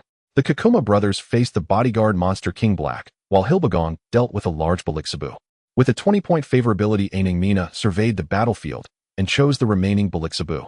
Seeing the remaining volcanic monster Barton, Liang stretched his limbs and walked towards Barton, lamenting, I still don't have enough captured monsters, or I have to step in personally as a weak trainer. Partle, look at these barbarians, they infuriate me. Dr. Talent was quite frantic as he hated being interrupted while speaking. He hated Liang's tone even more, who dared to say he wasn't worthy. The robot Partle echoed. You're still the best, Partle. Since they are so barbaric, let them know the price of barbarism. Go. Upon receiving the command, the Balixabu and the controlled monsters immediately entered battle mode. Detecting that the host is engaged in a Pokemon battle, task issued. Special task Pokemon battle requirement. When the battle, reward a skill disc, 5,000 mall points. Liang paused, then realized there was some truth to it. The ability to manipulate monsters meant that Dr. Talent was indeed a trainer. However, a trainer who cannot fight personally is not a good trainer. Liang used a detection skill on the volcanic monster Barton. Species volcanic Pokemon. Monster Barton puppet state, gender male, favorability 0, type, fire poison level elite, potential elite ability, volcanic toxin. Liang showed a disappointed expression. It's not even female. Ugh, such low potential isn't worthy of joining his team. The volcanic monster flapped its wings and swiftly pecked with its massive beak. The toxins contained in the poison sacs on either side could incapacitate most Ultramen. Unfortunately, it encountered a player with an advantage. With each step, Liang took, his body experienced a slight uplift, and his power had unconsciously reached the gym level. This was achieved unconsciously while battling with Getty. Seeing the charging volcanic monster Barton, Liang hesitated not at all, crossing his hands in front of his chest and gradually spreading them to the sides. Energy, mixed with white and lightning, was wildly gathering. The volcanic monster Barton was instantly dumbfounded. Know who taught you that Ultraman fought this way? How can an Ultraman start with a big move? You're cheating. Responding to the panicked volcanic monster Barton was nothing but an ultra-high heat ray. Zapaliawu ray. The red, silver, and black giant formed an L shape with its hands, and a dazzling white high-heat light beam was explosively fired. While other Ultramen worried about energy deficiency, Liang felt a surge of energy with nowhere to release it. He had been holding it in for several days. The air instantly boiled. The volcanic monster Barton attempted to resist, opening its mouth wide to spew high-temperature flames. However, these unrefined flames were directly blasted apart, and the Zapaliawu light beam penetrated the flames and surged into its wide-open mouth. The body of the volcanic monster Barton rapidly expanded. Without the ability to absorb energy, it could only explode. With a deafening bang, the explosion illuminated the basin.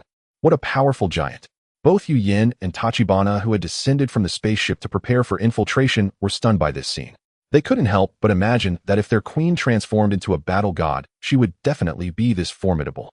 Suddenly, they somewhat understood why the general insisted so much on having Her Majesty transform into a battle god.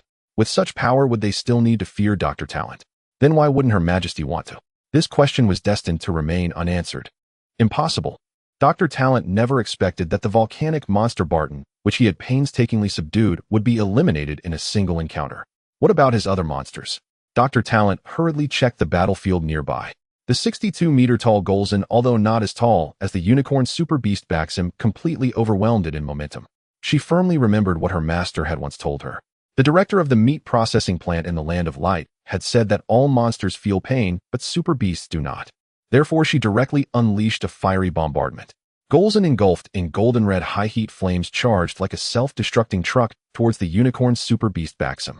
Sensing the explosive fiery energy, the Unicorn Super Beast Baxim's red eyes revealed instinctive fear. Don't come near me. Boom. Under the control of the puppet poison, the Unicorn Super Beast Baxim had no ability to resist and could only collide with the charging Golza. Golza, whose strength was even more terrifying than before, unleashed an explosive power this time, without holding back. Under this explosive force, the unicorn Super Beast Baxim was obliterated completely. Defeating the Super Beast Pokemon Baxim, 2,500 points were gained in the mall. However, it seemed that Liang was hearing things as he actually heard the Super Beast scream. It must be an illusion. The meat processing plant director mentioned that Super Beasts do not feel pain. Unicorn Super Beast Baxim, ace you fool.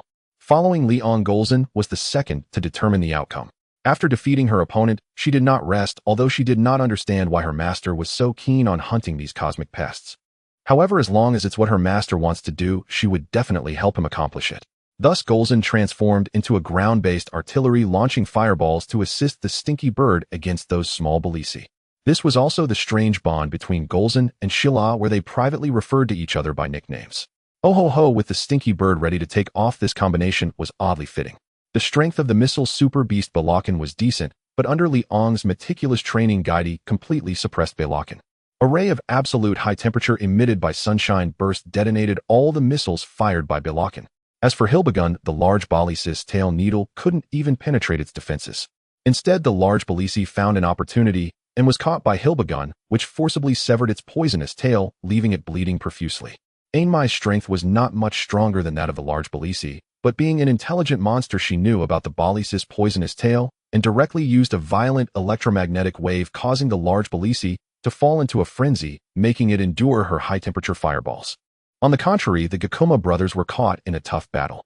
Liang looked in surprise at the bodyguard monster Black King, which was being controlled by the puppet Poison.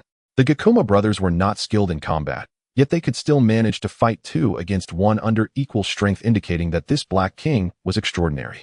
Instead, the Gakuma brothers found themselves at a disadvantage due to their lack of agility. Immediately, Liang cast a detection spell. Pokemon Bodyguard, Pokemon Black King Puppet State, Gender Female Affection, Level 0 Type, Normal Level Elite, Potential Gym Level Ability Guardian Heart. The Guardian Heart increases attack power by 50% when fighting to protect something. Hiss! This Black King has something special. Liang did not expect a pleasant surprise and found it, especially that ability. It seemed bug-like. Protecting oneself is also a form of protection, right? No wonder the Gakuma brothers were having such a hard time. Of course, the success rate of Black King's protection target and special effects has been 0. Everyone it protects dies. At this moment, Liang also realized that the Gakuma brothers were indeed not very good at combat, and their fighting spirit was quite low. The fact that the 2 brothers only rose against humans when forced into a food shortage shows that they preferred a life of hiding underground, eating, and sleeping. Suddenly, Liang thought that Musashi would also come at the beginning of the origin. Perhaps sending the Gakuma brothers to planet Julin was a good choice. With Musashi and Gauss around, there was no need to fear the Gakuma brothers encountering any danger. However, that was a matter for the future. Liang looked at the struggling Gakuma brothers and used Ultra Telekinesis. That's enough, Gakuma, you have done great. Come back. Next, leave it to me. Coincidentally, he still had one last ordinary Pokeball in his storage. Hearing their master's words, the Gakuma brothers transformed into 2 beams of light and returned to the Pokeball. Seeing that Black King had actually won against 2DR, she immediately commanded, Black King, go defeat that giant. Use your ability, Lava Line. Black King, who was searching for the suddenly vanished 2 Gakuma, immediately stopped and turned to look at the giant, exuding a powerful aura. Controlled, it showed no hesitation, spitting out high-temperature lava line with a terrifying temperature capable of turning steel into molten iron in an instant. The fiery lava line shot across the ground, turning everything it touched into boiling magma. Liang pushed his hands forward, and an energy barrier appeared before him. Bang! The surging lava line hit the barrier, creating ripples.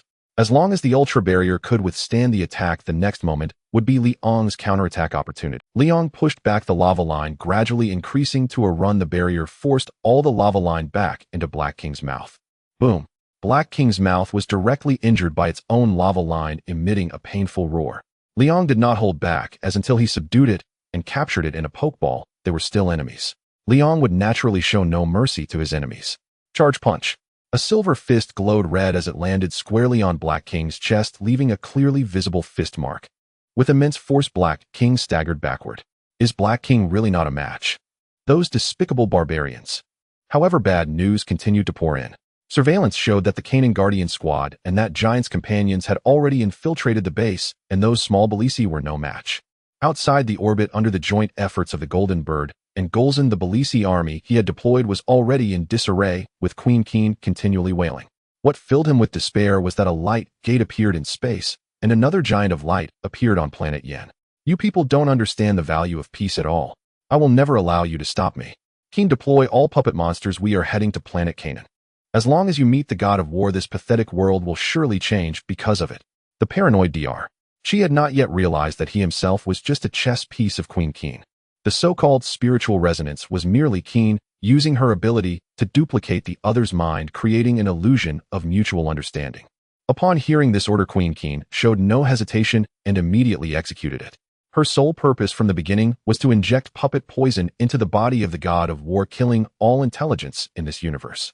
A powerful charged punch sent King Blake staggering backward. Liang sprinted forward, leaping into the air and executing a fierce spinning kick, causing the air to explode with a sharp crack. Bang! The muscular kick struck King Blake's shoulder, the weight of it pressing down like a mountain. King Blake let out a pained groan, unable to bear the burden, his legs buckling as he knelt to the ground, his massive form collapsing helplessly. If you don't make a sound, I'll take it as your agreement. Liang pulled out a poke ball, his expression serious. Indeed, this King Blake was still inclined towards the light, remaining silent. The forceful pokeball struck him, transforming into a beam of light that absorbed him within. The system's notification chimed, another 2,500 points added to the account. By this time, the battle was nearing its conclusion. Gady launched a fiery flash from the timer on his chest, obliterating the missile-type beast by Rayakin into fragments. The large Belisi beast facing Sherbagin fared even worse, being literally torn apart by Sherbagin's powerful arms, pieces flying in all directions. Although Inomina was still injured, without Daban's assistance, the large Belisi beast was brutally defeated by Inomina's high-temperature fireball, its body emitting charred white smoke as it crashed to the ground. Congratulations to the host for achieving a great victory, mission completed. The system's voice timely echoed after all the monsters were defeated. This system is quite humane when it isn't acting crazy. At that moment, 3 puppet monsters appeared again, all at the elite level, charging towards Liang and his companions in a suicidal rush. Simultaneously, the tip of the obelisk tower at the edge of the basin suddenly shook and detached from the towering structure. The tip of the tower shot out a massive tail flame like a rocket heading towards the planet as it broke through the atmosphere. If Liang wished, he could easily intercept Dr. Talent here. But why would he? He still hadn't earned enough points in the shop. He certainly wasn't here to work for the greedy factory. Dr. Talent has escaped. He's heading to planet Canaan, and Her Majesty the Queen is in danger. The rescued Sun Luo exclaimed anxiously upon seeing Dr. Talent leave, immediately deducing his intentions. Kai supported the pale-faced Gagula while Yuin stood beside them. Clearly, in order to save someone, Gagula had been injected with puppet poison by the Belisi beast and was saved by Sun Luo using a fragment of the Tree of Life seed. Gagula, are you okay? Kai wanted to pursue, but was worried about Gagula's condition. What kind of expression? Gagula pushed Kai away forcefully, steadying himself, hating to be looked down upon. Don't worry about me. We can't let Dr. Talent escape. Don't forget our mission here. Liang is still out there holding off Dr. Talent's monster army for us. Sun Luo was somewhat confused about the relationship between the two, but agreed with Gagula's words. We absolutely cannot let Dr. Talent escape. Get on our spaceship. We can definitely catch up. Knowing that Yuin and the others had come in a Zaysk spaceship, Sun Luo quickly said. Because the Zaysk spaceship was equipped with a space jump device. Kai took a deep breath and nodded. Ignoring Dr. Talent's spaceship, Zyra continued to clear the small Belisi beasts that were ordered to charge forward and sacrifice themselves. Danar, arriving in this universe, intended to stop them, but was momentarily bogged down by those pesky small Belisi beasts. Taking advantage of this gap, Dr. Talent's spaceship suddenly slipped into the wormhole. Boom, boom, boom. The 3 beasts sent to their doom were instantly transformed into balls of fire struck down by Golza using enhanced supersonic waves. With a sweeping flame, the 3 beasts perished on the spot. This is Golza's current strength. Overwhelmingly powerful. Liang nodded, proud of this key individual he had heavily trained. At the same time, another spaceship took off near Dr. Talent's base. Liang recognized it as the Zaysk spaceship from Canaan. He smiled and waved his hand. Let's go hitch a ride. All the Sherbagin were recalled into their pokeballs while Gady, Golza, and Zyra transformed into beams of light and shot towards the Zaysk spaceship with Liang. In the cockpit, Sun Luo and Tachibana were piloting the spaceship, while Yuin, Gagula, and Kai stood at the back, closely watching the Dr. Talent spaceship as it entered the space jump light gate. So close, we almost let Dr. Talent escape, Sun Luo lamented. Suddenly, 3 beams of light entered the cockpit, instantly capturing everyone's attention. Kai's face lit up with joy, while Gagula subtly sighed in relief. If it had been Liang in that earlier situation, he surely wouldn't have been as flustered as himself. Power. Gagula's desire for strength surged once more within him. Everyone's expressions seemed to indicate that things weren't going smoothly. Liang, who had been teleported onto the spaceship, sensed the low atmosphere in the cockpit and raised an eyebrow with a smile. Are you Kai's companions? I see the battle outside was fought by you all. Impressive. Yui noticed the unusual expressions on Kai and Gagula and quickly understood. Realizing this fact, Yuyan's gaze towards Liang and his companions became somewhat respectful. Sun Luo also sincerely thanked Liang and the others. Liang waved his hand, speaking meaningfully, "Don't misunderstand, it was just a coincidence. Perhaps in the end you might even draw your swords against me." Upon hearing this, Sun Luo, Yuan, and Tachibana exchanged glances. Kai thought Liang was joking again and laughed. "Liang Sr., don't tease them." Seeing Liang present, Kai found his anxiety dissipating in an instant. It was indeed reassuring to have such powerful strength. However, Gagula noticed that Liang's gaze did not carry any hint of jest, and he felt a chill. This man was serious. Could it be that Liang's target was also Queen Cannon? After all, Gagula glanced at Golza and Gady beside Liang. As the conversation progressed, the Zaysk spaceship had already burst through the atmosphere. Danar, still being harassed by small Belisi beasts, watched as the Zaysk spaceship flew away, getting further away from him. Hey, can't you see me? I haven't boarded the spaceship yet." Danar couldn't afford to waste any more energy. Having crossed space-time, the energy left in his body was almost depleted, needing a safe place to replenish. Immediately, Danar crossed his hands to form a cross, unleashing the Soul Jet Ray in a sweeping motion, instantly clearing the area of small Belisi beasts. Taking advantage of this gap, Danar transformed into a ball of light and shot towards the Zaysk spaceship.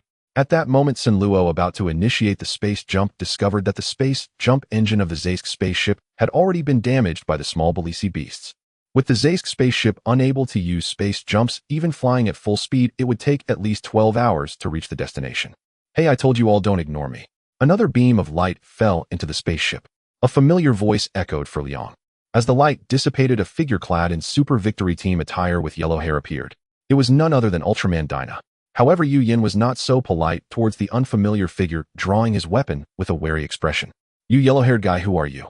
Looking at the mature and weathered face of the flying bird, Liang found it difficult to feel any goodwill, even though he knew this was not the same person.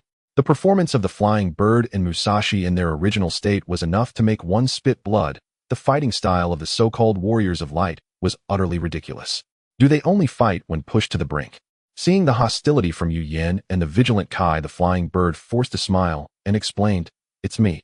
I'm Ultraman Dyna. I was the Ultraman battling in the atmosphere of that planet just now. I learned that this universe is being destroyed by Belusabo, so I came to help." "You are Ultraman Dyna." Kai had heard of this Ultraman, said to be a streetwise hero of the universe. Seeing that someone finally recognized him, the flying bird smiled and said, "I am Fei Niao Xin, also known as Ultraman Dyna." After resolving the misunderstanding, Sun Luo set the spaceship to autopilot and sped back to Planet Cannon. "Are you Leonix?" The flying bird was quite interested in Liang, glancing at the Xianfeng parrot on Liang's shoulder, and asked. During the initial chaos caused by Belial escaping from the cosmic prison, he had fought alongside a Leonix named Raymond. Discover unknown Pokémon. System registration successful. Seeing the flying bird interested in him, Liang had a thought and cast a detection spell. Creature fairy Pokémon. Ultraman Dyna, weakened state. Gender male. Favorability 10. Attribute fairy psychic. Level gym leader. Potential champion. Ability miracle power. Miracle power increases strength when in dire situations. The more desperate, the stronger the power, up to 1 major level increase. Note: a miracle warrior will be born when encountering 2 other powers in dire straits. This attribute this ability. Liang nearly drooled at the sight. What a pity. However, this weakened state. Is it due to the time? Liang's thoughts raced and he shook his head, replying, "I don't have any genetic traits from the Lebrander aliens in my body. I'm just a passing trainer." Trainer? The flying bird, having traveled a lot in the universe, wouldn't have earned the title of streetwise hero otherwise, yet he had never heard of a trainer. If you knew, that would be strange. Liang was quite satisfied with the bewildered expression on the flying bird's face. While Fei Niao Xin was deep in thought, Tachibana turned to Captain Sun Luo. "Captain, what exactly happened? Why did you attempt to assassinate Her Majesty the Queen?" Tachibana's words successfully shifted the flying bird's attention. She firmly believed that the captain was innocent. In response, Sun Luo revealed the truth about being wronged by General Lai Ying and the purpose behind his actions. "We absolutely cannot let Her Majesty the Queen become a battle god, otherwise she will fall into the traps set by Caichi. Kaiki's motive for all these actions is based on the belief that if the battle god and Ku-in meet, the world will undergo a significant change." Upon hearing this, aside from Liang, Golza, and Gady, everyone else changed their expressions. It turned out that using Belusabo to coerce Queen Amaterasu into transforming into a battle god was Kaiki's true goal. Liang did not expect that the general would have such audacity to personally enact a chapter of Ultraman Spring. What made him want to complain even more was that Queen Amaterasu, this fool, treating a queen like this was without a doubt a kind of achievement. Having no opinion, unable to decide when to cut off various dubious operations. I should head there first. I must stop Saichi. We absolutely cannot let Queen Amaterasu transform into a battle god. Kai immediately became restless upon hearing this. Kai, how much stamina do you have left to fight if you go now? Liang spoke up at the right moment. He did not want Kai to ruin his plans. He needed to give Saichi some time to prepare monsters, otherwise how could he accumulate points in the shop? Senior Liang. Kai felt a wave of dejection. This was indeed a harsh reality. Even though his strength was much greater than before after such a long-distance space teleportation, he feared he would directly light up upon arriving at Planet Cannon. Don't worry, you have reliable companions, and I have reliable companions as well. The flying bird spoke confidently. Aside from me, Ultraman Gauss is also on his way. Just as the flying bird said, Gauss was almost at Planet Cannon. So that's how it is. I'm counting on you, Musashi. You must stop Queen Amaterasu from becoming a battle god. We are also on our way to Planet Cannon. Understood, I will do my best. Liang almost laughed at the flying bird's confident words. If the flying bird had at least fought to cry the volcanic monster Barton, then Musashi in the original state was simply the ultimate slacker. If Musashi truly did something, there would be no later troubles. However, now that it was his turn in the game, he could only say it was well played. If Musashi didn't slack off, how could he accumulate points in the shop? Liang was still hoping to rely on Saichi and his puppet army to accumulate enough points for the shop. On the other side, Planet Cannon. A flash of space. Dr. Kaiki's spaceship appeared outside the atmosphere of Planet Cannon. Due to time constraints, he only visited 3 planets, bringing along the large Belusabo and puppet monsters stationed there. Outside the atmosphere, small Belusabo floated around. Without Kaiki's orders, these small Belusabo would sink any spaceship that dared to leave Planet Cannon. Kuin sent out 2 large Belusabo to feign an assault on the royal city, forcing Queen Amaterasu to transform into a battle god. Be careful not to harm the Tree of Life. Before obtaining the antidote, Dr. Saichi would not allow the Tree of Life to be damaged. After all, he did not want to become a mindless puppet. And those barbarians. Keelong Star Beast Dorika Astron Sadra, once they see those barbarians, attack immediately to stop them. Dr. Saichi thought of those relentless and ferocious Ultraman warriors. His face finally lost its calm. After sending 2 large Belusabo to Planet Cannon, 4 cosmic monsters controlled by puppet poison were also dispatched. The 4 reedied cosmic monsters floated out from the root-like spaceship, drifting alongside the small Belusabo outside the atmosphere. In the next moment, the massive spaceship quickly concealed itself, waiting for Queen Amaterasu to transform into a battle god. General Liang, please do not let me down. There is still a long way to reach Planet Cannon, and Liang requested a room from Sun Luo. He hasn't had the chance to check the benefits from the war yet. Moreover, although AI Nengmai's injuries have nearly healed thanks to her self-healing ability, it feels a bit disappointing to overlook them now that he has earned some mall points. There is a strange illusion of having to clean up after oneself. First, there are the small Belisi bugs. While they yield fewer mall points, their sheer numbers are staggering. Shila and Gu Erzin exterminated a total of 46,500 small Belisi bugs, earning 46,500 mall points. As for the monsters, there were 6 elite monsters plus 3 more that came to their demise, with each elite monster worth 2,500 mall points, totaling 20,500 mall points for the 9. It seems that killing small Belisi bugs gives more mall points. Liang smacked his thigh, feeling a bit regretful. Once he arrives at Planet Cannon, he must adjust his strategy to focus on those small Belisi bugs. Of course, this is contingent on their sufficient quantity. Unfortunately, the small Belisi bugs scattered and fled after Chi left, otherwise he really wouldn't mind adding the 5,000 from the mission to the original 3,000 mall points. He is now just 23,000 mall points away from 100,000. Damn it. It's true that making quick money from war is effective. He previously scurried around for a main quest and only earned a bit over 10,000 mall points. What a disparity. Liang shook his head, but he knew that worlds like the Origin Realm are rare. While mission rewards may be small, they are stable. He used to think the ultimate abyss was unappealing. Now it seems incredibly enticing. With a substantial amount of mall points, Liang waved his hand and spent 1,000 mall points to heal AI Nengmei. Inside the Pokeball, AI Nengmei, who was quietly healing, felt a mysterious force acting on her, instantly curing her old wounds and the new injuries from the recent battle. Is this the method of that guy? AI Nengmai's expression was somewhat complicated, especially upon realizing how powerful he truly was, causing a faint admiration for strength to arise. This feeling made her a bit anxious and she coldly snorted, "Humph. Don't think this can buy me. It's not that easy to make me submit. AI Ningmai's affinity for you 5. Spending 1,000 mall points to gain 5 affinity points was a big win for Liang. At the same time, he vaguely sensed AI Ningmai's awkward personality and the corners of his mouth raised slightly. That Sundara trope isn't in vogue anymore. That just won't fly. However, I absolutely love taming at Sundara Princess. Perhaps I could even get AI Ningmai to cosplay as a golden-haired loser." Thinking of the Sundara Princess, Liang revealed a faint smile. Sitting beside him, Guerzin had already checked the room, finding no surveillance and good soundproofing. Seeing Guidi the silly dog still playing with that stinky bird, Guerzin felt a sense of superiority. How could a silly dog and a stinky bird compete with me? As for Puff Hehe, she just loves being the master's puff. So without alarming Guidi and she quietly crept over. Liang had no intention of healing Beimengxi and Blake for now. If the two monsters in puppet state didn't appreciate his kindness, wouldn't that be a waste of mall points? From AI Ningmai's experience, he realized he had underestimated the resilience of monsters still viewing them through human eyes. As for purchasing affinity potions, Liang thought about it, but decided to suppress that idea. He currently lacked gym-level strength, but needed high-end combat power. Liang's current situation is that he is insufficient compared to the top, but has an advantage over the lower tier. Most importantly, this environment is not suitable for doing anything inappropriate. After pondering, he looked at the skill disc rewarded by the system. Skill disc million-ton heavy fist effect, attack the opponent with overwhelming force using explosive power in a dominant manner, which can be enhanced by the power of nature into an ultimate invincible charge. Upon seeing the skill disc's technique, Liang knew it was tailor-made for Hilbegon. In terms of strength, even Guerzin couldn't compare to Hilbegon. Suddenly, he feared he might not be able to survive by cutting off his tail in the future. Suddenly, he felt a strange, yet comfortable sensation. Guerzin is quite the glutton. However, to be fair, Guerzin's perfect face, fair skin, and curvaceous figure align well with human aesthetic standards. Liang gasped. His hand trembled, and he accidentally gave the million-ton heavy fist to Hilbegon. Thankfully, he didn't make a mistake. This skill was meant for her. Hilbegon, who received this skill, shouted in excitement. Her master understands her so well. This style of hand-to-hand combat is her favorite way to fight. Hilbegon's affinity directly increased by 10, breaking through to 80 points. However, at this moment, Liang was too preoccupied to care. Guidi and Shila also heard the sound and widened their eyes the next second. They were furious. Did they think of her as dead? This is too much. Let me do it.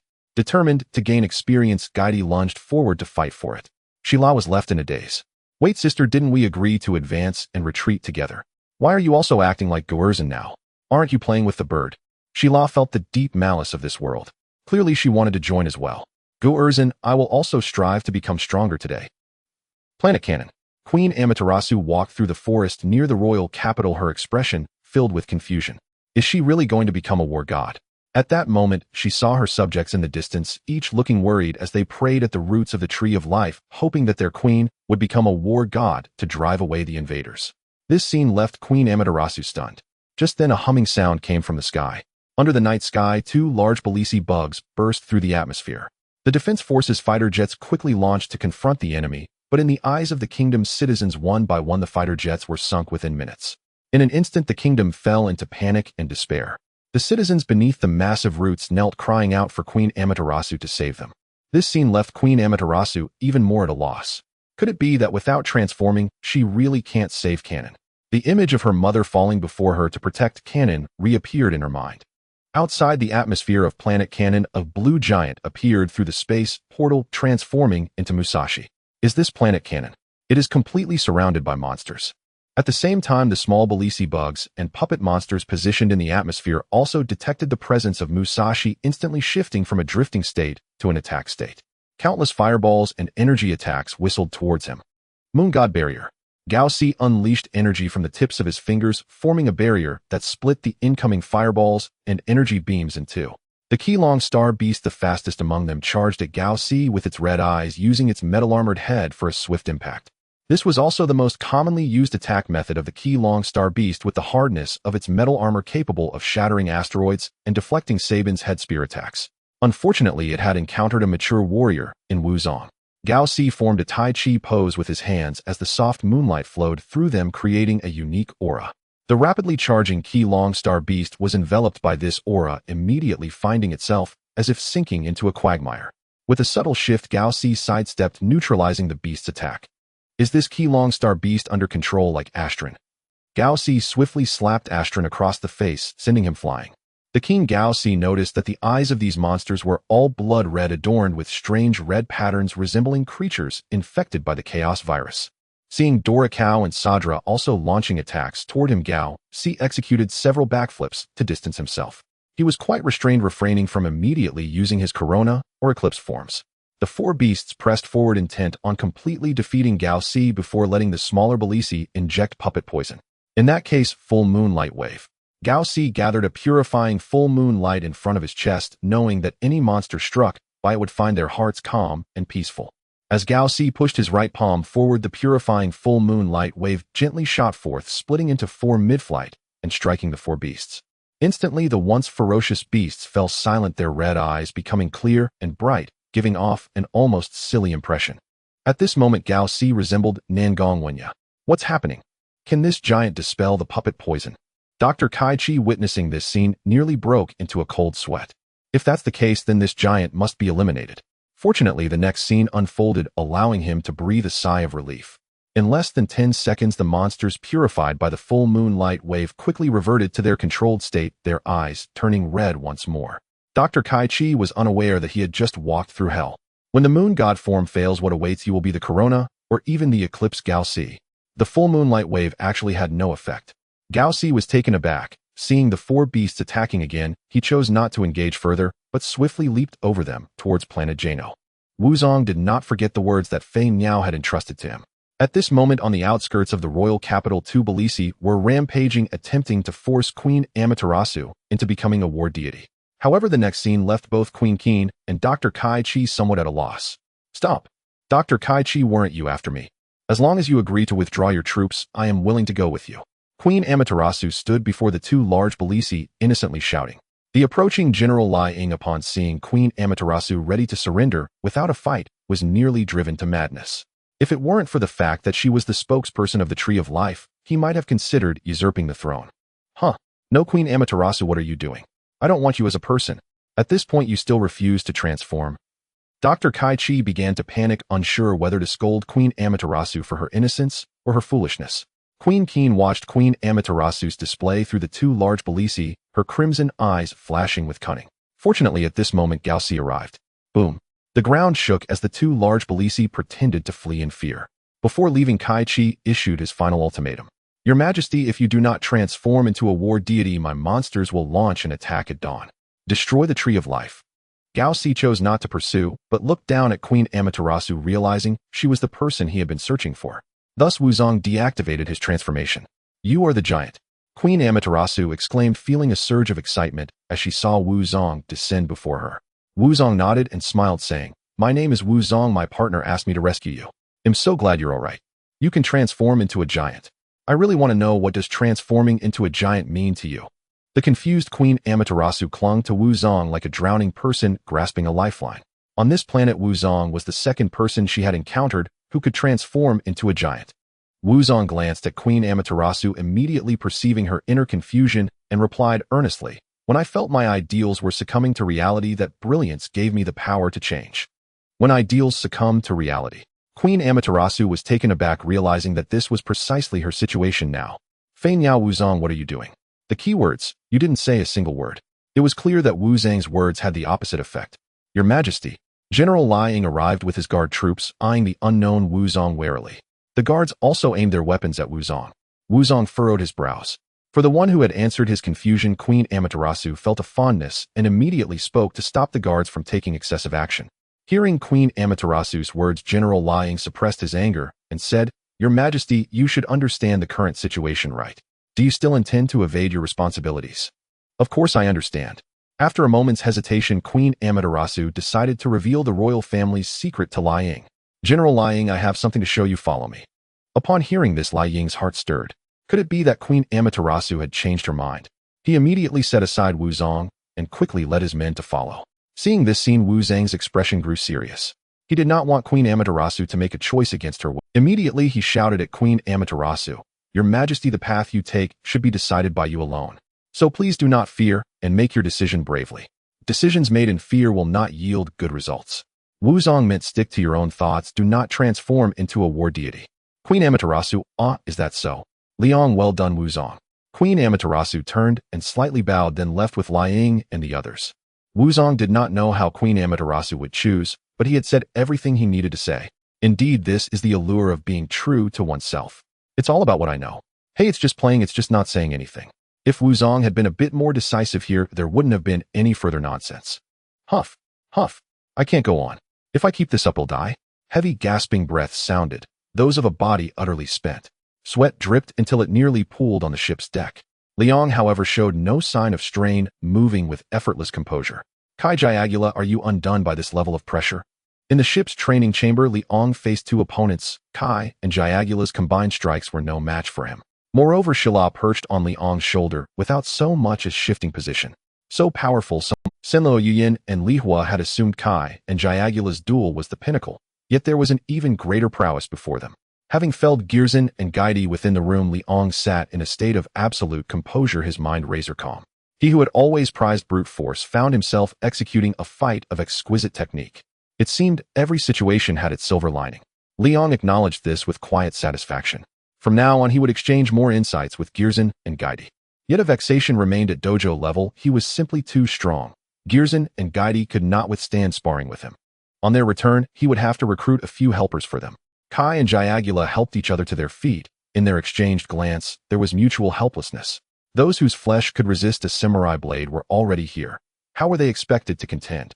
What gnawed Jiagula most was how astonishingly fast Kai had improved since becoming Obu. In the earlier bout, Jiagula had been rescued several times, leaving him increasingly desolate. Fanio, who had been itching to intervene, whistled nonchalantly and kept his distance. He had no masochistic streak. At the same time, Fanio wondered whether Liang was even human, who could be impervious to blades. Of course, with the power of light, such feats were possible. Thus, he suspected Liang employed light's force. You two still need to train. Rest a while. Aren't we almost at planet Jianong? Liang did not press the fight further. Though sparring with Kai and Jiagula honed his technique, store credits were more pressing now. Samuo nodded. About an hour more. By the time we reach Jianong, it should be welcoming the dawn. Is that so? I hope things are well with Wuzong. Liang smiled faintly. Outside the atmosphere of planet Jianong, in a tree-root-shaped ship hiding in Shadow Dr. Saichi gazed down at the planet swallowed by darkness, a look of sorrowful compassion on his face. This universe is unbearably tragic. Endless wars birthing ceaseless pain and calamity. Yet all of this may soon come to an end. With the coming of dawn, a wholly new universe will be born. No wars, no suffering, no tragedy. You will be reborn. Will you not, Paitier, my friend? Dr. Saichi donned the earpiece used to contact Queen Keen, his expression aflame with zeal. The robot Paitier agreed with fervor. You shall be reborn, my friend. Then let us witness this moment. The puppets once deployed to halt the giants outside the atmosphere were now hurled into that very sky. Watching the blue giant easily breach the defenses, Dr. Saichi realized his monsters could never stop them. So he resolved to strike with everything and force Queen Tianzhao to assume the war god form. For fireballs cleaved the pre-dawn darkness. Boom. Outside the royal capital, the explosions gave rise to the roars of four monsters. Ji Yelongxing showed Dulikeo Astalong, and Sedila appeared, joining with two massive Balixiba beasts. Terrible roars rolled across the capital, its people trembled with fear. Only when a single report arrived did a sliver of hope appear. Queen Tianzhao is about to transform into the war god. Wonderful. Long live Queen Tianzhao. We are saved. Praise the great Queen Tianzhao. In the war room, General Liang stared gravely at the six monsters beyond the capital and asked, how prepared is Her Majesty for the ceremony? General, Her Majesty has already set out for the ritual site. That is a relief. General Liang finally, he believed without doubt that the war god was invincible. If Queen Tianzhao were willing to become the war god, every immediate threat would be vanquished. Before dawn, a strange procession jingled bells through the forest, chanting incomprehensible sutras. Queen Tianzhao walked among them. To an unaware observer, it might have resembled a scene from a ghost tale. Wuzong learned of Queen Tianzhao's intent and hurriedly arrived just in time for the final moments. Queen Tianzhao. Wuzong's voice caused her to pause. Is this then your answer? He asked, fixing his gaze. Turn and let me see your eyes. Only the eyes cannot lie. Wuzong saw tears in Queen Tianzhao's eyes, yet all he could do was respect her choice. If she spoke, he would surely aid her. But she vanished from sight without uttering a word. Queen Tianzhao held Wuzong's last words close to her. When ideals yield to reality, light grants the power to change. Now she would use her own way to remake. Wuzong, huh? Is that what I meant? Defense force mobilize. By time for Her Majesty at all costs. Dawn arrived silently. the horizon paled to fish-belly white. The 6 monsters began their assault, laying waste as they advanced. The outskirts of the capital became an ocean of flame, swathes of trees fell as the destruction edged toward the Tree of Life. At General Liang's command, fighter jets took off in waves to combat the beasts. The monsters' advance was checked, but at the cost of one jet after another being blasted from the sky. Dawn has finally come. Now, transform into the war god. Dr. Saichi shouted with exultation. What meanwhile was Wuzong doing? He watched, offering no sign of transforming. This was truly the land of light. At the ritual site, Queen Tianzhao felt the ground tremble, heard explosions and the prayers of her people, and slowly closed her eyes. O vast Tria spirit, mysterious source of life, awaken. Consume my flesh, drink my blood. Merge with me. In an instant, light poured from Queen Tianzhao's body, and she shot skyward. Outside the capital, every defending fighter had already been downed. The 6 monsters shamelessly drew nearer to the Tree of Life. At the brink of disaster. Kidding. Actually, we've been waiting for you, war god. Light descended, and the war god clad in golden armor appeared. At last, we've been deceived. In that moment, Dr. Saichi felt tears well in his eyes. Fania, this is the answer she has come to. Fania 6. Finally arriving at the Zaysk spaceship on planet Cannon, everyone on board witnessed Queen Amaterasu transforming into a war god, and Fania also heard Musashi's voice. Sunluo couldn't help but glance at Fania, questioning if this was the companion worth trusting. After learning the whole story, Fania felt somewhat helpless, but could also understand Musashi, who Ultraman cannot arbitrarily interfere with the affairs of planets. This is a decision made by your Queen Amaterasu herself. If you continue to impose your own thoughts on her, wouldn't you become like a puppet poisoned? Liang couldn't help but chuckle. For a moment, everyone turned to look at him. Liang remained unperturbed, smiling lightly. Though that may be true, let's not forget your purpose. Isn't your goal to stop the talent? If that's the case, then we must stop Queen Amaterasu from becoming a war god. Moreover, Fania, do you really think this is just a matter for planet Cannon? This universe is suffering from the destruction brought about by the cosmic pests of talent. Rules are not immutable. If one insists on what is wrong, what difference is that from being poisoned by a puppet? Liang's words struck like lightning, instantly awakening Kai, who was almost straying from the path. Fania was left speechless by these words. Musashi on planet Cannon was also startled by Liang's unfamiliar voice. He fell into deep thought. So, are you going to take action? Fania looked at Liang with a serious expression. My purpose in coming to this universe is to hunt these everyone until we meet again. Seeing that the stage was already set up, Liang, as the main character, had no reason to stay off the scene. He raised his left arm with a slight smile, and the red gem bracelet emitted a dazzling light, engulfing him as he shot out of the Zaysk spaceship. Fania frowned upon hearing this, instinctively looking at Kai and Gagula. Isn't he with you? Kai firmly replied, I trust Senior Liang, so I must also fight. After hearing Liang's words, Kai, having learned a lesson, no longer stubbornly adhered to the so-called doctrines, pulling out the Orb Sacred Sword. Orb. Another beam of light shot out. Fania was taken aback and helplessly took out the shining sword. The youth of today. How I almost forgot I was like this when I was young. Dana. Fania shouted loudly. On planet Cannon, Musashi revealed a wry smile and took out the sun and moon harmony. After so many battles I never expected, I still haven't seen clearly. Gaosi, let's go. Gaosi. The original storyline at this moment completely veered into the unknown. Liang, transformed into a giant, suddenly turned pale. Wait, how can you repay kindness with enmity? It's mine. It's all mine. Those monsters are all mine. Liang panicked. Shilla, as usual, these small Belisi will be left to you. Xiaozongade, don't sleep, get up and work. Someone is here to steal business. In the cabin of the Zaysk spaceship, Golza and Gade were awakened. The sight of the two hugging with mountains facing each other was enough to make one's blood boil. Ah, who is it? Golza ruffled his messy hair, instantly waking up upon hearing someone stealing business. Gade saw herself in this state. Her face turned red. Even though she had already made up her mind, she was still so embarrassed that she burrowed into the pokeball. Seeing Gade's action, Golza proudly puffed out her chest. You still want to steal my owner? Then she also returned to the Master Ball. In the next second, the two pokeballs disappeared from the room and appeared in Liang's warehouse. The hidden talent immediately became anxious, ordering Ku-in to have the monsters attack the war god, ensuring that the war god would be injected with puppet poison. Unfortunately, that was already impossible. Gaosi appeared standing alongside the war god. Liang, along with Orb and Dana, also arrived. This wasn't over. Liang directly summoned the Monster Legion. Xiaozongade, Zirbagong, and Imina, four enormous monsters appeared, their presence sweeping across the scene. In an instant, the battle flipped from 7 against 1 to 9 against 7. Talent gritted his teeth. Damn, how did things turn out this way? Queen Ku-in also felt uneasy. She sensed a strong threat. Liang used his detection technique to scan the area. Queen Ku-in was dojo level. The war god was also dojo level, and Gao Si was dojo level 2. The 6 monsters on the opposite side were all elite monsters. Seeing that Queen Ku-in already had dojo level strength, Liang couldn't help but admire her acting skills. In the script, Queen Ku-in could be considered the MVP, manipulating Queen Amaterasu like a marionette.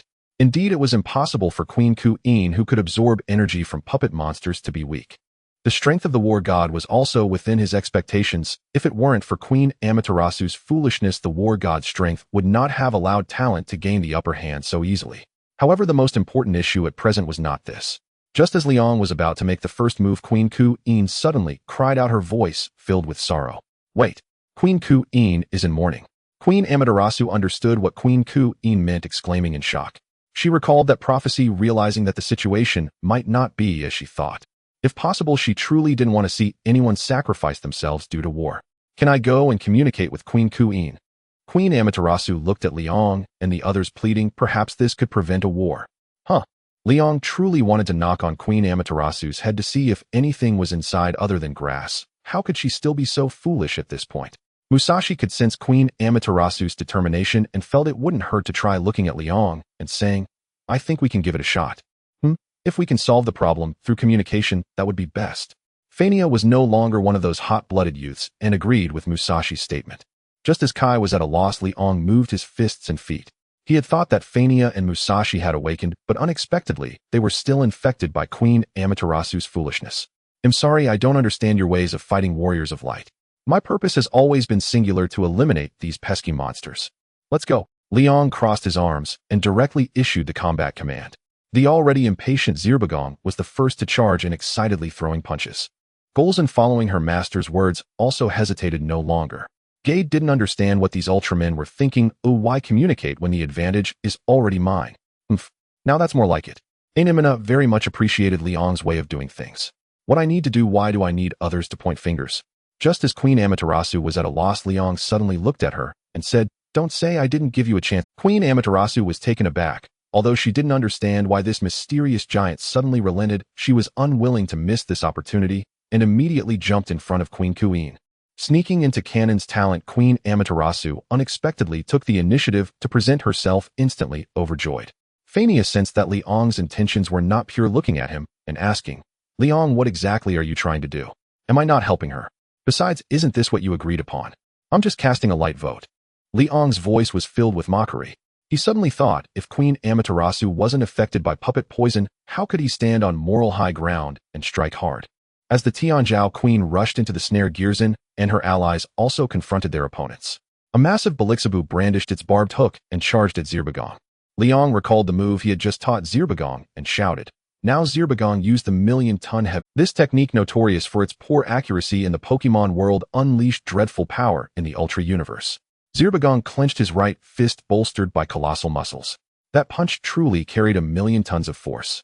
The great Belixabu sensed the danger and tried to evade, but it was too late. Zirbegon's iron fist struck and shattered half of its body. Boom. The mighty blow fell like an avalanche, a tidal wave of falling meteor. Half of the great Belixabu was pulverized into dust by the 1,000,000-ton strike, while the remaining side was torn into pieces by the force. Shangyang watched with tears in his eyes. 2500 mall points were credited. Zirbegon is so strong. Fanio could not hide her emotion. At those words, Wutsang glanced over, but his attention remained fixed on the Tianzhao Queen. He did not enjoy. Girzin faced the Jilong Star Beast and Sedila. As a seasoned monster, she no longer required Liang's heavy-handed commands. She acted on her own. Against the charging Jilong Star Beast and Sedila, she chose the most direct approach. She spread her arms as golden-red flames engulfed her and charged forward. Boom. The Jilong Star Beast's regenerative ability proved helpless against being burned to ash.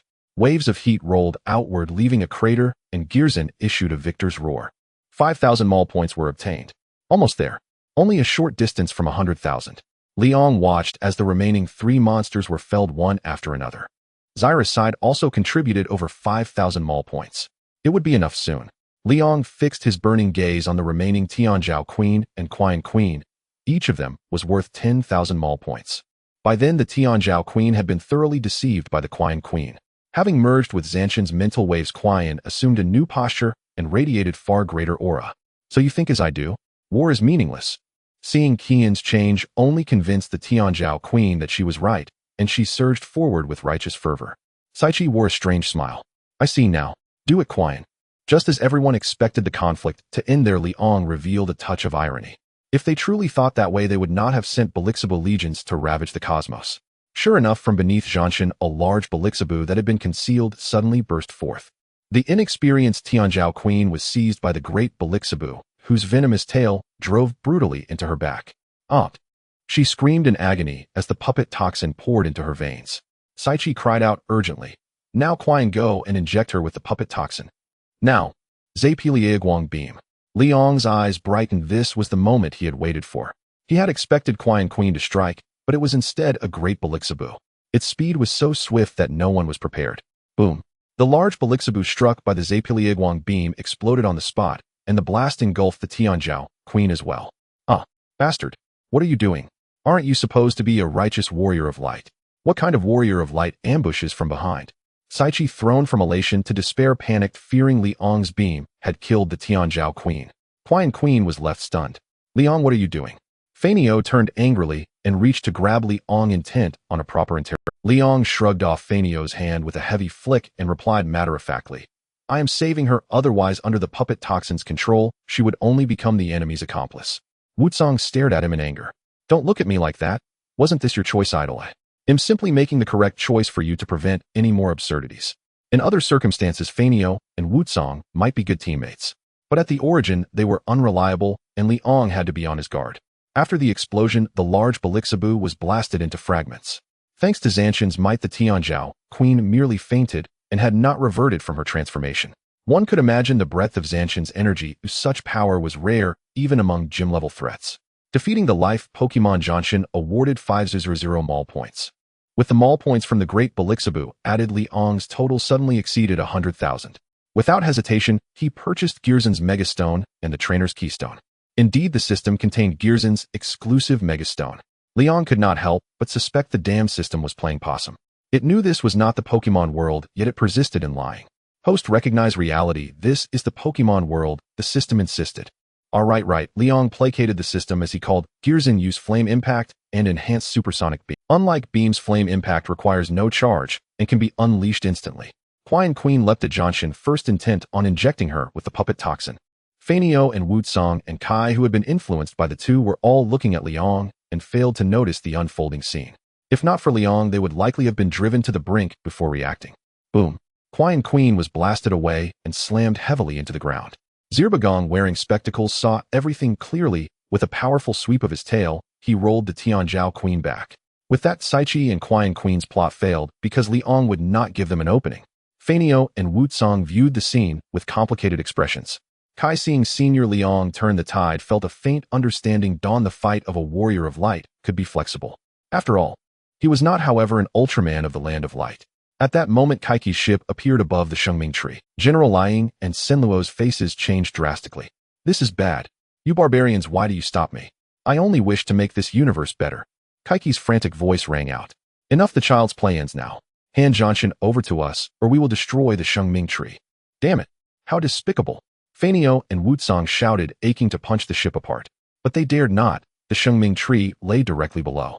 Huh. Liang smiled, and under everyone's gaze, he walked to the unconscious Zanshan, seized her by the throat with one hand, and lifted her. Amid the stunned stares, he spoke slowly and without hurry.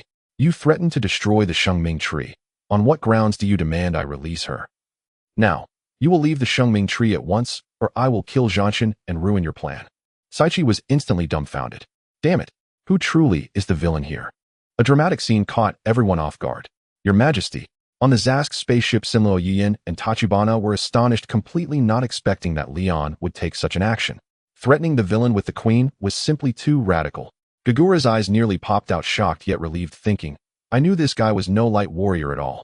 As the general who had just repelled a wave of small Belisi, he welcomed them, seeing that the genius doctor was indeed hesitant, falling into deep suspicion. How could he not think of threatening the villain with the queen? The effect was unexpectedly good. Dana transformed into a bird, and Musashi's Gauss both looked at Liang in astonishment and anger, shouting, Stop it, Liang. This is not how a light warrior fights. Kai was dumbfounded. While he was somewhat displeased with Leon's actions, the result was that Leon achieved a great victory without any casualties. As for Queen Amaterasu, was she not still alive? Gagura exclaimed, "Damn you, Leon. How did you make Kai take your form?" So Kai hesitated and said, "Senior Bird, Senior Musashi, I believe that Leon won't harm the queen. He is doing this to protect the Tree of Life." Leon gave Kai a look of teachability, saying, "As the guardian of the Tree of Life, Her Majesty the Queen should be prepared to sacrifice for it. If there is nothing left to protect, then what is the purpose of a protector? Without such awareness, how can one be a qualified guardian?" Bird Musashi, how can you two as seniors not see this simple truth? If you don't wake up soon, as remnants of the old era, the new era will leave you behind. Leon's voice echoed through the sky, making it clear that if the genius doctor dared to act, Leon would absolutely kill Queen Amaterasu, taking her down with him and rendering the genius doctor's efforts futile. Without Queen Amaterasu, the genius doctor and Keen would just be clowns not to be feared. Despicable. So despicable. You self-proclaimed giants of justice, how can you do such a thing? Clearly this should have been his script. The genius doctor was furious, with no elegance left, revealing his so-called difference was actually the same barbarism, his eyes bloodshot as he glared at the muscular giant gripping Queen Amaterasu's neck. Damn it. Queen Keen could no longer play her part, roaring in anger and wanting to strike, but Golza firmly blocked her path. If the war god dies, then everything loses its meaning. In the standoff, Gagura's mind was still quick. What are you all standing there for? Don't you want to save your queen? Now's the time to bring down the genius doctor's spaceship. Despicable acts are the passport of the despicable, nobility is the epitaph of the noble. Gagura didn't care about ambushes, he just knew this was the best opportunity, while the attention of the genius doctor and Queen Keen was drawn away. Senluo suddenly reacted and shouted, "Tachibana, bring down the genius doctor's spaceship. Only then can we save Her Majesty the Queen. Otherwise, Leon will really kill Queen Amaterasu." Senluo had no doubt. Yes, Tachibana, who had snapped out of shock, hurriedly maneuvered the spaceship to turn. Senluo aimed the weapon system at the spaceship above the Tree of Life. Attack! All weapons on the Zask spaceship poured out fire energy cannons, howling as they shot forth. Boom! The sound of the explosion attracted everyone's attention. The massive spaceship was hit, billowing thick smoke and flames spiraling out of control toward the Tree of Life. Partners, this is bad. The spaceship has malfunctioned and is no longer controllable. Let's get out of here. The panicked voice of the robot Paddle rang out. The genius doctor shouted, Why did things that were supposed to go smoothly turn out like this? It's all those damn barbarians' fault." With a shred of rationality left, the genius doctor used Paddle to escape at the last moment. Seeing this, Kai immediately flew over to push the out-of-control spaceship away, but the genius doctor's spaceship was simply too massive. Relying solely on his own strength was not enough to change its direction. Hold on. Ultraman Orb's body was still being pressed down little by little. Leon tightened his grip on Queen Amaterasu's neck and turned to Bird and Musashi, saying, "If you are still clear-headed, you should help Kai right now instead of questioning the methods of a light warrior here." Bird and Musashi were angry but had to admit that the threatened situation had instantly reversed. Right. Both exchanged glances and nodded, flying towards Ultraman Orb. With the addition of Dana and Gauss, the three Ultramen combined their strength, pushing the out-of-control spaceship away. The massive ship fell in the distance with a loud crash, turning into a steel ruin, thick black smoke rising into the sky. Seeing this, Leon casually tossed Queen Amaterasu to Hilbegun for safekeeping. Inomina appreciates your way of doing things. Favorability 10. Nearby, Inomina watched the entire process and realized that her previous schemes paled in comparison to Leon's, like a child's play. Following this man, perhaps she could learn more. Leon raised an eyebrow. Truly the god of space, whose method of gaining favor was completely opposite to "It's all you barbarians forcing me. Since that's the case, I can only resort to force to seize it." The genius doctor appeared beside Queen Keen through the robot Paddle, angrily looking at the muscular giant. Paddle, use that. From now on, I will no longer be human. Keen, let us merge into one. Together, let us create a new world. Hearing the genius doctor's words, Queen Keen, in desperate need of help, shrieked sharply in response. "Partners, if this is your request, then I will comply." Quantum decomposition and recombination technology. Paddle emitted a recombination beam, shining successively on the genius doctor and Queen Keen, instantly quantumizing their bodies. A miraculous scene unfolded. The genius doctor's body grew to the same height as Keen, and the two quantum states entangled as if a fusion spell had been cast, melding together. One wave had not yet settled when another arose. Bird, Musashi, and Kai watched gravely as the genius doctor and Queen Keen fused together. "I no longer require the Tree of Life. Destroy it." A dual voice, both masculine and feminine, rose from Kai Koyan, its aim fixed upon the distant Tree of Life. He had preserved the Tree of Life for its seed as safeguard against the puppet poison. But now having fused with the Koyan Queen, he no longer needed it. You cherish the Tree of Life. Then I will obliterate it. The laser tail arched and bristled atop the bony ring, a scarlet torrent of destructive energy coalescing with terrible intent. If it struck, even the Tree of Life would be reduced to ash in an instant. General Liang Sunluo and the Jianong people wore expressions like those awaiting the end of the world. Stop him. You must not let Kai Koyan destroy the Tree of Life. Sadly, the Jianong defensive forces had long since been exhausted. The only one who might have blocked such an attack, the Tianzhao Queen, lay stupefied in unconsciousness from her own foolishness, unable to lend aid. No. Quick, stop him. Fortunately, there were the Warriors of Light, Fanio and Wuzong, transformed into Dana and Gaoxi, along with Kai's Ubu, faces hardening, immediately stepped before Kai Koyan. As Warriors of Light, they could not stand idle. Destructive ray. A crimson beam plowed through the earth, exuding an oppressive weight as it streaked toward the Tree of Life. We cannot let Kai Koyan succeed. Dana shouted, crossing his arms into a cruciform. Souljet light. A searing blue beam of intense heat shot forth. Gaoxi, still in his moon god form, unleashed his own beam. Ubu threw himself into the fray, with full power, releasing his light in full. The sight of 3 Ultraman beams converging was magnificent. Alas, it was all for show. Boom. The 3 unknown beam met Kai Koyan's destructive ray in a stalemate, only to be slowly driven back by the latter's relentless pressure. Kai Koyan emitted a sour, irritable sound. His destructive beam swelled to twice its thickness in an instant, taking on a crushing posture. It simply overwhelmed and shoved the combined beam aside. Xiaozan used enhanced ultrasonic ray flame. Seeing Gaoxi still lingering in moon god form, Liang, no longer caring whether the traversal had left them short on energy, ordered Girzin into action. A gilded red lance of energy roared in from the flank, detonating the colliding light in a flash. A titanic explosion blossomed. A mushroom cloud climbed slowly into the sky. Alarms chimed. Dana, Gaoxi, and Ubu simultaneously flashed red. Liang's face turned ashen. The 2 old hands were behaving like children gone backward in time. At the same instant, Kai Koyan's attributes materialized before Liang's eyes. Creature demon Pokemon. Name Kai Koyan. Gender hermaphrodite. Affection 0. Element poison. Level Quasi-Tianwang tier. Potential Quasi-Tianwang tier. Trait puppet poison. Quasi-Tianwang tier. Seeing this, Liang began to understand. It was not that the old hands had hidden some blazing secret technique. Rather, they truly had nothing left to offer. Too strong. We should have called Siluo. Fanio hadn't expected matters to become so thorny. Wuzong said nothing, merely gasping, utterly spent. We're done for. Not even the giants can handle this. The capital's people sank into despair. Jiagula stared intently at Liang. His instincts told him this man must be hiding another secret weapon. Otherwise, when Kai Koyan first began to fuse Liang, given what Jiagula knew of him, would have intervened. He could not possibly have allowed the fusion to succeed so easily. Kai Koyan, seeing his attack interrupted by Girzin, shot an enraged glare at Girzin and Liang. You again, ruining my plans. Then I'll start with you. They'll clear away one by one the roadblocks that stand between me and the birth of my new... Liang laughed at Kai Koyan's words. A Quasi-Tianwanga level being. He wondered with a smirk how many store points would be awarded upon its defeat. He was genuinely excited. Xiaozan, let them see our bond. Girzin. Mega Evolve. Liang waved his left hand and shouted, revealing the keystone upon the back of his hand as its power activated, bathing him in a warm, radiant light. Girzin answered with a roar. The superstone on her chest flared in sympathy. In that instant, Liang and Girzin synchronized. Xiaozan. Master. Together, they cried as one. Let these cosmic vermin witness the strength of our bond. Wuzong opened his eyes wide, disbelief in his voice, such a warm light. Could what Liang is doing actually be right? Why else would Girzin respond?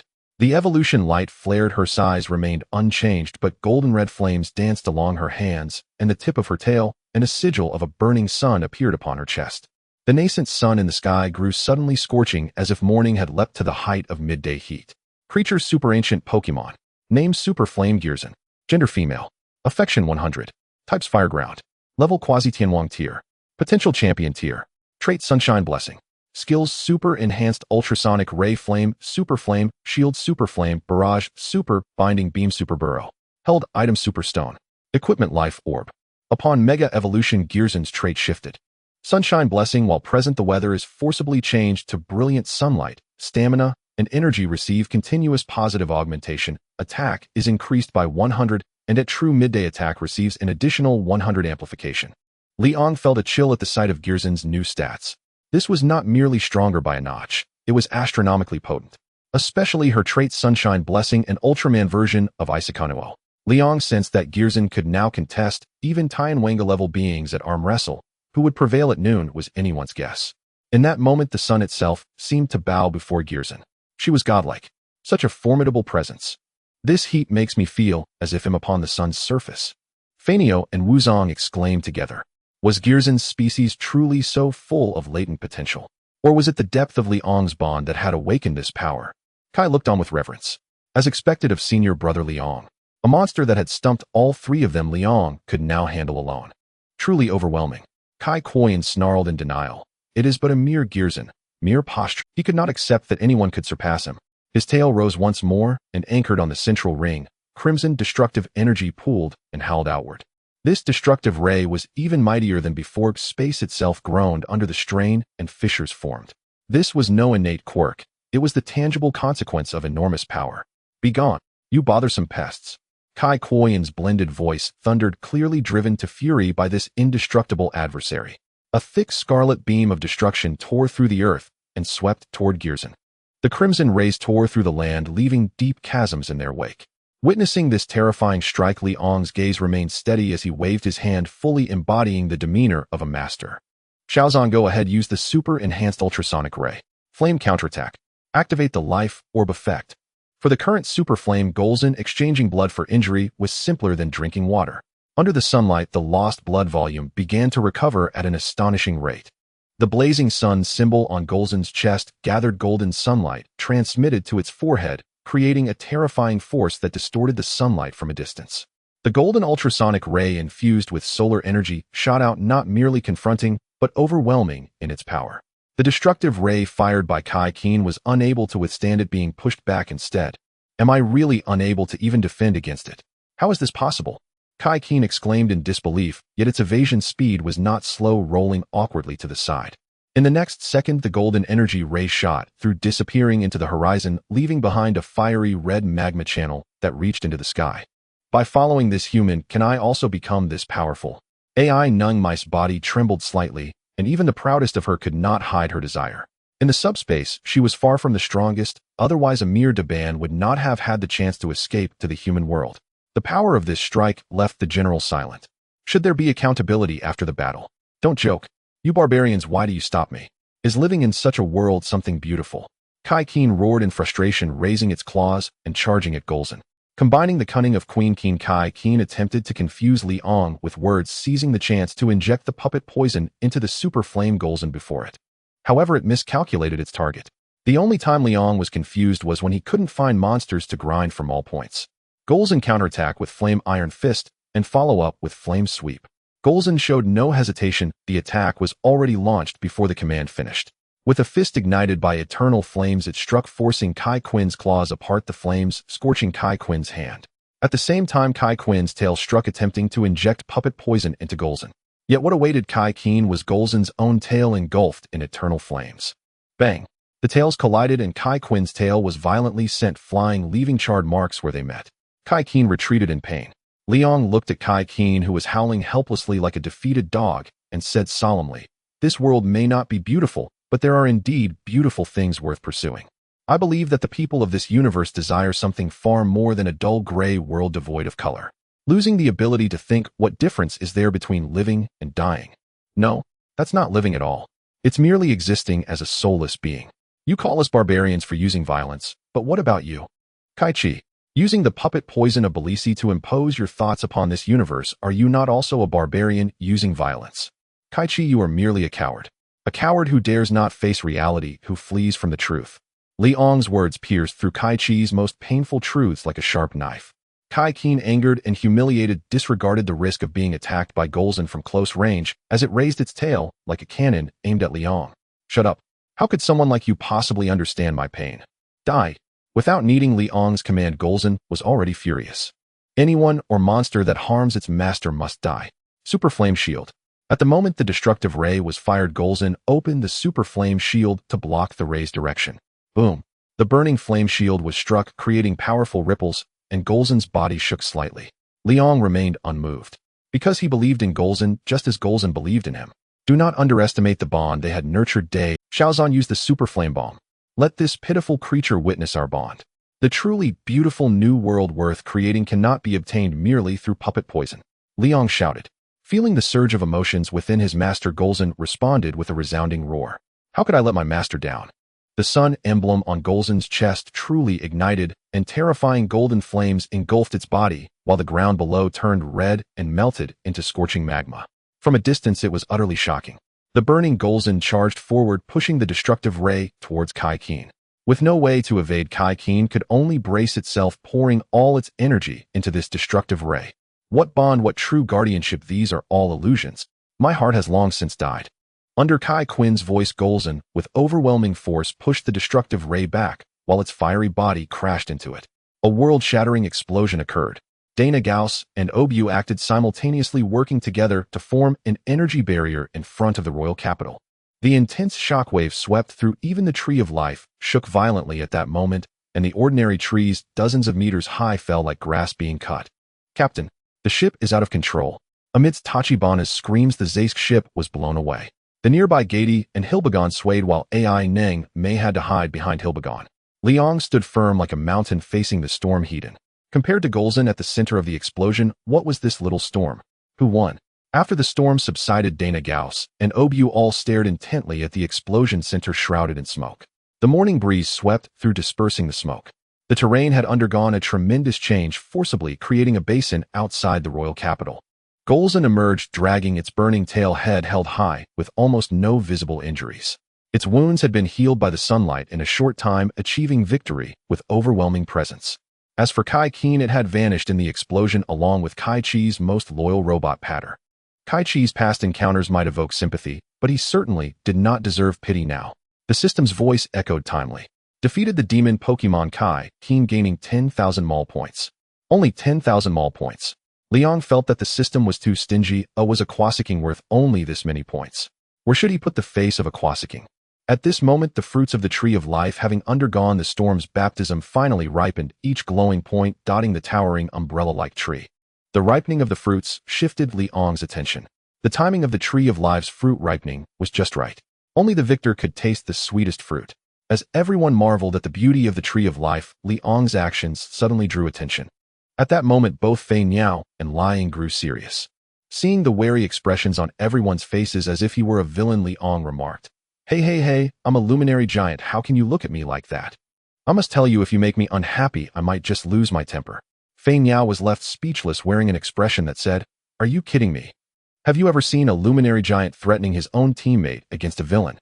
And what's with that threatening expression? Come look into my eyes and tell me. LK, my eyes. I trust Senior Liang. If it weren't for him, I fear Her Majesty the Queen would have become a puppet of talent by now. At this moment, Kai stepped forward, firmly standing by Liang's side, and seriously addressed Musashi. Golza, who had released his Mega Evolution along with Gaidy Zilbagon and Ai Neng Mei, approached and stood beside Liang. In the sky, a clear phoenix cry echoed as Zyra's golden form streaked across the sky. Among them, Queen Amaterasu was being held by Zilbagon. Seeing this, General Liang was drenched in sweat and quickly stepped forward, loudly declaring, I also believe you stand on the side of justice. Since you are interested in the Tree of Life, please proceed. On the Zaysk spaceship, Sun Luo Yuyan and Li Hua widened their eyes. Is this really the hard to communicate, General Liang? General Liang, if you feel threatened, just blink. General Liang, I wouldn't dare blink. Liang nodded at General Liang with a smile. A teachable child indeed. Fei Niao and Musashi were left speechless. After all, they were the guests here. However, they quickly felt ashamed of their earlier behavior. Liang approached the Tree of Life, gathering his light whip to pluck 3 fruits and extracting the seeds inside. Suddenly, the system voice sounded. Unknown variety of tree fruit discovered. Successfully recorded. What? This is tree fruit. Liang was taken aback, but then he thought it was quite normal. After all, fruits grow on trees, don't they? What the heck? But thinking again, his system was blue. Now he was more concerned about the effects of the Tree of Life's fruit. The fruit of the Tree of Life, when consumed, accelerates stamina recovery, enhances physical strength and immunity, and with long-term use, can slightly improve wisdom. The seeds are the nemesis of the Ba Li Shibu puppet poison. What a good thing. Liang's eyes lit up. However, he did not forget the main business. He directly threw one of the fruits to Zilbagon. Zilbagon, feed this to Queen Amaterasu. Then Liang took out the Pokeballs of Baymonston and Black King and released the 2 beasts. Although Queen Kuhin was dead, the puppet poison remained. He personally fed the two fruits seeds to the two beasts. Such matters of fostering goodwill could not be entrusted to others. Seeing this scene, Musashi immediately changed his prejudice. I really should be ashamed. How could someone who loves beasts possibly be a dark giant? I actually doubted such a person. Fei Niao was also astonished and ashamed. I'm sorry, Liang. A true warrior of light should guide people along the right path rather than standing by idly as they make mistakes that lead to destruction. Musashi now reflected on his past actions and realized how foolish they were. He should have let Queen Amaterasu make a choice after clearly stating the facts rather than being some riddle master. Fei Niao's awkward nature kicked in as he turned his face away and looked around saying, I'm sorry. Liang sighed. I didn't expect my disguise to be seen through by you all. I truly love beasts. No need to apologize. On the contrary, I have something to ask of you. He briefly explained the situation regarding Kakuma, emphasizing that the two brothers disliked fighting. Musashi didn't hesitate and immediately took on the responsibility. They can be fostered on planet Julan where the beasts are quite gentle, and I and Gao Si will protect them. Fei Niao nodded in agreement. Indeed, only Musashi can help you with this matter. Then I'll trouble you, Musashi. Musashi and Fei Niao were both important synthesis fragments. Liang would not fall out with them over such a minor issue. Perhaps in the future when he found the Dark Ring, he might borrow their strength. At this moment, Queen Amaterasu Baemonston and Black King, who had consumed the seeds, all awakened. Hiss, what happened to me? Why is my neck so sore? Queen Amaterasu coughed a few times, feeling as if someone had choked her neck. Liang said seriously, I think it's probably the aftereffects of the puppet poison. Queen Amaterasu nodded, blankly understanding. Fei Niao. Musashi. Kai. Everyone was speechless. Queen Amaterasu, please be a bit more mindful. Gagaga. Baemonston and Black King's eyes became clear, and they actively approached Liang, rubbing against him, knowing he was the one who saved them. Baemonston's favorability 15. Black King's favorability 15. Seeing that the favorability of the two beasts had reached 25, Liang smiled slightly. Very good, he was one step closer to teaching training. If capturing beasts was not for teaching training, it would be meaningless. Come back. In an instant, except for Gorzan Gaidi and Zyra, all other beasts were recalled into their Pokeballs by Liang. Then he released the Kakuma brothers. This way he gained 2 more ordinary Pokeballs. You two brothers, just follow Musashi to planet Julan. There will be no one to steal your food there. Liang looked at the two brothers. He could have left the Kakuma brothers to TPC to deal with the garbage, but he empathized with the beasts. Surely these two brothers did not want to be the beasts working day and night. Although Queen Amaterasu had just woken up and was still unaware of what had happened, her intuition told her that Liang and the others had saved Ganong. Brave ones, are you preparing to leave? I haven't had the chance to properly thank you yet. Liang disliked the feeling of parting, so he decided to do something to dissipate the atmosphere of farewell. He pointed his left hand like a sword beside his temple and waved it forward, laughing. I'm just a passing trainer, Ganong. As a reward for saving planet Ganong, I will take all the fruits of the Tree of Life. Shaozan Gaidi Zyra run. Under the astonished gaze of everyone, Liang swept his hand and collected all the fruits of the Tree of Life into his storage, then ran forward with the 3 beasts. A portal of light appeared ahead, and Liang and his beasts vanished into the portal. Seeing this, their companion who had walked this journey with them vanished. Even the proud Gagura felt a faint sense of sadness. But really, this guy has style. Ganong, the original Earth. No, I haven't appeared yet. Dig a world. You do. In an empty living room, 3 people and a bird suddenly appeared. Liang and Gearzan among them, having reverted from their transformed forms. Back. What? As the saying goes, a gilded roost is no match for one's own kennel. Though only a few days had passed since his journey to the origin, it felt to him as if an age had slipped by. Liang had not finished his reverie when a petite, voluptuous, warm body leapt at him. Soft, fragrant lips silenced his words, and a tender, scented tongue eagerly claimed his mouth. Liang's eyes widened. Is this still Gaidi? Gearzan was stunned as well. Had she thought their elder sister dead? In an instant she exploded with fury, claws and wings flailing as she lunged into the fray. Damn it! I was here first. You filthy dog, how dare you steal a taste right before my eyes? Shala bristled, feathers on end. Weren't they supposed to stand and fall together? She had not expected this. Even Gaidi had turned like that. How could it be? Why was she not included? Under Zyla's resentful gaze, the battle between titans and monsters erupted again. What had once been a daily routine now felt like almost a day since they had been cooped up on the ship. As the old proverb goes, a single day's absence feels like 3 autumns. Gaidi said nothing outwardly, but inside, she burned with longing. The fight was fierce. But evil cannot prevail over righteousness. The light giant proved the stronger. Gearzan and Gaidi, who had been evenly matched in combat, now lay together in defeat. Liang produced a fruit of the Tree of Life and ate it, His spent strength returned with remarkable speed, leaving him subtly stronger than before. Pale moonlight poured through the windowsill, falling upon those sharply defined, perfect muscles suffused with a heady virility. Human, Sheila wants some too. Sheila flew over, her voice laden with grievance. Human, you want share with Sheila. Does that mean you do not like? To Sheila, the fact that the human shared with Girzin and Gaidi but not with her was a clear implication that she was inferior to them. Seeing Sheila behaving jealously, Li Ong's lips curved. He drew her into his arms and led her to another room. The true spoils of victory are best savored at the end. At his words, Sheila first brightened, then flushed with bashfulness, burying her face in her wings as the rosy tint on her cheeks deepened. The adjacent spare room was furnished no less luxuriously than the master bedroom. Big bed, wardrobe, every amenity. Considering how his monster cohort was swelling in number, Li Ong felt the house was beginning to feel small. He would sort out the final accounting later. Li Ong liked Yida's environment very much. Sunlight, beaches, hot springs. He had not yet finished checking these off with Girzin and the others. Li Ong sat cross-legged on the bed and checked his remaining mall points. After deducting the 100 spent on the Superstone and Keystone, he found he still had 4500 mall points. 10,000 of those points had been provided by Kai Koyan. The remaining 3500 were mostly earned by Sheila. In short, on this origin trip, apart from Girzin, Sheila had been the greatest contributor. Moreover, Zyla's affection was now only 7 points shy of full. A single mid-grade affection potion was indispensable.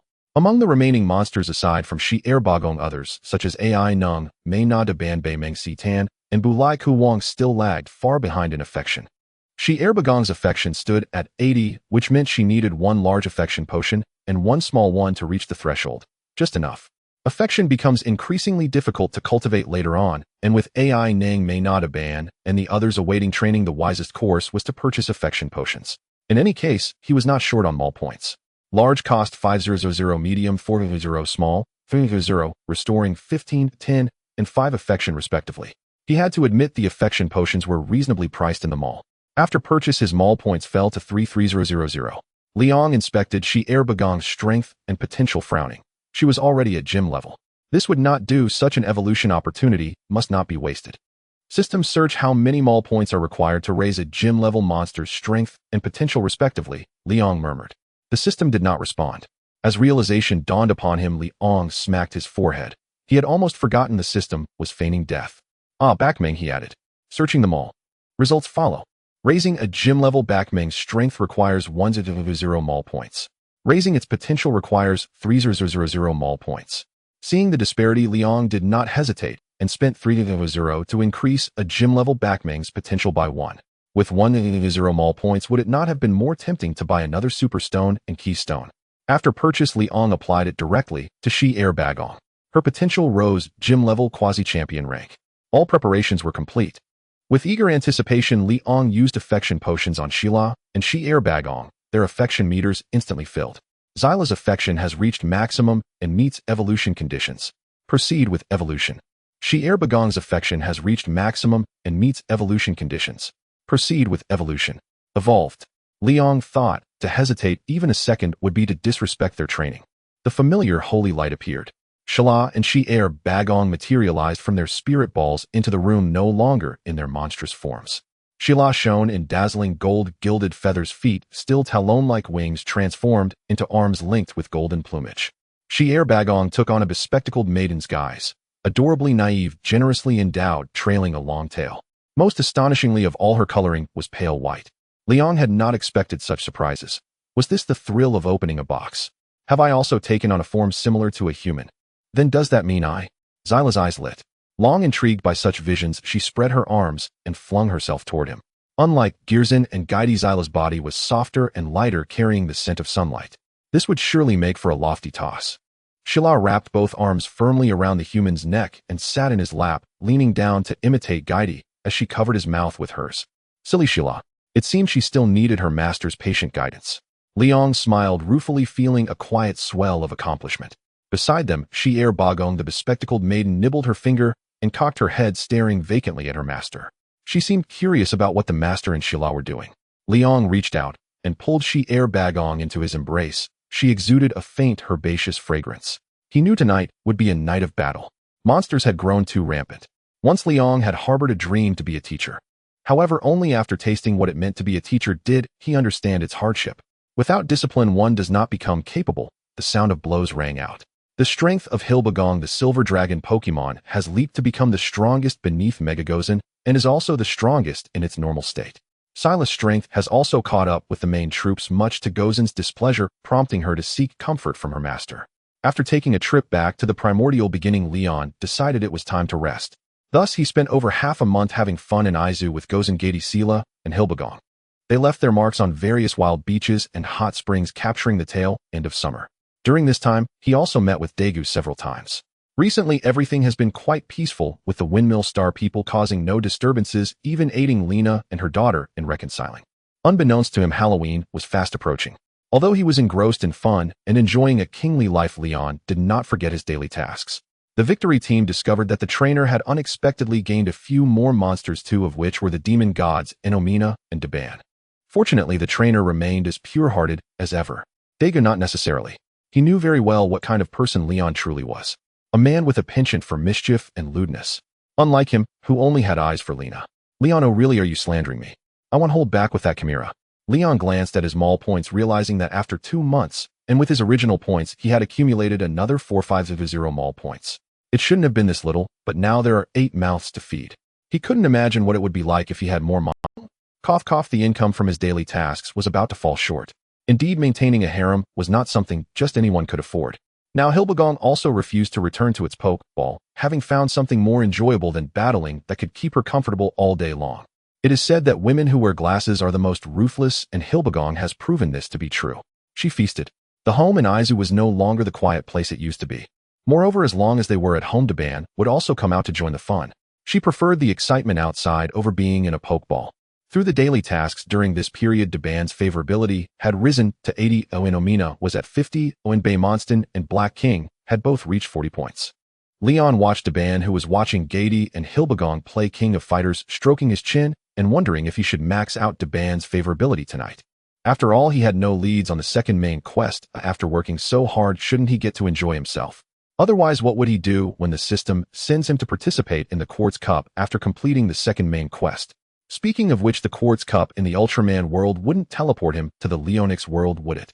The more Leon thought about it, the more likely it seemed. At that moment, Gozan came running with her phone in hand, her eyes sparkling with excitement as she looked at Leon and said, "Master, shall we also participate in Halloween festivities?" Halloween. Leon was taken aback and asked in confusion, "Is today Halloween?" It was hard to blame him for being oblivious.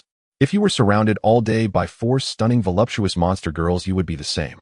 Gozan thrust the phone in front of Leon, showing that Tokyo would be hosting a grand Halloween carnival. Like Gozan, Sila also loved the commotion, the more lively the better. So it's already October 31st, Leon's interest was piqued. Before his transmigration, he had only experienced the Ghost Festival. But the atmosphere of the Ghost Festival. To be honest, any normal person wouldn't go out dressed as a ghost and would rather sleep early before midnight. But Halloween is different. It features a celebration of chaos. Moreover, did they even have to dress up? Leon grinned, mischievously announcing loudly, "Gady, Hilbagong, stop. I declare that tonight we will participate in the Halloween carnival in our true forms. Monster girls can take on 2 forms. One retains monster features like claws and tails, while the other resembles humans." Since Leon became a giant, he found that the sensation of the 2 forms was completely different.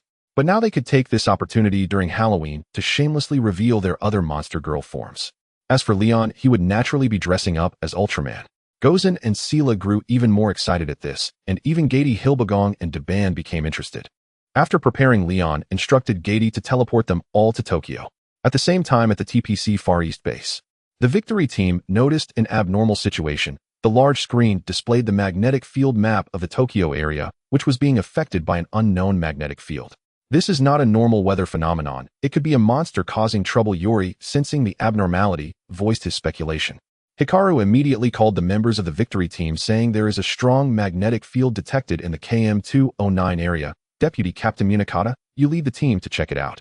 Understood. Munakata nodded and prepared to set off with Daegu and the others. Suddenly, Hikaru remembered something and stopped them. "Wait a moment, it's not appropriate for you to go investigate in uniform today." "Oh right, today is Halloween." Daegu quickly reacted and exclaimed in delight. "Wow, so it's Halloween." Indeed, Munakata and the others realized. Hikaru smiled, saying, "Today, everyone is celebrating the annual Halloween. If you go out in uniform, they will surely panic upon seeing the victory team, thinking something has happened." Shinjo immediately laughed, grinning, "So you're saying I can't wear my uniform?" Daegu added, "That means we have to wear casual clothes." Yes, Hikaru nodded with a smile. It would be best if you could wear clothes that blend in with everyone. Clothes that blend in with everyone. Munakata was taken aback. Wasn't that putting the old man in a difficult position? Hikaru could already imagine how Munakata would look in those Halloween outfits, and couldn't help but chuckle. Meanwhile, the younger crowd like Daiga Shinjo Lina and Kirai cheered. This was clearly not going to investigate, but rather a public-funded vacation. In reality, Munakata's heart was not old at all. On Halloween night, under the full moon, a bright silver disc hung high, silently influencing the earth. Everyone was celebrating, and children donned pumpkin heads going door to door in search of candy. However, at the Sidek company, Masaki Noriyuki was still working overtime, striving to become stronger. That guy? He must not be forgiven.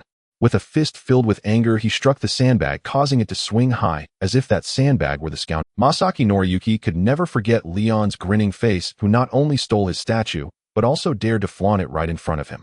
After venting his frustrations, Masaki Noriyuki regained his composure and returned to the laboratory. In the high-tech lab, a device familiar to all fans was taking shape, the light genetic factor converter. That day, he witnessed how Leon evolved from a human to light, which inspired him greatly. Although he couldn't obtain Leon's genetic factor information, he had a way to acquire that of Daegu. By analyzing the genetic factor information of Daegu, Masaki Noriyuki discovered something astonishing. There existed a segment of the same mysterious factor in both his genetic information and Daegu's, something ordinary people did not possess.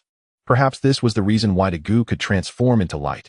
Leon must have known this long ago, which is why he specifically sought out the giant statue. Verifying this wouldn't be difficult. He just needed to develop the instrument and then seize the transformation device from one of them. As for whether to take it from Leon or Daegu, Masaki Noriyuki leaned toward the latter. Leon, actually mine is pretty easy to snatch too. Although Masaki Noriyuki was furious, he still held some reservations about Leon, who could manipulate monsters so mysteriously. Daegu was different. He was just a kid who got into the victory team through backdoor means. What right did he have to become a giant? Seize him. At this moment, Masaki Noriyuki already had a rough plan in mind, even preparing a scheme to distract Leon. Everything was ready, only waiting for the right moment. A giant. He needed a complete giant statue. Masaki Noriyuki powered on the supercomputer, feeding the energy fluctuations from the giant statue powder into it, allowing the supercomputer to conduct a global search via Sidek satellites. He originally intended to create a giant statue using the giant powder through Dr. Danka's hands. However, the difficulty was far beyond his imagination. Even if he and Dr. Danka worked together, they couldn't conquer it in a short time. Under the most ideal circumstances, it would take at least 5 years, and there couldn't be any issues in between, otherwise they would have to start over. In other words, to truly realize this idea, it would likely take no less than 10 years.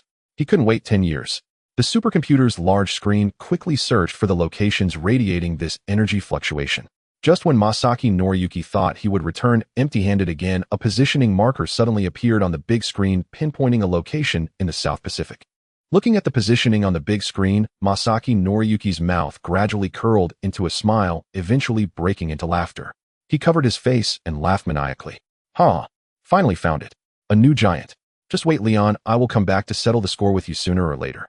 Masaki Noriyuki, who was called a genius, had never experienced loss. He never expected to be tricked so badly one day. Leon, of course, had no idea that this genius Masaki Noriyuki had stumbled upon the Lily ruins. However, even if Leon knew, he probably wouldn't stop him. Instead, he would applaud him. To be honest, he had always wanted to catch an Ultraman. However, Daegu was a close friend, so he felt uneasy about it. Plus, capturing a male Ultraman felt off to him. But Camilla was different. The Dark Queen would certainly be thrilling to deal with. If he had the chance to go to the Terrakia world, Kurumura would also be a great option. As for the mother. This is a serious book. In the KM209 area of Tokyo, it had already become a sea of joy. On the night of the full moon, chaos reigned. Leon mingled with 4 monster girls and Daban with no flaws to be found. What a lively scene. Gorzen, Gaidi, Sira, and Hilbegun were attending a human festival for the first time, appearing quite curious. Leon noticed their interest and patted Gorzen and Hilbegun's heads, saying with a smile, "Go play, enjoy the human festival, it's something you have never experienced before." After receiving their master's approval, Gorzen eagerly took Hilbegun to enjoy the festivities. Perhaps due to their shared love for puff pastries, Gorzen had a good first impression of Hilbegun, who looked adorably naive and easy to bully. Unlike Gaidi, who had learned to sneak snacks without including her. How despicable. Gaidi and Sira were back to being good friends as they had been through battles together. For a moment, only the excited and curious Daban remained by Leon's side. Leon curiously asked, "Daban, why aren't you going to play with your sisters?" Though Daban was already an adult compared to Gorzen and the others, she was still a little sister, being the youngest among the Monster Legion. Daban reached out holding Leon's hand and communicated telepathically, "Sisters, when a play Daban accompanies the master, Daban won't go play." Leon was momentarily taken aback and felt a bit moved. Thus he immediately made a decision in his heart. "Daban, do you want to become like your sisters?" "Become like my—" Daban looked up with a hint of confusion. "If I become like my sisters, will I be able to play the really fun games that Sister Sira talks about with the master?" Ahem. Leon almost choked. He realized he had misjudged her. He never expected Sira's potential to be on par with Gorzan's, and perhaps due to her exposure, she had learned many things intuitively.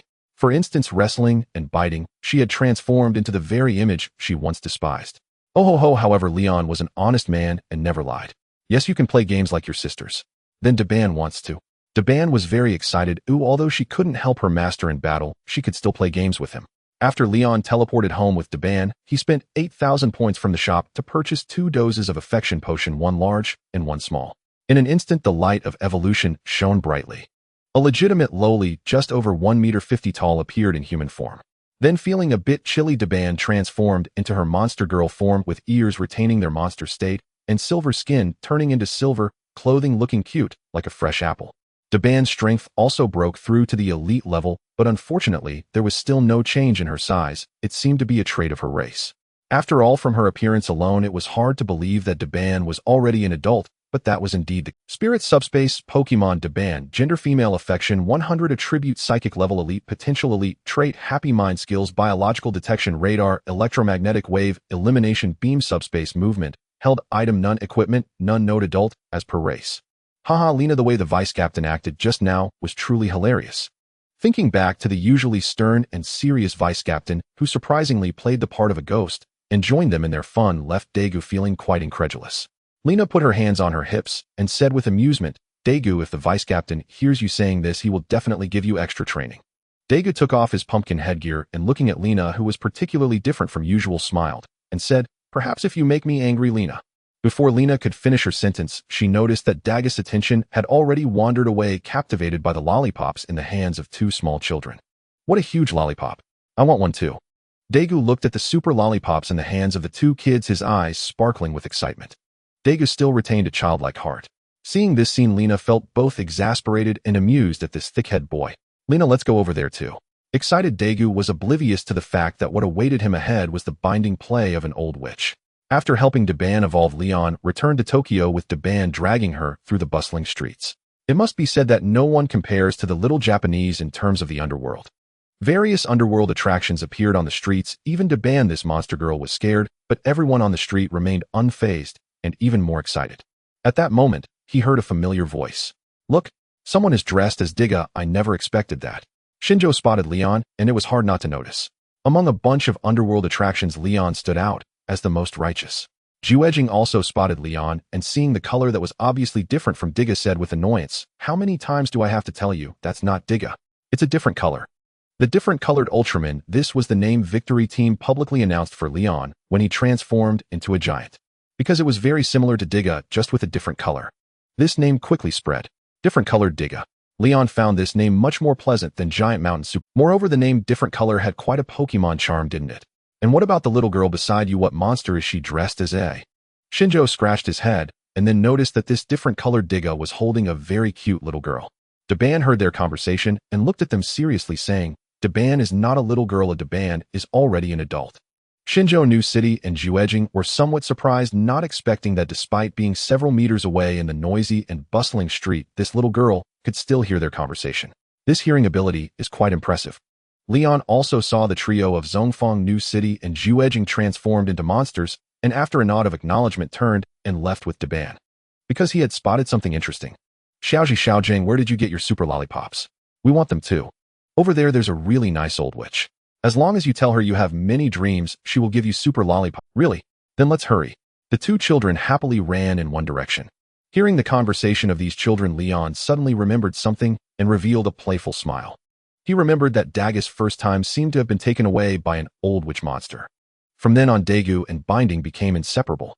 "Daban, let's go take a look." "Brother, can I also get super lollipops?" Daban, full of curiosity about human things, also wanted to eat super lollipops. "Don't eat that, I'll give you some when we get home." Knowing the lollipops were problematic, Leon would not foolishly let Daban eat them, even though he knew they could only be removed by defeating the monster. On the other side, Lena was stamping her feet in anger. Where did Daegu run off to? How could he disappear in the blink of an eye? Children with dreams, hurry over and bring your friends who also have dreams with you. If you have many dreams, then I have many candies to reward you. An unsightly old witch wearing a huge wizard hat was pushing a candy cart filled with delicious super lollipops, attracting a large group of children. These children were clamoring that they had many dreams and didn't forget to bring some for their younger siblings at home. Good, good, good, you are all good children, everyone gets a share. Karambo laughed sinisterly. Children do not need dreams. Before they grow up, they can just be manipulated like dolls and toys. Leon brought Daban nearby and watched from a distance. Daban's skills, the subspace biological detection radar, evolved into a biological detection radar no longer limited to subspace life. Although the old witch in front of him could also be considered a subspace creature. The full moon hung high in the sky. At a construction site, a sign reading "No entry for unauthorized personnel" was displayed. At this moment, a peculiar pumpkin house stood quietly under the moonlight. The dark gate resembled the gaping maw of a devil. Jalambo pushed the candy cart and vanished into the air. Leong and Daban appeared at the door of the pumpkin house looking at it with a playful expression, then took out the pokeball containing Aining Mina. Aining Mina, can you handle the dimensional monster, Jalambo? The pokeball shook slightly, and Aining Mina's proud voice echoed in Leong's heart. Who do you look down on? A monster like this is easier to deal with than Daban. Aining Mina's voice did not conceal her disdain for Daban, which made Daban furious, yet he dared not retort. Despite her fear of Aining Mina hearing the proud lattice remarks, Leong chided. You can say whatever you want, but don't belittle Daban. In the future, you might have to fight side by side with him. Huh. Impossible. Absolutely impossible. How could I, Aining Mina, possibly fight alongside my own nemesis? In the future, whenever Aining Mina saw Daban standing beside her, she would be infuriated by her own words. Leong looked at the excited pokeball and revealed a meaningful smile. No way. He said nothing more and dragged Daban into the pumpkin house. The inside of the pumpkin house was bizarre, yet Leong and Daban were unfazed. In the shadows, Jalambo secretly replaced the portal connecting to the dimensional space of the dream grave with the one in front of the giant. Leong pushed open the door, revealing a vast park with towering trees. This park was likely where Jalambo discarded the children who had lost their dreams. Daban sensed something unusual and warned, Brother, there's a dimensional space on the other side of the door. We need to be careful. Upon hearing Daban's voice, Aining Mina's mocking tone rang out. It's just a dimensional space. No way will anyone be ambushed by a monster like this. I can easily break through a dimensional space of this level. Dagu, who's talking behind my back? Oh, it seems my Aining Mina is quite impressive after all. Leong knew how to deal with a proud character. He simply had to praise her. By complimenting her now, she would be flattered later. Receiving affirmation from Leong, Aining Mina felt a deep sense of satisfaction. Getting recognition from a strong person was of utmost honor to her. Aining Mina's affection 5. Leong smiled slightly. This mere proud young lady was easy to handle. Taking a step forward, Leong and Daban passed through the door and entered the hunting ground meticulously prepared by Jalambo. As soon as they entered, the door behind them vanished without a trace. The park was large with many children playing. However, each of these children appeared pale as ghosts, some in modern clothing, others in contemporary attire, their life force utterly extinguished. This is the price of losing one's dreams. Living corpses, muddled and dazed, indistinguishable from the dead. Leong rarely felt angry, but at this moment he felt a rare flicker of rage. Go. Aining Mina, tear Jalambo apart for me. Before Jalambo could make a move, Leong had already launched his attack. The pokeball shot out a beam of light, and Aining Mina's enormous form appeared in the dimensional park.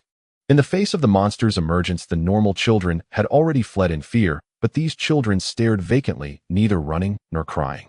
As Aining Mina emerged from the pokeball, the fiery organ on her forehead opened, and a blue fireball shot towards an open area. How did you discover me? Jalambo gasped in surprise, not expecting that this giant could summon monsters. Caught off guard, Jalambo was hit by Aining Mina's fireball, revealing his hidden state. Jalambo's ugly monster form was revealed. A mere trick, and you dare to show off in front of Aining Mina. Leong scoffed. Both being elite level, there were still differences. Compared to Jalambo, who relied on deceit and escape skills, Aining Mina's combat ability was undeniably stronger. Aining Mina, take care of it. Aining Mina nodded, raising her sharp demon claws and charging towards Jalambo. If Leong said to tear it apart, then it must be torn apart by herself. The proud young lady would not disappoint. Seeing this, Jalambo also foolishly raised his sharp, demonic claws akin to a spear to meet her. In his own territory, how could he allow another monster to bully him? This arrogant and foolish giant planned to deal with this monster first before settling scores with them. The imagination was beautiful, but reality was cruel. Facing the attacking demon claws, the battle-hardened Ainingmina dodged to the side, striking with her divine claws charged with green lightning. The lightning-laden claws left a series of electric sparks and embers on Jalambo's body. The pain surged like a tide, causing Jalambo to let out a cry of agony. After feeling the pain, Jalambo retreated, but Ainingmina quickly pursued, delivering a heavy side kick to Jalambo's abdomen, sending him flying with a bang. Ainingmina, who could hold her own against the powerful Dija, was certainly not weak in strength. A smile crept onto Ainingmina's lips. Indeed, it was this long-lost feeling of effortlessly overpowering the weak. It was exhilarating. Ainingmina brandished her claws and swiftly pursued the fallen Jalambo, mercilessly striking him again. With claws swinging left and right, she left a massive-shaped gash on Jalambo's chest, nearly tearing him apart. Jalambo did not expect such close-range combat prowess from this monster, leaving him with no chance to retaliate. No more close combat. Terrified Jalambo immediately used his special ability to teleport away. Compared to Ainingmina's gradual movement, Jalambo's teleportation was much more agile, vanishing right before Ainingmina's eyes, causing her attack to miss. Whoosh! In a flash, Jalambo reappeared behind Ainingmina, his massive vertical eye flickering rapidly. He was reveling in his superiority. Die! The enormous demonic claw came crashing down. However, to Ainingmina, his sneak attacks, not to mention that Ainingmina was a demigod of the subspace, possessing an almost instinctual sixth sense against such teleporting monsters. Moreover, with Liang, her trainer present, Liang immediately relayed everything he saw through telepathy to Ainingmina the moment Jalambo appeared. Before Jalambo's attack could land, Ainingmina's rear kick struck Jalambo, sending him flying far away. My teleportation was seen through. Jalambo felt a surge of fear. Ainingmina turned around with a mocking smile. Weaklings should know their place. Just obediently let me tear you apart. Karamber was hurled violently through the air and crashed heavily into a corner of the park, sending plumes of earth erupting skyward. Well done, Ultraman Inemina. Finish it in one breath. Leon commanded. Directing monster battles was also a way to cultivate rapport. Karamber, racked with pain, cast a fearful glance at the advancing Anemona, and then turned toward Liang, who stood, issuing orders. Suddenly, a bold idea struck him. It seemed clear. The Ultraman was this monster's true master. If he seized him, could he not use him as leverage? Karamber was no fool for thinking to strike at the trainer. Yet he remained blissfully unaware of an ancient truth: the cleverest often perish first. Convinced he had found a path to survival, Karamber sprang upright and let loose a sinister cackling laugh. Then he unleashed his most prized ability, clone technique. Inemina froze mid-step, her gaze locking onto 7 identical Karambers encircling her, a chilling wave of long-buried memories surging forth. Long ago, she herself had been surrounded by Liang, trapped between heaven and earth, her desperate cries swallowed by silence. As her trainer, Liang distinctly sensed the deep-seated resentment and fury radiating from Inemina. Sensitive Daban recoiled in terror, darting behind Liang, where in her eyes Inemina now loomed like a vengeful specter wreathed in swirling black malice. Karamber, having unwittingly stepped on a landmine of trauma, watched in horror as Inemina's aura darkened and sharpened, his laughter cutting off mid-cackle. But there was no turning back now. Dare to invade my domain. Today you shall enter, but never leave. Karamber roared, feigning dominance with a shrill, grating cry. 7 Karambers lunged forward in unison, and Inemina, incensed, took the bait. In an instant, one Karamber whirled away, sprinting straight for Liang and Daban, its clawed, demon-like hands outstretched. Ha ha ha! Foolish Ultraman, you were my target all along. Come here now. Liang blinked, then broke into a quiet, knowing smile. Who else but you is destined to die today? You've just drawn the Joker, the undisputed king of kings. Chop! Liang reacted faster still. As a gym leader, how could he possibly be caught off guard by Karamber? A tempest of deep crimson light erupted, howling like a gale, just before a colossal silver fist larger than a freight train locomotive tore through both storm and radiance. Fly! The lunging Karamber took a devastating uppercut square on the jaw, its massive frame rocketing skyward under sheer crushing force. Wind! Gravely wounded Karamber's clone ability instantly collapsed. Inemina, poised to strike, realized too late. The Karambers converging on her were illusions. The real one had already launched its ambush against Liang. Realizing she'd been deceived, her smile vanished, replaced by searing flamelit fury as her gaze locked onto Karamber, soaring high above. Go repent. In hell. High-energy flame barrage. From the flame-generating organ upon her brow, Inemina unleashed volley after volley of furious cobalt-blue fireballs, screaming through the air like vengeful comets. Though individually weaker than beam attacks, their sheer number proved overwhelming, like ants swarming a titan. Karamber endured nearly half a minute of relentless torment before detonating midair in a thunderous, blinding explosion. The spectacle made Li Ang's eyelid twitch violently. What kind of prince-style combat was this? Congratulations, you have successfully challenged the Golden Gym and earned the Golden Badge. Huh. Li Ang's expression slowly morphed into a puzzled question mark upon hearing that system prompt. You wretched system, don't rush to hand out badges. Just tell me, where's my wife Nace? Your shamelessness remains as impressive as ever. Perhaps gym leader Nace saw through your lecherous nature, which is why she chose not to appear. 666. You slander an upstanding citizen as a pervert just to cover your own blunder. Xiaolon, you have no heart.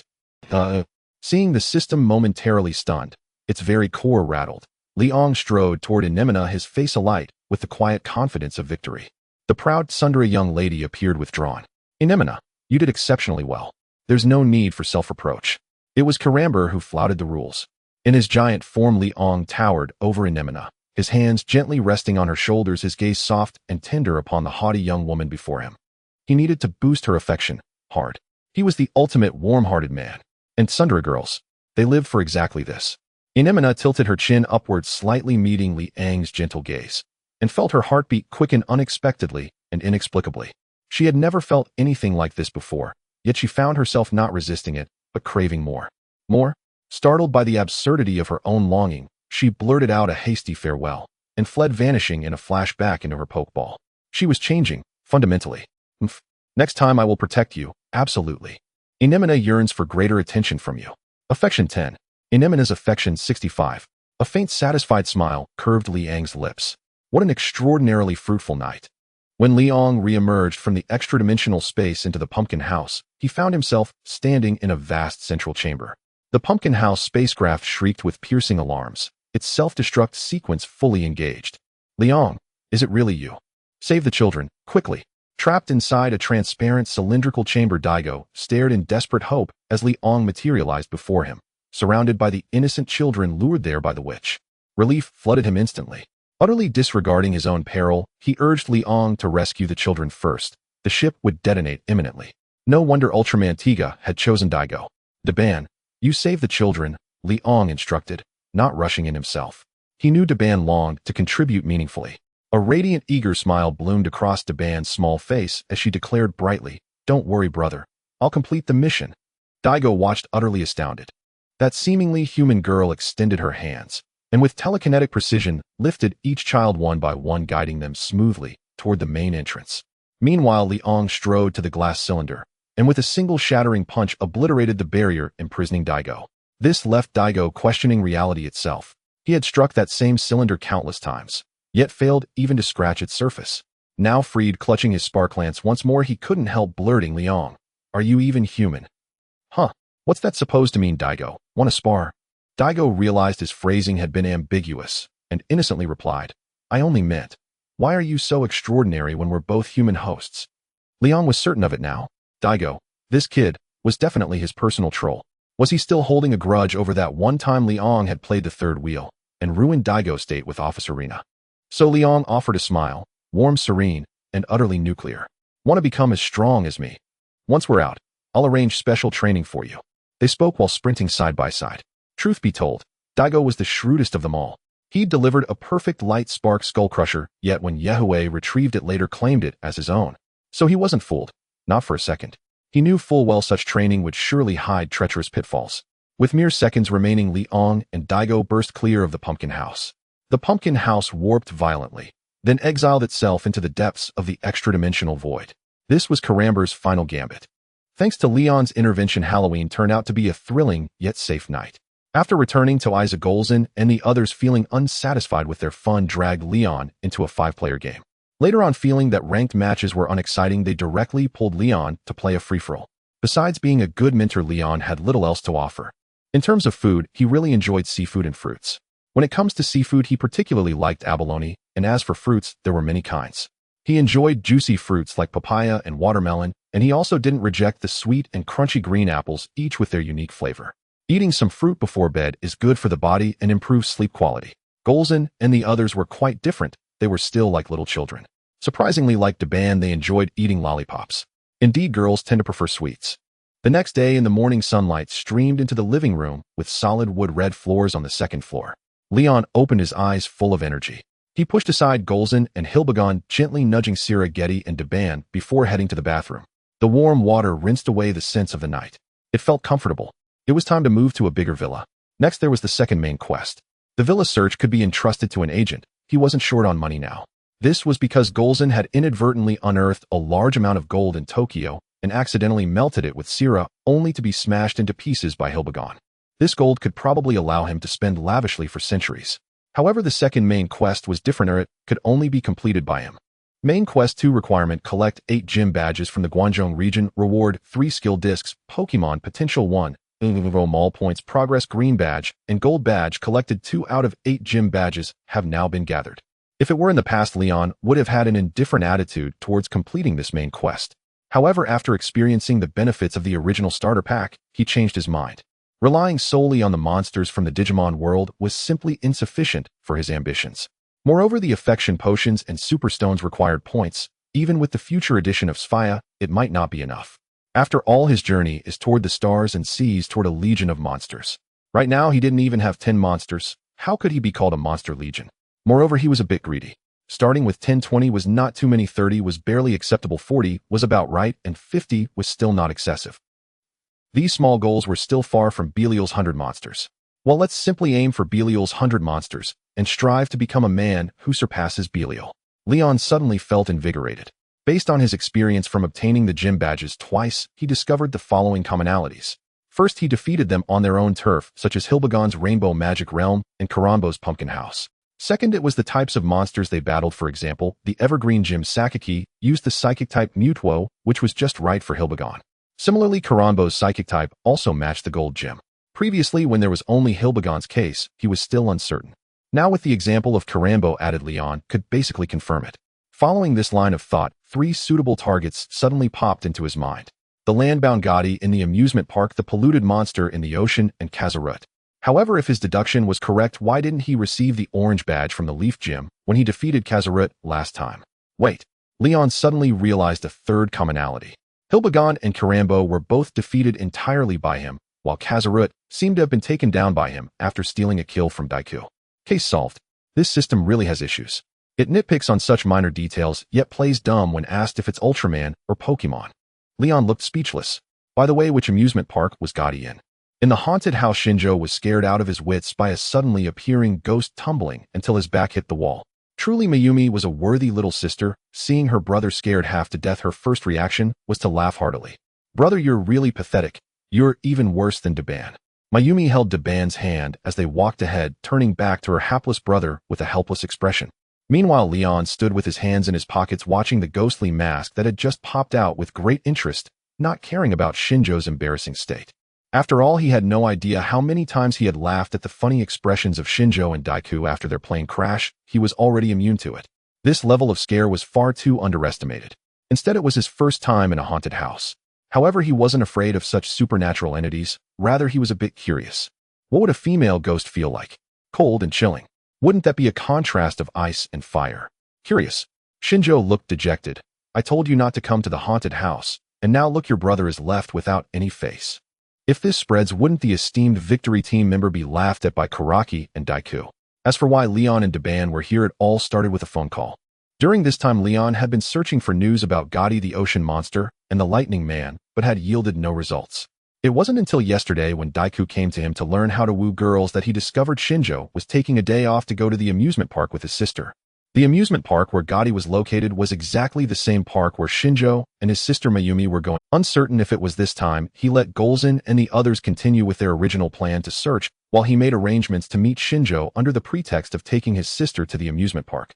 To Leon, Shinjo was naturally not a stranger, although he had some doubts about his intentions because Daiku had mentioned that Leon was somewhat of a flirt. It was also through Shinjo that Leon learned that his reputation had apparently been tarnished by Daiku. Next time, he would still be the third wheel. However, knowing he would be there, Shinjo agreed. Upon arriving at the amusement park, Leon knew he had come to the right place. Deban immediately whispered to him that there were monsters underground in this amusement park. After leaving the haunted house, having experienced it, Leon was no longer interested in playing. Important matters were at stake. Shinjo, I'm going to take Deban to play something else. See you later. Shinjo not only had no doubts, but also relaxed completely. At the same time, he felt a bit dissatisfied. Was his sister not pretty? Damn. At this moment, someone who wanted to leave had discovered something was amiss. They crashed into an invisible transparent wall, nearly giving themselves a concussion. The entire amusement park had been enveloped by a transparent wall. This place had already become Gotti's nurse, confirming that Gotti had cast a barrier around the amusement park. Leon nodded in satisfaction and took out a pokeball. The game of house is over for now. It's you come out. Black King. The bustling amusement park was abruptly interrupted by a thunderous roar of a monster. A beast with a massive golden horn appeared at the edge of the park, emitting a series of roars. Monster. It's a monster. Run. The once joyful amusement park was instantly plunged into panic. Xian Sheng, who was reprimanding a mischievous child, narrowed his pupils and quickly took out his PDI to contact headquarters. Xian Sheng calling headquarters, a monster has appeared in the amusement park. Leon looked up at the unexpectedly handsome King Blake and immediately gave the order. King Blake, I need your help. Use your horn attack against that invisible wall of air. King Blake, who had already reached a favorability level of 40, glanced down at Leon. Confirming with a look he recognized the person he was now protecting. The heart of a guardian increases attack power by 50% when fighting to protect something. Feeling the trainer's need for his assistance, King Blake's eyes brightened, emitting a battle cry triggered by the need for his presence. Battle power skyrocketed. King Blake feels needed favorability 5. Upon hearing this system notification, Leon suddenly realized. He understood how to enhance King Blake's favorability. He just needed to keep using her. This problem was one Leon was more than capable of solving. Go, King Blake. The response from Leon was met with King Blake's fierce horn attack. The massive sharp golden horn collided with a loud bang against the barrier created by GAD under King Blake's powerful strength. What is the need for chemical reactions? Super intelligence told Leon to quickly utilize King Blake's super strength. Crack, crack, bang. In an instant, the glass shattered with a crisp sound. Immediately, the fleeing people noticed that the transparent wall blocking their path had vanished. Having survived a catastrophe, they were too anxious to celebrate and hurriedly ran away with the children. Xian Sheng, who was also blocked by the glass wall, was about to seek help when he realized the transparent wall had been shattered by the monster. At that moment, a question arose in his mind. Could it be that this transparent wall was not created by the monster? Realizing that there might be a second monster hidden in the amusement park, Xian Sheng immediately understood that the situation was far more dangerous than he had imagined. Sister, take these kids and leave first. Brother, hurry. Xian Sheng had a serious expression. At that moment, he no longer resembled the frightened figure he was in the haunted house. Now, even if there were really ghosts in front of Xian Sheng, he would dare to throw a punch. At that moment, GAD Underground noticed something was amiss. Why did all my parenting food run away? Realizing that a monster had invaded its territory, GAD's eyes flashed with anger. In the next second, the amusement park shook as if from an earthquake. The ground split open, and a GAD with a horn broke through the surface. Roar! GAD looked at King Blake, who was wielding tentacle whips extending from its claws, striking the ground with a dull sound and issuing a menacing warning. Victory Team Headquarters. Upon receiving Xian Sheng's message, the Victory Team immediately entered battle readiness. On the big screen, the image of King Blake confronting GAD appeared. Zhu Jing looked at this familiar scene and instinctively said, "Why does this scene look so familiar?" Dagu blurted out, "There's a monster that is likely the trainers." Dagu thought of Liang being at the amusement park and suddenly felt that this possibility was very high. Captain Kiyama K said, "Regardless of anything, let's launch an attack first." Understood. The Victory Team quickly mobilized. In the amusement park, Liang saw GAD appearing and threw out a detection spell. Spirit Cosmic Pokemon. GAD Gender Female Favorability 0 Attribute Ground Level Elite Potential Elite Ability Transparent Barrier Ground Attribute. Doesn't Geodude also have a ground attribute? Leon murmured as he looked at GAD's attributes, hoping he wouldn't be disappointed. Go King Blake. He then commanded King Blake to launch an attack. With the enhancement of the heart of a guardian, King Blake's battle power surpassed that of GAD. Besides, GAD was neither a mechanism monster nor a numerical monster. Use Smokescreen. Smokescreen, a move that King Blake originally used to escape, was now utilized by Liang to initiate an attack. King Blake roared in response, immediately spraying out a white smoke screen from its wide-open mouth. In an instant, GAD was enveloped in smoke, only to hear a rumbling, indistinct sound. This smoke could greatly reduce perception. GAD became alert and quickly waved its tentacles to strike at the thick smoke, preventing King Blake from getting close. The tentacle whips cracked through the air with a pop, showing great strength. Surely McDonald's players must love this. Unfortunately, Leon didn't like to eat McDonald's, so he decisively took the opportunity to attack. King Blake. As if responding to Leon's call, the ground beneath GAD suddenly cracked open and King Blake surged up from below. Caught off guard, GAD was instantly sent flying by King Blake's horn, crashing heavily to the ground. The amusement park facilities were crushed under GAD's immense body, as if they were made of paper. Leon was quite cunning. After shouting for King Blake to use smokescreen, he immediately instructed King Blake to use its underground movement ability to dig beneath GAD for a surprise attack. Although King Blake's combat power was strong, one must use full strength even when fighting a rabbit. Winning was all that mattered. This GAD was much smarter than its kin in the Rainbow Magic realm. After being ambushed and knocked down, it immediately waved its tentacles trying to drive King Blake away. If it were a typical King Blake, it would probably just foolishly rush in to take hits. Leon preferred rushing in like a warrior, but sometimes he also wanted to cosplay as a mage for long-range attacks. He waved his hand and commanded, "King Blake, now's your chance. Quickly use Lava Plume. Take advantage of its illness to claim its life." King Blake was an Ultraman, but didn't need to light up to unleash its ultimate move. Roar! Without hesitation, King Blake opened its mouth wide, and a scorching lava plume shot out, striking JD directly. The scalding lava plume hit GAD's body, causing it to emit a painful cry. The struck area quickly charring and burning through. Boom! In less than a minute after its appearance, GAD exploded on the spot. Leon did not forget that there was also GAD's egg underground, so he ordered King Blake to unleash another lava plume. The victory team arrived late, only to take on the cleanup duty. But at this moment, Leon's focus was no longer on the victory team. He was fixated on the system. The system's notification tone seemed particularly slow this time. Defeated Cosmic Pokemon, GAD gained 2,500 mall points. Congratulations, host, for successfully challenging the Dark Gray Gym and obtaining the Gray Badge. I guessed right. It really is like this. Leon's lips quickly curled upwards. Little system, I've got you. Thank you for your hard work, King Blake. Come back now. With a smile on his lips, Leon raised the Pokeball, confirming his thoughts. Upon hearing the trainer's praise, King Blake let out a joyous roar and transformed into a beam of light, returning to the Pokeball. Seeing his brother's overwhelming victory, Daban clapped and cheered. Brother is amazing, and so is Sister Blake. However, he soon looked somewhat gloomy. Leon, who had put away the Pokeball, noticed Daban's sudden change in mood and asked in surprise, "What's wrong, Daban? Brother, is Daban useless?"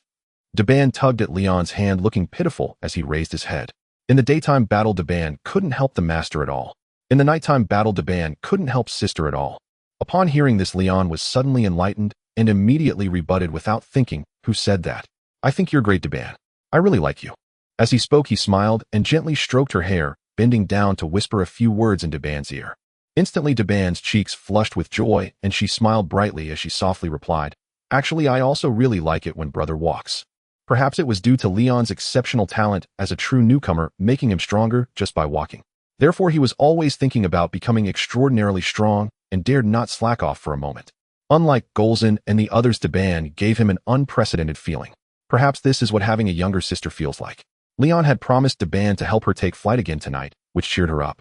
Then he looked at his main quest too, with the collection progress displayed as a circular roulette. Gray, gold, and green badges filled one corner of the roulette, with 5 empty slots remaining for blue, orange, rainbow, pink, and deep red badges. Leon glanced at it and closed the quest panel. Although he still needed 5 badges, successfully collecting the 3rd badge still made him very happy. What should one do when they are happy? Of course, they should become a happy Superman. Happy Superman is his favorite, along with Heartbreaker Superman, Careless Superman, Cautious Superman, and Sweetheart Superman. He liked those superheroes too. Afterwards, taking Daban with him, Leon found Xinqing, who was busy evacuating. Upon seeing Leon, Xinqing finally breathed a sigh of relief. "Leon, where have you been? I thought you and Daban hadn't made it out." Leon smiled and waved the camera he had on him, maintaining his persona. "Don't forget that I'm an external reporter for the Morning Sun News. How could I miss such a big scoop?" Xinqing then remembered that Leon was indeed a reporter. He shook his head. "Anyway, I'm just glad you're okay." Xinqing didn't mention anything about danger. He seemed carefree but had a meticulous side. From Leon and Daban's clean and composed appearance, it was clear they were much safer than those who were panicking. After all, knowing how to escape from danger was also a reporter's essential skill. What bad luck. I didn't expect to encounter monsters at the amusement park. This vacation is spoiled. Xinqing looked gloomy and then said, "Leon, you and Daban should leave first. I need to stay and maintain order here." "Thank you for your hard work, Xinqing." Leon smiled and nodded, then left with Daban openly. The 2 victory swallows circling in the sky upon seeing the unicorn monster disappear after defeating the tentacled beast immediately reported back to headquarters. In situations like this, it's highly likely that the unicorn monster is the trainer's new pet. They had grown somewhat accustomed to it. Just after leaving the amusement park, Leon received a mental message from Hilbegong. Master, I've found the reward you mentioned. Ugh, monster. I want a reward. I want to be the first to eat tonight. Hilbegong, located on the beach of the resort hotel, had a cute and silly expression, but at this moment a greedy smile appeared on her pure and adorable face. Oh, I didn't expect Hilbegong to be so capable. Leon was genuinely surprised. He hadn't expected that while he assigned tasks to Golza and the others, Hilbegong would be the first to achieve results. The task Leon assigned to Hilbegong was to find Evelyn. He remembered that this monster which had transformed from a friend of Juejing grew by absorbing lightning. Hence Leon instructed Hilbegong to pay attention to those energy facilities. Upon learning that Hilbegong's location was a seaside resort area, Leon's lips curled into a smile as he immediately notified Golza, Gady, and Sheila to gather at this hotel. Being affluent, he directly booked a luxurious presidential suite for a week at the hotel. By the time night fell, Leon and Daban had already arrived at the resort hotel. In the hotel lobby, the people coming and going upon seeing the beautiful Legion behind Leon could not help but hold him in great esteem. With a combination of a mature woman, a bespectacled girl, a foreign friend, a legal lowly, and a youthful beauty with a voluptuous figure, this combination was simply too powerful. 1 against 5, just how strong would that be? Leon remained unfazed, not shying away from the envious gazes of others. I bet you all are envious. In the luxurious presidential suite on the top floor, there was a large swimming pool on the terrace, and what pleased him most was the large bed that could accommodate 5 or 6 people. Golza, upon entering, was immediately attracted by the comfortable large bed and let out a cry as she flew onto it. Gady and Sheila were also taken aback, but preferred the large swimming pool. Hilbegong and Daban acted as Leon's left and right bodyguards, especially Hilbegong, who looked possessively protective. No one could snatch it away. Golza, sitting on the bed, looked at Hilbegong with a reluctant expression and said irritably, "Hey glutton, are you trying to cheat me out of rewards? Where's the monster here?" How infuriating. She had thought Gady was her greatest rival, but unexpectedly it was Sheila and the expressionless bespectacled girl in front of her who were the fiercest. Even more greedy than her. Hilbegong lifted her glasses with a finger and said in a Thrino expression, although it disappeared quickly, there was indeed a monster's fluctuation accompanied by a massive loss of current. Seeing the two older sisters glaring at each other, Daban shrank her head and weakly thought, Sister Golza and Sister Hilbegong have such scary auras. I think I'll go play with Sister Gady and Sister Sheila instead. Although Sister Gady and Sister Sheila are also quite gluttonous, they are not as possessive as Sister Golza and Sister Hilbegong, who always need the master to teach them before they are willing to share. Thinking this, Daban hurried off to find Gady and Sheila. Leon raised his hand and gave Hilbegong's perky bottom a light pat, saying irritably, "You two should let me worry less and learn to share." No. On this matter, Golza and Hilbegong were surprisingly in sync, shaking their heads in refusal. Leon raised an eyebrow. Protecting food, huh? It seems like they need some training. Tonight they must be taught a good lesson. The setting sun's afterglow dyed the sea a dark fragmented gold. Leon, clad only in a pair of baggy shorts, leaned against the edge of the pool, admiring the beautiful twilight scenery. This view is truly beautiful. With a splash, Golza in a sexy bikini and Hilbegong in a modest one-piece swimsuit both emerged at the edge of the pool. Under the afterglow, the sight of their long hair, flowing like waves, overwhelmed the twilight beauty. It was unclear if Hilbegong was being intentional. Her glasses and conservative white one-piece swimsuit made her seem even more alluring than Golza's bikini, stirring a rough impulse in Leon to tear it apart. Gady, wearing a lace, breathable swimsuit, ignored the two competing women and instead looked troubled at her buoyant breasts lifted by the water's buoyancy. Daban, in a backless one-piece and a small yellow duck float, paddled over with a face full of envy poking at her. A rare sense of despondency washed over her. Sister Gady, this is really too indecent. Ah. Gady's face flushed red as she hadn't expected Daban to make such a sudden move. At that moment, she looked less like a monster and more like a flustered human woman, covering her ample bosom as she sank beneath the surface, leaving only her head above water. Daban, you can't do that. Actually, being small is quite cute. Daban felt the crushing reality for the first time, yet she couldn't find a rebuttal. Woo-woo. Daban wanted to distance herself from Sister Gady. It was too much bullying. Suddenly, it seemed she spotted something blinking her eyes. She pointed at a pair of shorts floating nearby and said, "Aren't those the pants that brother wears?" At that moment, Golza, Hilbegong, and Gady shot sharp glances at her. They then realized that Sheila was missing. Where's Sheila? They saw her golden hair radiant as the sun flowing through the water's ripples. She was practicing holding her breath. Leon leaned back against the pool's edge with arms wide open, half closing his eyes as he gazed at the sunset, murmuring, "This twilight is truly pleasant." Golza, Hilbegong, and Gady, 3 monster girls, hadn't expected Sheila to be so cunning. How had they not thought of secretly practicing holding their breath? Especially Hilbegong. compared to Golza and Shilla, made her angrier. Hilbagong's expression devoid of emotion suddenly shattered as she shouted with a pitiful face, "It should have been my turn to practice first today. Shilla, how could you sneak away? Haha, silly glasses girl." Golza burst into an unscrupulous laugh. "You actually let a silly bird sneak into your territory." Gady wore a look of regret, wondering why she hadn't thought of that. Daban's eyes widened as a new world of possibilities opened up. So that's how it could be done. After some playful chaos, the sky darkened completely. After enjoying a comfortable soak in the pool, Liang and Golza were feeling a bit hungry, so they took the vouchers from the hotel for the buffet. One can't help but say, as a renowned seaside resort in the newly developed area, the food here was truly remarkable. Seafood steaks, barbecued meat, quite a feast. In the kitchen, the chefs responsible for handling the ingredients wiped the sweat pouring from their foreheads, wondering, what happened today? Is a big company having a banquet at our hotel? Why is this food being consumed so quickly? We're out of live shrimp.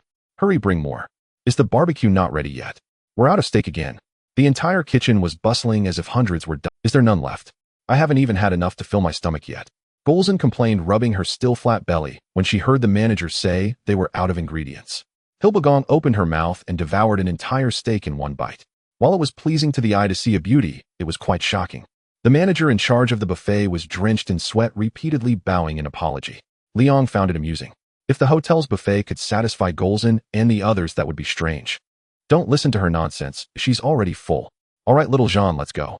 For them, trying to fill their stomachs with ordinary food was already a difficult task. Unless they consumed dozens of tons at once, it would be hard to feel full. Thus, when Liang and Golza indulged in this food, it was more about savoring the flavors. Thank you for your understanding, dear guests.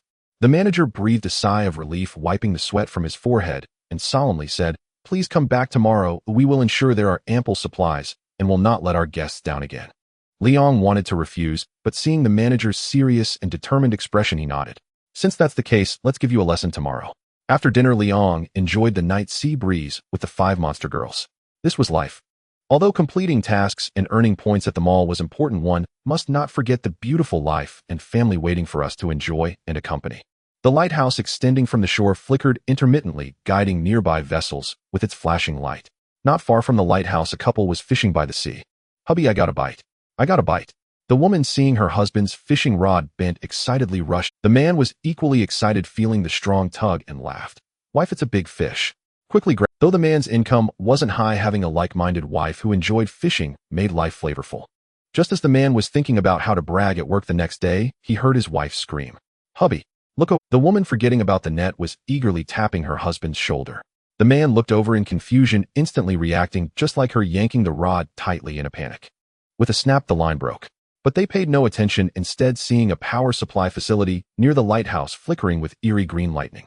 As the electric lights flickered, a fierce and terrifying monster was absorbing the electrical currents. "It's a monster!" both shouted. Boom! The power facility overloaded and exploded, lighting up the darkness. The loud noise could even be heard from the resort hotel, with flames rising. "See, I didn't deceive the master after all." On the top floor's presidential suite, Hilbagong looked at the now-vanished monster energy and said with some pride. Golza looked unwilling. She had just been deprived of food by a silly bird, and now this glutton was getting ahead in the evening. How infuriating! I was clearly the first to arrive. Liang smiled as he ruffled Golza's winered hair, then looked at the information feedback from the detection technique. Sprite electric, Pokemon Evelyn. Gender male, affinity 0, attribute electric, level elite, potential elite, ability electric absorption. Very good, it's an electric type. Liang nodded in satisfaction. He chose not to act immediately. At this time, Rio Tanita would surely have eaten and left. It would be better to wait until tomorrow, when Tanita stole the electricity, before making a move. As for now, Liang opened his arms, embracing Golza and Hilbagong's slim waists, turning to walk back to the room. The long night was upon them, and with no desire to sleep, it was better to do something interesting. Upon receiving the report of a monster's appearance, Victory Falcon No. 1 was urgently dispatched. Daegu and Xinxing quickly arrived over the new development zone, reaching the location mentioned in the report. Below, remnants of flames were still burning fiercely, and the power supply facility had been reduced to rubble by the explosion. "We have reached the airspace above the new development zone, but we have not detected any trace of the monster, and the massive life energy detector shows no abnormal response." Daegu and Xinxing circled in Victory Falcon No. 1 several times, yet found no sign of the monster, only the aftermath of the explosion remaining. With no other choice, Daegu had to report back to the command center. Meanwhile, Xinxing was still operating the massive life energy detector in search, but unfortunately nothing was found. Suddenly, the communication screen displayed the image of Jima Hui, and the captain said seriously, Daegu Xinqing, be cautious. There was indeed a strong abnormal life energy response in that area, just now. In the command room, Yeri was also trying to trace the source, and had applied for satellite permissions from the Cosmic Development Bureau. Still nothing. Daegu, let's head back for now. Seeing that the situation was not progressing, Xinqing suggested that Daegu return to base first for further discussion. Daegu nodded and turned back. At the Far East base, it was already deep into the night, but the command room of the Victory team was still brightly lit. Daegu, Xinqing, have you found anything? Seeing Daegu and Xinqing return, Zhongfang immediately asked, Commander, not only did we not see the monster, but even its shadow is absent. Xinqing shook his head. If it weren't for the records from the detector, he would have suspected someone reported a false alarm. Such incidents were. Daegu asked, is it possible that the detector malfunctioned? Yeri shook his head. No, the detector is functioning normally with no faults. I have already scanned that area with satellite radar and found no similar monster responses. Lena, who assisted with the satellite search, also chimed in. The investigation seemed to have reached a deadlock. Just then, Juejing stood up, recalling something he had invented, his eyes lighting up. Wait, perhaps I have a solution. Saying this, Juejing hurriedly left the command room and went to his laboratory to retrieve a briefcase. Seeing Juejing return with a briefcase, everyone curiously gathered around, eager to see what remarkable invention he had created this time. Opening the briefcase, inside lay 6 bullets resembling energy capsules from the Victory hypergun. This is called the Monster Tracker. Juejing confidently introduced it, picking one up. As long as this tracker hits the monster, it will emit a special particle signal. With this, no matter where the monster is, we can detect it using this small radar. Daegu inwardly marveled, relieved that Juejing hadn't thought of using this to track Diga. Otherwise, he would definitely be exposed. No, he was already exposed. Daegu thought of Liang and couldn't help but feel a bit gloomy, having hidden so well. Juejing, I'll leave it to you. Go to the scene first thing in the morning, Jima Hui ordered directly. As the developer of the equipment, no one understood how to use it better than Juejing. Leave it to me, Captain. Juejing confidently nodded. Just as dawn began to break, Juejing drove the Sherlock vehicle towards the new development zone. Meanwhile, Liang was still in a tender embrace, surrounded by the monster girls. When Juejing arrived at the new development zone, he immediately began the investigation. Although an explosion had occurred nearby last night, there had been no report from the Victory team, and everything in the new development zone was proceeding as usual. Juejing arrived at the nearest resort hotel, ready to start his investigation there. If not even here had heard any sounds of the monster, then it would be even less likely to find any clues further away. Upon learning of the Victory team's arrival, the lobby manager hurried out, fearing that there might be monsters in his hotel. As a resort hotel in the new development zone, everything here was still new, and if a monster appeared, he feared he might lose his job. No, aside from the explosion last night, we haven't heard any monster sounds here, the lobby manager stated decisively, and he truly had not noticed anything. Though work was important, nothing was more important than his own life. After all, he had no mortgage or car loans. Thank you for your cooperation, Juejing said disappointingly. The lobby manager waved his hand. It's only right to cooperate with the Victory team. Juejing turned around in disappointment, realizing that the situation was not as easy to handle as he had imagined. If the monster didn't appear, no matter how powerful the equipment was, it would be of no use. Just then, as Juejing was about to check other places, he suddenly spotted a familiar figure, his eyes widening. Ryuka. Is that you? Ryuka. The moment Ryuka Tanita, who was about to go out, heard a familiar, excited voice, he turned around in confusion. He saw a chubby figure happily waving at him. Juejing. Ryuka Tanita's eyes flickered with a hint of gloom, showing no signs of the joy of reuniting with a college friend. Did you come so quickly? You're really fast. Victory team. The scene shifted to a seaside restaurant. Ryuka Tanita still invited Juejing to discuss here. Now he had become strong enough. Juejing, I heard you've been doing well in the Victory team. Observing Juejing downing half a glass of cola in one go, Ryuka Tanita asked calmly with no sign of anything unusual. Oh, it's so-so, Juejing replied, beaming with joy at the reunion with his college friend, waving his hand. But what about you, Ryuka? I heard you are now the research supervisor at the Cosmic Development Center. That's impressive. Early in the morning, Liang came down to help Golza and the others with breakfast. Even though this breakfast wouldn't be enough for Golza and the others, the sense of ritual was very important. But why has this trainer turned into a delivery person? However, thinking about the fierce battle last night, and that Golza and the others still hadn't woken up, Liang showed a hint of smugness. With walking gaining strength and the fruit of the tree of life, he was unsure how he could lose. If the Canaanites knew that Liang was using the fruit of life, which would increase wisdom as a stamina recovery potion for such matters, they would probably want to kill him. This was simply desecrating the tree of life. However, Liang didn't expect that while buying breakfast, he would encounter his target Ryuka Tanita and Juejing. It seemed that last night's incident had also caught the attention of the Victory team. This was not unexpected for Liang. He sat down nearby to wait for his breakfast while casually listening to their conversation. Ryuka Tanida was now his target. Hearing Jujing's words, Ryuka Tanida expressed his former dream. Actually, rather than entering the Cosmic Development Center, I wanted to join the victory team and be active on the front lines. Listening to his old friend's words, Jujing almost blurted out, without thinking many things depend on luck. Just like a clumsy person like me managed to enter the victory team while you weren't accepted. Ryuka Tanida. Liang. 666. Liang had seen plenty of people with a sense of entitlement, but it was his first time encountering someone like Jujing, who boasted so boldly in front of others. No wonder Ryuka Tanida would feel down. Damn it. If he had such a boastful friend, he would feel down too. All he could say was, "You really are something, Jujing. A Chad genius." The sound of the waves echoed, accompanied by the unique scent of the sea and a pleasant sea breeze. Ryuka Tanida found himself momentarily choked. If it weren't for his understanding of Jujing's character, he would have thought Jujing was playing tricks on him. He struggled against his inner reluctance and said, "You entered based on strength, not luck. I don't believe I would lose to someone who only relies on luck. You possess the unique inspiration of an inventor and a cheerful disposition that can uplift the team atmosphere." Jujing, who intended to be modest, was taken aback by Ryuka's words and found himself at a loss for words. Liang was truly enlightened. The way scholars spoke was indeed different. He thought Jujing could have simply said he was the funny guy instead of beating around the bush with comments about uplifting the team's atmosphere.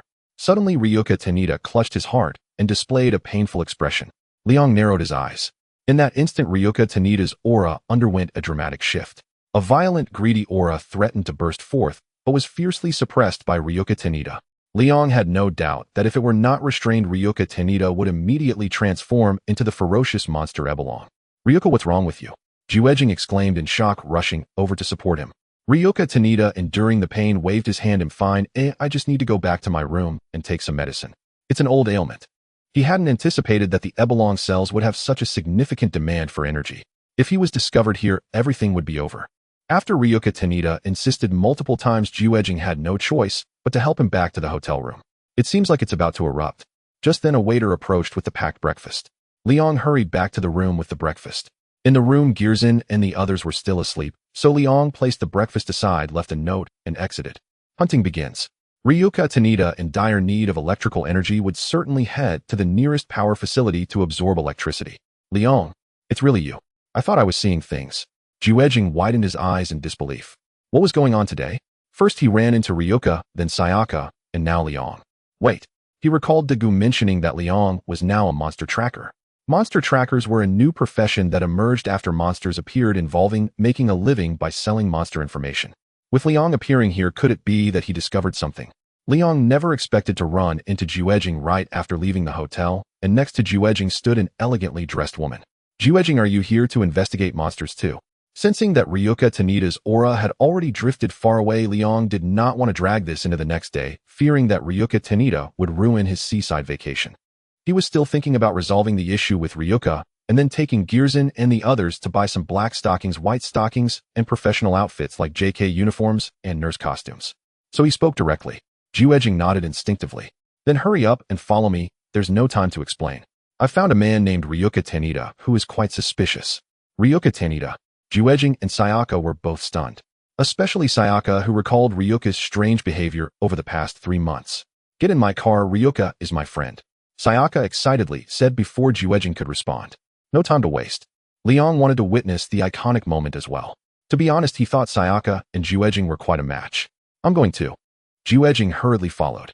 As a member of the victory team, he had to confirm this matter. At the nearby large factory's distribution station, the guard at the entrance had been knocked out, and all the surveillance cameras had been destroyed. Something's happening. Jujing realized that trouble was brewing. As they approached the distribution station, they heard the buzzing of electricity and saw flickering electric lights ahead. In front of the distribution cabinet stood a figure that both Jujing and Sayaka were very familiar with. It was Ryuka Tanida. However, at this moment, Ryuka Tanida was no longer the director of the research center, but a monster craving electricity. Intense electrical currents struck Ryuka Tanida's body, causing him no harm. Instead, he revealed a look of pleasure. The shadow on the ground alternated between human and monstrous forms. "Ryuka, stop it." Jujing could hardly believe that the creature devouring electricity before him was his college classmate. Sayaka was even more directly shocked.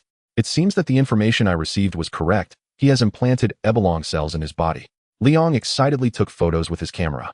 He was quite dedicated to his work. He loved what he did. Ryuka Tanita, who was in the midst of feeding, was taken aback by Liang's actions. "I'm eating. Is it polite for you to just keep taking pictures?" But upon seeing Juejing and Sayaka, Ryuka Tanita couldn't care less about Liang stopped eating and said with a grim expression, "You were following me. Ebelong cells. Isn't that your project, Ryuka?" Juejing stared at Ryuka Tanita in shock. "Ryuka, have you gone mad? Ryuka, why are you doing this?" Sayaka said, equally distressed as she looked at Ryuka. "How could you possibly understand my feelings?" Ryuka Tanita exploded at the questioning. Having been tormented by the Ebelong cells to the brink of insanity, he instantly lost control and shouted passionately, "My parents are genius scientists. It was required to be number one since I was a child, always to be number one. If I couldn't be number one, then it would all be meaningless. No one would love me. Now I am already ahead of all of you. I will become the first new human."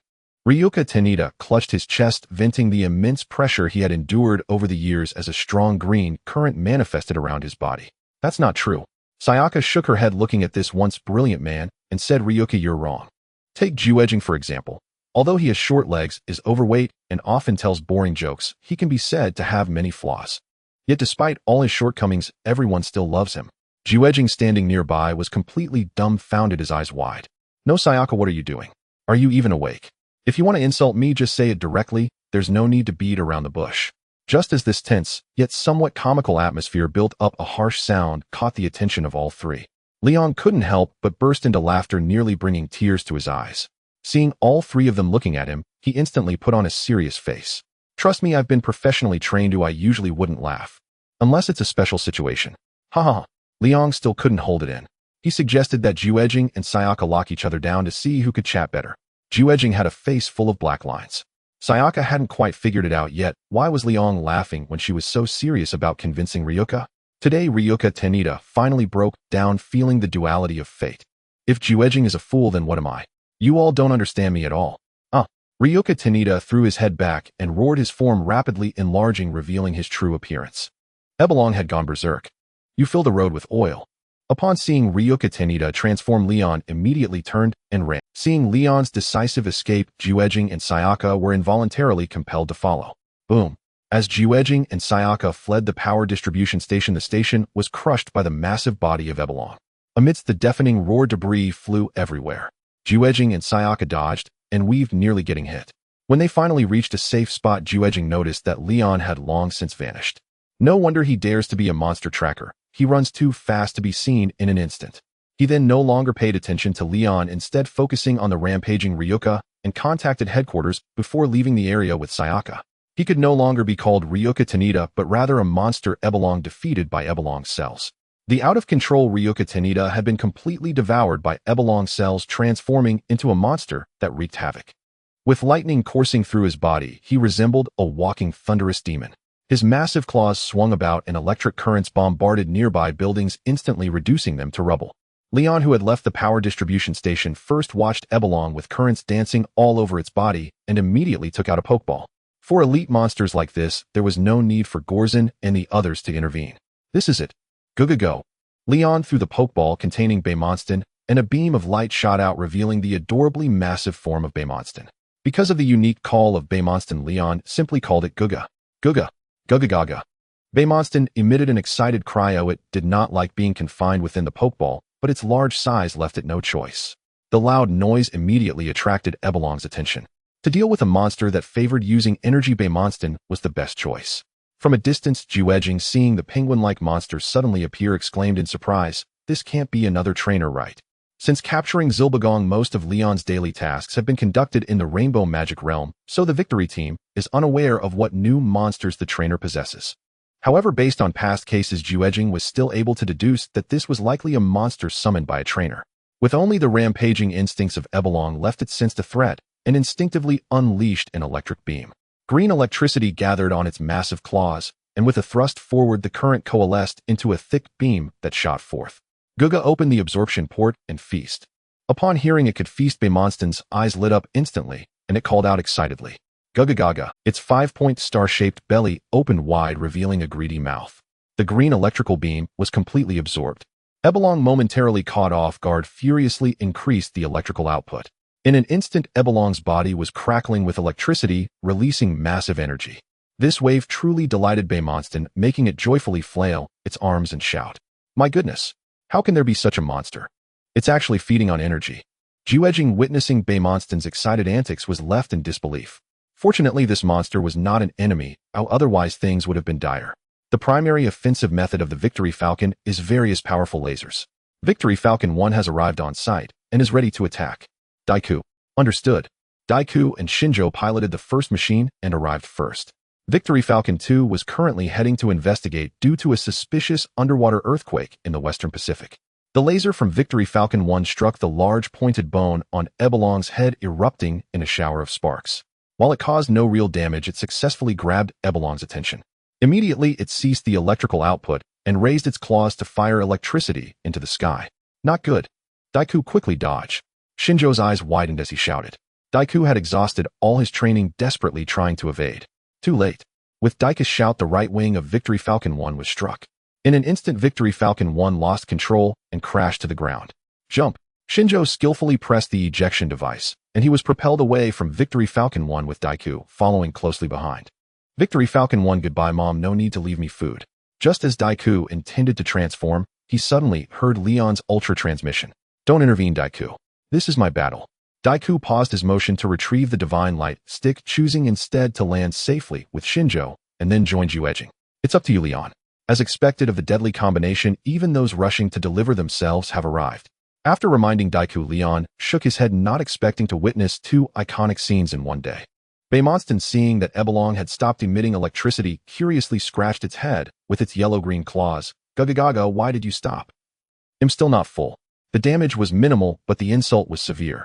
Seeing Beimonstan's actions, Leon instantly had a bad premonition. Could it be that Guga can eat even more than Zilbagong? Kidney next life still with you. Ebelong, hesitating, no longer reacted. The monster across from it was unafraid of its beams. In anger, it immediately swung its right claw, and a tentacle shot forth at high speed. Leon, regaining his senses and witnessing this scene, had no desire to make sarcastic remarks. Monsters in the world of Diga were mostly tentacle creatures, from small monsters to the final big boss. Sarcasm aside, Leon immediately used mental telepathy to command Guga fly up and evade Ebelong's attack. Guga. Beimonstan promptly followed its master's command, spreading its arms and taking to the sky.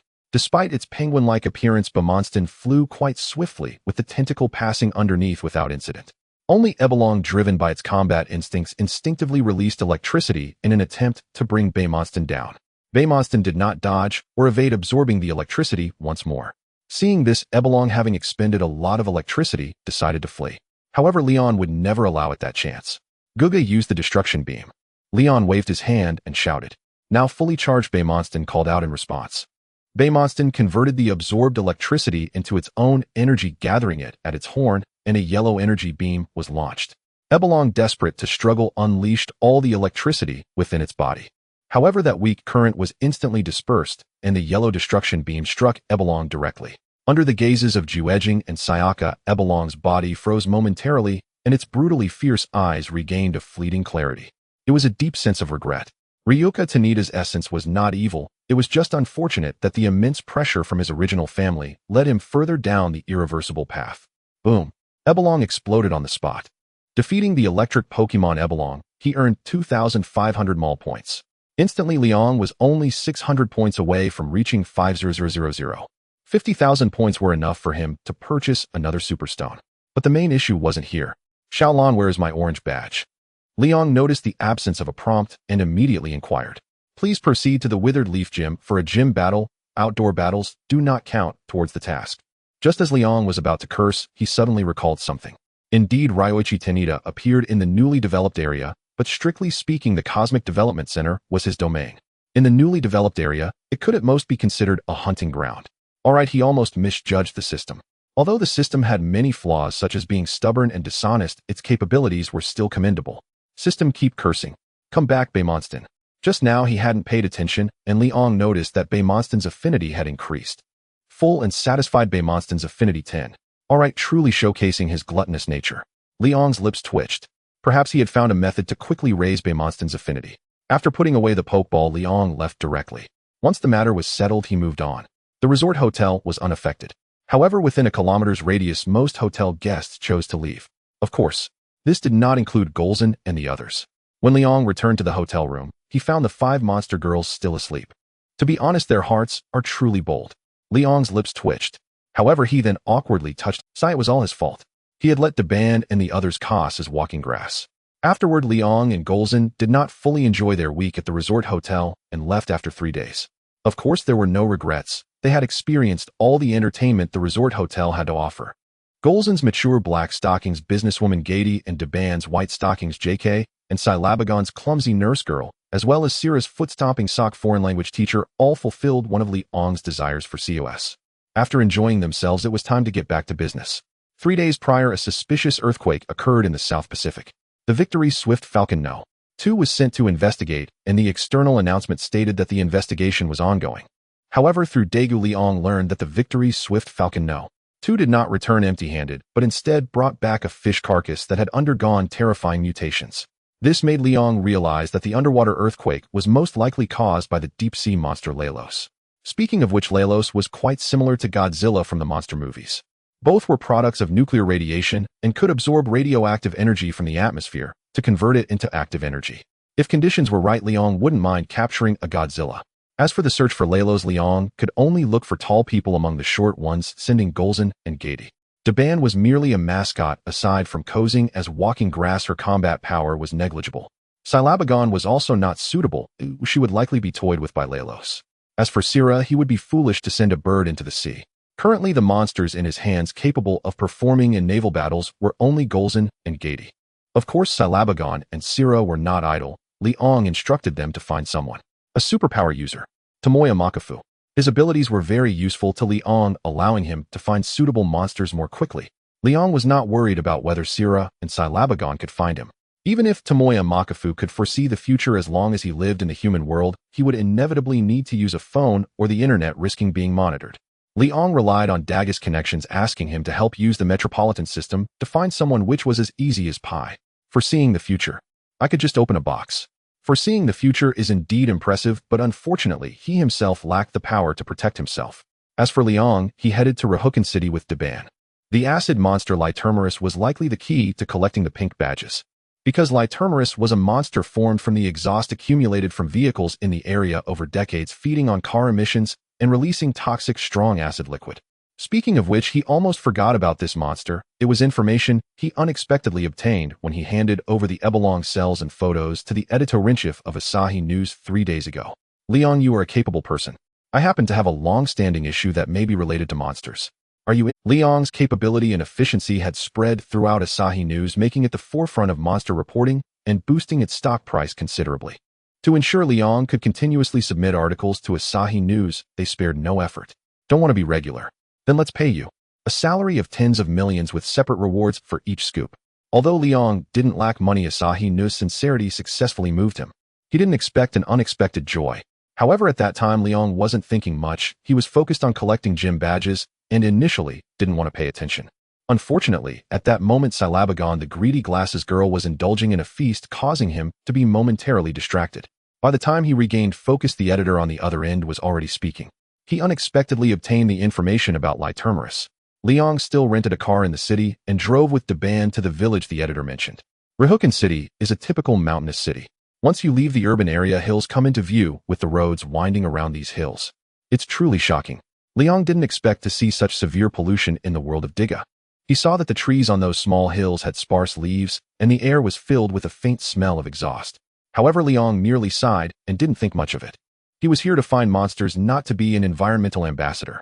In the passenger seat, Daban was diligently using her abilities to help her brother search for monsters. Unable to assist her brother in battle, she took these manageable tasks very seriously. As they approached the location provided by the editor, Liang turned and asked, "Daban, have you found anything?" According to the editor's information, the pollution situation in this village was the most severe, and the trees in the nearby forest had all withered with no hint of greenery. Although it was somewhat related to the season, it was mostly just fallen leaves, not complete withering. Daban transformed back into her monster girl form, and her 2 conical ears glowed slightly, a symbol of using her sensing radar. Suddenly, Daban's eyes lit up as she happily exclaimed, "Brother Daban found it.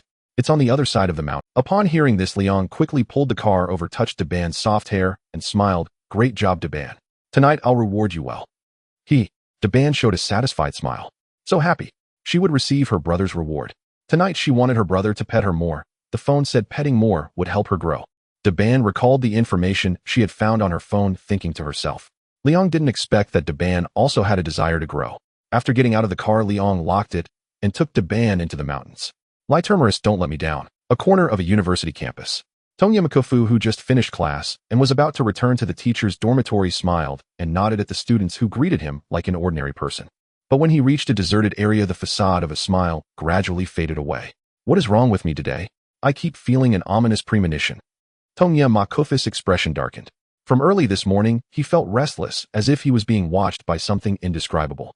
The ability he had always despised was now failing him. System basic operations do not 6. Accustomed to being omniscient and omnipotent, he suddenly returned to being an ordinary person, which he had always longed for. Yet now he felt anxious due to the loss of this sense of control. In fact, even he himself did not realize that while claiming to despise superpowers, he had always enjoyed the convenience they brought. In reality, he had become accustomed to viewing the world from a god's perspective, observing the masses. Suddenly, a rapid whooshing sound came from the sky, and the future was uncertain, prompting Tonya Makofu to instinctively look up. A dark shadow quickly swooped down. The last impression of the unconscious Tonya Makofu was that he was struck by a tail, causing him to fall backward into the air. Fortunately, the person attacking him did not intend to take his life. After knocking Tonya Makofu unconscious with a tail swipe, Zirbagong quickly leaped forward and grabbed him by the collar with one hand. Zirbagong, what are you doing? Seeing the whole scene, Zyla's lips twitched as she approached Zirbagong, relieved to see that the unfortunate fellow was still alive.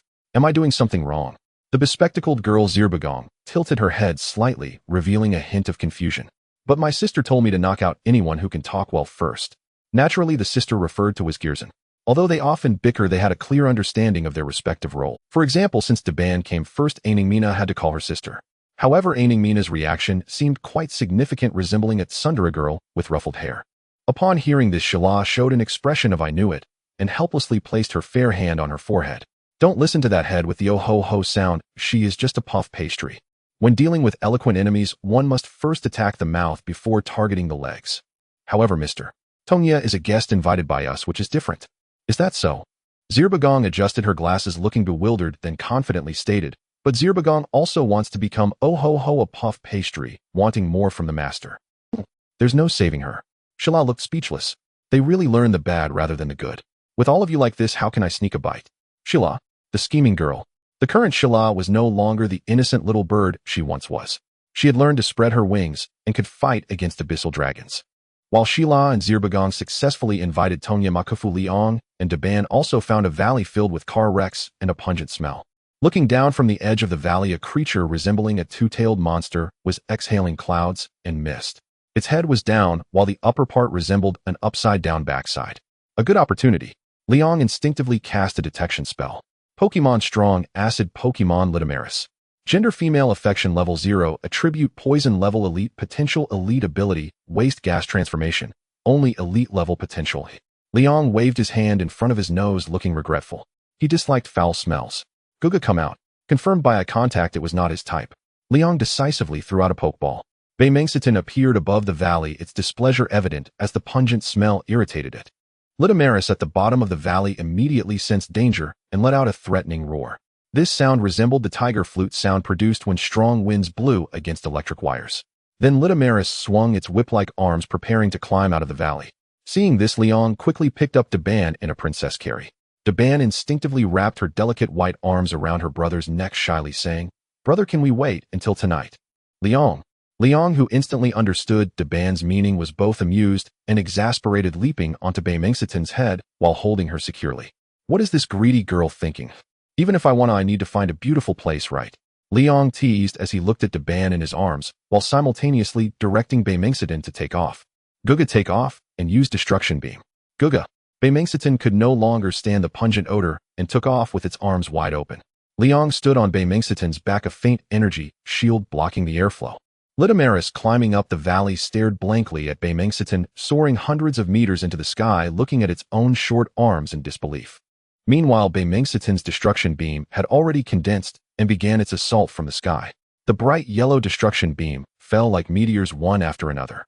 Liang did not give Lidamaris the chance to use its strong acid, bombarding it with a saturation fire that overwhelmed it. Boom. Instant kill. Lidamaris, climbing up the valley, exploded on the spot. That guy Daegu actually thought of using an aerial type to fight Lidamaris in close combat. Is he really a genius? Thinking back to how Daegu originally used the aerial type of Tiga against Lidamaris only to be bound by Lidamaris tentacles, Liang even suspected if Daegu had some kind of kink. After all, looking back at Daga's battle career, he certainly played the binding game a lot. Either he was bound or on his way to being bound. While complaining, the system voice rang out. Defeated the strong, acid Pokemon Lidamaris, gained 2,500 mall points. Congratulations to the host for successfully challenging the shallow pink gym, received the pink badge. Haha, Lidamaris, you indeed did not disappoint me. Hearing the system's prompt, Liang laughed joyfully and leaned down to give Daban a hearty kiss. He was super happy, man. Daban, do you want to experience the feeling of high-altitude throwing? Liang did not immediately recall Guga, but instead mischievously looked at Daban in his arms. Daban looked at Liang in confusion. Brother, what is high-altitude throwing? Wanna know? Liang's mouth curled up. Guga, fly into that cloud. Gugaga. The naive Beimengsitan let out a loud cry, and then hid into the clouds perfectly Soon Daban understood what high-altitude throwing meant, her face turning bright red. Brother, you are so good at this. Daban will become like sister, oh ho ho. Liang discovered for the first time that Guga's back was so wide and big. Guga, eh? Beimengsitan's innocent big eyes revealed a hint of confusion. Why is its head wet? Upon receiving a telepathic message from Sira and Hilbegon, Liang put away Guga and took the soft-bodied Daban to meet up. After Sira's sunlight therapy, Tonya Mofu slowly awoke. Looking at the unfamiliar faces and surroundings, he felt a bit dazed. Wasn't I on my way home from class? In the next moment, he recalled everything about being attacked. Tonya Mofu retreated cautiously, looking at Leon and the others. Who are you? Why did you kidnap me? Leon observed Tonya Mufus' seemingly genuine expression and suddenly felt a spark of mischief, saying, Mister Tonya, aren't you supposed to be a psychic who can foresee the future? Did you not foresee my existence? As someone who was always the one opening boxes for others, Tonya Mofu felt as if he had just eaten something unpleasant. So this is what it feels like to be opened by someone else. But what shocked him the most was why he couldn't foresee that man. And what about the women beside him? Are they really human? Who exactly are you? You can't be kidnapping me for something trivial like this, right? Tonya Mofu struggled to keep calm. Since they had kidnapped him instead of killing him directly, they must have their eyes on his abilities. Have you calmed down so quickly? That's not fun at all, Leon remarked, noticing Tonya Mofu snap back to reality. Still, Masaki Kangwa is more entertaining. Tonya Mofu snorted coldly and did not respond. Then he'll speak frankly. I want you to help me find a plant, the Zikiela flower. Seeing this, Leon dropped his playful demeanor and stated his purpose. To be honest, he was quite concerned about it. Leon was not the type to rely on others for hope. Given his power, he preferred to defeat Gitanji himself. Due to his intervention, Daga's growth rate was far slower than in the original timeline. What if he couldn't transform into the shining form after Gitanji emerged? Although the chances of such a situation occurring were slim, he had to be cautious. As for the clues about the rainbow badge, after much thought, he realized only the Zikiela met the criteria. However, Zikiela is hidden deep underground when not in bloom. Even if he could have Golza and Black King dig for it, that would waste too much time. You're looking for the Zikiela flower. Are you planning to deal with that creature in the sea? Do you want to become a revered savior like Ultraman Tiga? Tonya Mufus' eyes sharpened, firing off questions like a rapid succession of bullets. Meanwhile, Leon and Tonya Mofu were conversing. Standing behind Leon, Hilbegon sniffed the air, bending down like a small dog as she sniffed around Daban's delicate form. The guilty Daban instinctively pushed Hilbegon's face. Sister Hilbegon, what are you sniffing for? Sira also noticed the odd behavior of the bespectacled girl and helplessly murmured, People are discussing serious matters. What are you doing, you bespectacled girl? Unexpectedly, Hilbegon extended her soft pink tongue and licked Daban's palm, her eyes suddenly narrowing. Daban was so startled that he quickly withdrew his hand. Oh no. Sira then noticed Daban's odd behavior and thought of Hilbegon's strange actions. There could only be one truth. Daban, you've been naughty. Come here with your sister. Sira and Hilbegon each took one side and discreetly carried Daban to the other side of the rooftop. How could their actions escape Leon's notice? Leon's lips twitched slightly. Why had he not realized that Hilbegon had potential as a pet dog in addition to her bespectacled girl attributes? Tonya Mofu, whose attention was entirely on Leon, did not notice Sira and the others' little antics. Seeing Leon silent, he couldn't help but say, Answer me. Why is it that Ultraman can be revered while I am only treated like a monster? Leon looked at the psychologically distorted Tonya Mofu and laughed disdainfully. Tonya Mofu sensed Leon's contempt and became furious, saying, What are you laughing at? What am I laughing? Leon met Tonya Mufus' eyes filled with anger and said calmly, People admire Ultraman not for his superpowers, but for possessing qualities everyone has, such as courage and the power of love. Ultraman protects the countless homes behind him with his life. That's why people praise him. I don't know what you've been through, but I can tell you that wanting to be a hero often requires greater sacrifice. Tongya Mufu fell silent. Courage and the power of love. In that moment, he thought of many things, and his gaze towards Leon was no longer simply filled with jealousy and resentment. Then prove your words to me. The power of courage and love. As long as you can change the fate of Abik, I will believe you and help you find the Zikiela. If you can't do it, then it just proves you're all talk. They'll provide you with Abik's location. How about that? Leon did not expect to earn another profit for free. Unfortunately, Abik was not of the fire attribute. Deal, but the conditions must be changed.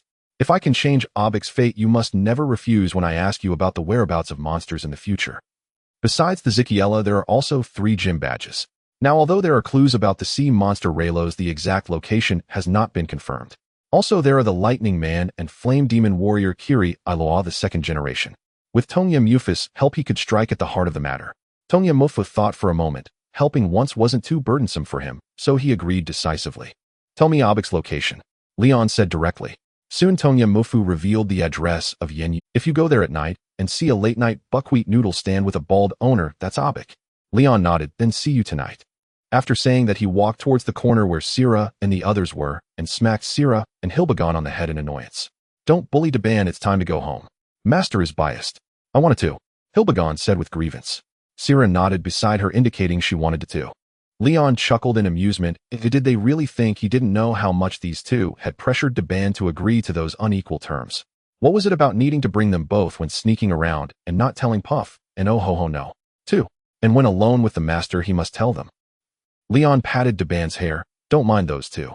When I get back, he'll help you vent your anger. As he said this, he teleported away with Daban. Sira and Hilbegon's eyes lit up. Venting anger. That sounds great. Go vent it on them. This was no punishment, it was clearly a reward.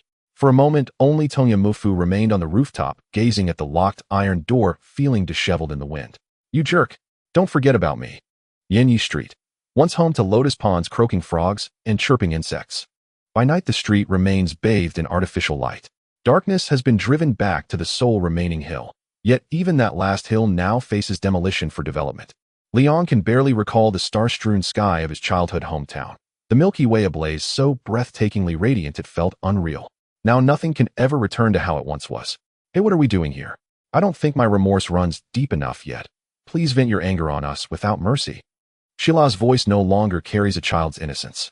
Or rather, now that Liang has become a being of pure light, these girls are genuine reservoirs of energy, sweet, rich, and delectable. That is precisely why Sheila and the others are so utterly entranced. Sherbigan, the bespectacled girl, suddenly snaps into clarity, nodding her chin firmly against her chest. Master, transform me into a cream puff as punishment. I'll surely err again unless you do. Liang hasn't even spoken when Daban tugs gently at his hand and whispers, Brother, please don't punish sister and the others. It's all my fault. If you must punish someone, then punish me. Harshly. Sheila. Sherbigan. Oh, you thick-browed little... Who knew Daban was such a subtle manipulator? A faint twitch tugs at Liang's lips. Who exactly reprogrammed them like this? All right. It was me. Never mind then. I love it. All right, you three. Stop feigning humility while secretly reveling in your gains, Liang says, exasperated. Shall I swap them back in for Gorgon and Gaidi instead? Gorgon, Gaidi, speak up for us. Should those two learn that they've been risking life and limb outside, while Sheila and the others have been indulging in reckless, feverish revelry at home, they'd likely explode with fury, pummel Sheila's group senseless, then drag Liang into bed for 3 days and nights straight.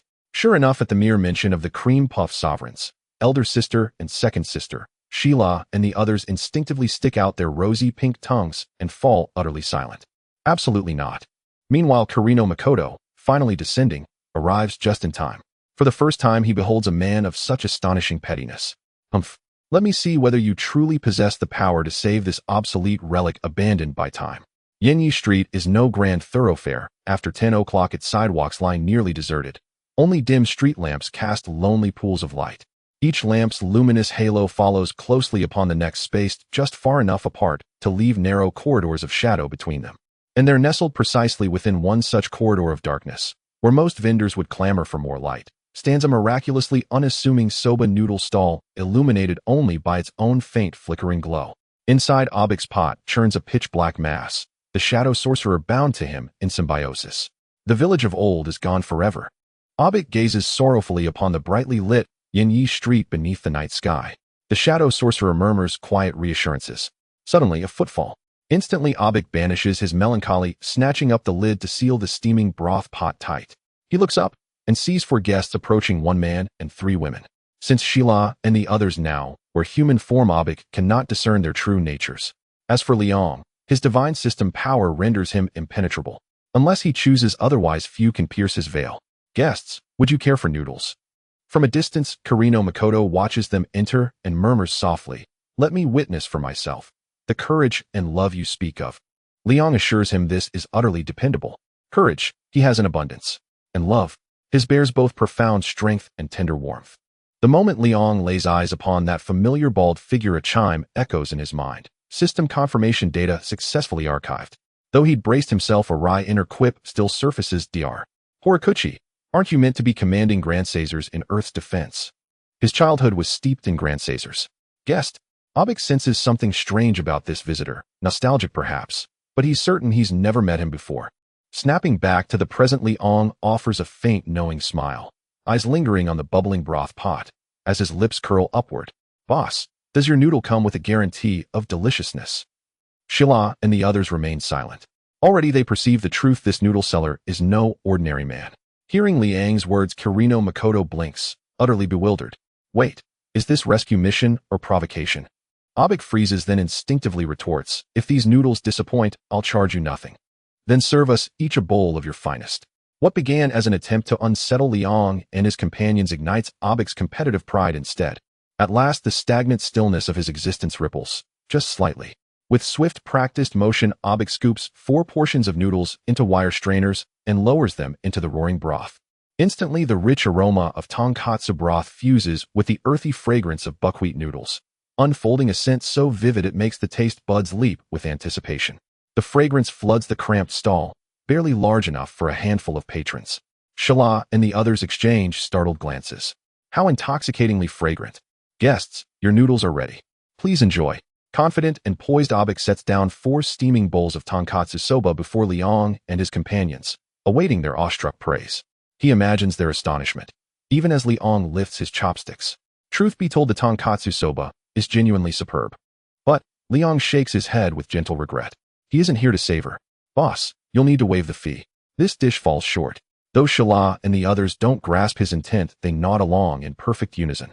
Abik's face darkens instantly, glaring at the 4 who've clearly come to provoke. "I know my noodles flavor well. Surely you aren't attempting to dine and dash." Kirino Makoto is utterly lost. "Is this your courage and love?" "I see no love, only audacity bordering on recklessness." Liang meets Abik's fury with serene composure. "A truly great bowl of noodles should evoke profound happiness. Yours, though flavorful, evokes only the suffocating stillness of stagnant water. Tell me, how could such a dish ever stir joy? To taste stagnant water in noodles, how unnerving." Abik erupts, his rage boiling over. This man came solely to antagonize. A low, gravelly chuckle escapes him, laced with oppressive weight. "Young man, have you heard of Abik?" His shadow begins to writhe, coalescing into the shadow sorcerer. What on earth is he doing? Kirino Makoto watches Abik's fury mount and pales. He knows Abik's true nature. Then, "Elder, have you heard of the chromatic name?" Liang smiles faintly. In that instant, all restraint vanishes. 4 radiant orbs blaze to life. Abik's scowl shatters, replaced by raw, unadulterated terror. This is no less than confronting us. "Who exactly are you?" Startled, Abik clutched the shadow mage and hastily retreated into the shadows, eyes locked on Liang and his 3 companions who had seized his stall. "If even you don't know who we are, how on earth have you managed to survive here?" Liang swaggered past the stall, bowl of noodles in hand, his tone dripping with arrogance. "Chief Commander of the Yanyi Street Urban Management Squad, Liang. Abik, you've broken the law. Don't you know that?" Here we go again. The poor man's about to be utterly humiliated. Zyra watched Liang's mischievous grin and instantly knew what awaited Abik. Her expression softened with quiet pity. When Debun heard this, he instinctively nodded. Whenever brother wore that look, elder sister and second sister would always groan, "No more. No more." Silent and stoic, Hilbegun finished his own bowl of buckwheat noodles, including every drop of broth, then calmly reached for Zyra's untouched bowl and began eating. He even dragged Debun's bowl over without hesitation. "You're not eating? Then I will." Meanwhile, Kirino Makoto watched the absurd spectacle unfold and threw his head back, laughing, while covering his face with both hands. "I actually believed a madman's words. Looks like I'm sicker than I thought." Seeing their brazen demeanor, Abik instinctively faltered. "What law did I break? Is scaring someone really illegal?" Wait, no. Abik suddenly snapped awake, realizing he'd been duped, and erupted in fury. Since when does Japan have an urban management squad? What do you really want? Enough talk, let's fight first. Hey glutton over there, stop eating. Domain expansion. Liang shook his head bored as Abik swiftly regained his wits and shouted over his shoulder. He saw no point in wasting breath on lengthy explanations, only to end up fighting anyway. If a battle was inevitable, why not settle it first, and then invite Abik to reason calm and composed? Oh, a muffled reply came. Liang turned and found Hilbegun caught red-handed devouring 2 bowls of buckwheat noodles, being firmly reprimanded by Zyra and D-Bun, each gripping one side of his face. Yet Hilbegun remained unfazed by the tugging on his cheeks. With a sharp clap of his hands, an invisible force surged outward. In an instant, a rainbow arced across the moon, its colors inverted. A rainbow at night. The sight was surreal, dreamlike, steeped in uncanny absurdity. The surrounding world warped and collapsed. One moment, they stood on Yanyi Street, the next deep within an ancient primeval forest. Come forth, my tsundere young mistress. Liang raised his pokeball. A beam of light shot forth and Anemona appeared. The moment she materialized and spotted D-Bun, her so-called older sister, she nearly bolted straight back into the pokeball, feigning utter non-existence. D-Bun, however, waved at her enthusiastically, though his grin was unmistakably vengeful, brimming with launch incinerating fireballs. This is beyond outrageous. Enraged beyond restraint, Abik fused with the Shadow Mage and swelled into a colossal form. Pokemon Yokai Pokemon. Abik. Gender male. Affection 0. Type Fairy. Rank Elite. Potential Gym level. Trait Nocturnal. Nocturnal attack power increases by 50 in darkness, allows seamless retreat into shadow. Prolonged exposure to sunlight, however, proves fatal. Liang hadn't expected Abik's strength, or latent potential, to be so formidable. Don't underestimate me. I am not some easy target to bully around. With that, Abik unleashed volley after volley of flaming bullets from his maw, meeting Anemona's fireballs midair. Boom, boom, boom. Fireballs detonated in the sky like blossoming fireworks. Well, you pack quite a punch, Liang remarked, arching a brow at Abik's fierce parody with Anemona. Very well, then he wouldn't hold back. Anemona unleashed frenzied electromagnetic pulse. Unlike Hilbegun, who reveled in raw combat, Anemona, the proud tsundere, preferred to toy with her foes, delighting in their descent into chaos. She immediately curled her lips into a chilling smile. Violet smoke coiled from the twin horns upon her shoulders. At the sight, D-Bun nearly activated a purification technique. Abik sensed danger, but a split-second lapse left him engulfed by the violet mist. Instantly his mind fractured, drowning in disorientation and agony. Clutching his skull, Abik dropped to one knee, roaring in torment. Kirino Makoto, swept along into the rainbow illusion realm, stood utterly dumbfounded. Liang, what are you doing? I asked you to alter Abik's fate, not eliminate him. Now's the moment. Go, Anemona. Liang swept his arm forward. Anemona strode forward and delivered a thunderous kick that sent Abik sprawling onto the ground. Then, 2 more crushing blows hurled him hard against the earth. Damn it, what do you want? Just ask already. Gritting his teeth against the overwhelming urge to shatter into mindless destruction, Abik roared at Liang. This treacherous trickster was going to make him faint from sheer exasperation. Ask, just ask. You haven't posed a single question, yet you strike harder than anyone else. Liang smiled faintly, knowing the timing was perfect. Then surrender. Revert your transformation. He dared not stop mid-battle. The system might refuse to register victory. Though his store credits already exceeded 50,000 credits, were like currency, whoever refused more. And besides, he'd need a substantial sum soon. Abik feared death less than dying without understanding why. At the very least, he deserved to know why this man had come for him. After all, he'd never met this man before, so no grudge could possibly exist. Kirino Makoto murmured, I have a terrible feeling about this. Defeated and humiliated, Abik reluctantly reverted. A system chime followed victory over Yokai Pokemon. Abik awarded 2500 store credits. D-Bun, lift the effect from him, Liang said, snapping his fingers as he watched Abik shrink back to normal size. Then recalled Anemona into her Pokeball. Return, Anemona. Thank you for your efforts.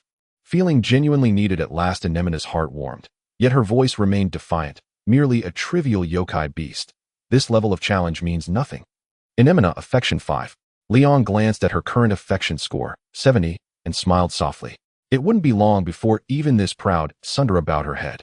After stowing the Pokeball away, Liang turned to Abik, now fully restored, and spoke with gentle candor. Don't misunderstand. I bear no ill intent. Someone asked me to change your fate. Abik let out a bitter laugh. You barge into someone's life, beat them senseless, and claim you mean no harm. By the way, Who is this person? If he couldn't defeat Liang, what chance did he stand against the one who sent him? Don't let him find out who it is. Kirino Makoto was already drenched in cold sweat. He was a psychic, but certainly no superhero. Fortunately, Liang retained some conscience, albeit scant. Before that, Abik, do you truly wish for your village and all it stood for to vanish silently into the annals of time? At those words, Abik froze, speechless. Without anyone noticing, the world around them had quietly shifted once more, back to the familiar Italian streets of Yenyi.